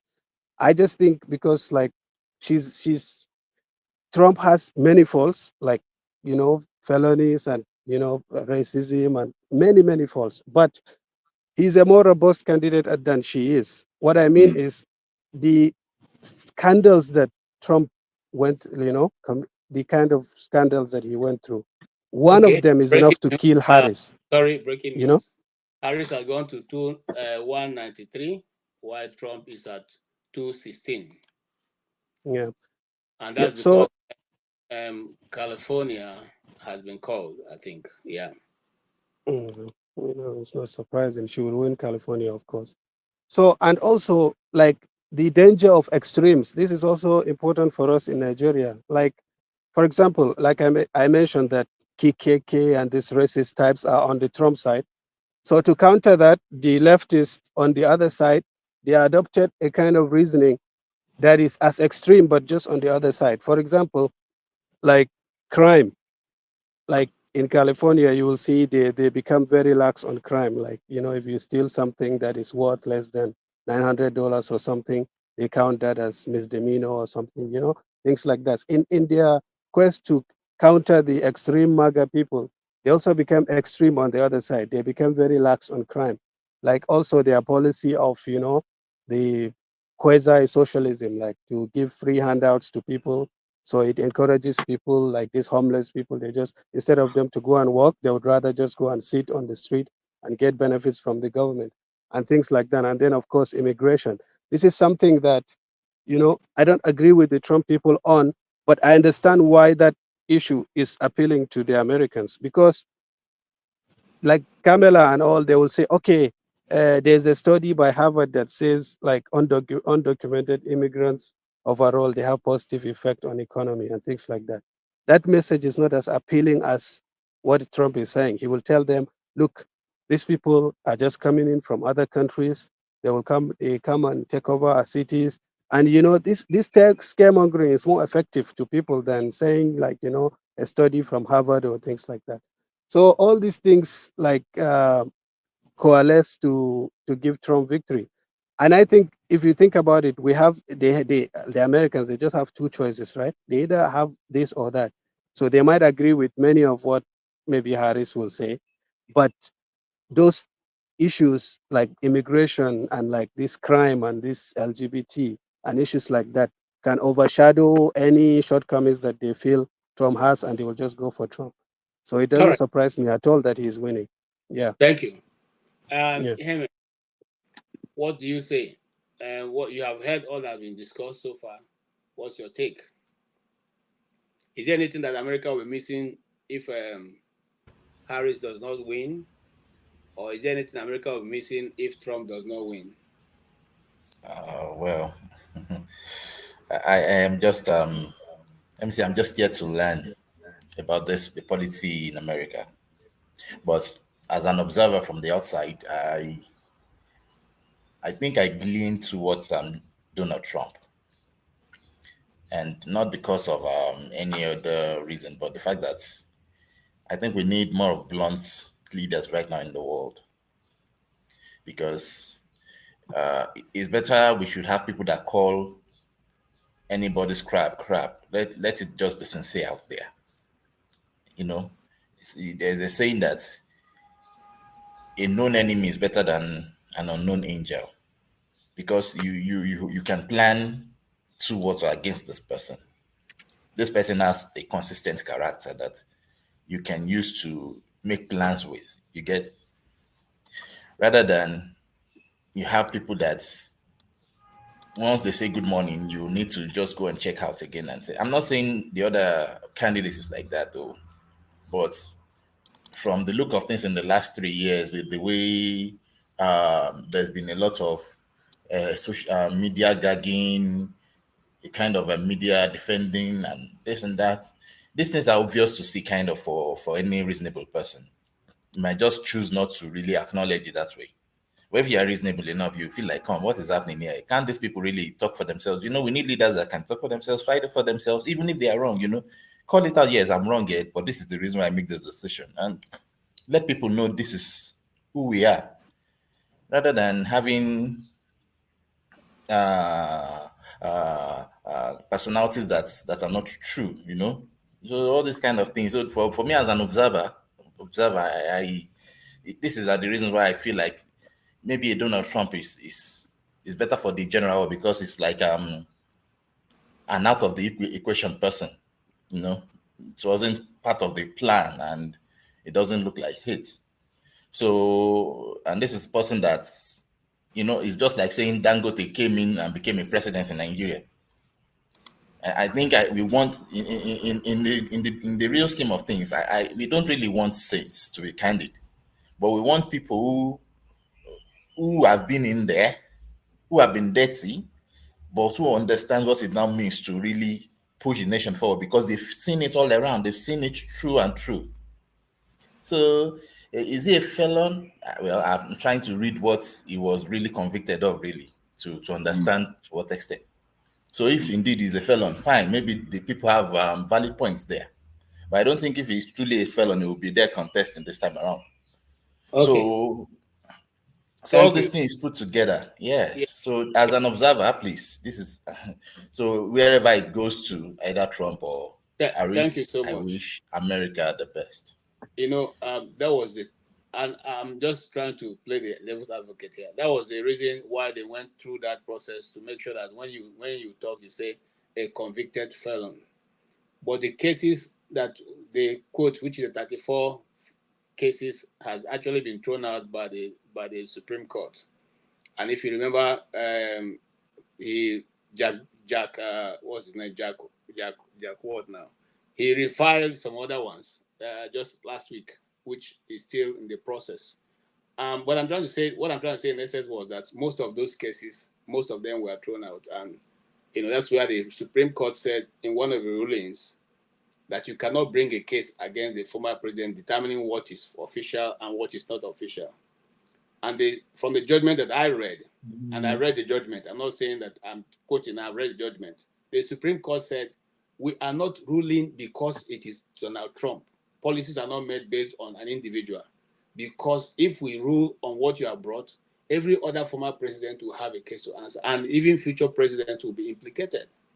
Consequently, you'll be tying the hand of the presidency not to be able to act, even when it is in the good interest of America, because somebody can take you to court after that.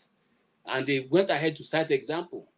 Okay, Justice Clarence went ahead to cite example. Say, for instance, that means that Obama should also go to court and be in prison because he went to, you know, the action he took in what he did in Iraq and Iran and all that. So this is how that case was thrown out, and said you cannot. And in fact, they asked Jack, what's his name now? Why am I forgetting the prosecutor's name? To give them now define what is official or unofficial act. Thank you very much, KJ. And the Democrats, so they will never say this, all these things. They know this, so no, this is they know all the this. ruling. In fact, Exactly. if you go back to those law people, I tell you, the American Center for Law and Justice, they were even the ones who filed these cases in the Supreme Court and got judgment. So I'm not talking about what people are saying. I'm talking about what is on ground. However, now Jefferson is here.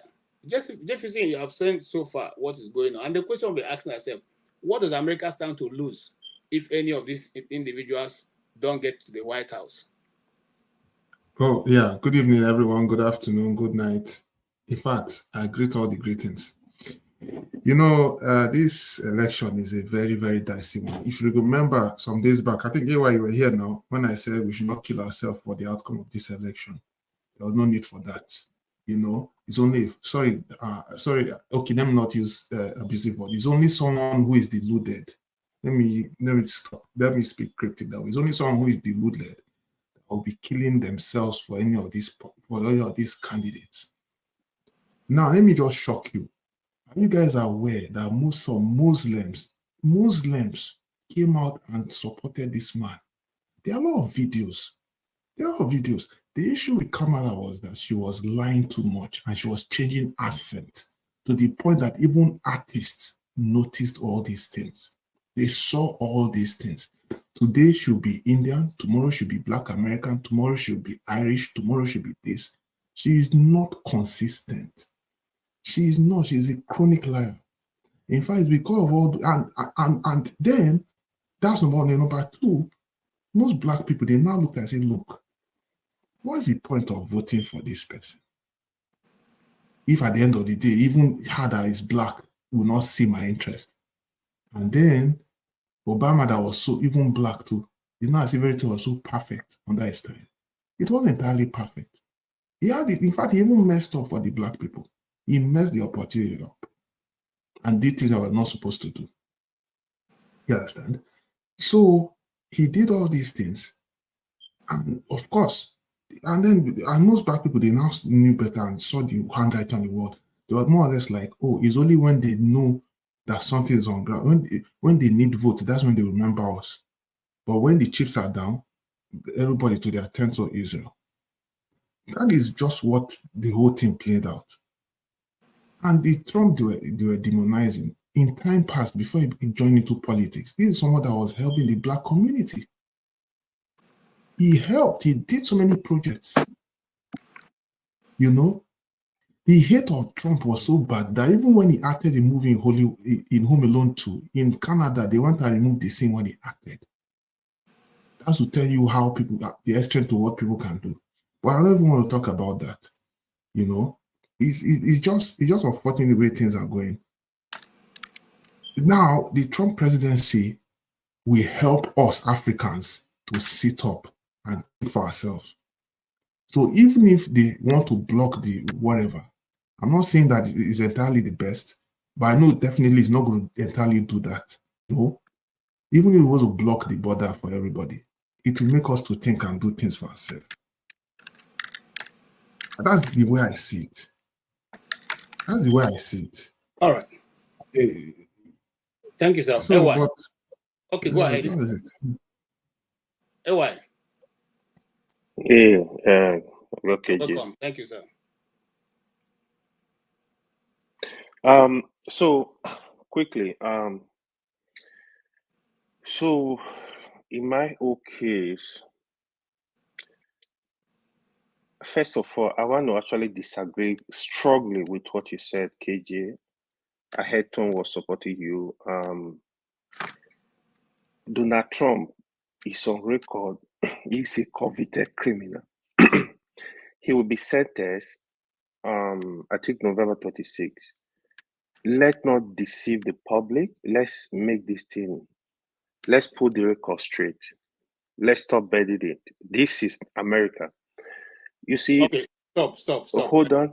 Hold on. Hold on. On what he has many cases. On which case are you talking about? Because I can deal with. If he was sentenced, do you think they will allow this election to continue? Americans are not foolish. Sentenced. Americans are not foolish. Hold on. Jefferson, please. Which of the cases are you referring to? Is the case of the hush money payment? The hush money payment. Okay, let me enlighten you on hush money payments, and I can look at it down. Was he convicted or no? Hold on. A senator some days ago was talking about hush money. He said in the House alone, over 100 and something million have been paid out as hush money in the House. So if that case was to be taken, we're talking about Donald Trump case. If the case of hush money is supposed to be taken, then almost all the senators sitting in the Why are you talking about senator? We're talking of Donald Trump. Listen, Can you just say he was not convicted? Is that what you are arguing? What's your argument? I'm coming. I'm getting there. Just relax.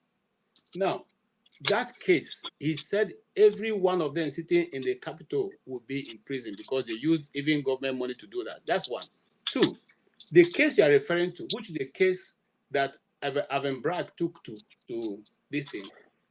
Have you checked recently of what that case, how that case ended?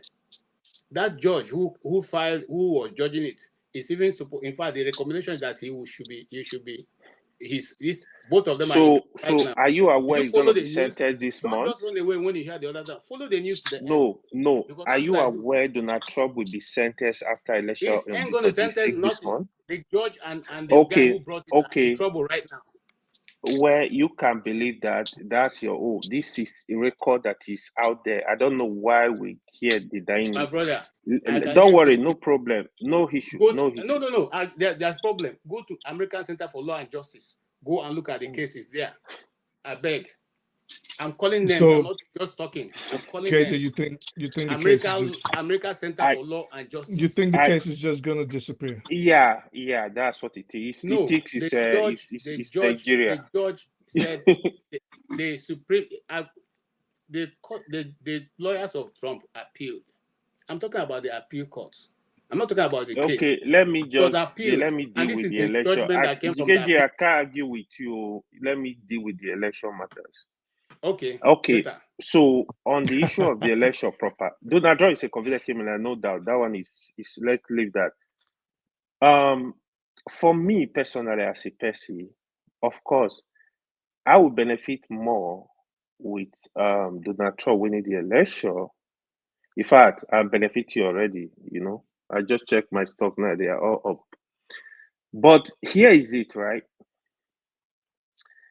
The way some of you defend this man, even with his known bad character, how he treated people that don't look like him, even Nigeria, case of Nigeria, denied Nigeria of immigrant visa, even visitor visa, Nigeria, we are in trouble.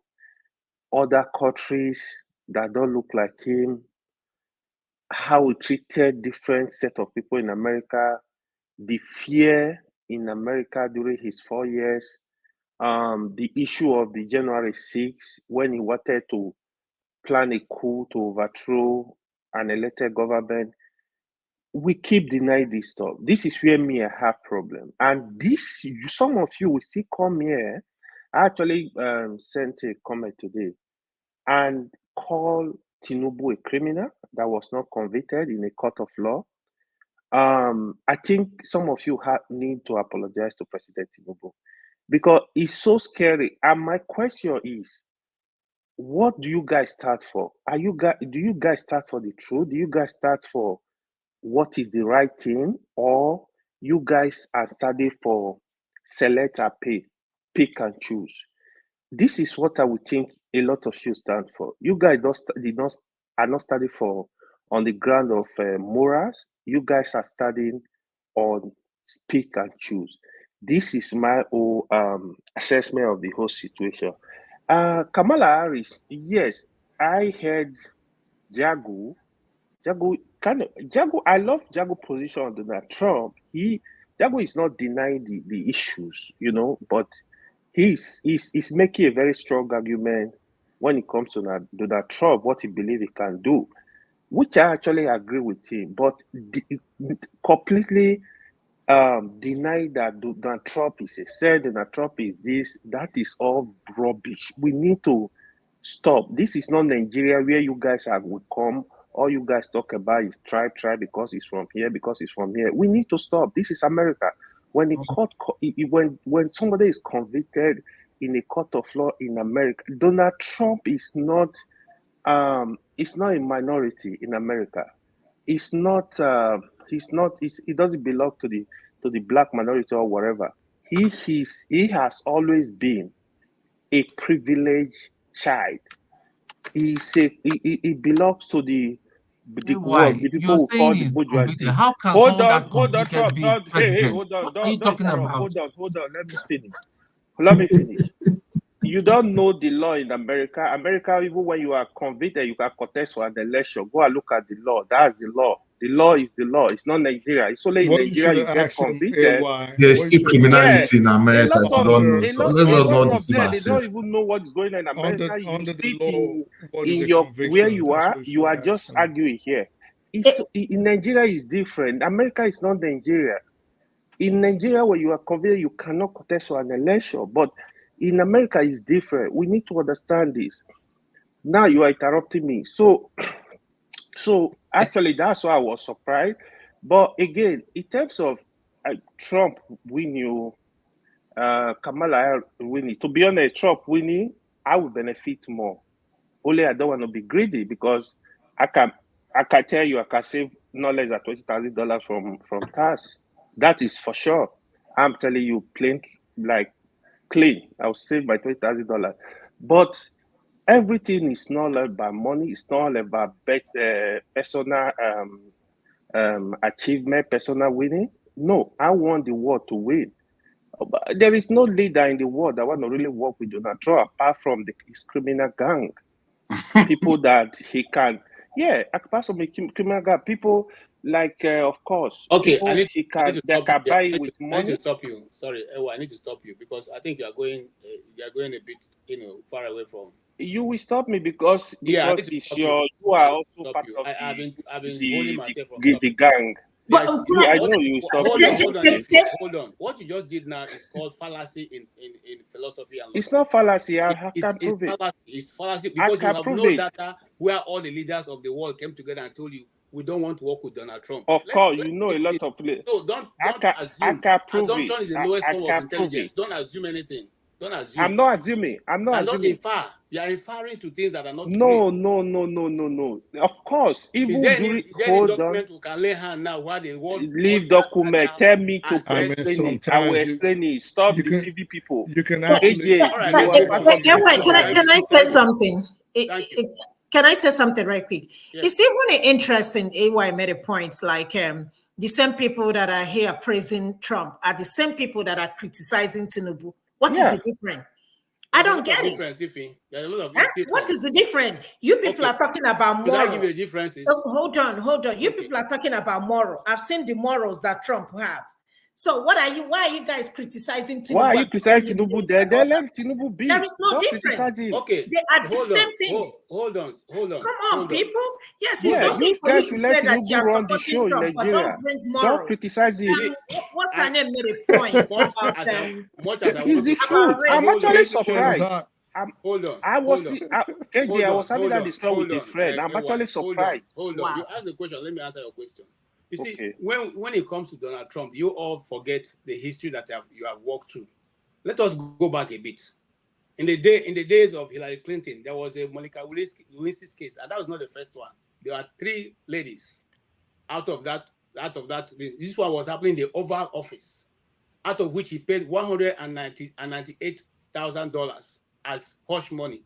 Go check your papers. So you people shouldn't criticize Tinubu. No. Hold on, sweetheart. Hold on.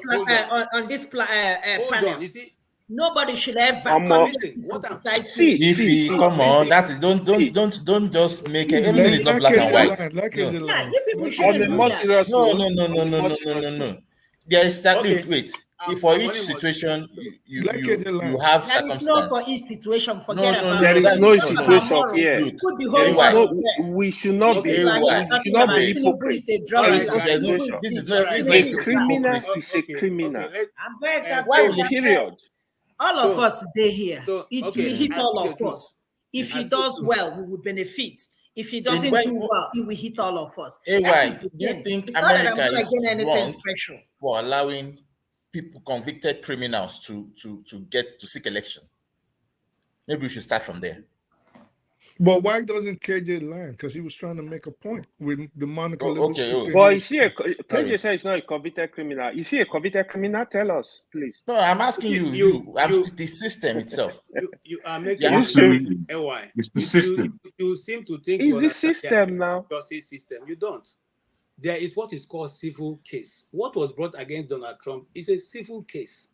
It's a civil case. And a civil case does not carry any of those things you are thinking about. It's not a criminal case. It's a liable. See, excuse me. KJ, you can deflect from Natty tomorrow. But he's a convicted felon, right? Or he's not? Donald Trump is a convicted fellow. There is, don't stop begging it. You need to stand there. Why? No problem. Yes, he's a convicted felon. He's a convicted felon, agreed. But is it wrong for a convicted felon to seek election? No, there's nothing wrong. So what's not the problem? No. That's their law. If that's American law, that is the law. That's American law. Using it against him. No. Okay, so but what I'm trying to say is that the way they come here, why are you using it against him? Let me see all of you that is if you are studying on moral ground, against him like moral ground. It is wrong. It is wrong. Let me see you. That is exactly my point. Why are you guys? Why? Listen, we are not listening. If we all talk, I was not convicted of the criminal case. You are here supporting evil. Finish your case. Don't ask any question. Just finish and let other people talk. Finish your. No, I think you stopped me already. You guys will not let me talk. You need to defend your master. Yes. Let's move somebody else. Let me just say one thing. Yes, go ahead. Emmy, it is wrong, and I'll tell you why it's wrong. Okay. It is wrong if we look at it. It is not against the law. It is nowhere in the Constitution where it says a felon is barred from becoming president. But at the same time, we have to look at the standards we uphold for someone to be leader of not only America, but of what we call the free world. And if we have to uphold those standards, then we have to abhor certain things. And criminal convictions should be one of those things. So if you want to get a job, for example, at Walmart, or you want to get a job at McDonald's, one of the criteria that they do not want, except in states now, where they say, well, they give second chances and things like that. One of the criteria is they ask you if you're a felon. Have you ever been incarcerated? And those things automatically bar you. You cannot be a felon, for example, and work in a financial institution. You cannot be a felon, for example, and attempt to be a lawyer. Not saying it is impossible, but your journey to get certification for certain sensitive posts is going to be tedious, if not almost impossible. So there's a certain criteria which we hold for people that have to hold, that aspire to attain certain positions, at least in America. And if we have to uphold that threshold, and if we have to abide by that, those requirements, then you would agree that if someone is not allowed to work in McDonald's because of a criminal conviction, why then should we allow someone that has not one, not two, not three, but 34 criminal convictions? He's presently awaiting sentencing, by the way, to become president of the United States. And therein lies the quandary of everything we're saying. KJ will tell us, none. It's not. There is nothing like that. Huh? KJ, I hear your government. Is it, my brother? I don't have to pander to what you like. I'm telling you what is available. It's not what I like. It's the law. It's what happened. You don't like, you leave it. This same thing happened some minutes ago on this same panel.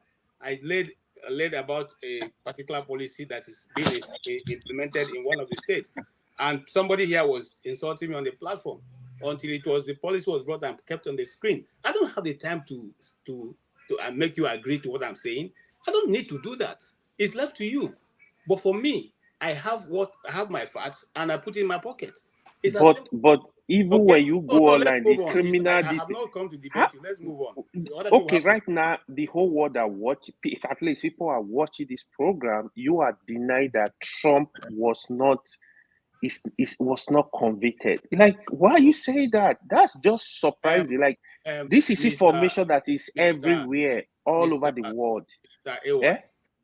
The justice system in America have more than one steps. If you take me to the first one, I don't feel satisfied. I'll go to the next. System all over the world has more than one step. So if you know that, not in America, all over the world. Why are you concluding that by the first step, for which but the statutory remain till there is an alternative we judgment. listen to you people when you speak. Why is that one want to speak? You won't listen. Why? If you know all, then Go speak ahead. now. Go ahead. We don't even need to talk about it. You so say your mind. Okay, Go ahead. That's it. What you said is correct. Let's move on. If he says something else, or whoever is ready to take. No, I mean that's fine. Go ahead. I mean, we are not fighting. Like I said, all these things we are arguing here is not going to make any difference at all. Yeah. Whether we're white, we can sucker punch each other. It's not going to make any difference. Just like I say, Tinubu does well, it's for all of us. If he fails, it's for all of us. Likewise, Trump or whoever that is going to win, Trump, Harris. So, I mean, whoever that wins is going to affect all of us, one way or the other. We are not going to gain anything special about. So, we're fighting over here. We're making it look as if Trump is going to compensate those who supported him the truth. and those who did not support him. So, we are here. We live in this country. We move. And next week, Saturday. I agree. And I want to say something before I let that case go. Okay, sometimes we'll talk about this Trump. Trump has how many children? How many of them didn't make? It's not a success today. If we are going to judge him by the children he brings up. What is success to you? What is the definition of success to you? I don't understand you again. No, what is definition of success to you? That was what I was going to ask him. What's the definition of success? Yeah, what is success? Tell us. Mind you, they inherited this. No, let me mind you, they inherited this. It's not that they have any business. Trump inherited his wealth from his father or his grandfather. If he listen to me. When I was growing up, plus all the criminal activities he did to make people talk, make other people talk now. Now you argue and I'm passing and you don't want to hear. It's not frustrating enough. There are children who have inherited billions and billions, and they never even were able to handle it. That's one. Two, why people bring up that issue? Because Kamala Harris says, I am a child of... No, her mother was a professor. Her father was a professor. She never grew up. She was never in the poor class. She always grew middle class. You can't compare her to Trump.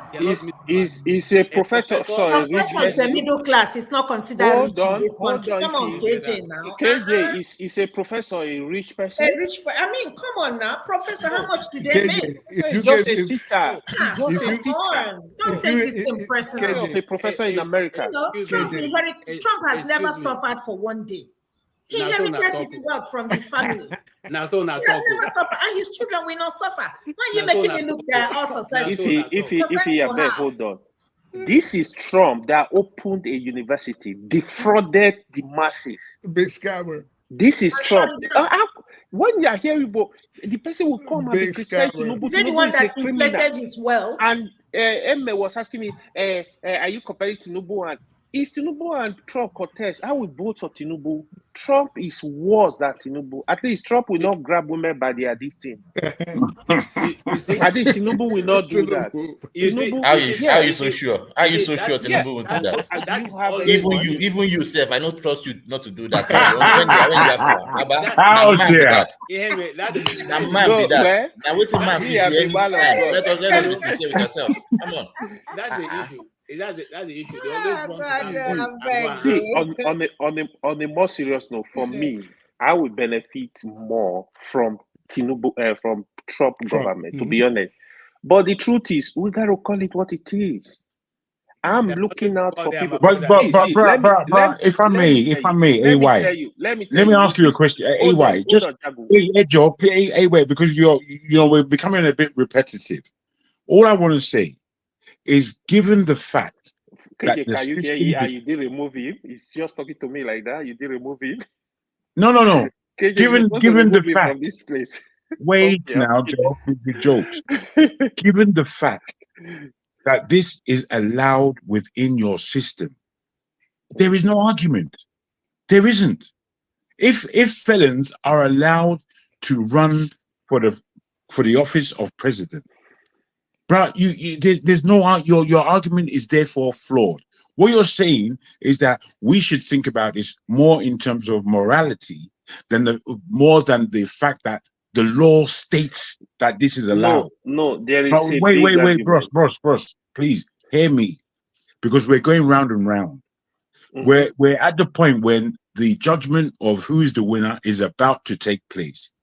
and you are arguing about the system. I mean, it's a joke, to be frank. Not about the system, really. I'm just disagree with a lot of stuff you guys are putting out here. I mean, I never Trump. put anything I out don't in have terms issue of what with you're Trump saying. winning the election. To be honest, I mean, Kamala said she's not really like my person, but this is it. Can whatever I put this? happened, hold on. You know, I never speak for a while. I still believe when you have, in fact, even in Nigeria election, when you have two people that you think they are bad, you got to choose the lesser evil. That's the rule.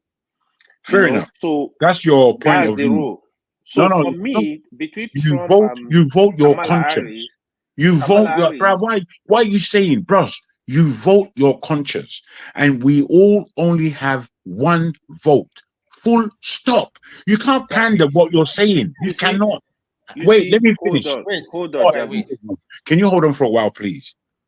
In the world today, I'm not sure if we are aware that the leadership in every country for the last 40 years, it has diminished. We are given choices of cretinous individuals. Everyone in the world is vying for. So once we understand that's where we are, we have to not necessarily accept the people that are there, but that is what it is. It is in this England, bruh. There's nobody of nous or of vigor that we can call a leader, to the point when somebody can come from Nigeria at 16 years old, and within no time she's at the top of the class. That would not happen during my time, if you understand me. It would just not happen. But it's happening because there's just vacuous leaders out there. Vacuous. That's the position that we are in. We're not really understanding this. We are following leadership. Wait, AY, please. We are following leaders that are not leaders. That is the issue. And for me, that is a frightening position. And I think we have to think for ourselves, as opposed to be thinking about these people who are running gamut up there. They're running a gamut. It's all just uselessness. What's Kamala Harris? What's she going to do for any of us? Be frank. I agree with the same speed? Yep. Who the hell is Donald Trump?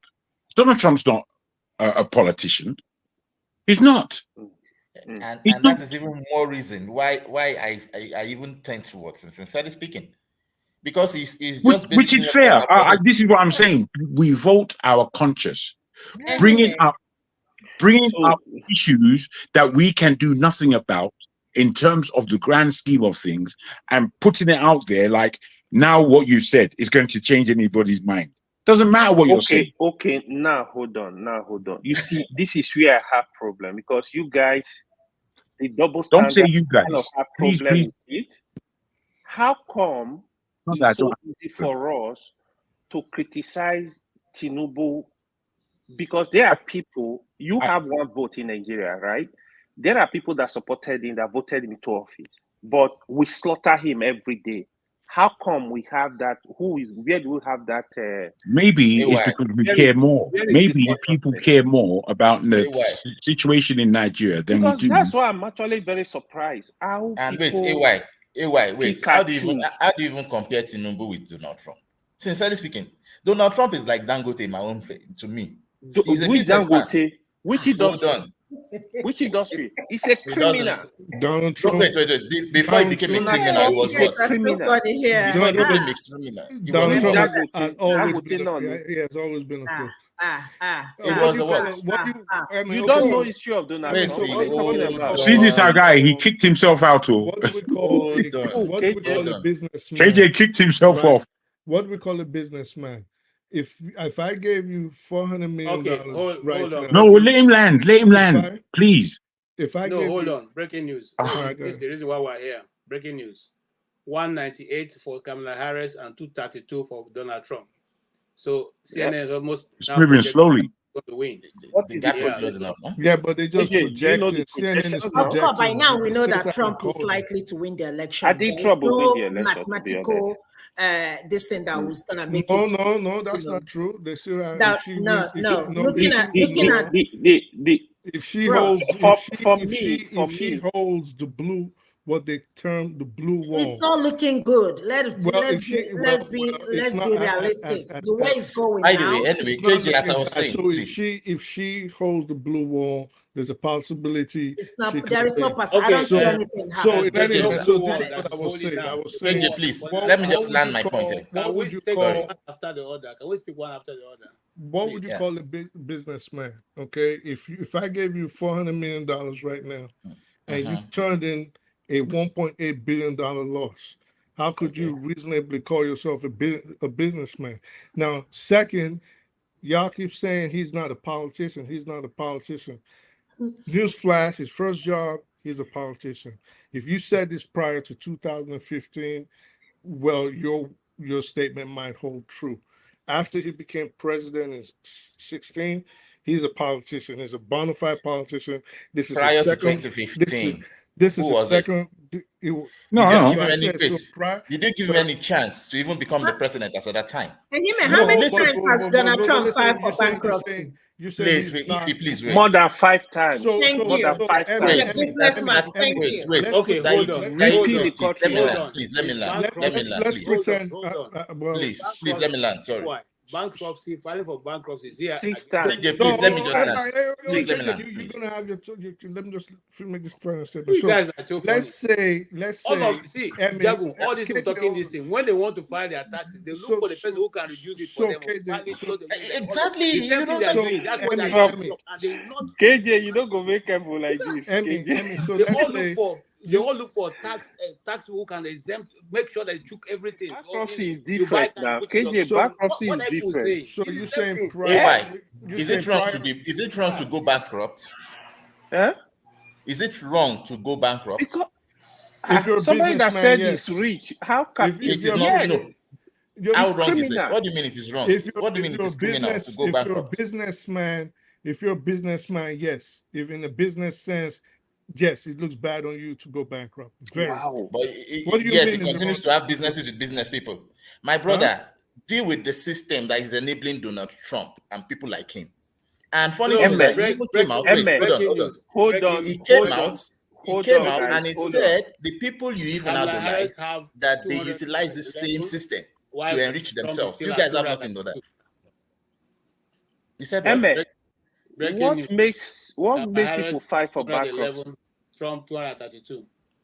Yeah, but Oh, it's those are getting CNN, close. those are projections. They don't know yet. They haven't called them. Hold on, please. Emme, what are the conditions that make people to fight for bankruptcy? Please tell us, educate us. Sincerely, I'm not a business person.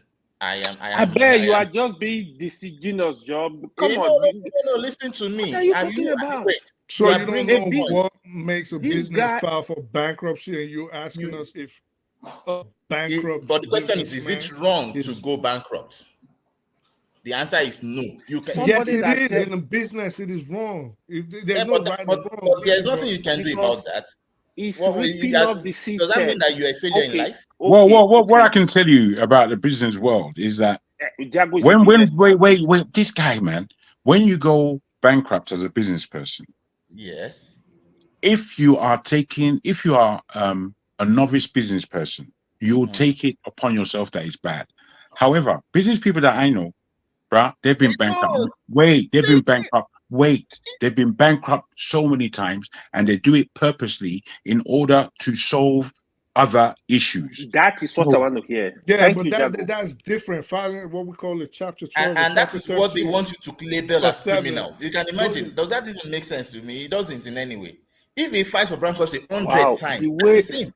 Wait. AY, please. Listen to me. This is logic here. I am being You just rational said you in this. didn't know what bankruptcy is. This is the It same does- man does that that- inflated does his that make wealth. sense to you now? Because I said I don't know. Does that really still mean that I No, can't but give you of words course just you like I know know me? you I'm are not a just lecturer. being No, deceitful. hold on, You please. know. No, wait. You know you were wait. just being deceitful. But the Oh, thing is help that us out, KJ, man. please, Please let me just land. The thing is I'm it tired of wrong shouting, my to brother Jagu. please, And please let me just can I I just will land not now? allow you to talk. So I don't know what else to KJ say. They is want happy you wait, mode. they want you to make it, they want you to think Donald Trump is a failure because he filed for bankruptcy more than 5 times. You see? I don't care if he had done listen to me. If he had done that 1,000 times, because I know with what I've learned enough, but I can't use that as an authority to come and say, yeah, that's why I say I don't know. In a system like the US, people who are business people, they know how to capitalize on loopholes within the system to enrich themselves. It's not loophole, it's criminal. Listen, it is not criminal. It is because it's not a crime to go bankrupt. It's When you not go crime. bankrupt, this is what happens. Wait. When you go bankrupt in the UK, I'm not sure about the States, but when you go bankrupt here, you are stricken to be a director of any business for 2 years, and then you can come back. You understand? That's what happens. So it's not a crime. It is a position where you need to be retrusted, if you like, to hold. Exactly. So would you trust someone that had numerous bankruptcies under their belt? That each time he ran into a problem, he had to look for a way to reassess and restructure his guys, business. asking you how you guys are You got what I'm saying? So defending this is the bankruptcy. problem You we guys have will with defend anything. Let's listen one person at a time, please. We were listening to somebody, and then AY decided to become a comedian again. So, in my own opinion, if Jago, the if I had system the key, I will allows for remove you. that, and yet Donald Trump is KJ, still you see standing, how Jago and you want you to are tell me, looking at him, in eh? fact, KJ. how many business people are supporting Donald Trump right now? I think we have a lot of business people supporting him right now. More rich people. Listen, what does that mean? Because of the tax and the region, exactly. they're So going to give them a lot of tax cuts. So are you telling me that during KJ, the two 3 years, things, KJ. Are you Chim telling wants to me come that- in, and then the people are asking for the link. Are you telling me that during the last 3 years that Democrats has been there, they've not been able to block, or they shouldn't find it fit or deem it responsible enough to block these loopholes, so that it doesn't enable people like this to come It's up not again? about loophole. Let me just. It is about loophole. This is a loophole. It is not. You're making it look like it is criminal what Donald Trump has done. Yes, hold on, please. Let me land. Hold on. Donald Trump categorically, he openly, he said yes, he took advantage of the system. Do you Listen live to in me, America? please. Or do you live in Listen America? to me. Let me make It's my. not I'm an loophole. Let me tell you the observer. difference. Please hold on. AY, please. Because AJ, we live in take your America, time. doesn't. You see, the It's fact not that a he loophole. openly Let me tell you the wait, difference. let me land, please. He openly, I saw a debate where he openly, because he was Christian then, and he said yes, that he did something. No, let me cut you off Wait, there. hold No. on, please. Hold For on, over please. 3 Please. decades. Hold on, No, can no, I no, land? no, no, no, no, You are no, interrupting no, my no, thoughts. no, Please. no, no. No, You no, don't no, no, no, understand no, what no, no, bankruptcy no, is. no, no, no, Hello, no. hello. Please let me land. For over Let 3 me land. decades, Please be this man patient enough lied to about listen his to me. finances, okay? I For want over to start 3 I am not repeating, decades. but listening you to won't you, listen to please. me. Because you don't even KJ, what understand I what say? you're talking about. So for over 3 decades, this man lied about his finances. For over 3 decades, he tried to stifle the IRS and the New York State tax. What they call our thing again? No, I know what you're trying to say. I know Yeah, he so he inflated, tried to stifle.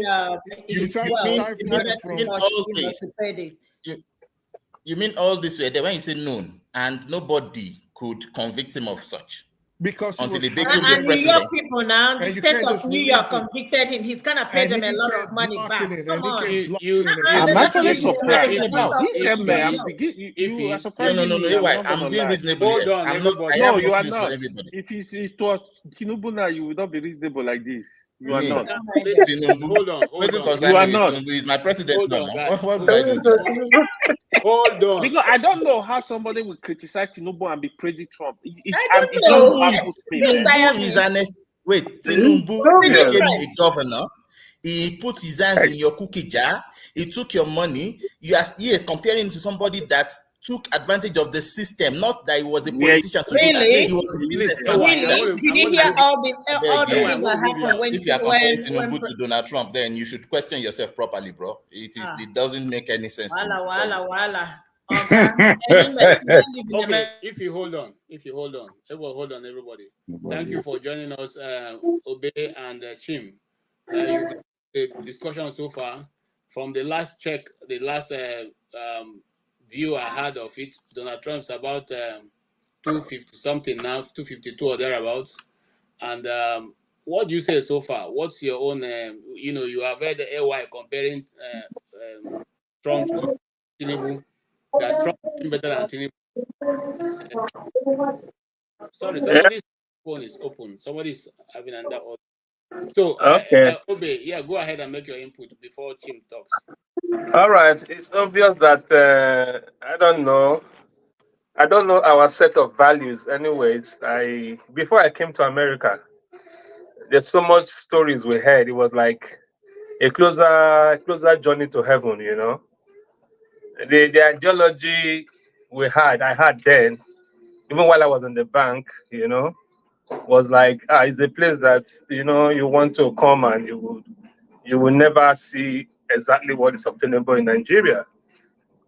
After I came, the expectations was just so high up there. But at the end of the day, I observed that, man, it's just a difference of a location. That was what it was. Difference of location. That was what it was. It is easier to actually survive here. That's the difference. You could. There are so many things to do for you to survive. Life, it's just like a system that have been set up that is working. So it's easier to survive. But at the end of the day, as things begin to unfold, the Donald Trump came up. I think Donald Trump election was the reason why I had to come back to stay. I'm telling you, I dropped the family. I went back to Nigeria. I was still in the bank. I was working. Everything was good. Footing the bills back home. But then when he was coming here, everybody had an idea that you need to enter before this guy enter, in case. So there was a quick turnaround of the plan. You got to come in on time, try to settle it and all that. Exactly what happened, played out, was true. My friend that returned after he came in, today he's unable to come back after 7 years. His family have been here. He couldn't come back to unite with the family. He was denied. They asked him, "Where is your family?" He couldn't because he went with a family visa and he was going back to renew by himself. When they opened the file was showing that the family did not return. Till today, he can't enter America again. Those are the issues because immigration status changed, everything changed, and we suffered a lot along that line, But be that as it may, people like us were lucky. My friend went to Nigeria to bury the mother. When she was coming back, they were asking her, how did she get her 10 years immigration status? They were asking her, how did you get your 10 years? That became like an immigration interview. At the point of entering with the 10 years green card. Those were some of the issues our people passed through because of his tenure in his first term. My fear is this. He's a good guy. During his time, I made more money. I was good. Post-COVID, everything was like, in the hospital now, when you walk, there were too many checks coming in from everywhere because of COVID, We were just good. We were able to make a lot. I bought my first house after Donald Trump's failure in election and the payment of COVID, which was good for us.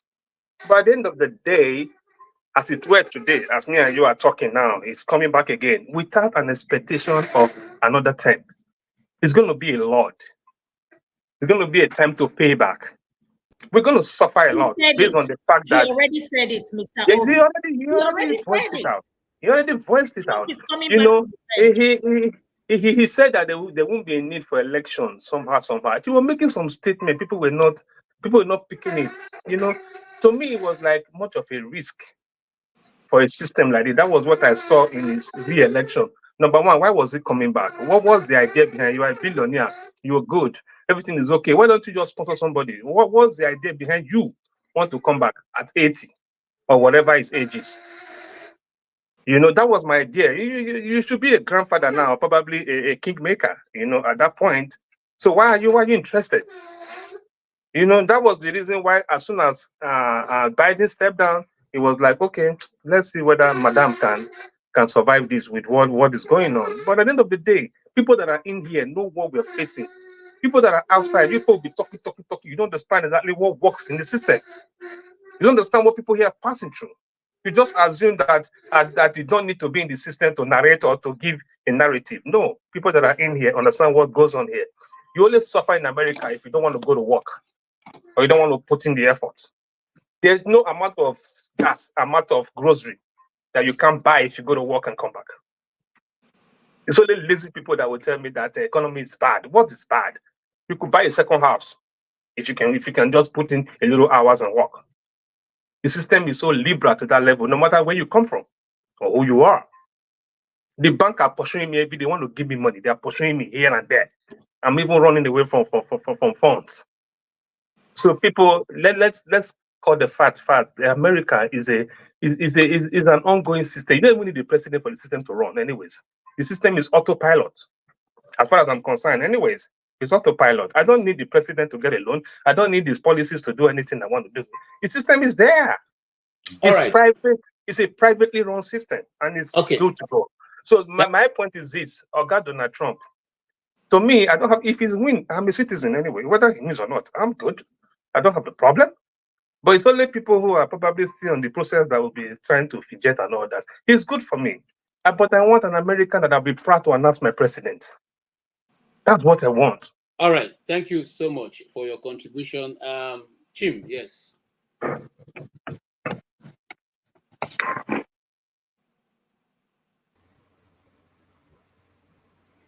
Hello, can you hear me? Very loud and clear. Yeah, welcome back. Yeah, okay.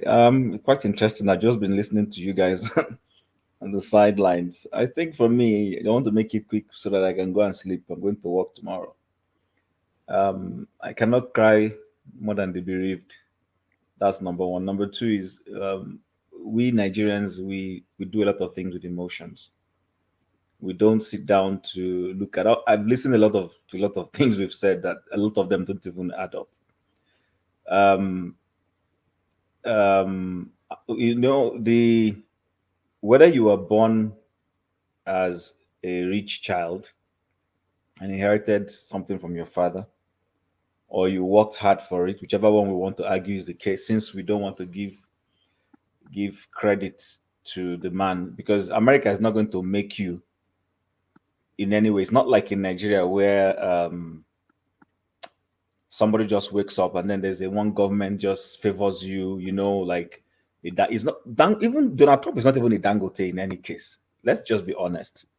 I'm not disputing the fact that he may have had some head start. It happens. All fingers are not equal. But Donald Trump did not steal any American money, because if he has stole the treasury funds, he will be in jail. It's not, you cannot run away from it. If you embezzle their funds, you are heading to jail. You can't accuse him about that. The other thing is this. Many of us who are complaining and saying, oh, he took advantage of the system or didn't take advantage of the system, I'm sure many of these people here have read Rich Dad, Poor Dad. They carry it in their back pocket, run out. You know that the person who wrote that book also games the system. You know the man who wrote that book that you carry, Rich Dad, Poor Dad, go and read it. Rich Dad, Poor Dad, go and read it. I'm sure if I ask, a lot of us have read that book, even apply the principles. That man, that thing he was doing is gaming the system. I live in Canada, I don't live in the US. But when it comes to their basic accounting and tax system, it's the same thing. There are things here I frown out, and I'm like, is this not fraud? People go register companies and declare losses, and then they pay them, and you know the system pays off their losses. But people who haven't declared losses or set up a business in any way, you are the one who will be hammered with a high tax. And the system will tell you you didn't pay enough tax. You didn't do any business. You just declared your income, your normal income from what you were doing, which may be either a paid job, government or private, and then you're hammered with tax every year. But people who go and lie, I know people who are telling me they have registered business name, business that is not doing jack, but they are using it to make money. The system pays them. They declare losses every year, and the system pays it off and clears it off. It's taxpayers' fund. So the question is this: those Democrats who are self-righteous, what have they been waiting for to plug those loopholes that give advantage to people like Donald Trump? They are not doing anything. Many of the people who are fighting him today, at least I say it all the time, Donald Trump is not perfect. In fact, for me, his biggest problem is not even all this one that we're talking about. He has money, he didn't have money, his father gave him money, he didn't have money. Or that. I think his biggest problem is his loquacity. The fact that he doesn't know how to just keep quiet, do his business as the president, and always fighting people.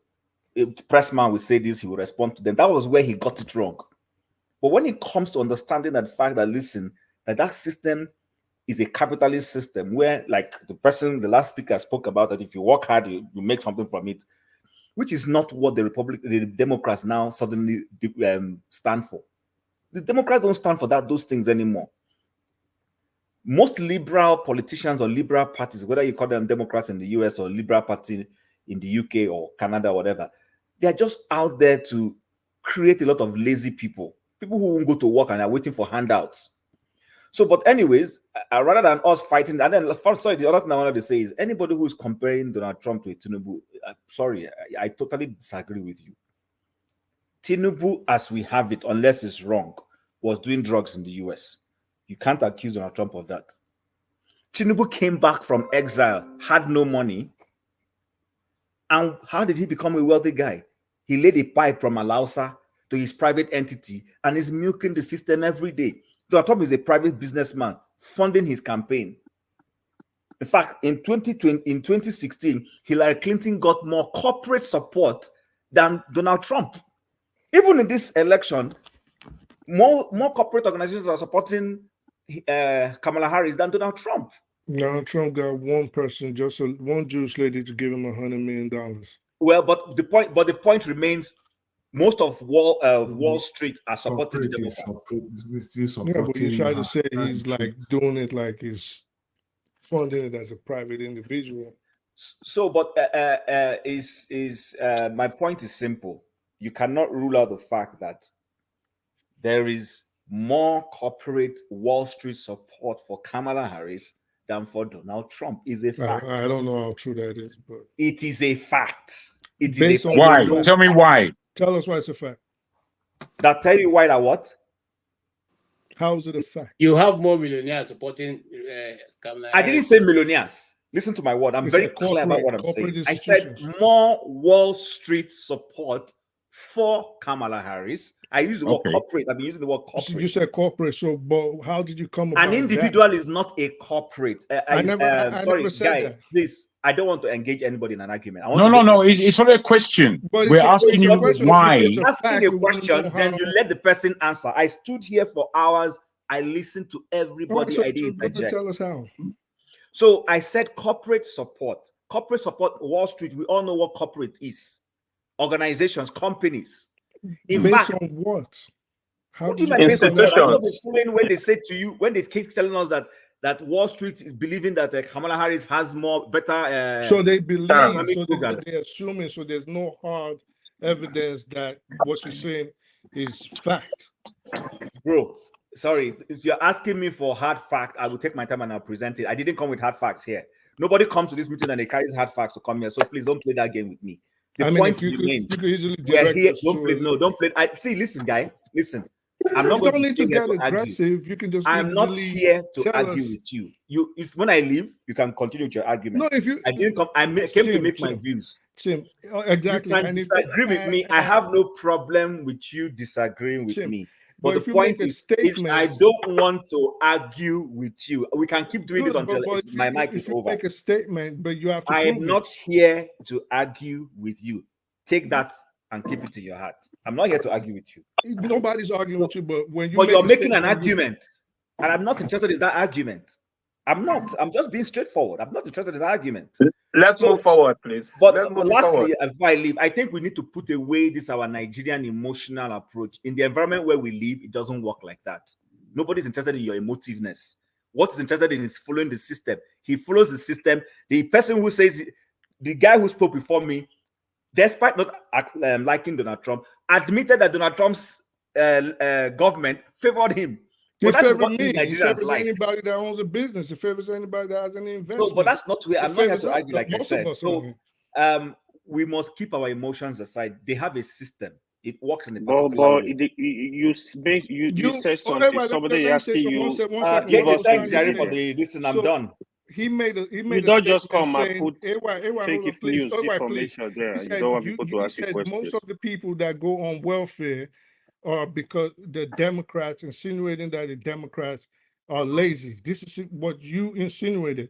And that was going to be my next question. Do you realize that most of the recipients of government assistance are actually registered Republicans?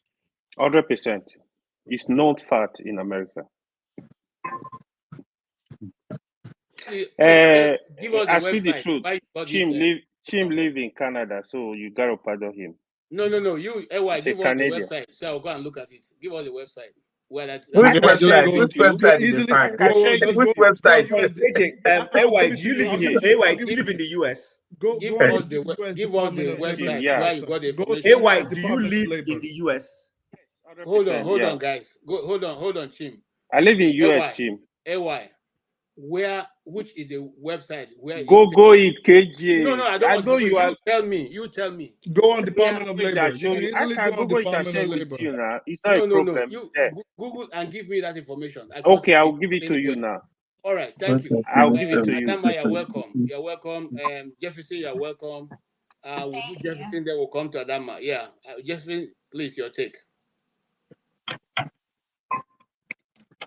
Jefferson, are you with us? Okay, Adama, you can go ahead. Sorry, I'm right. here. Sorry about that. I got carried away. Sorry, did you ask a question or? Now you are sleepy. No, sorry, I got carried with the arguments and everything. Oh well, it is what it is, I heard Obe saying what he was saying, but at the end of the day, the country has made their decision, upon how Trump was demonized. It's the same Americans that still voted for him. It's obvious. If he was so bad, let me just tell you the truth. He won't have gotten up for his vote like God today. I'm telling you the truth. I'm not saying he's a saint. Everybody has their own issues and all of that. And, people will not agree, but to be honest with you, that guy, he has his own issues, but he's straightforward. He says what he wants to do and he do it. That's just his own MO. And he has a bad mouth. Facts. You can't just take out from him. Only if you take your time to watch the commentaries of some even prominent actors online about the candidate between Donald and Harris, it will shock you. You know that this result, when I saw those commentaries, I knew there was a problem. I knew there was a very, very big problem. Down to, okay, who knows, they don't even know Eddie Griffin, right? You know Eddie Griffin, one of those actors, right? Go and watch he's a comedian. Go and watch his commentaries about this election. Go and watch the commentaries of what's his name? There's one other actor again, Rob Snyder. Just go and watch some of all these things. It will shock you, the kind of analysis. And these are people that are on ground here. Assuming Harris was another Obama, it would have been a different ballgame. The election could have been tight. She didn't have what it takes, and she was not confident. I could remember very, very well when Harris was being interviewed in, I think, one Oprah Winfrey show. She wasn't sure what she was saying. Melano. She was not sure of what she was saying. It's not me making it up. The interviews are there. Assuming she had what it takes, had that charisma, could have been different.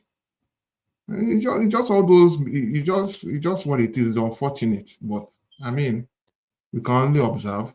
But my own take is, we as Africans, specifically Nigeria, we should take this as an advantage to improve ourselves. It's a lesson that make we improve ourselves so that nobody will use us doing ye. That's all I can say. don't know how many times say, but unfortunately, me and you know say our leadership in Nigeria. Thank you so much. Is a give and take. Let us welcome Adama from her holidays. You can see she's come up with a much fresher, ready to go. Well done. Sorry, KJ, I've shared the link, so you need to share it to people so they know. Because I need to actually prove you wrong. I've shared the link. Thank you. Okay, we're not in a court. I'm not trying to prove you. I know actually the link.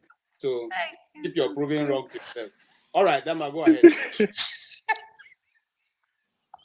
Maybe you guys are going to tell me because me, let me tell you, my speak the truth. If in there, that means I can yab well. My mouth, you know how theater artists they do, right? KJ, you don't sleep this night though. I can yab well. Just maintaining. Oh, Chief, I thought you'd be in bed by now, given how busy your schedule is. Chief, you're still up by this Adama, time. nice to meet you. Nice to meet you, Jefferson. Nice to meet you. My dear, I want to watch the soap opera. KJ, I'm here. It's just that I do some side thing here. That's why I cover myself. I bet you want to see me the tout taffy. No. Make you know they kick me out anyhow like that now. The rule is that if you are off, we'll put you behind. If you come back, we'll put you in. That's the Bros. Now, very difficult levels. No, no, I'm not brushing you that to come on board. I'm brushing you that. Anyway, don't worry. Continue. All right. Good evening, Mr. Obe. Good evening, Mr. Jago. Good to see you all. I just wanted to comment on what is going on. Yes. It's been a long while, It's been a long while. So I've been on vacation. I didn't want to come back, but I still came back. Some people have gotten worse and still where they are. So I'm like, what's going on? Nice to see you. KJ, nice to see you. I just wanted to comment, and this is my comment for every one of us that are watching the election.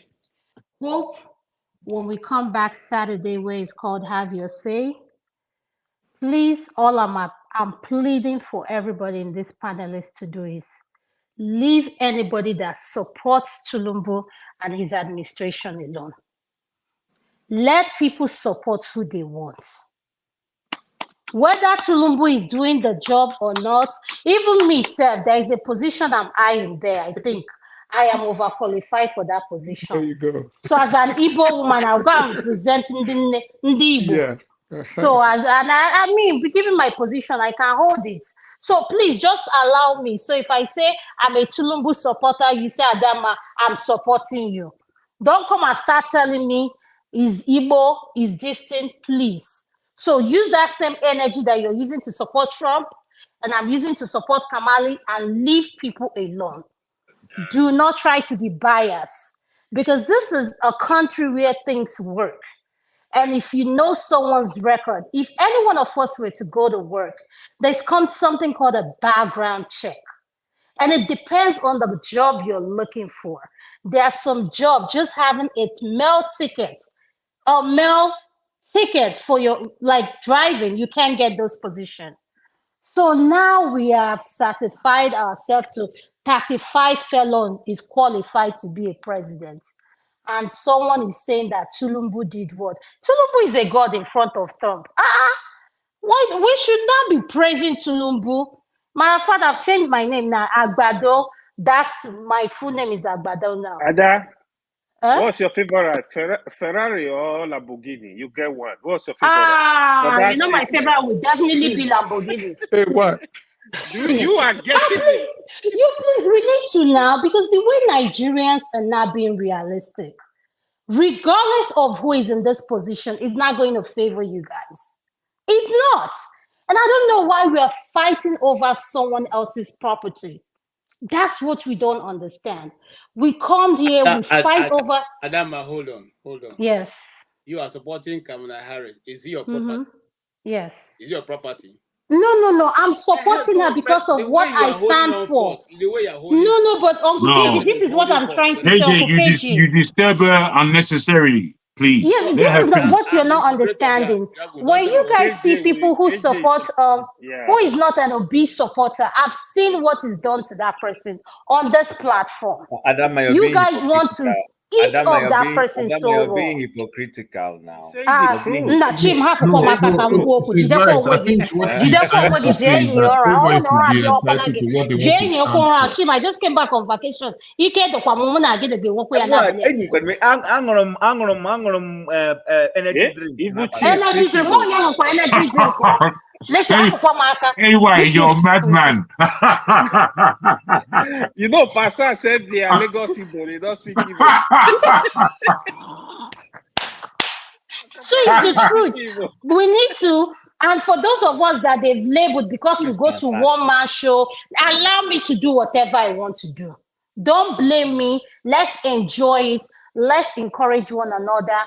Do not bash anybody for not looking into. If I say I don't believe in IPOB, please hapụkwa m aka. Ịbịa with IPOB ahụ, Chineke na your generation, ọ ga-akpọkwu niile ọkụ. Because Adama, I did not send anybody. So please, let us respect ourselves. This 2024, Trump is our president. I've embraced him. And I just checked something about my benefits. My benefits nothing has changed. So let's all welcome our incoming president, which is Donald Trump. Please, we all should support him. And if you see anybody coming to this platform and say, I don't believe in P2B, let that person speak peacefully. Shikina. Thank you.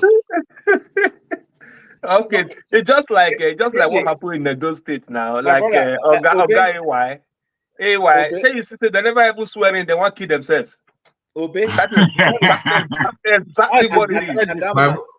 Thank you very much. They never swearing. They never swear. Thank you very much. You see what you talk. I like them well. I like what you talk well. You understand? I said they want to kill themselves. They never swearing. You kill themselves for nothing.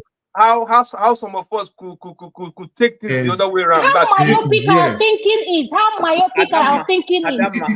Put every one of them on this position now, in political position, they will be worse than those people back home. Adama, God bless you. God bless you for that. God bless you well. You know, because at the end of the day, the elite, the so-called professors and the doctors, just look at how simple they are now. They're complaining. They want to strike. As we want to strike. Is it not your professor that announced the results? Foolish people. You want to strike. You want to pay salary on top of and it's just to put there as the president? You must be crazy. Anyways. Okay, Adam, can I quickly say something? Hold on. You still have enough chance. The race is still open. Donald Trump is at 230 and Kamala Harris at 232. So, yeah, so what's the score? 232 to 216 to 232. 216 to 2. Okay. Yeah, so it's still very open. Wow, man. Who is 216? It's close, man. It's very, very close. Open, but the woman's pathways have been narrowed. She's even the places that they are hoping Donald Trump is leading her in those places. So yes, Donald Trump is going to win the election, whether we like it or not. No. If I just called it, if Donald Trump is going to win, he's going to win the election. And I'm praying that you see 2025 projects. Let him begin it with immediate effect. Ada, the truth of the matter, like I said earlier, whether Trump, whether Kamala Harris, all of us are gonna be here, and we're still gonna talk about it. And we'll be suffering it. Okay, all of us today here now. We go swim the group. We're gonna do one together. Because I want that project 2025. I want to witness it. Correct. And as it's happening, let's be witnessing it. Project 25 is not KJ. The kind of security will go back that guy. I don't know how many times I have this thing. The kind of security will go back. Okay, what did you say? Project 2025 is what? It's not Donald Trump this thing that's handing it. Oh, Uncle KJ, why? Why did you become like this? Because of Trump. Because of Trump. KJ, come on. Listen to me. Come on now. Listen to me. KJ that denied Trump was not convicted. What do you want? I don't pander to your media, whatever they are vomiting. I don't follow those people. Can they no come this night? I go to. Can they supposed to come? They don't blast out. I go extra mile to go for my. With confidence. Kenny is looking to grab ballot box or. I'm telling you. Jaco, you don't make him for what you just said. All right. So, Mother, look, is that you? Is that you? Oh, who are the Wonder Guy? Okay, at this point, I'm going to stop moderating so that you can have a free flow. Adama, Yes, ma'am. you guys blocked me. I was shadow banned. Sorry, KJ, can I? Everybody's Can I going to dance. Everybody's going to dance like this very soon. You want to go backstage? You need this dance? Yes. Okay, so I think when we make comments, let's make comments that are factual. Stella, A man came who out. got the Wonder Guy? Who be that now? Let me a Quran for him. A man came out and they asked him about this project 25, and he used his mouth. Is clever. If you haven't seen it, please Google, like they say, and said, "I have no business with that document." He said it clearly. People still don't believe him. Who said he has no business with it? The man you are accusing said he has no business with that thing. He said so. And the people that come up with that project are people that work in his cabinet, people that are in his circle. And if you are the one, Chim, is like if I catch you now with fraudulent money, you will say it's your money, Chim. It's okay. We there here now. Why do you guys like argument rather than conversations? We there here. You came out here now to make a very valid point, which I have been saying. Listen, anybody who voted APC, I have nothing against you. We cannot all vote the same person. The problem I have with us is that once we lose, we don't. It's like soccer. If your team, it's good to be emotional and supportive of your team, but when they lose, congratulate the other team and move on.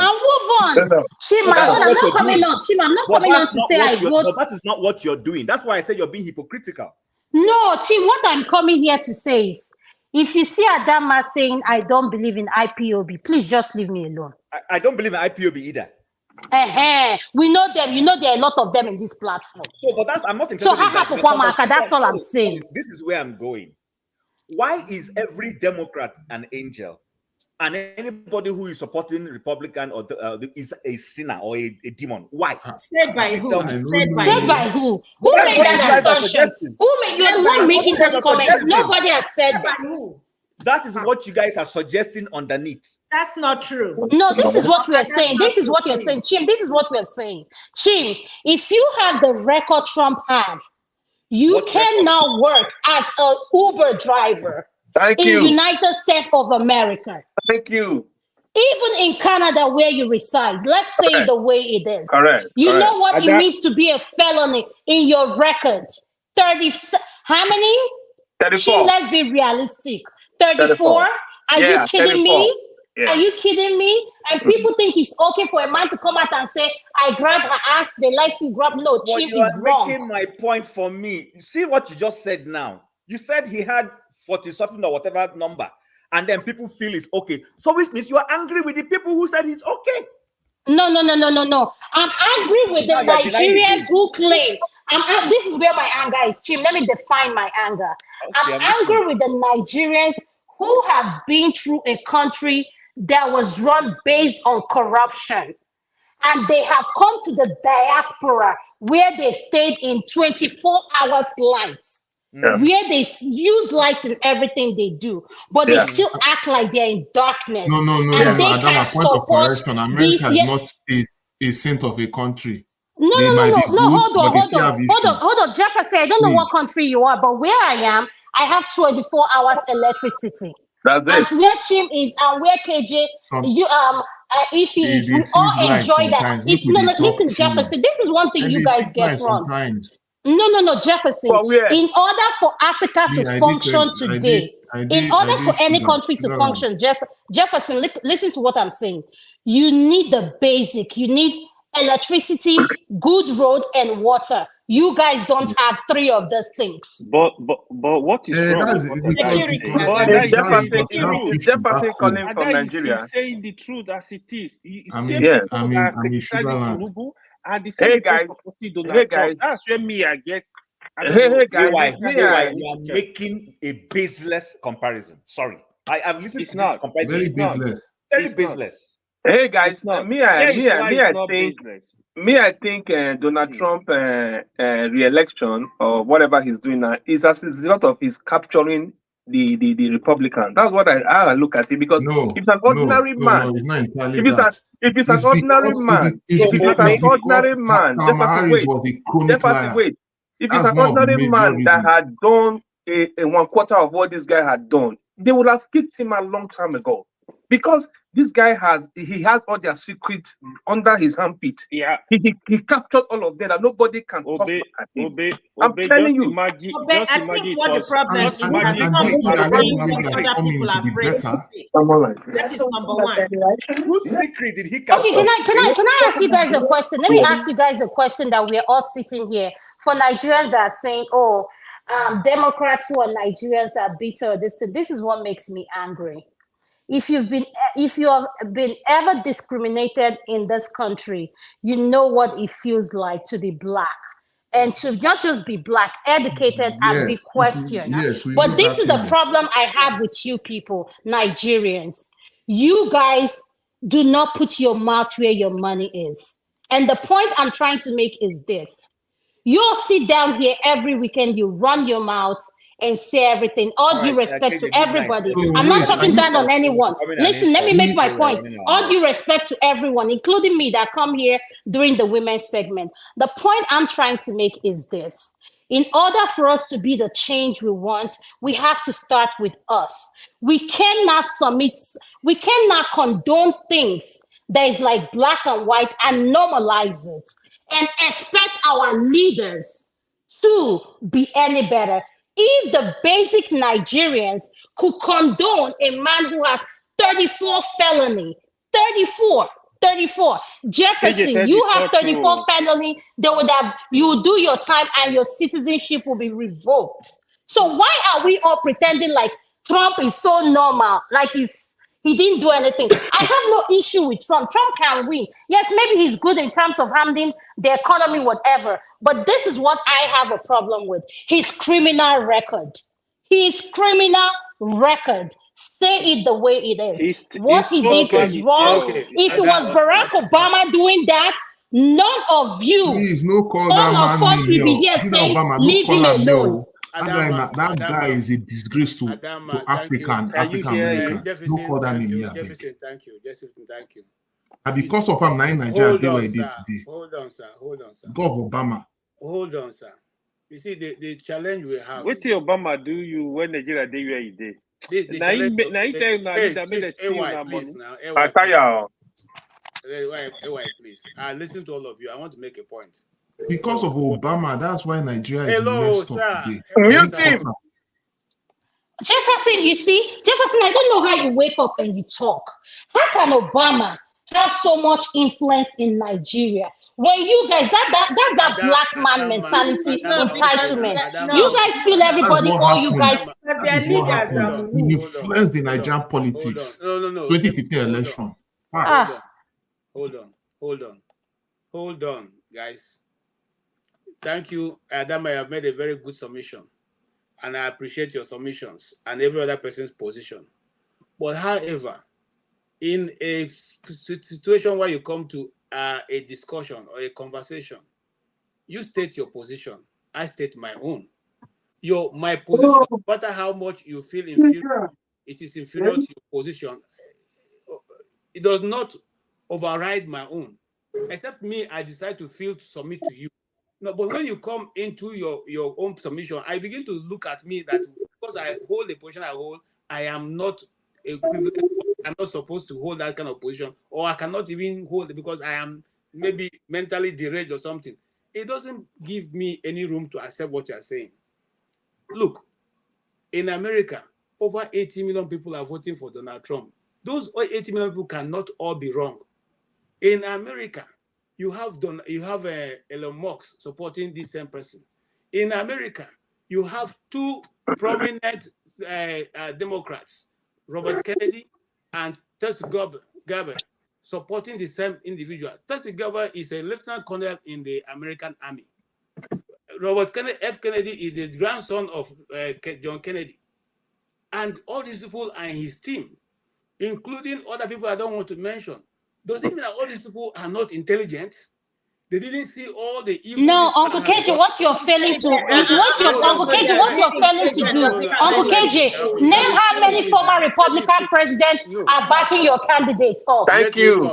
Let me talk, please. Thank you. The same way you have said they are not backing him. The same way these two people are. Okay, why was he assassinated almost 3 times? So anybody. Oh my God!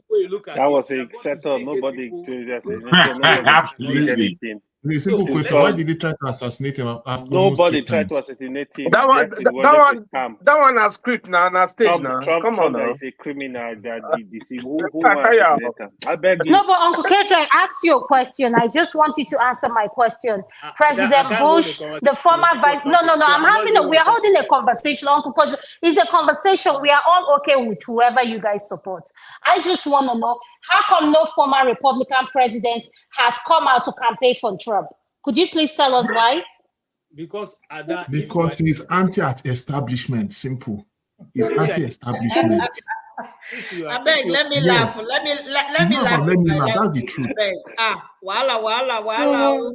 KJ, I just tell you a story. There is one of my sister's daughter. She's in the medical school, a doctor. So she was in her, this housemanship program. She was attached to a doctor.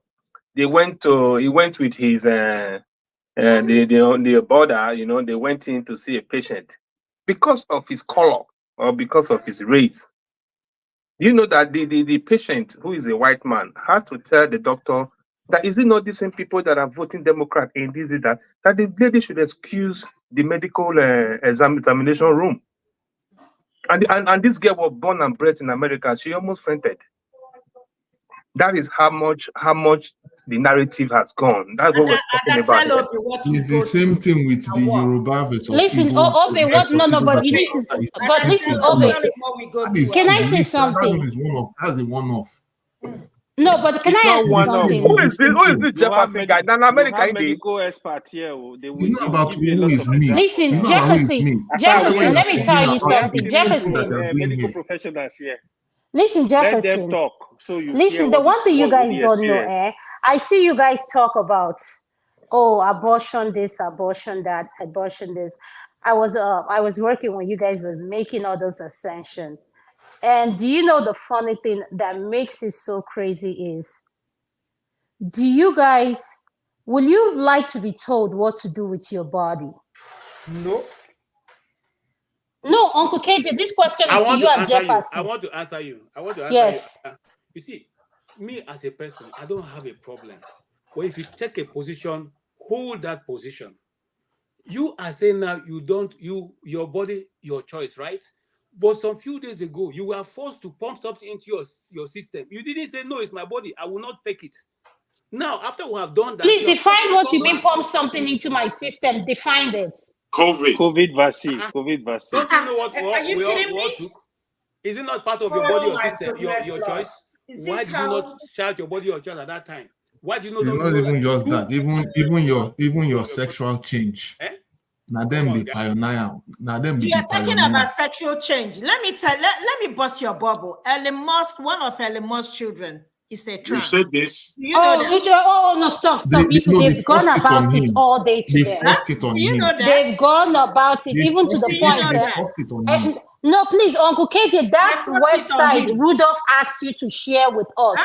I would like to know that school where they hijacked the child and they gave him sexual transition. Excuse me, Adama, it never happened. That was just. Don't mind them. Don't mind them. It never happened. They were boy. Your child come back as a girl. It's just that the session was so rowdy. The session was so rowdy. I didn't even want to go there. We have two choices. Is that we discuss and want to learn or listen to each other, or we just turn it to a market square and then nobody will hear anything. Okay? No, but Uncle KJ, you made a point now. And Rudolph asked you to show us the link where they took that child from their parents' home, gave them that transition. Okay. And the parents saw a brand new set. Other than the regular one, though. Me, I don't have how to shout. I don't go fit to join the shout. It's not my. Just tell us. Share the link. Share the link. Now, I want to speak. I only laid out that so that you can understand what I'm talking about. Let me give you an example. Your child goes to school. Your child is taught with what? Drag queens and all that. They teach them. You know what? It doesn't happen. Come on now. This is the curriculum of a primary school here. Look at it. Okay. Where are you, please? Where is here? Where is there? I'm in Maryland. Okay. Maryland. So what's going on in Maryland? Tell us. Now, which school is it? Which school is that? There's what you call, I won't give you that name. That's what you call the community circle. Okay? The community circle is where some men dress like women. I mean, we need more women in this platform.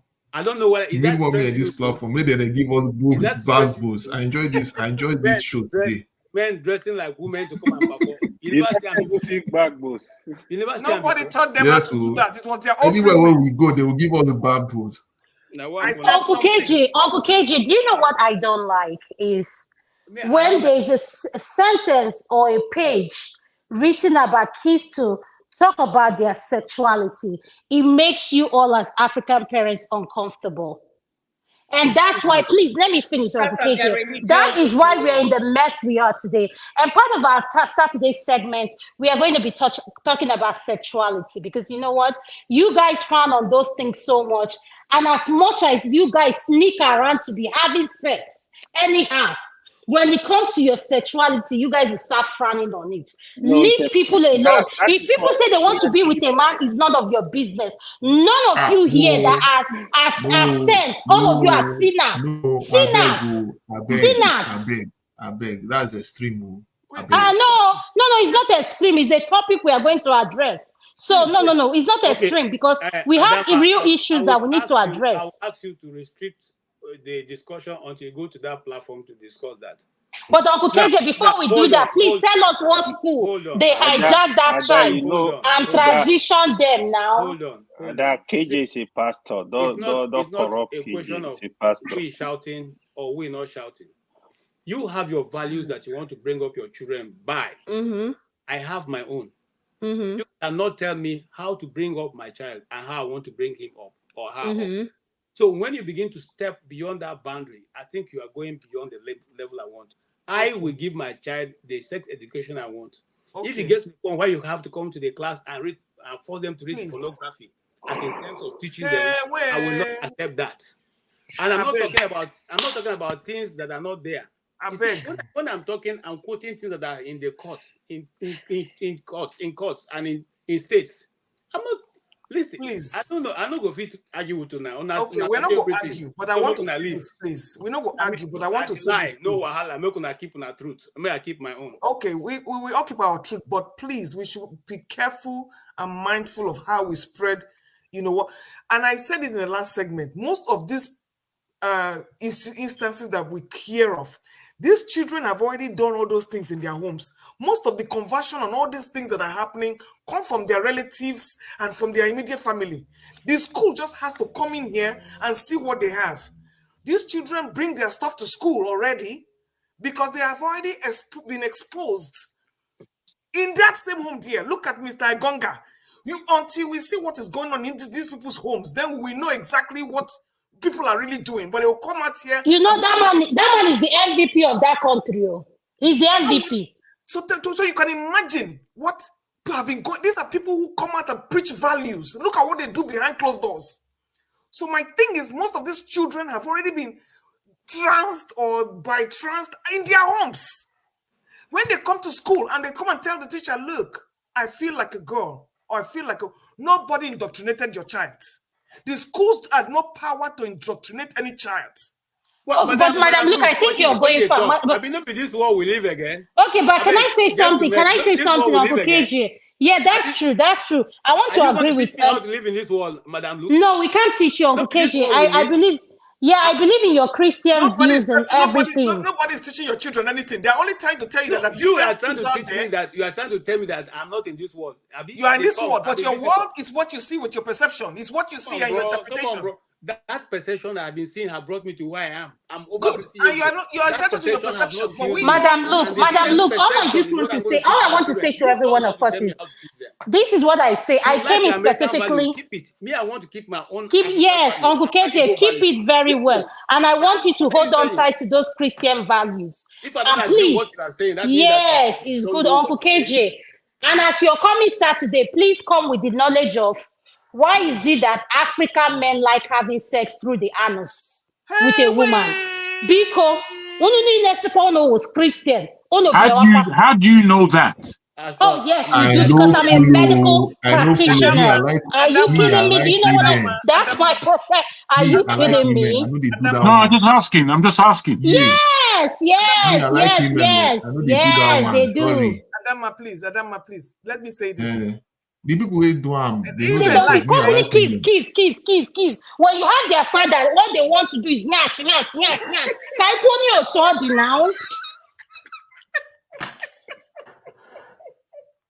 Adasco. No more. Tell me we shake on Saturday. We are going to talk realistic conversation. Making our plenty. You women making our plenty that Saturday. It's because of the election. So the election is going forward. Donald Trump has 246 electoral votes right now. I mean, electoral votes. Yes. We dash them now. May carry. Why 182 belongs to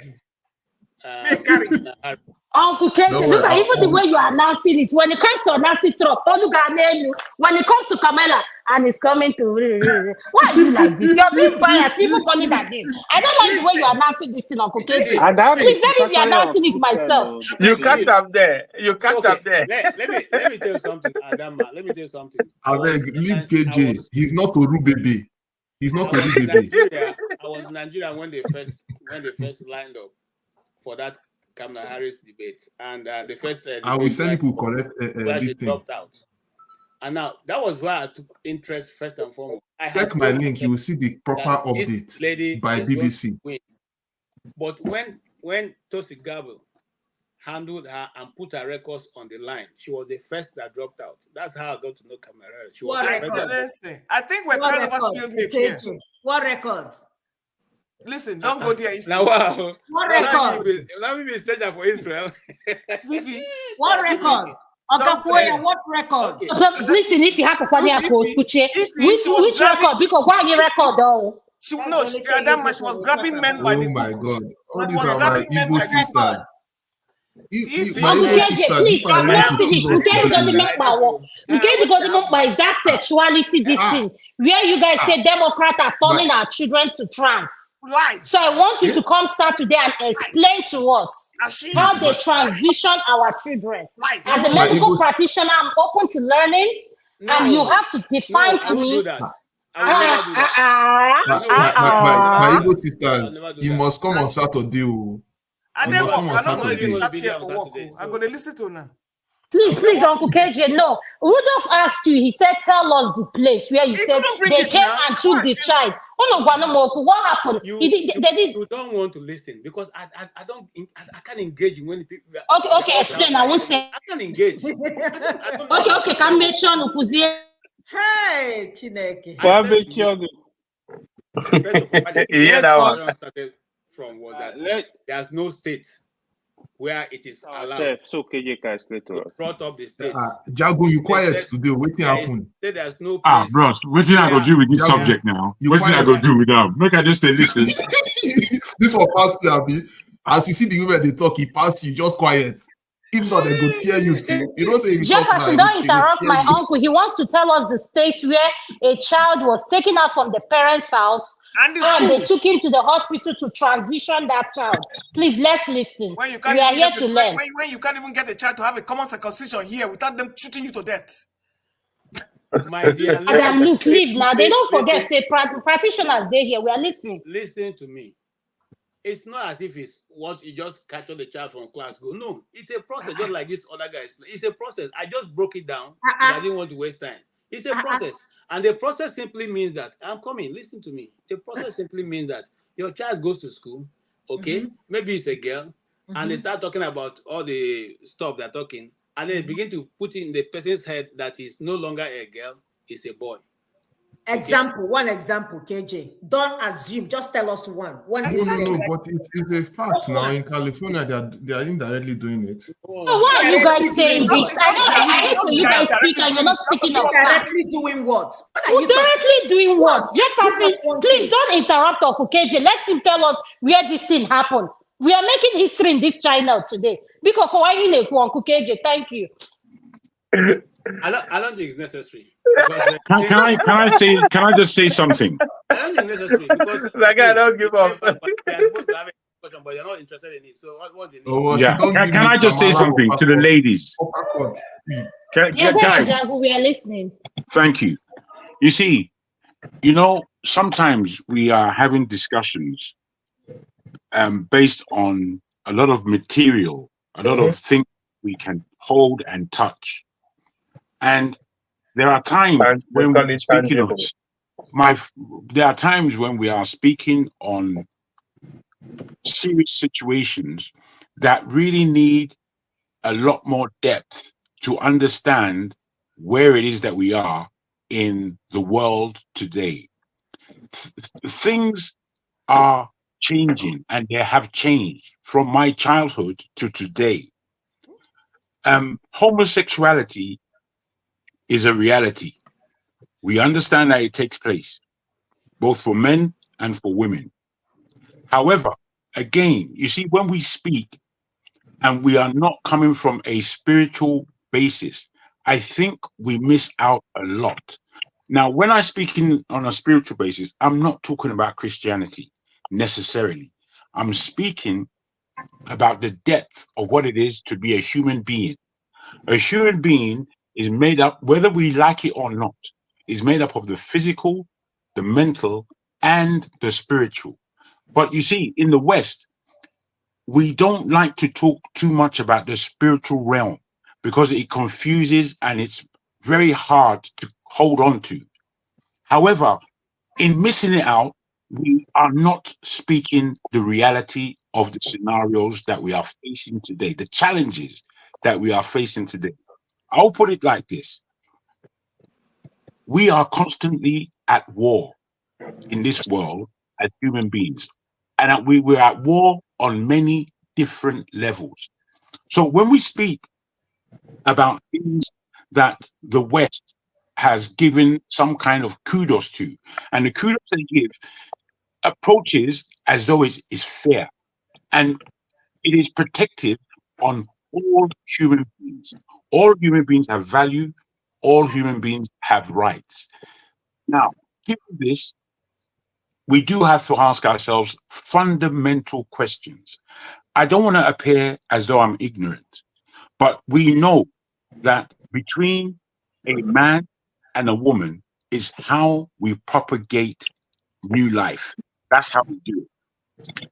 Because of science and technology, we can do these things in various ways, whereby two men can basically be the mother and father of a child. Now, in my mind, that is a lie and it's obtuse, in my mind. However, to protect these people who behave like that, whilst somebody like me would gulp, be kind of not shocked, but frown on certain levels of the sexuality that we are now engaging in. If I was to put to you that there are things in the water that we drink, especially if you're drinking tap water, that have molecules that change that feminize men. Men in the world today, I don't know if you recognize, but we are being highly feminized, most especially in the West. Then we have to ask ourselves questions. Why is it that the West would come to Africa and almost position certain African governments to carry the ideology of LGBTQ, when definitely we have many more problems than LGBTQ? LGBTQ, like certain things, is a rich man's illness, if you understand. We have many more things to worry about than LGBTQ. Yes. And I'll Yes, put it to you, whether you agree or disagree, that there are things that we do not read within the society. I will just carry on like this to say this. It's a depopulation agenda. Please, guys, listen to me, please. Easter, the word Easter, it has an origin. That origin, Easter, is by a deity of old by the name of Ishtar. Ishtar was the deity of sexuality. That was her position. So this is antiquity I'm talking about. And when we look back in antiquity, there's nothing new under the sun. As much as we may be coming in, foraging in this new realm, as it's concerned, everything has happened. When you look at the Roman culture, the Greek culture, and further back, you would see that every time sexuality has been practiced. In that, we have to wonder, why have they set our cosmic understanding of the calendar in such a way? They've set it up in such a way. The year has 12 months, but we have 52 weeks. 52 weeks actually gives us 13 months if we are doing it evenly. Where is that month gone? It's disappeared. The Sabbath is Saturday, Sabado, which is how it is in the Latin, Sabado. But Christianity in itself changed the day of worship to Sunday. There are things that have happened that we do not, we engage in the material. We don't engage very well in the spiritual. The spiritual, I will put to you, we do not exercise it. If we are looking to perform in sports or athletics, or we want to get fit, we go to the gym in order to exercise. If we are looking to improve our brain, we educate ourselves. That is an exercise. In terms of spirituality, we as human beings leave that alone in a large level. So I'm saying to all of us here that whilst we may be jumping on the bandwagon of the Oyinbo authority in the world, we are missing so much as to their dabblings in how human beings think. So I will put it to you that you're pushing one way or you're pushing another based on the sexuality. There's none of us that have had sex that can tell me that they are not having a spiritual experience, even though it's played on the physical realm. We are having a spiritual experience. But many of us, we do not care about the spirit. We've thrown it away. And in throwing it away, we miss out on a lot of our understandings. I'll leave it there. Mr. Jago. Thank you very much. Mr. Jago, it's not that we do not care about the spiritual. We do care, but it's a very personal thing. Your compass of spirituality is not my compass of spirituality. So my problem, this is where we have a problem, because we don't always think alike. Fair. Everybody has their own compass of how they would lead. So that's why you have groups. People who think, you see, what you're talking about here best belongs to a Two Niger platform. Because no, don't say that. Don't say that. We can discuss these things now. Anytime. That's what I'm saying. I'm not saying that we cannot discuss it, but I'm saying that is more like where those people with same abstract, You see, all those words that you're using, abstract. But look, why are you like? Wait, let's calm down. Let's be a bit calm. No, guys, this is quite important. Let's be a little calm. No. See, guys, let the lady finish, please. No, I'm not. It's not the dingo. But you see, when you come to population agenda, wait for her to finish. No. Hold on. Oh, okay, let her finish. Go ahead. You see, there's some kinds of discussions that that there's some waka pass discussions that happen on this forum. that you know you are not an authority in it, or you know that you're not feeling that vibe. So when those people, that's why I call it the Two Niger platform, because those people they go to some kind of level that, different reps. exactly, that I don't even want to be dragged into that place. But that's the word I used. I used that we don't. I said we as human beings generally, especially we in the West, generally we don't really care to put our mind there. It's not that we don't care. Wait. I want you to understand what I said. We don't care to exercise that part of us. No, it is a part of us. No, because it's not that we don't care. We do not want to align. It's not that we don't care. No, my sister, believe me, as you are a human being and I see your energy, I can see that you are a person carrying a spirit. There is something living inside you that is not. Wait, there is something living inside Madam, you. look, that's what Wait, madam, my darling, please, Ejo. There's something living inside you and in all of us that is our.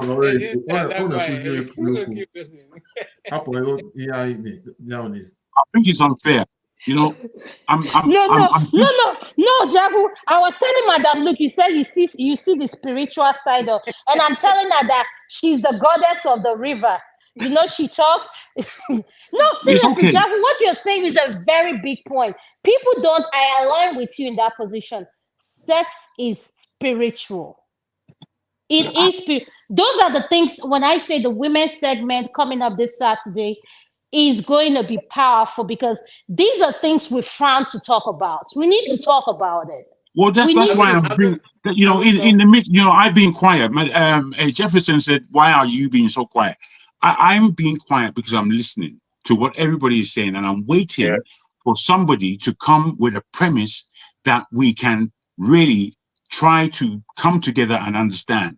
There is trickery, deep trickery in this planet. It doesn't matter whether we align with one or the other. It doesn't matter.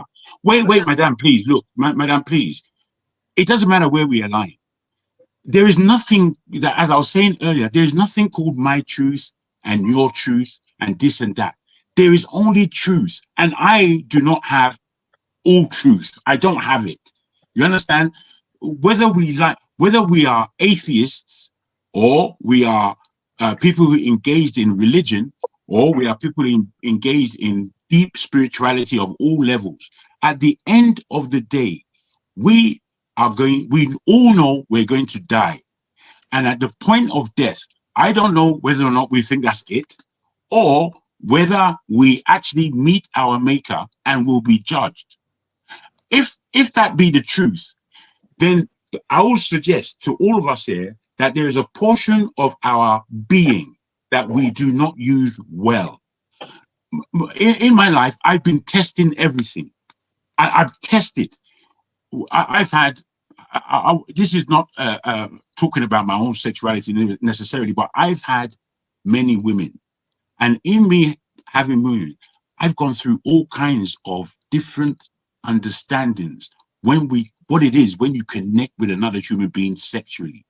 And when you do that, you are exchanging more than just fluid. You are exchanging. Excuse me, please. Like 200. Oh, why is this happening? We are exchanging spirit and relationship. Relationship is one of the deepest things that human beings go through. The amount of people that we touch in terms of when we commune with another human being, whether or not we are giving advice, whether or not we are giving the best of ourselves, whether or not we are doing bad upon these people, all of that is spirit. It's all spirit. But do we engage in the understanding of the intricacies of this spirit? You see, all of us are good with our mouth. We can talk, which is our mentality coming out. Some of us are strong in our physicality. We exercise it, but few of us, is what I'm saying, try to understand the realm of the spirit that is contained within. And unless we are engaging in that, we're only telling half truths. We are Yeah. only telling half Mr. truths. Jago, I do support you what you said. realize? Go ahead. Hold on. I want to ask him a question. Do you realize what you're saying is your truth? And I will No, put it to you. no, I no. will put it to What you. I'm No, saying, let me tell you why. okay, You okay. forget that we are all on a different developmental plane. What does that mean?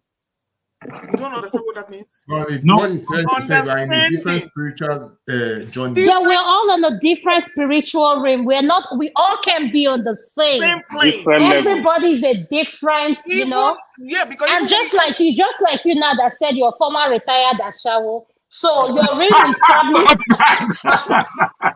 So you I see, think Adama, it's just like when you are in an Adama, no, he said that also you know why agaka na agaka na also so ya be able no. I will put it in a very simple language. When you board a plane or you take a bus, there's some people in first class. There's some people in business class. But I like the way you measure it. Yes, that's fantastic. I tell you how fantastic. The general class, the general. No, that is a beautiful, beautiful analogy. My darling, look, you have laid a fantastic analogy. And I'll put it to you like this. The person who is the pilot, the person in first class, the person in business class, and the person in economy. When that plane comes down, everybody's dead. And that is the truth. That is the truth that brings us all together. Even if everybody is dead, everybody dies at a different rate. No. My sister. The only thing is, when I'm in economy, wait, let me put it to you like this, my sweet. When I am in economy class. My sweet, let them put it to you, my sweet. Yes, I understand what let them put it. Yes, you will all die, but the fire we catch from Is that death? It is that death that is the truth that encompasses all of us. That is what I'm telling you. But you will die at a different rate. You will still die. I don't understand that, my sweet. No, my sweet. But my sweet, please, before you change to bitter cola, just leave it like that. So you see, what in the final analysis, we cannot all understand on the same level. We're not dead yet. We're still alive. I think I have to go and take my bath. We're still alive, so we cannot. KJ, don't worry, I will moderate for you. Well, some people try to deal with this spirituality thing on a different Ada is here. Ada will do. Ada can moderate. So we may not connect, but we all have our own interpretations of how that spirituality aspect of our lives will be, and that is what we call the truth. Why are you guys too stubborn like this? That is what we call the truth, because we don't have the same understanding, and you can never have everybody on the same understanding. Like this. Can I just say this to everybody? You know, when we speak about these things, we have to understand there is objectivity and subjectivity. And whatever is subjective to any individual, it is subject, but it doesn't come into the realm of sharing. It doesn't come into the realm of mutual understanding. In this planet, there is law, and law dictates to all of us how to behave. You can't go to a court of law and start telling them my truth against his truth, against the truth of the law, against the truth of my backside. You can't. That's not how it works. It only works like that in crazy Western countries. That's the only place it works like that. I'm telling you, there is nothing called my truth. There is nothing called my truth. The truth is not in. Wait, my darling, calm down. The truth is not in my pocket. It's not. I don't own the truth. You understand? The truth is owned by the Father. However you see him, or if you don't want to say the Father, the Creator. If you don't want to say the Creator, the designer. Somebody designed this planet. Somebody did it. And in that, Jagun, that is where it all falls into pieces again. Yes. So see, the assumption you are making is that everybody should have that assumption. Everybody should believe there is a designer. No, that's not the assumption, my brother. All I'm saying, what I'm saying, you see, I tell you something like this. You know the word wait, guys. You know the word empathy. Do you know why and how we feel empathy? We feel empathy because we can understand what somebody else is going through. Why? Because Sorry. we're all. Hold Why? on. Wait. Let me land. Why? No, hold on 1 minute. No, The I'm guy gonna. is It's two backstage. It's two words. Hold on. The No, guy it's two words. backstage. No, but Your tell camera us is not on. I can't bring tell you us the up. score when I finish these 2 words. The reason why we have empathy is because as human beings, we can put our feet into somebody else's shoes. Why? Because we're human beings. And unless we can accept this truth, I think we're lost. Thank you. Okay, thank you. The guy backstage, your camera is not on.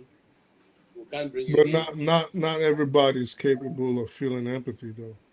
That's So fair. I would agree with that. But it's part of us. It's in us. It's whether again we are exercising our spirit. Some people, it is not in them to feel empathy. To So, feel for anything, example, a yes. psychopath. Exactly. That's what the name they give them. So even to a lesser extent, a Okay, so sociopath back to the is politics void that of the brought feeling us. of empathy. On a better day, we'll They discuss can't feel politics. But for now, No, don't, Uncle KJ, don't be saying on a bitter day. Saturday, the women's segments, we're going to be diving into the subject. So we expect our men to come in. Uncle KJ, even to you too, that is born again. You know, we want to hear the born again side of it. So everybody is welcome. So please, let's talk about it. I will send Madam Luke to represent me on that. Ada, are you going to discuss Equatorial Guinea or what? Of course, it's in our list. You see, Okay, Mr. so Dama, now, you're but looking what for is trouble. This is why I'm telling you that sometimes there are some people that do not fit on the same forum. It's just like whenever they're discussing Christianity, you can never catch me there because that's not my level. See, that plane, I just can't. I can't. You don't want to make heaven. You don't want to make heaven, Look, you not make heaven at all. With the way you're going, I've been trying to make sure that you make heaven. You No, it's not even about not- Christianity. It's not even about Christianity. The only reason I'm calling Christianity is that mostly Christians here. If with Islam, I don't even touch that area at all. I don't even because So let me what tell do you, you worship? I have What do come you- to notice that. What do you worship? What is your She religion? worship her spirituality. She practices her own. Before I go to that level, I have come to notice that the religion you practice is proportional to your level, intelligence level. So, not any insult taken. When you now give your reasoning to another person to help you, or either through a pastor or through a third party, I feel your intelligence is diminished because you don't see clearly. So anything religion, I don't even, when you gather there, I just zoom out because that is not me. So when you start talking about bringing people together, you're only going to bring a very, very chaotic segment. Okay. Because some people are going this way, other people are going that way. You are not aligning. Madam Luke, what we are talking about has nothing to do with religion. It will, because people will bring religion in there. No, they won't though. Madam Luke, you know I'm the one. Madam Luke, look at me. It's not about religion. Madam Luke. See, Madam Luke, let me tell you the topic that Jagun discussed earlier. No, you know, this one are women. You got to give the special respect. I don't like this rowdiness. Who is speaking now? Not in that listing. The topic that Jagun mentioned earlier, talking about Ishtar, is what if you really be a Christian who want to know God for yourself. I am not. So that's where we are lost. So when you say that, that's what I don't like. That's exactly what she thought. You guys want to turn it now to the segment of Ishta. Ishka. Look. You people. Now, the level you just made an assertion that the level of our understanding is based on what religion we follow. No, ma, you are totally wrong. Because the levels of understanding has. But I know what he's trying to say. No, it's different. So, in other words, what he talked about to certain people, if you talk about it in another level, some people think he's speaking something that doesn't have to do with God. But if you really go into understanding and studying the God that you serve, you'll find out that these things he talked about have been mentioned, and they are not. You see, you're making a mistake there. The God that you serve, which God do I serve? Oh, my you dear, see, you're trying to speak now. for me. Say you know be Christian. The bottom says, listen, the bottom line You about never all these ever things asked is me that my religion. You never asked me my religion. No, but I didn't. So when you say God, the God I serve, you are already assigning a religion to it. No, now you are making a mistake. Me, I'm not talking about you. I'm talking about myself. No, you're telling me that if we really talk the God that we serve, who is we? Me. I'm talking about If you Christian. get AK-47, but let me ask Madam Luke. Do you believe in a creator at all? Of course I do. Okay. How do you exercise your spirit in order to communicate with this deity, whoever or whatever it might be? I see she's explaining to you as I don't understand. Repeat that again. I'm asking, as you do believe that there's a creator, and you believe that you have a spirit, as you said earlier, I'm asking now, madam, take your time. Take your time. I'm telling you. Do you believe there are different faiths? You've already said this. Wait.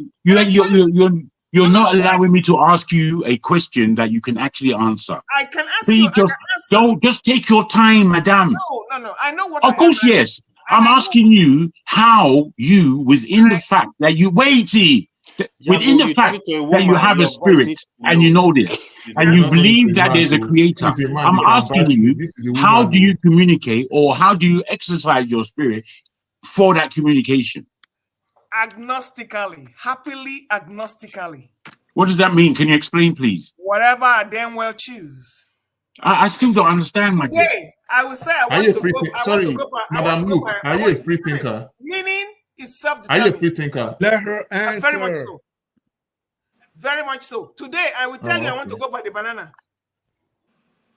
Tomorrow, I will tell you that I feel connection with a fan. It is my damn choice. Yeah, you have a choice, man. I choose to find peace at that time. Just like you are talking of Iska or Eshka or whatever those things you're saying. I also have my own way. And I haven't taken off my clothes off the street yet to run mad. No. So here's the thing. If I understood Jagun very, very clearly, I know where he was going, but the bottom line is that he wants me to say pastor. Summarize the whole thing. No. I want you to say what you're saying. I want to understand you, my dear. I don't want to give you lines. What people need to understand is that. Let me tell you what you do. What people need to understand is this: there's whether people like it or not, there is a globalist agenda, and they come to different. Which globalist agenda again? No, it is part of. Jefferson, why are you always your points are always off points? It never makes sense. You just come with points that you just come and just make the whole thing with your view. Jefferson, why are you like this? You know, I must say this, ladies. I must say this. You know that you are behaving worse than us men. At this time. Yeah, because we need to be in bed by this time. This is the women's session. We like staying up to gossip. Hold on.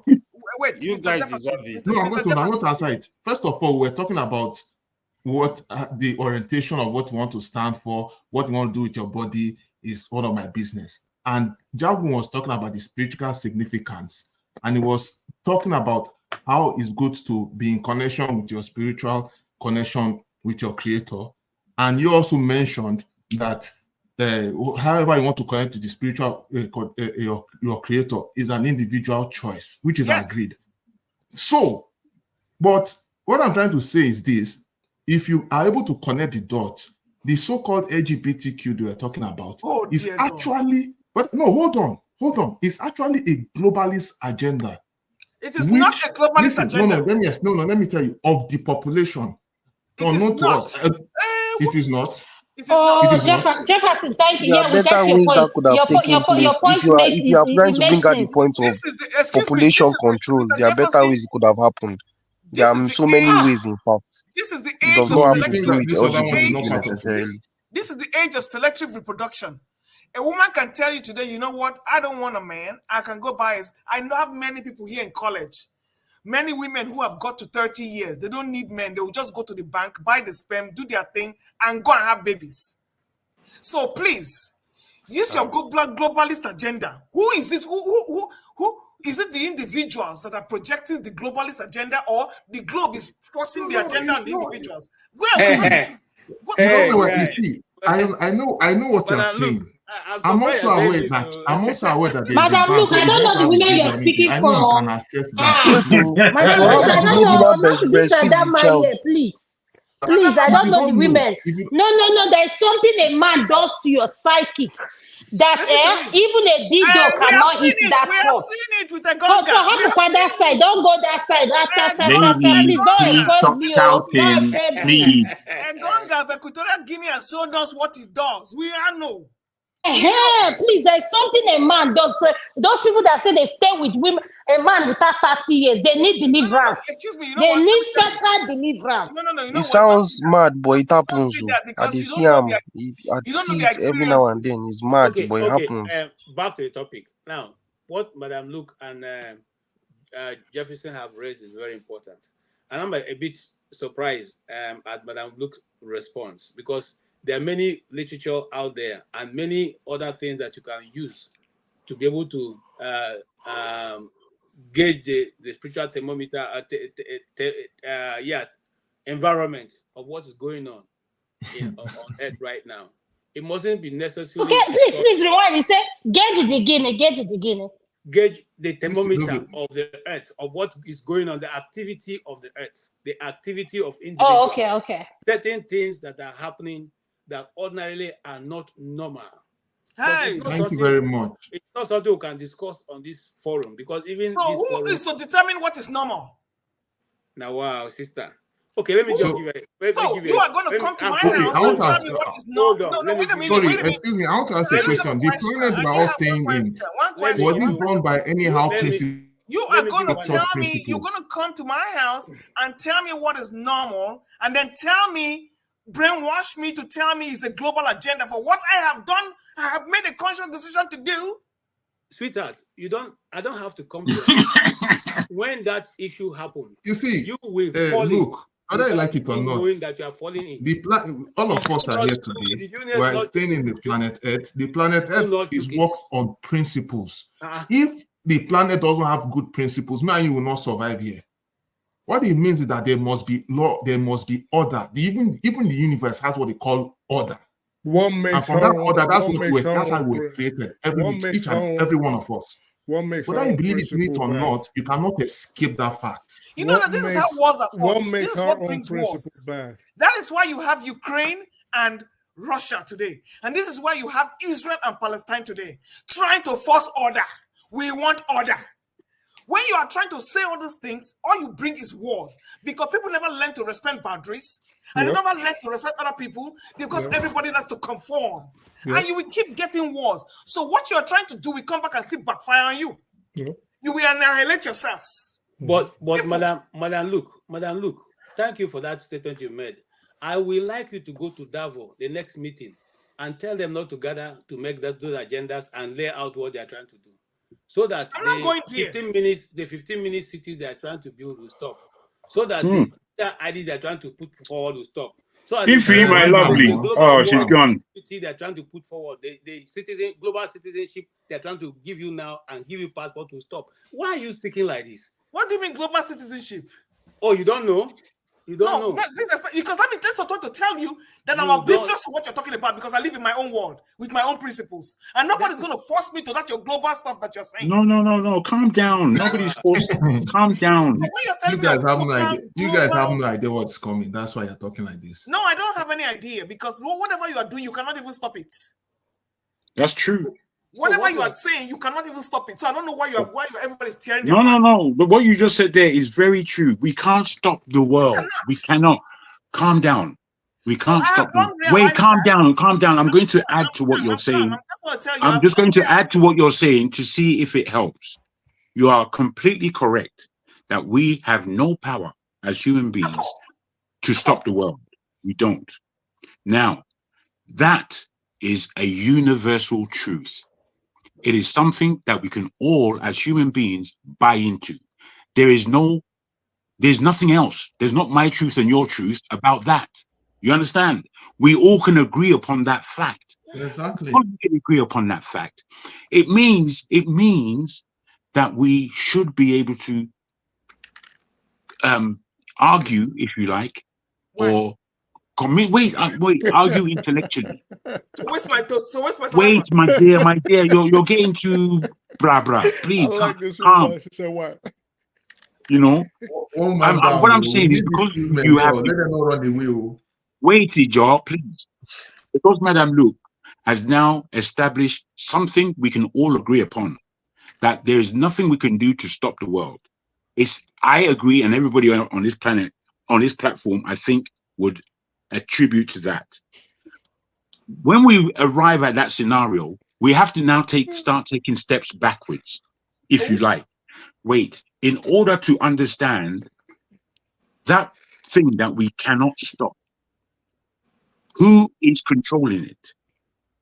Is it man or is it something else? Once we arrive at that, then we can get deeper into the discussion as to what is it within us, because we know our flesh dies. We know this. But what happens to that personality, that gra personality that you have? What happens to that? Does that die with the flesh or does it continue? If it continues, therefore it continues for every human being. Another thing that may be a universal truth. I say maybe. A universal truth. So it's not my truth or your truth. These are where we can begin to align and begin to negotiate our understanding of life. You know, when if you throw a ball up, we all agree it's going to come down. It's not my truth or your truth. It's going to happen like that. You understand?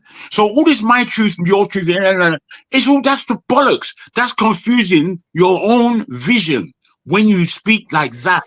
Because there is objectivity in this planet. There is. It's not just subjective, is what I'm saying to you, madam. Okay. If you throw a ball up and it's filled up with helium, it's not gonna come down. Okay. Okay. That is science. That is what you just said there is science. And we can discuss that. Have you ever boiled water and it turned cold? If you have boiled water and it turned cold, let me know. Donald Trump is still electoral colleges away from the target, 270. Is what? Is how much away, sorry? Three. What? Wow. Is 3 electoral colleges away from 270.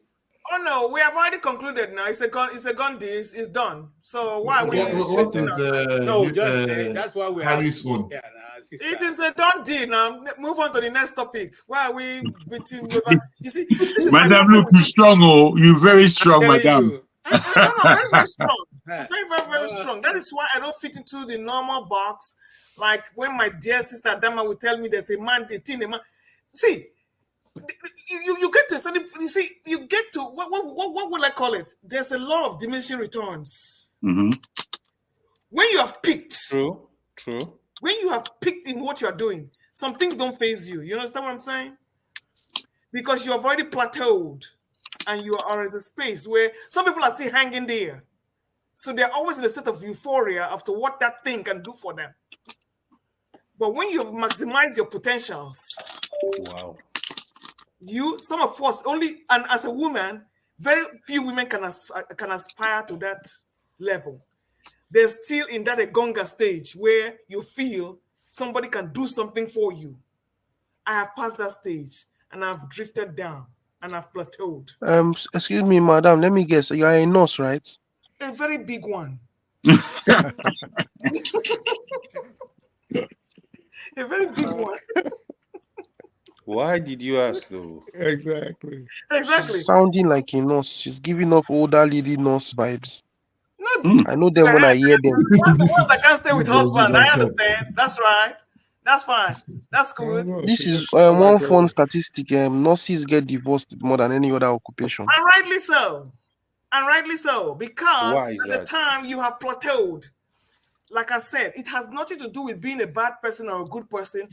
A time comes, like I said, you have plateaued, you have maximized, and you have dropped. So you shed off your excess baggage. You get what I'm saying? Anything excess baggage that is on your shoulder weighing you off, you need to drop it. So that way you can be free. Especially if you're not equally yoked. So this is what I'm saying. You don't stay in a relationship because you feel you need to validate the world that you have to be accepted or you have to fit into a norm. Like I said, there are certain things I have plateaued. My ear is shut. My eyes are blind. I don't even see what they're talking about. Does every nurse fit in that category? Not. No. But like I said, when you have lived your life, if you've married for over 20 years, my God, please tell me, where are you going after that?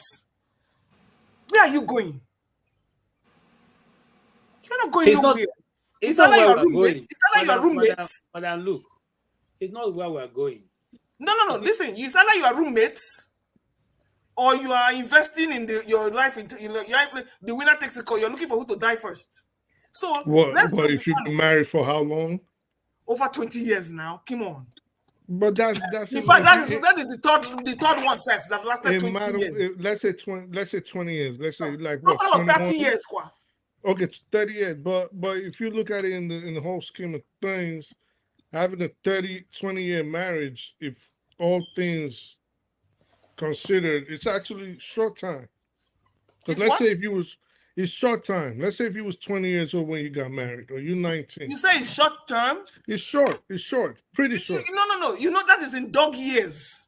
No. Well, let me say why. Each year counts of 5 years experience for what you go through. Nah, let me tell you why. It's not just the years. The experience is what I'm talking about. Yeah, but if say you find someone that you guys mesh together and it's a good relationship, and say you came out of high school and both of y'all got married. Let's say you got married at 19 or you got married at 20. You haven't even started living your life 20 years later. You still only. What do you mean? If you got married at 19, which I did not. 20 years later, you're only 39. Which I did not. He said if. Okay, allow him to speak. If what'd you say? It can't work. He said if you do that for 20 years, you have not started living your life. You haven't started living your life. You haven't. Oh, he's saying that if you married very young, you have not started living your life. We didn't marry very young. We didn't marry young. Sorry. No. Listen to hear me out. If you get married, because you're saying 20 years, and I'm saying in the scheme of things, 20 years, depending on your age, is really not a long time. No. It depends on when you started with that 20-year marriage. Exactly. That's what I just said. That's what I just said. That's a so if you have lived to 60, you've not lived your life. No. Checking borrow now. Listen to what I just said again. Okay. So if you are 19, that's why I say it depends. That's why I use 19 as a threshold. If you married young and you're 39 and you've been married for 20 years, you really haven't even started living your life, especially as a man. Because most men don't even start. You have to be really lucky as a man to start making money real early. You have to be like real genius. You got to be real lucky. Because most men don't even start making money until they're in their 40s. So what are you doing getting married at 19 is my question. People do get married at 19. You know what? See, I don't subscribe to that school of thought. Why not? Because you don't even know yourself. You don't even know yourself. Hold on, Madam Luke. So, and this is why you're telling me about not making money. Hold on. Let me ask you a question. When do you think, as a woman, it is best for a woman to start, reasonable age as a woman to start having kids or get married? See, you put him in a box here. All right. No, he's asking a question. I will tell you, it's not a one rule fits all. Let me just make that disclaimer right now. And you've explained that. I said you. What do I think? Like about my daughters now? No, not you personally, like your daughters. No, I just said what's personally? Just personally. In thought process. When I feel I should, or I don't understand. No, when do you think like it'll be like? Say you're giving a woman an advice right now. You were giving a young girl an advice. Let's say you're giving your daughter advice. No, I don't want to bring her daughter in. No, I'm not. For women, I don't. 25. 25. Okay, cool. Yes, 25. I don't want to hear anything teen. I don't want to hear 15. I don't want to hear 16. I don't want to hear 19. I don't want to hear 20. When we start 21, we can talk. That means they can't do anything till 25 or 25. No. Let's find that. Let's understand, madam. Let's understand. There's a reason. Madam, look, wait a minute, please. There's a reason why she's saying it. No, Because wait a those minute. women are Please, married- just wait. Jefferson, please wait a minute. This is a question and answer scenario to understand Madam Luke more. 25 years old for women. Very good, very good. Okay. For men, 30. Okay. Now, those people that are wait now. McMahon says, this woman. Do you believe in family? Yes. Okay, very good. Yes. In your belief in family, once you begin to create a family, do you think it's important for the parents to stay the term for that family that you have brought into the world to grow into adulthood? Do I believe what? That family, the man and woman, should stay together in order to bring that family to adulthood. Hell no. I'm a living example. In terms of what? My parents didn't stay together. They raised us. They don't have to be together. They don't have to be together. So I don't know what you're talking about. No, it's not. It's not bad. You're attacking. You don't have to attack. We're having a discussion. You're telling me. Let's have a discussion. Let's have a discussion, please. I'm not attacking. You asked me a question. You said, "Do you believe?" Yes. No, I didn't say, "Do you believe?" I said, "How long would that family necessarily stay together?" I understand that there are different forms of family. I do understand that. We are Nigerians. Family should stay together. Oh wait, but this woman. Why don't you have a discussion with us? Don't argue. Let's not argue. Okay. Let's discuss. Okay. Good. Now, I'm asking, let me give you a small scenario. My parents, they stayed together until my father's death. Now, my grandparents, on both sides of my mother and father, my grandfather, he had 9 wives, and he looked after, I think it's, I believe it is 18 children from the wives. On my other side, my father, he had 20 women, of which all of them had children. Now, he looked after them. It is Christianity that came in one generation. That's why a man like me, I go chop 3 wives in the house easily, nicely and comfortably. You understand? Depending on the women, obviously. Now, I'm just putting to you, I realize... 2 is good. 2 is good. I realize that there are different forms of family, is what I'm saying. It's our parents' generation, largely, that had 1 wife, one husband, largely. Yeah, that's one generation that the family structure had changed within the Nigerian format. So I'm putting to you, I understand that a man and a woman don't have to stay together necessarily for life, but they do stay together in order to raise their children. Okay. So, given that, in this, let me say something for you. I have ADD, okay? Let me just tell you right now. If you start taking me around the bush, I got a problem. Which one is ADD? What is your question? Attention. So just get straight to the point. Yeah, it is. Sorry. I beg your pardon. I beg the panel's pardon. It's difficult for me to round this question in order for you to answer. Not telling me a story. Just tell me. Yeah, just round it up. Just summon it up and just give it to her. As I said, I beg everybody's pardon. Tell me about your wives and your children. Don't go there. What exactly is your question? Okay. I agree. I agree with everybody. Allow me, please, to try and come to the point. Allow me to try and come to the point. Now, confirm lioness is with this, so lioness. No, really, you have to know yourself. After a certain age, you know yourself, and you just don't lie to yourself anymore. You know your issues, and you just put it out there so that people work with you. So when you start telling me stories, you're already making me itchy on my chair. She's gonna lose. I understand. That's why she's looking around. I understand. Even at my job, I have a work plan. They know I how to understand. address me. Hi, my goodness me. Okay. It's hard to form this question. All it is hard to. It's hard for me, at least. No, okay, but Jago, can you verbalize it? What are you trying to tell me? Like, can you tell it in a short sentence? Like, what are you trying to say? Is it like a question of what is the point? I'm trying to establish that we have one life, Okay. and it is short Mm-hmm. in real terms. Okay. So, given that, the use of our life in terms of relating with a partner and bringing up children, Mm-hmm. organization needs to be part of it. Okay. Which is to say, people get married, they have children, they buy a home, they're living in this complex society, they're bringing up children. I think the concentration of bringing up those children is very important. Good. And me and you have seen wayward children all about the place. Okay. How do we bring these children up in a decent fashion?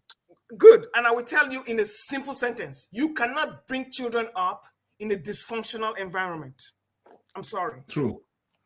So how important, Madam Luke, you're saying that, She's right. how important, or should I say, don't you now see the importance of a two-family home as opposed to one where it's a single-parent home?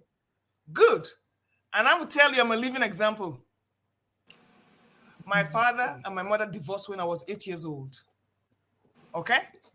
It did not stop them from bringing me up. They did not bring me up under the same roof.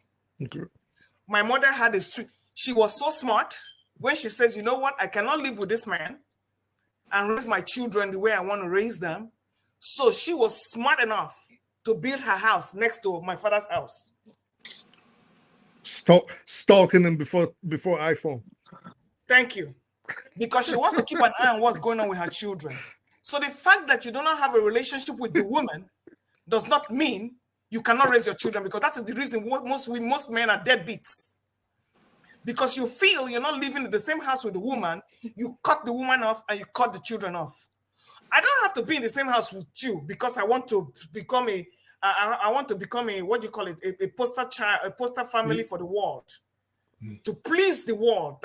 No, your children are being raised, but you don't have to live together to raise your kids.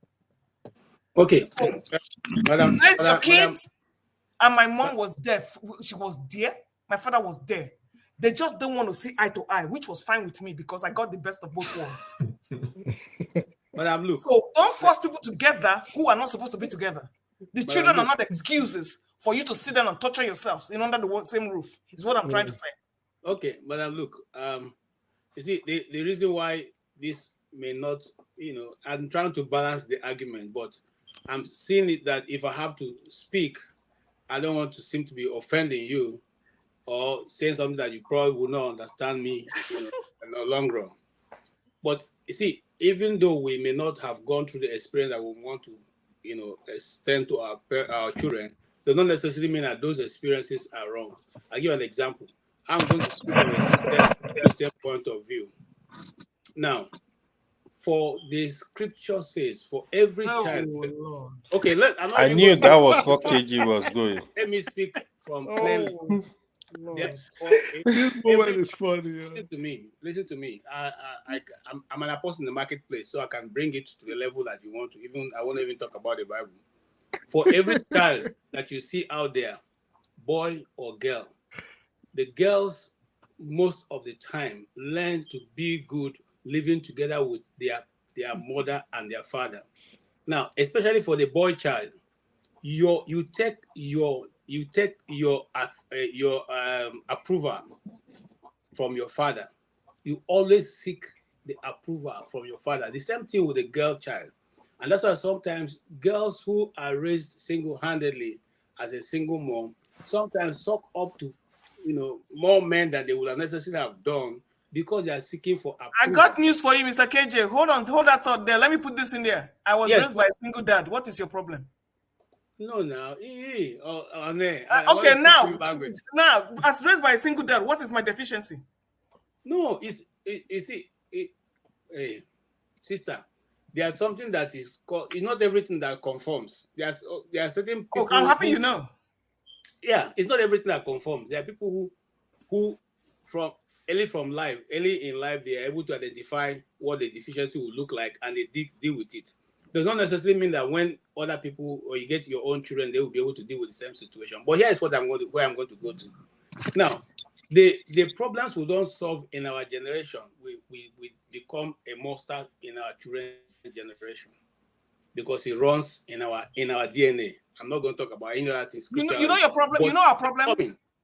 No, it's you know not our a problem. Let me tell you what your problem is right now. Okay. You're bringing in the scriptures. No, I'm but not. That's your scripture there. I don't see any man and woman living under the same roof in that scripture. That anywhere in the Bible, tell me where a man and a woman live there in the same under that roof. Where a man and a woman? Yes, where are the mothers of those children that were being born? Where were the presence felt in that your Bible, in that your scripture? Did you have a mother, father, nuclear? What kind of family system in that scripture?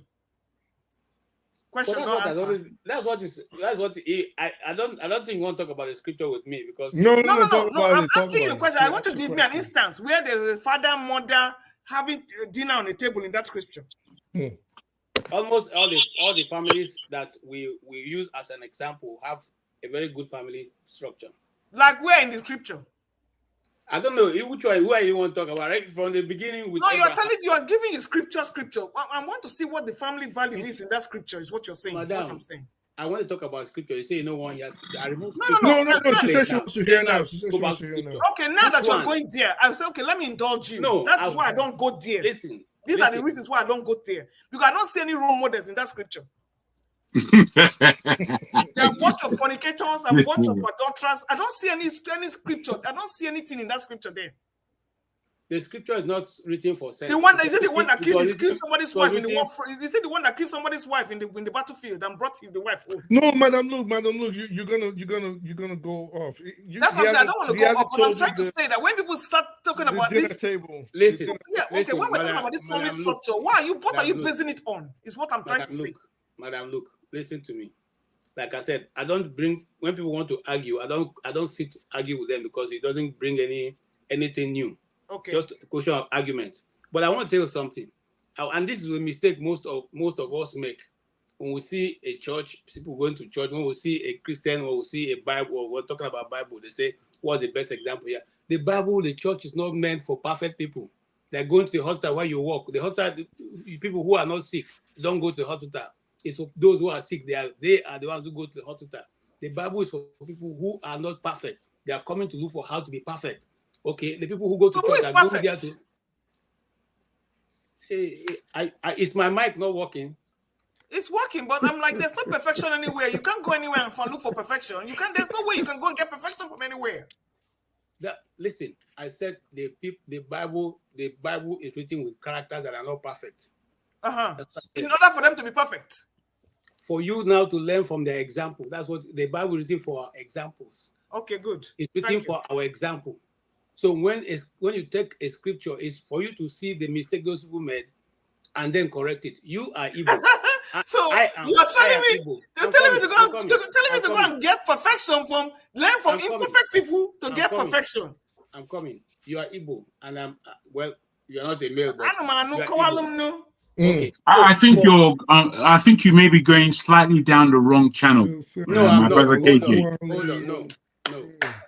Now. I think. Just leave me now. Let me talk. For an Igbo man, your father tells you the mistake he made before he passes on. He tells you this and this and this and this didn't work for me. He will not stop you from not doing it, but he will tell this didn't work for me. I did this and this. So what is he trying to do? He's not telling you try to direct your life, but telling you that some of this road you may be passing may not work for you because he tried it. But you are free. Okay? That's the same way the Bible is. It's written for you. If you want to, you can apply it. You see, the rain falls for both the just and unjust. If you're a sinner, the rain will fall for you. If you plant, you harvest. If you work, you make money. So it's not about that. It's not about that. So sometimes we mistake these things. Your being present in a house with your mother and your father is different from when you are coming to visit, whether we like it or not. It doesn't stop you from being successful. It does not stop the person from not being successful. But there's something that he lives with you. And that is what I'm saying here. It's okay. Many people didn't make it through that way, and they are successful today. They are living large. It's okay. But it's not the perfect way. It's as simple as that.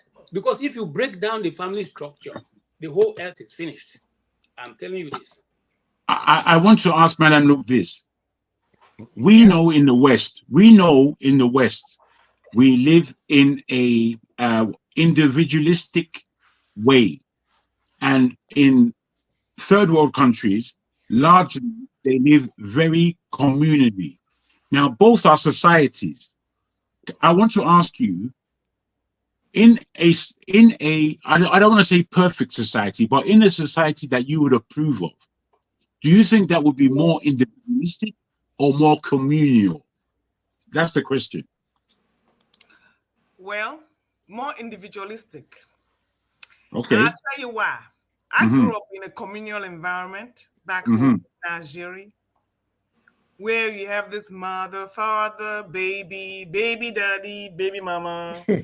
Yeah, we grew up all there. One man, 30 wives, jumping from one woman to the other. Yeah. Bad guy. You know what? And it was exceedingly boring. Men And are I'm going to gangsters, tell you man. why. Everything was done in the dark. I don't see any activities that were done in the daytime. The man got in his wrapper and started diving from hut to hut. That was about it. Like AY. Thank you. Kasongo Nyaye. So, Madam, let me ask you a question. Wait now, there are too many children to play with. Some were playing with themselves. Wait for her. Wait for her. Wait. Yeah. Jago, If can they you join leave us me now, alone? I see you chatting away. Madam, if men refuse to marry more than one wife, who do you think will marry all these plenty women? Must we marry? Please just give me my baby and let me go on my merry way. I don't want to marry you with your concubines. I'm not interested. Madam Luke said I'm a freak. Okay, I don't should baby. We want to sit down there with your 5 wives funny you. I don't want to be there. Just give me mine and let me be gone. Your wife is talking to you. Madam is a gangster. That what they call gangster mood, man. I'll come to you. See, maybe I will take different. I won't sit down here and tell you the kind of experiences I've had because a conga on will be a child's play. Because the things when my eye don't see, my man no go fit talk. Wow. So I have learned to stay in my lane. You people are thinking that the 20 years you lived is what you are dealing with now. Look at KJ. I pity, listen, with my lips. I pity the coming generation. I pity anybody who has children now. Because when you are dating, you don't know whether you're dating a female or a male. Number one. You have no idea what you are getting into. Even me now, when I try to shalaye once in a while. Oh boy. What is shalaye? The kind of thing where I show myself. You know, the kind of thing where I have seen people will come in. I don't ask them, I don't send them message, but they already have a big jar of baby oil or something in their bag. Bro, now. So you see, let me bunch of ditties. There are a bunch of freaks out there. You hear me? Johnson and Johnson. Madam. That's some Johnson and Johnson over there. The thing where my eye don't see, I'm not gonna be talking for this place. You hear me? So you don't go. Have you been late to a PDD party? Which one did they talk right now? Even before PDD, I don't see that one. Madam, look. About Johnson and Johnson don't stop. So when I tell you that what do they do with the baby oil? I want to know. Listen, that one said don't use that one. Don't use baby oil. Okay, are you seriously asking that question? I will not tell you how many men, Nigerian men, have propositioned me for backdoor affair. I'm not going to tell you how many. That's disgusting. But Madam, look, let me ask you. Let's say just a thought right now. Would you, in an ideal situation? Yes.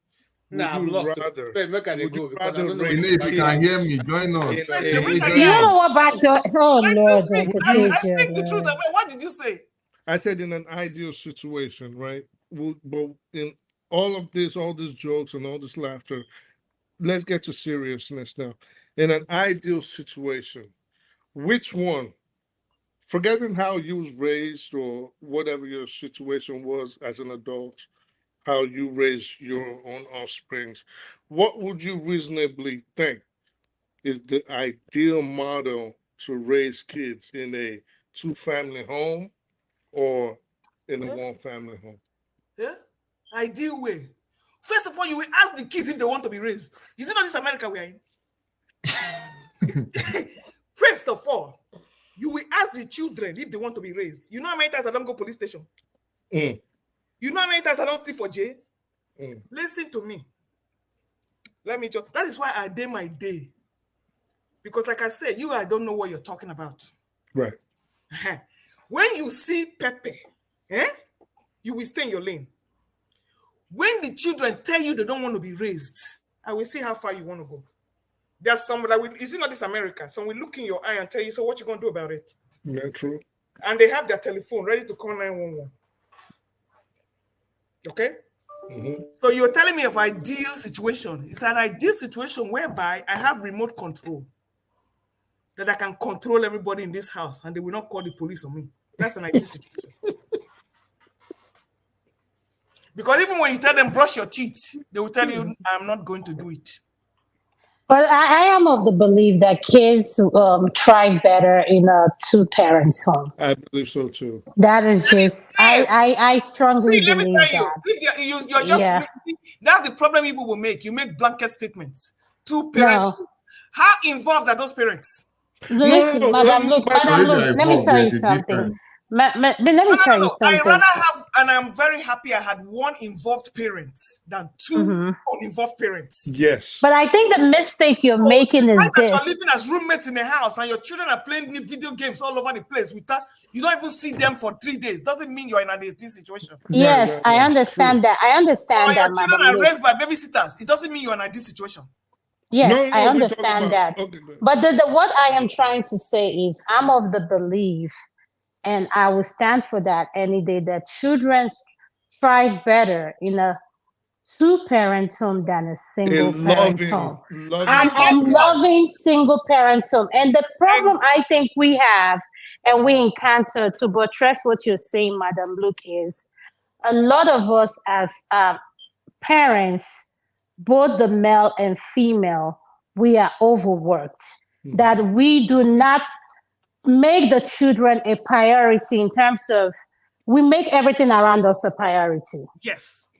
And when it comes to the children, we tend to do other things to channel their attention off of us. And that's why I'm of the belief system that do not have more than 2 kids. Because guess what? Raising kids needs you to be physically present, emotionally present, and everything. So it's not about it's not a child game. Wait, so somebody like me that want all right, breaking news. Donald Trump. Madam Adama said Yeah, we've learned one now. What? Can you break it? No, make it a break him now. What? Wait, Madam Adama said something, and I was going Let's to dance the MAGA dance. Wait, MAGA, Madam MAGA. Adama said something about 3 weeks ago before you went on vacation. MAGA dance. You said one thing, that if you work at night, you have to be home, that you don't do night shift. I speak the truth. Let's dance the MAGA dance. Oh, please, we dash you. We said what we can't see. In this America, the best shift for a woman to work is the night shift, and I'll tell you why. But you are going to make sacrifices because you cannot be with your man. No, I don't believe that. I'm sorry, Madam Luke. I don't. I don't. Let me land now. Let me land. You will look at your situation. If you have young kids, they're in the daycare, right? You are working. There's nobody to take care of those kids. Your man is working a 9-to-5 job, so he can take care of the kids. So when are you going to work? So that my money cannot go to daycare. So somebody has to hold the fort. So Okay, go ahead. Everybody can be married to wealthy people who can afford daycare. So for me, I have to work at night because I will only go to work when the kids are sleeping. Because when their eyes are up, I have to be here watching. Because they're up to no good. Do you hear me? Yeah, but at the same time, Madam Luke, there's one thing I believe. We create this environment that we live in that we as parents have to take accountability for. If as a parent, you're never home at night and you're... I don't work 7 nights a week. I'm never... No. I know how the nursing shift work. I know that. Trust me. I work with a lot of nurses. I know. Yeah, Madam, look, listen, I understand, but this is my belief. And this is my stand when it comes to marriage. Couples are not made. The human body is not designed for you to sleep, to stay up at night. Let's start with that. You all work in the daytime, so who will cover the night shift? That's what. Let me tell you, Madam Luke. I'm just telling you. You understand what I'm saying. And let me tell you another thing. If you're married, and be it whatever situationship you are, you guys live together. I don't believe in either one of you sleeping. This is my belief, not just you. I don't believe in either one of you sleeping outside the home at night. I'm sorry. Because guess what? That's just me. I'm not saying that you should believe in, but I do. Excuse me, what I can do at night, I can do in the daytime. So it doesn't. Yes, but that's no. Daytimes are meant for you to do other things. But you have, Madam Luke, this is the thing you need to understand. Madam Luke, I've watched you. You're a woman set in your ways.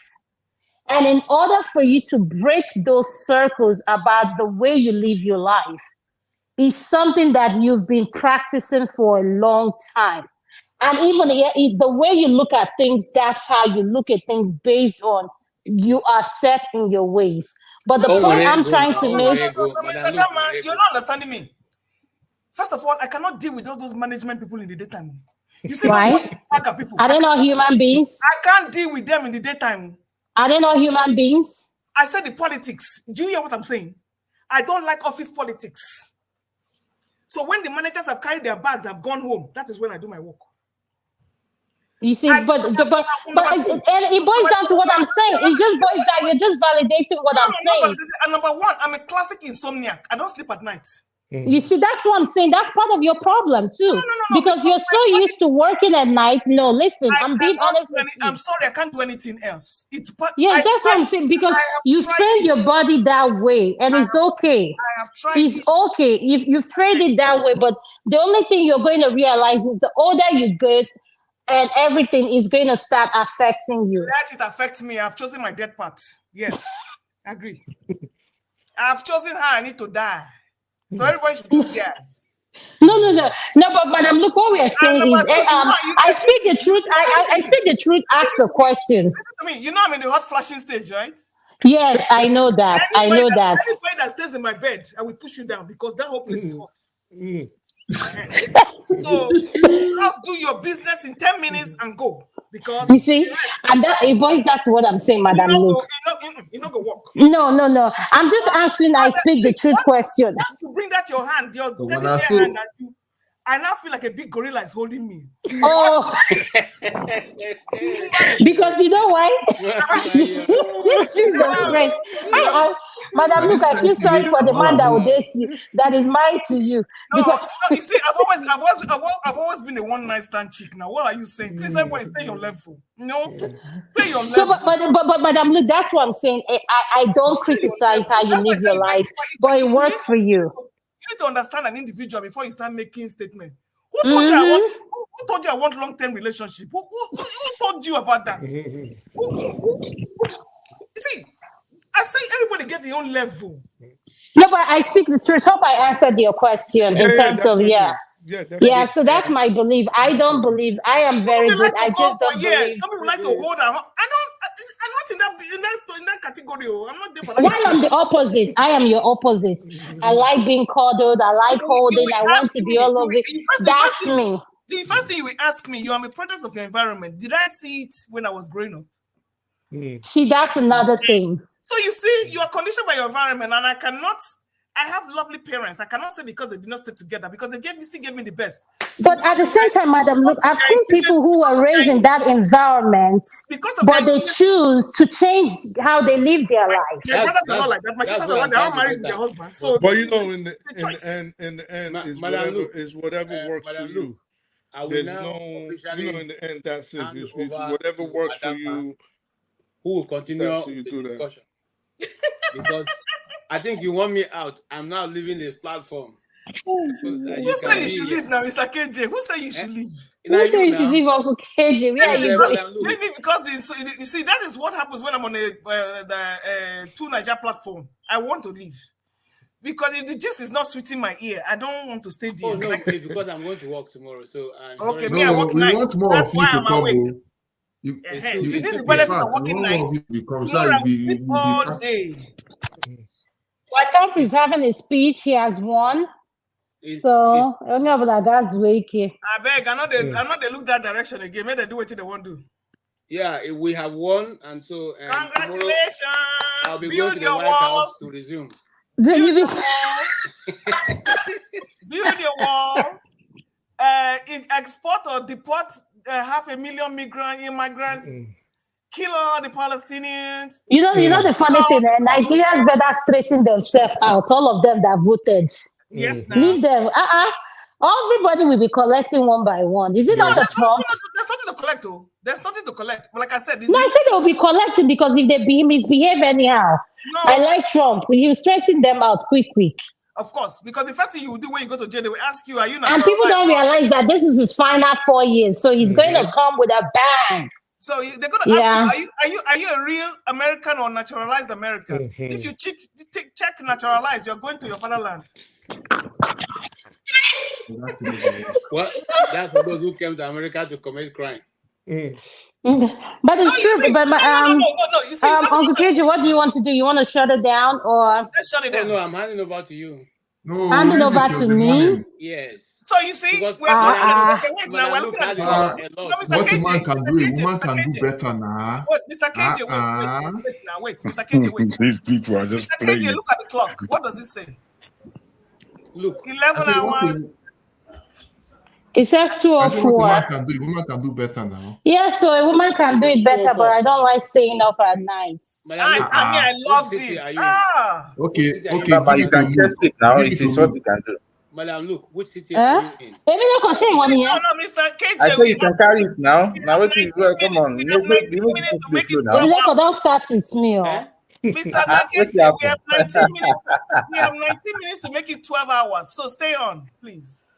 Which city are you in? That's what I'm asking. It's in Texas. No, I'm in Kenton. I'm in Kenton, Georgia. They're always aggressive in Texas. No. People that say the way they are driving like mad. But I once lived there. I once lived there. Lived where? Texas. I know where Katie. Those are very bad drivers. You guys are bad drivers. I lived in Austin. I was thinking I was in a mad. I was like, what is this? Terrible. From left, right, center. I said, but you guys think they're bad drivers? Go to New York and see how New Yorkers drive. But man, you respect you like you think you can drive, go to New York. Forget it. They don't have roads that are like London now. There's like London. So what are you going to drive? Everything is parallel parking, and that's it. That's New England now. But I'm a Boston Tea Party. That's them. Yeah, now. Boston. Yeah, that's the thing. Uncle KJ, congratulations. Your president is taking over. So some people will commit suicide today. Oh, Jesus.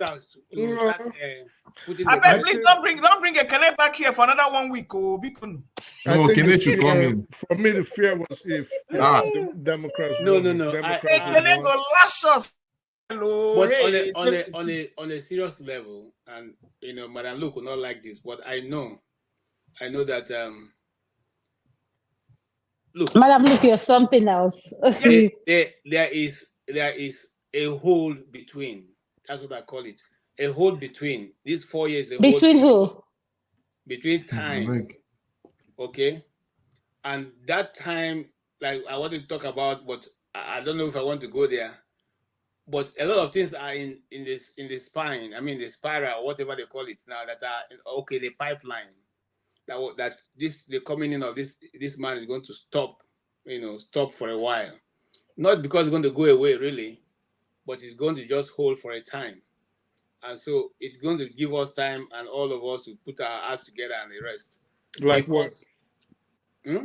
Like what? Because the agenda that is supposed to come in with all the introductions of all the digital everything will still come. But it may just be stopped for a while. Well, that's the good news of being close to retirement, I just pity the Gen Zs and people who have to walk through the next 30 years. Me, I'm close to retirement. That guy, well, you're close to retirement, but when he starts dipping into Social Security, I think a lot of people do. Well, you got to take what you want. There's nothing you can do about it. He's going deep into Social Security. Nothing you can do about it. They voted, that's what you voted for, so you got it. I vote for that, but... Who is going deep into Social Security? Well, most of Trump's economic plans. Let me answer. Most of Trump's economic plans are now Trump that said they will not charge you. Most of Trump's economic plans. Madam, look, most of Trump's economic plans are not feasible, are not realistic without him getting funded from going into places like the Social Security. You know what? But okay. Mr. KJ, what did you say, please? But you see, those who are into health management and the rest are going to make a lot of money because of overtimes and the rest. There will be no tax on overtimes. So no tax on who? No tax on what? On overtime. About time too, because that's where I make my money. That's what I'm saying. There's no tax on it. It's going to not take any tax. Good. So you see, even though you don't like the man, he's still going to put money in your pocket. You see, like I told you, I didn't really care. The only thing I wanted to vote Kamala for was because she was female. I wanted to see what the female president. I didn't really care about anybody that was going to vote good here. Just to see what the female president Kamala won. Just to see. No, I didn't say Kamala won. Kenny is just joking now. I just want to see. Okay, what does a female president look like? So just to use it to shakara in my lifetime, but now I'm going to be dead, and then we're not going to have a woman as a president, which is fine. No, I'm not going to be dead. God forbid. No, I mean for the next. Can I ask, Madam? Can I ask? Are you a feminist? Do you think? A very strong one. Wait, Jaguar, as you can see it. He's a feminist. No, I just needed to ask. That's my religion, right? That's my religion right there. That's my religion. Quote feminist. That's my religion. All the feminists are always. Does it mean I don't like men? That's not it. That doesn't mean I don't like. That was what I want to find out. But you love men in your life, right? I cannot do anything else without men now. I know that. But so if I'm a good man in your life, we have to have a code that we operate by, so that way we don't cross each other's lane. That's me. Mm-hmm. So don't put me in a box, and I will not put you in a box. That's my own. I don't want rules. I don't want rules. I don't want any rules. Yeah. Yes, I'm not a role person. Madam Luke, do you also like women equally or strictly men? Say that again. He's asking if you're a lesbian on the side. Or is it strictly men? What a question. Sorry, I'm intruding your privacy. No. I have never ventured to the other side. Okay. So my experiences have been solely men, and I don't have any business with. It didn't mean I didn't play around when I was in high school. How can you reasonably say you are averse to roles? Because roles change. You know why? Because you made a statement, and you've made that statement more than once about men being providers or men being a deadbeat. No, I will never say that. Yeah, you have. You said it even today, and you said it before. You mentioned deadbeats. You mentioned men being deadbeats when we was talking because about they don't stay with their children, not because. So because they're not staying with the children. So yes, because they don't stay with their children, not because they don't provide for their children, not because they don't provide for the women. All right. So my question will be: say you had a man, you had kids with this man, and you had to take the financial responsibility of taking care of those kids. Would you be upset? No. You know what? I wouldn't even ask for child support. All right. Okay. Because I'm equally and powerfully capable. And I will give the man an option. It's your right. It's your choice. If you like it, you do it. If you don't like it, that's problem. I can take, see, and I always tell women, you see that your stomach, you carry those children for 9 months. It's your responsibility. The man did not carry it for 9 months. He only gave you a gift. So if you think a man is going to be around to take care of you and your kids, then you are joking. So Look, you be gangster. I always prepare my mind to be alone. I always prepare my mind to be alone.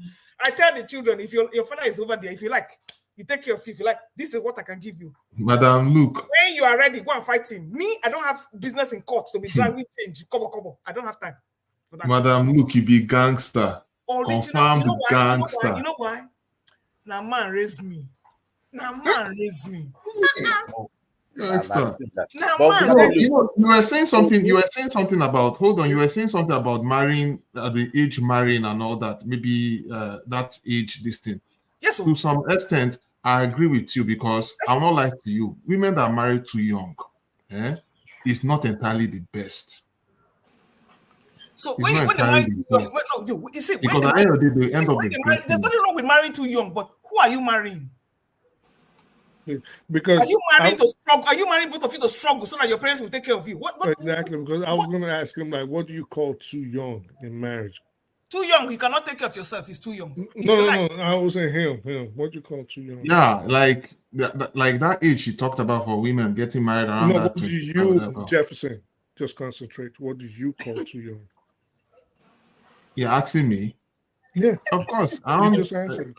Around that 20-something too is okay. No, what do you call too young? You're telling us the age she's saying is okay. Too young. To get married. Of course, all the teenage age now is too young. I'm telling you. Give us an age. It's too young. Give us an age. You must know. Okay, let me not go 20. too far. 20. Yeah, 20. It's very simple. Just give it age. Like you. Because you know why? Because I believe in developmental stages. Looking at myself at 20, I don't even think I knew if I was going or coming home. I just left my parents' house. I wasn't even aware of the world. I lacked the discipline. I couldn't even wake up in the morning early enough to perform. Listen, it was a lot of work. Then you want to go and raise a child in that kind of environment. That is why most of people who get into those things now, people who are on drugs. It's not even just marrying early. It's marrying early, marrying at the reasonable age and being equipped, having the right education, and having and being ready to take care of the family. You can't have all of that at 20. You cannot be married early and have the right education. You cannot accomplish all that because what it does is that it pushes the responsibility on the parents. You will bring your offsprings and start living in my house. No. Because you live in your house. Times are different. But if we were to look like based on this 21st century, yes, it's good to at least wait a little bit. But women, that was why I kept hopping and trying to figure out what you call a reasonable age. And I think 25 makes a lot of sense. For women. For women, if a woman is lucky, like I was about to say, to have her life in place, and you still work. Life is a work in progress. Yes, because by the time you're 4, you've had 15 years to raise your kids. Because if you're not careful, there's something you just said. A lot of women fall into the trap of the workforce, trying to establish their lives, and their most reproductive and fertile ages just go by them, which a lot of women find themselves by the time they know it, 25 is gone, 28 is gone, 30 is gone, 40, 50, now they're childless, but they got all the degrees in the world. But then again, Mr. I speak, you cannot find the right partner. Well, there's actually something called the right partner. You see, it's limited. It's It very is. limited. It's a chance, but there are right partners. For every one woman, I think you are dealing with, for every 10 women, you are dealing with 2 men. Because we're overpopulated, number one. So where are you going to find the partners? So what people do is mostly recycle. It's even worse than that. Yes. Because women go for a type. They go for particular kind of men. No, they so do not. what happens? No, hear me out. What happens is that like 80 women will be going after 10 men. You understand? So those 10 men are just rinsing out the women. Meanwhile, there are so many men out there who unfortunately go without sex or relationship. You'll be astonished. Well, it all goes back to biology. Women will always go for the top 1%. There you go. What does a woman go for? A woman goes for who is this protection, who can provide, who is desirable. So if you're desirable to every other person, at least you fit a certain standards, whatever the societal standards are. I speak, it is tough. The reason why women go for that desirable because they feel that it's something they can work with and people who they can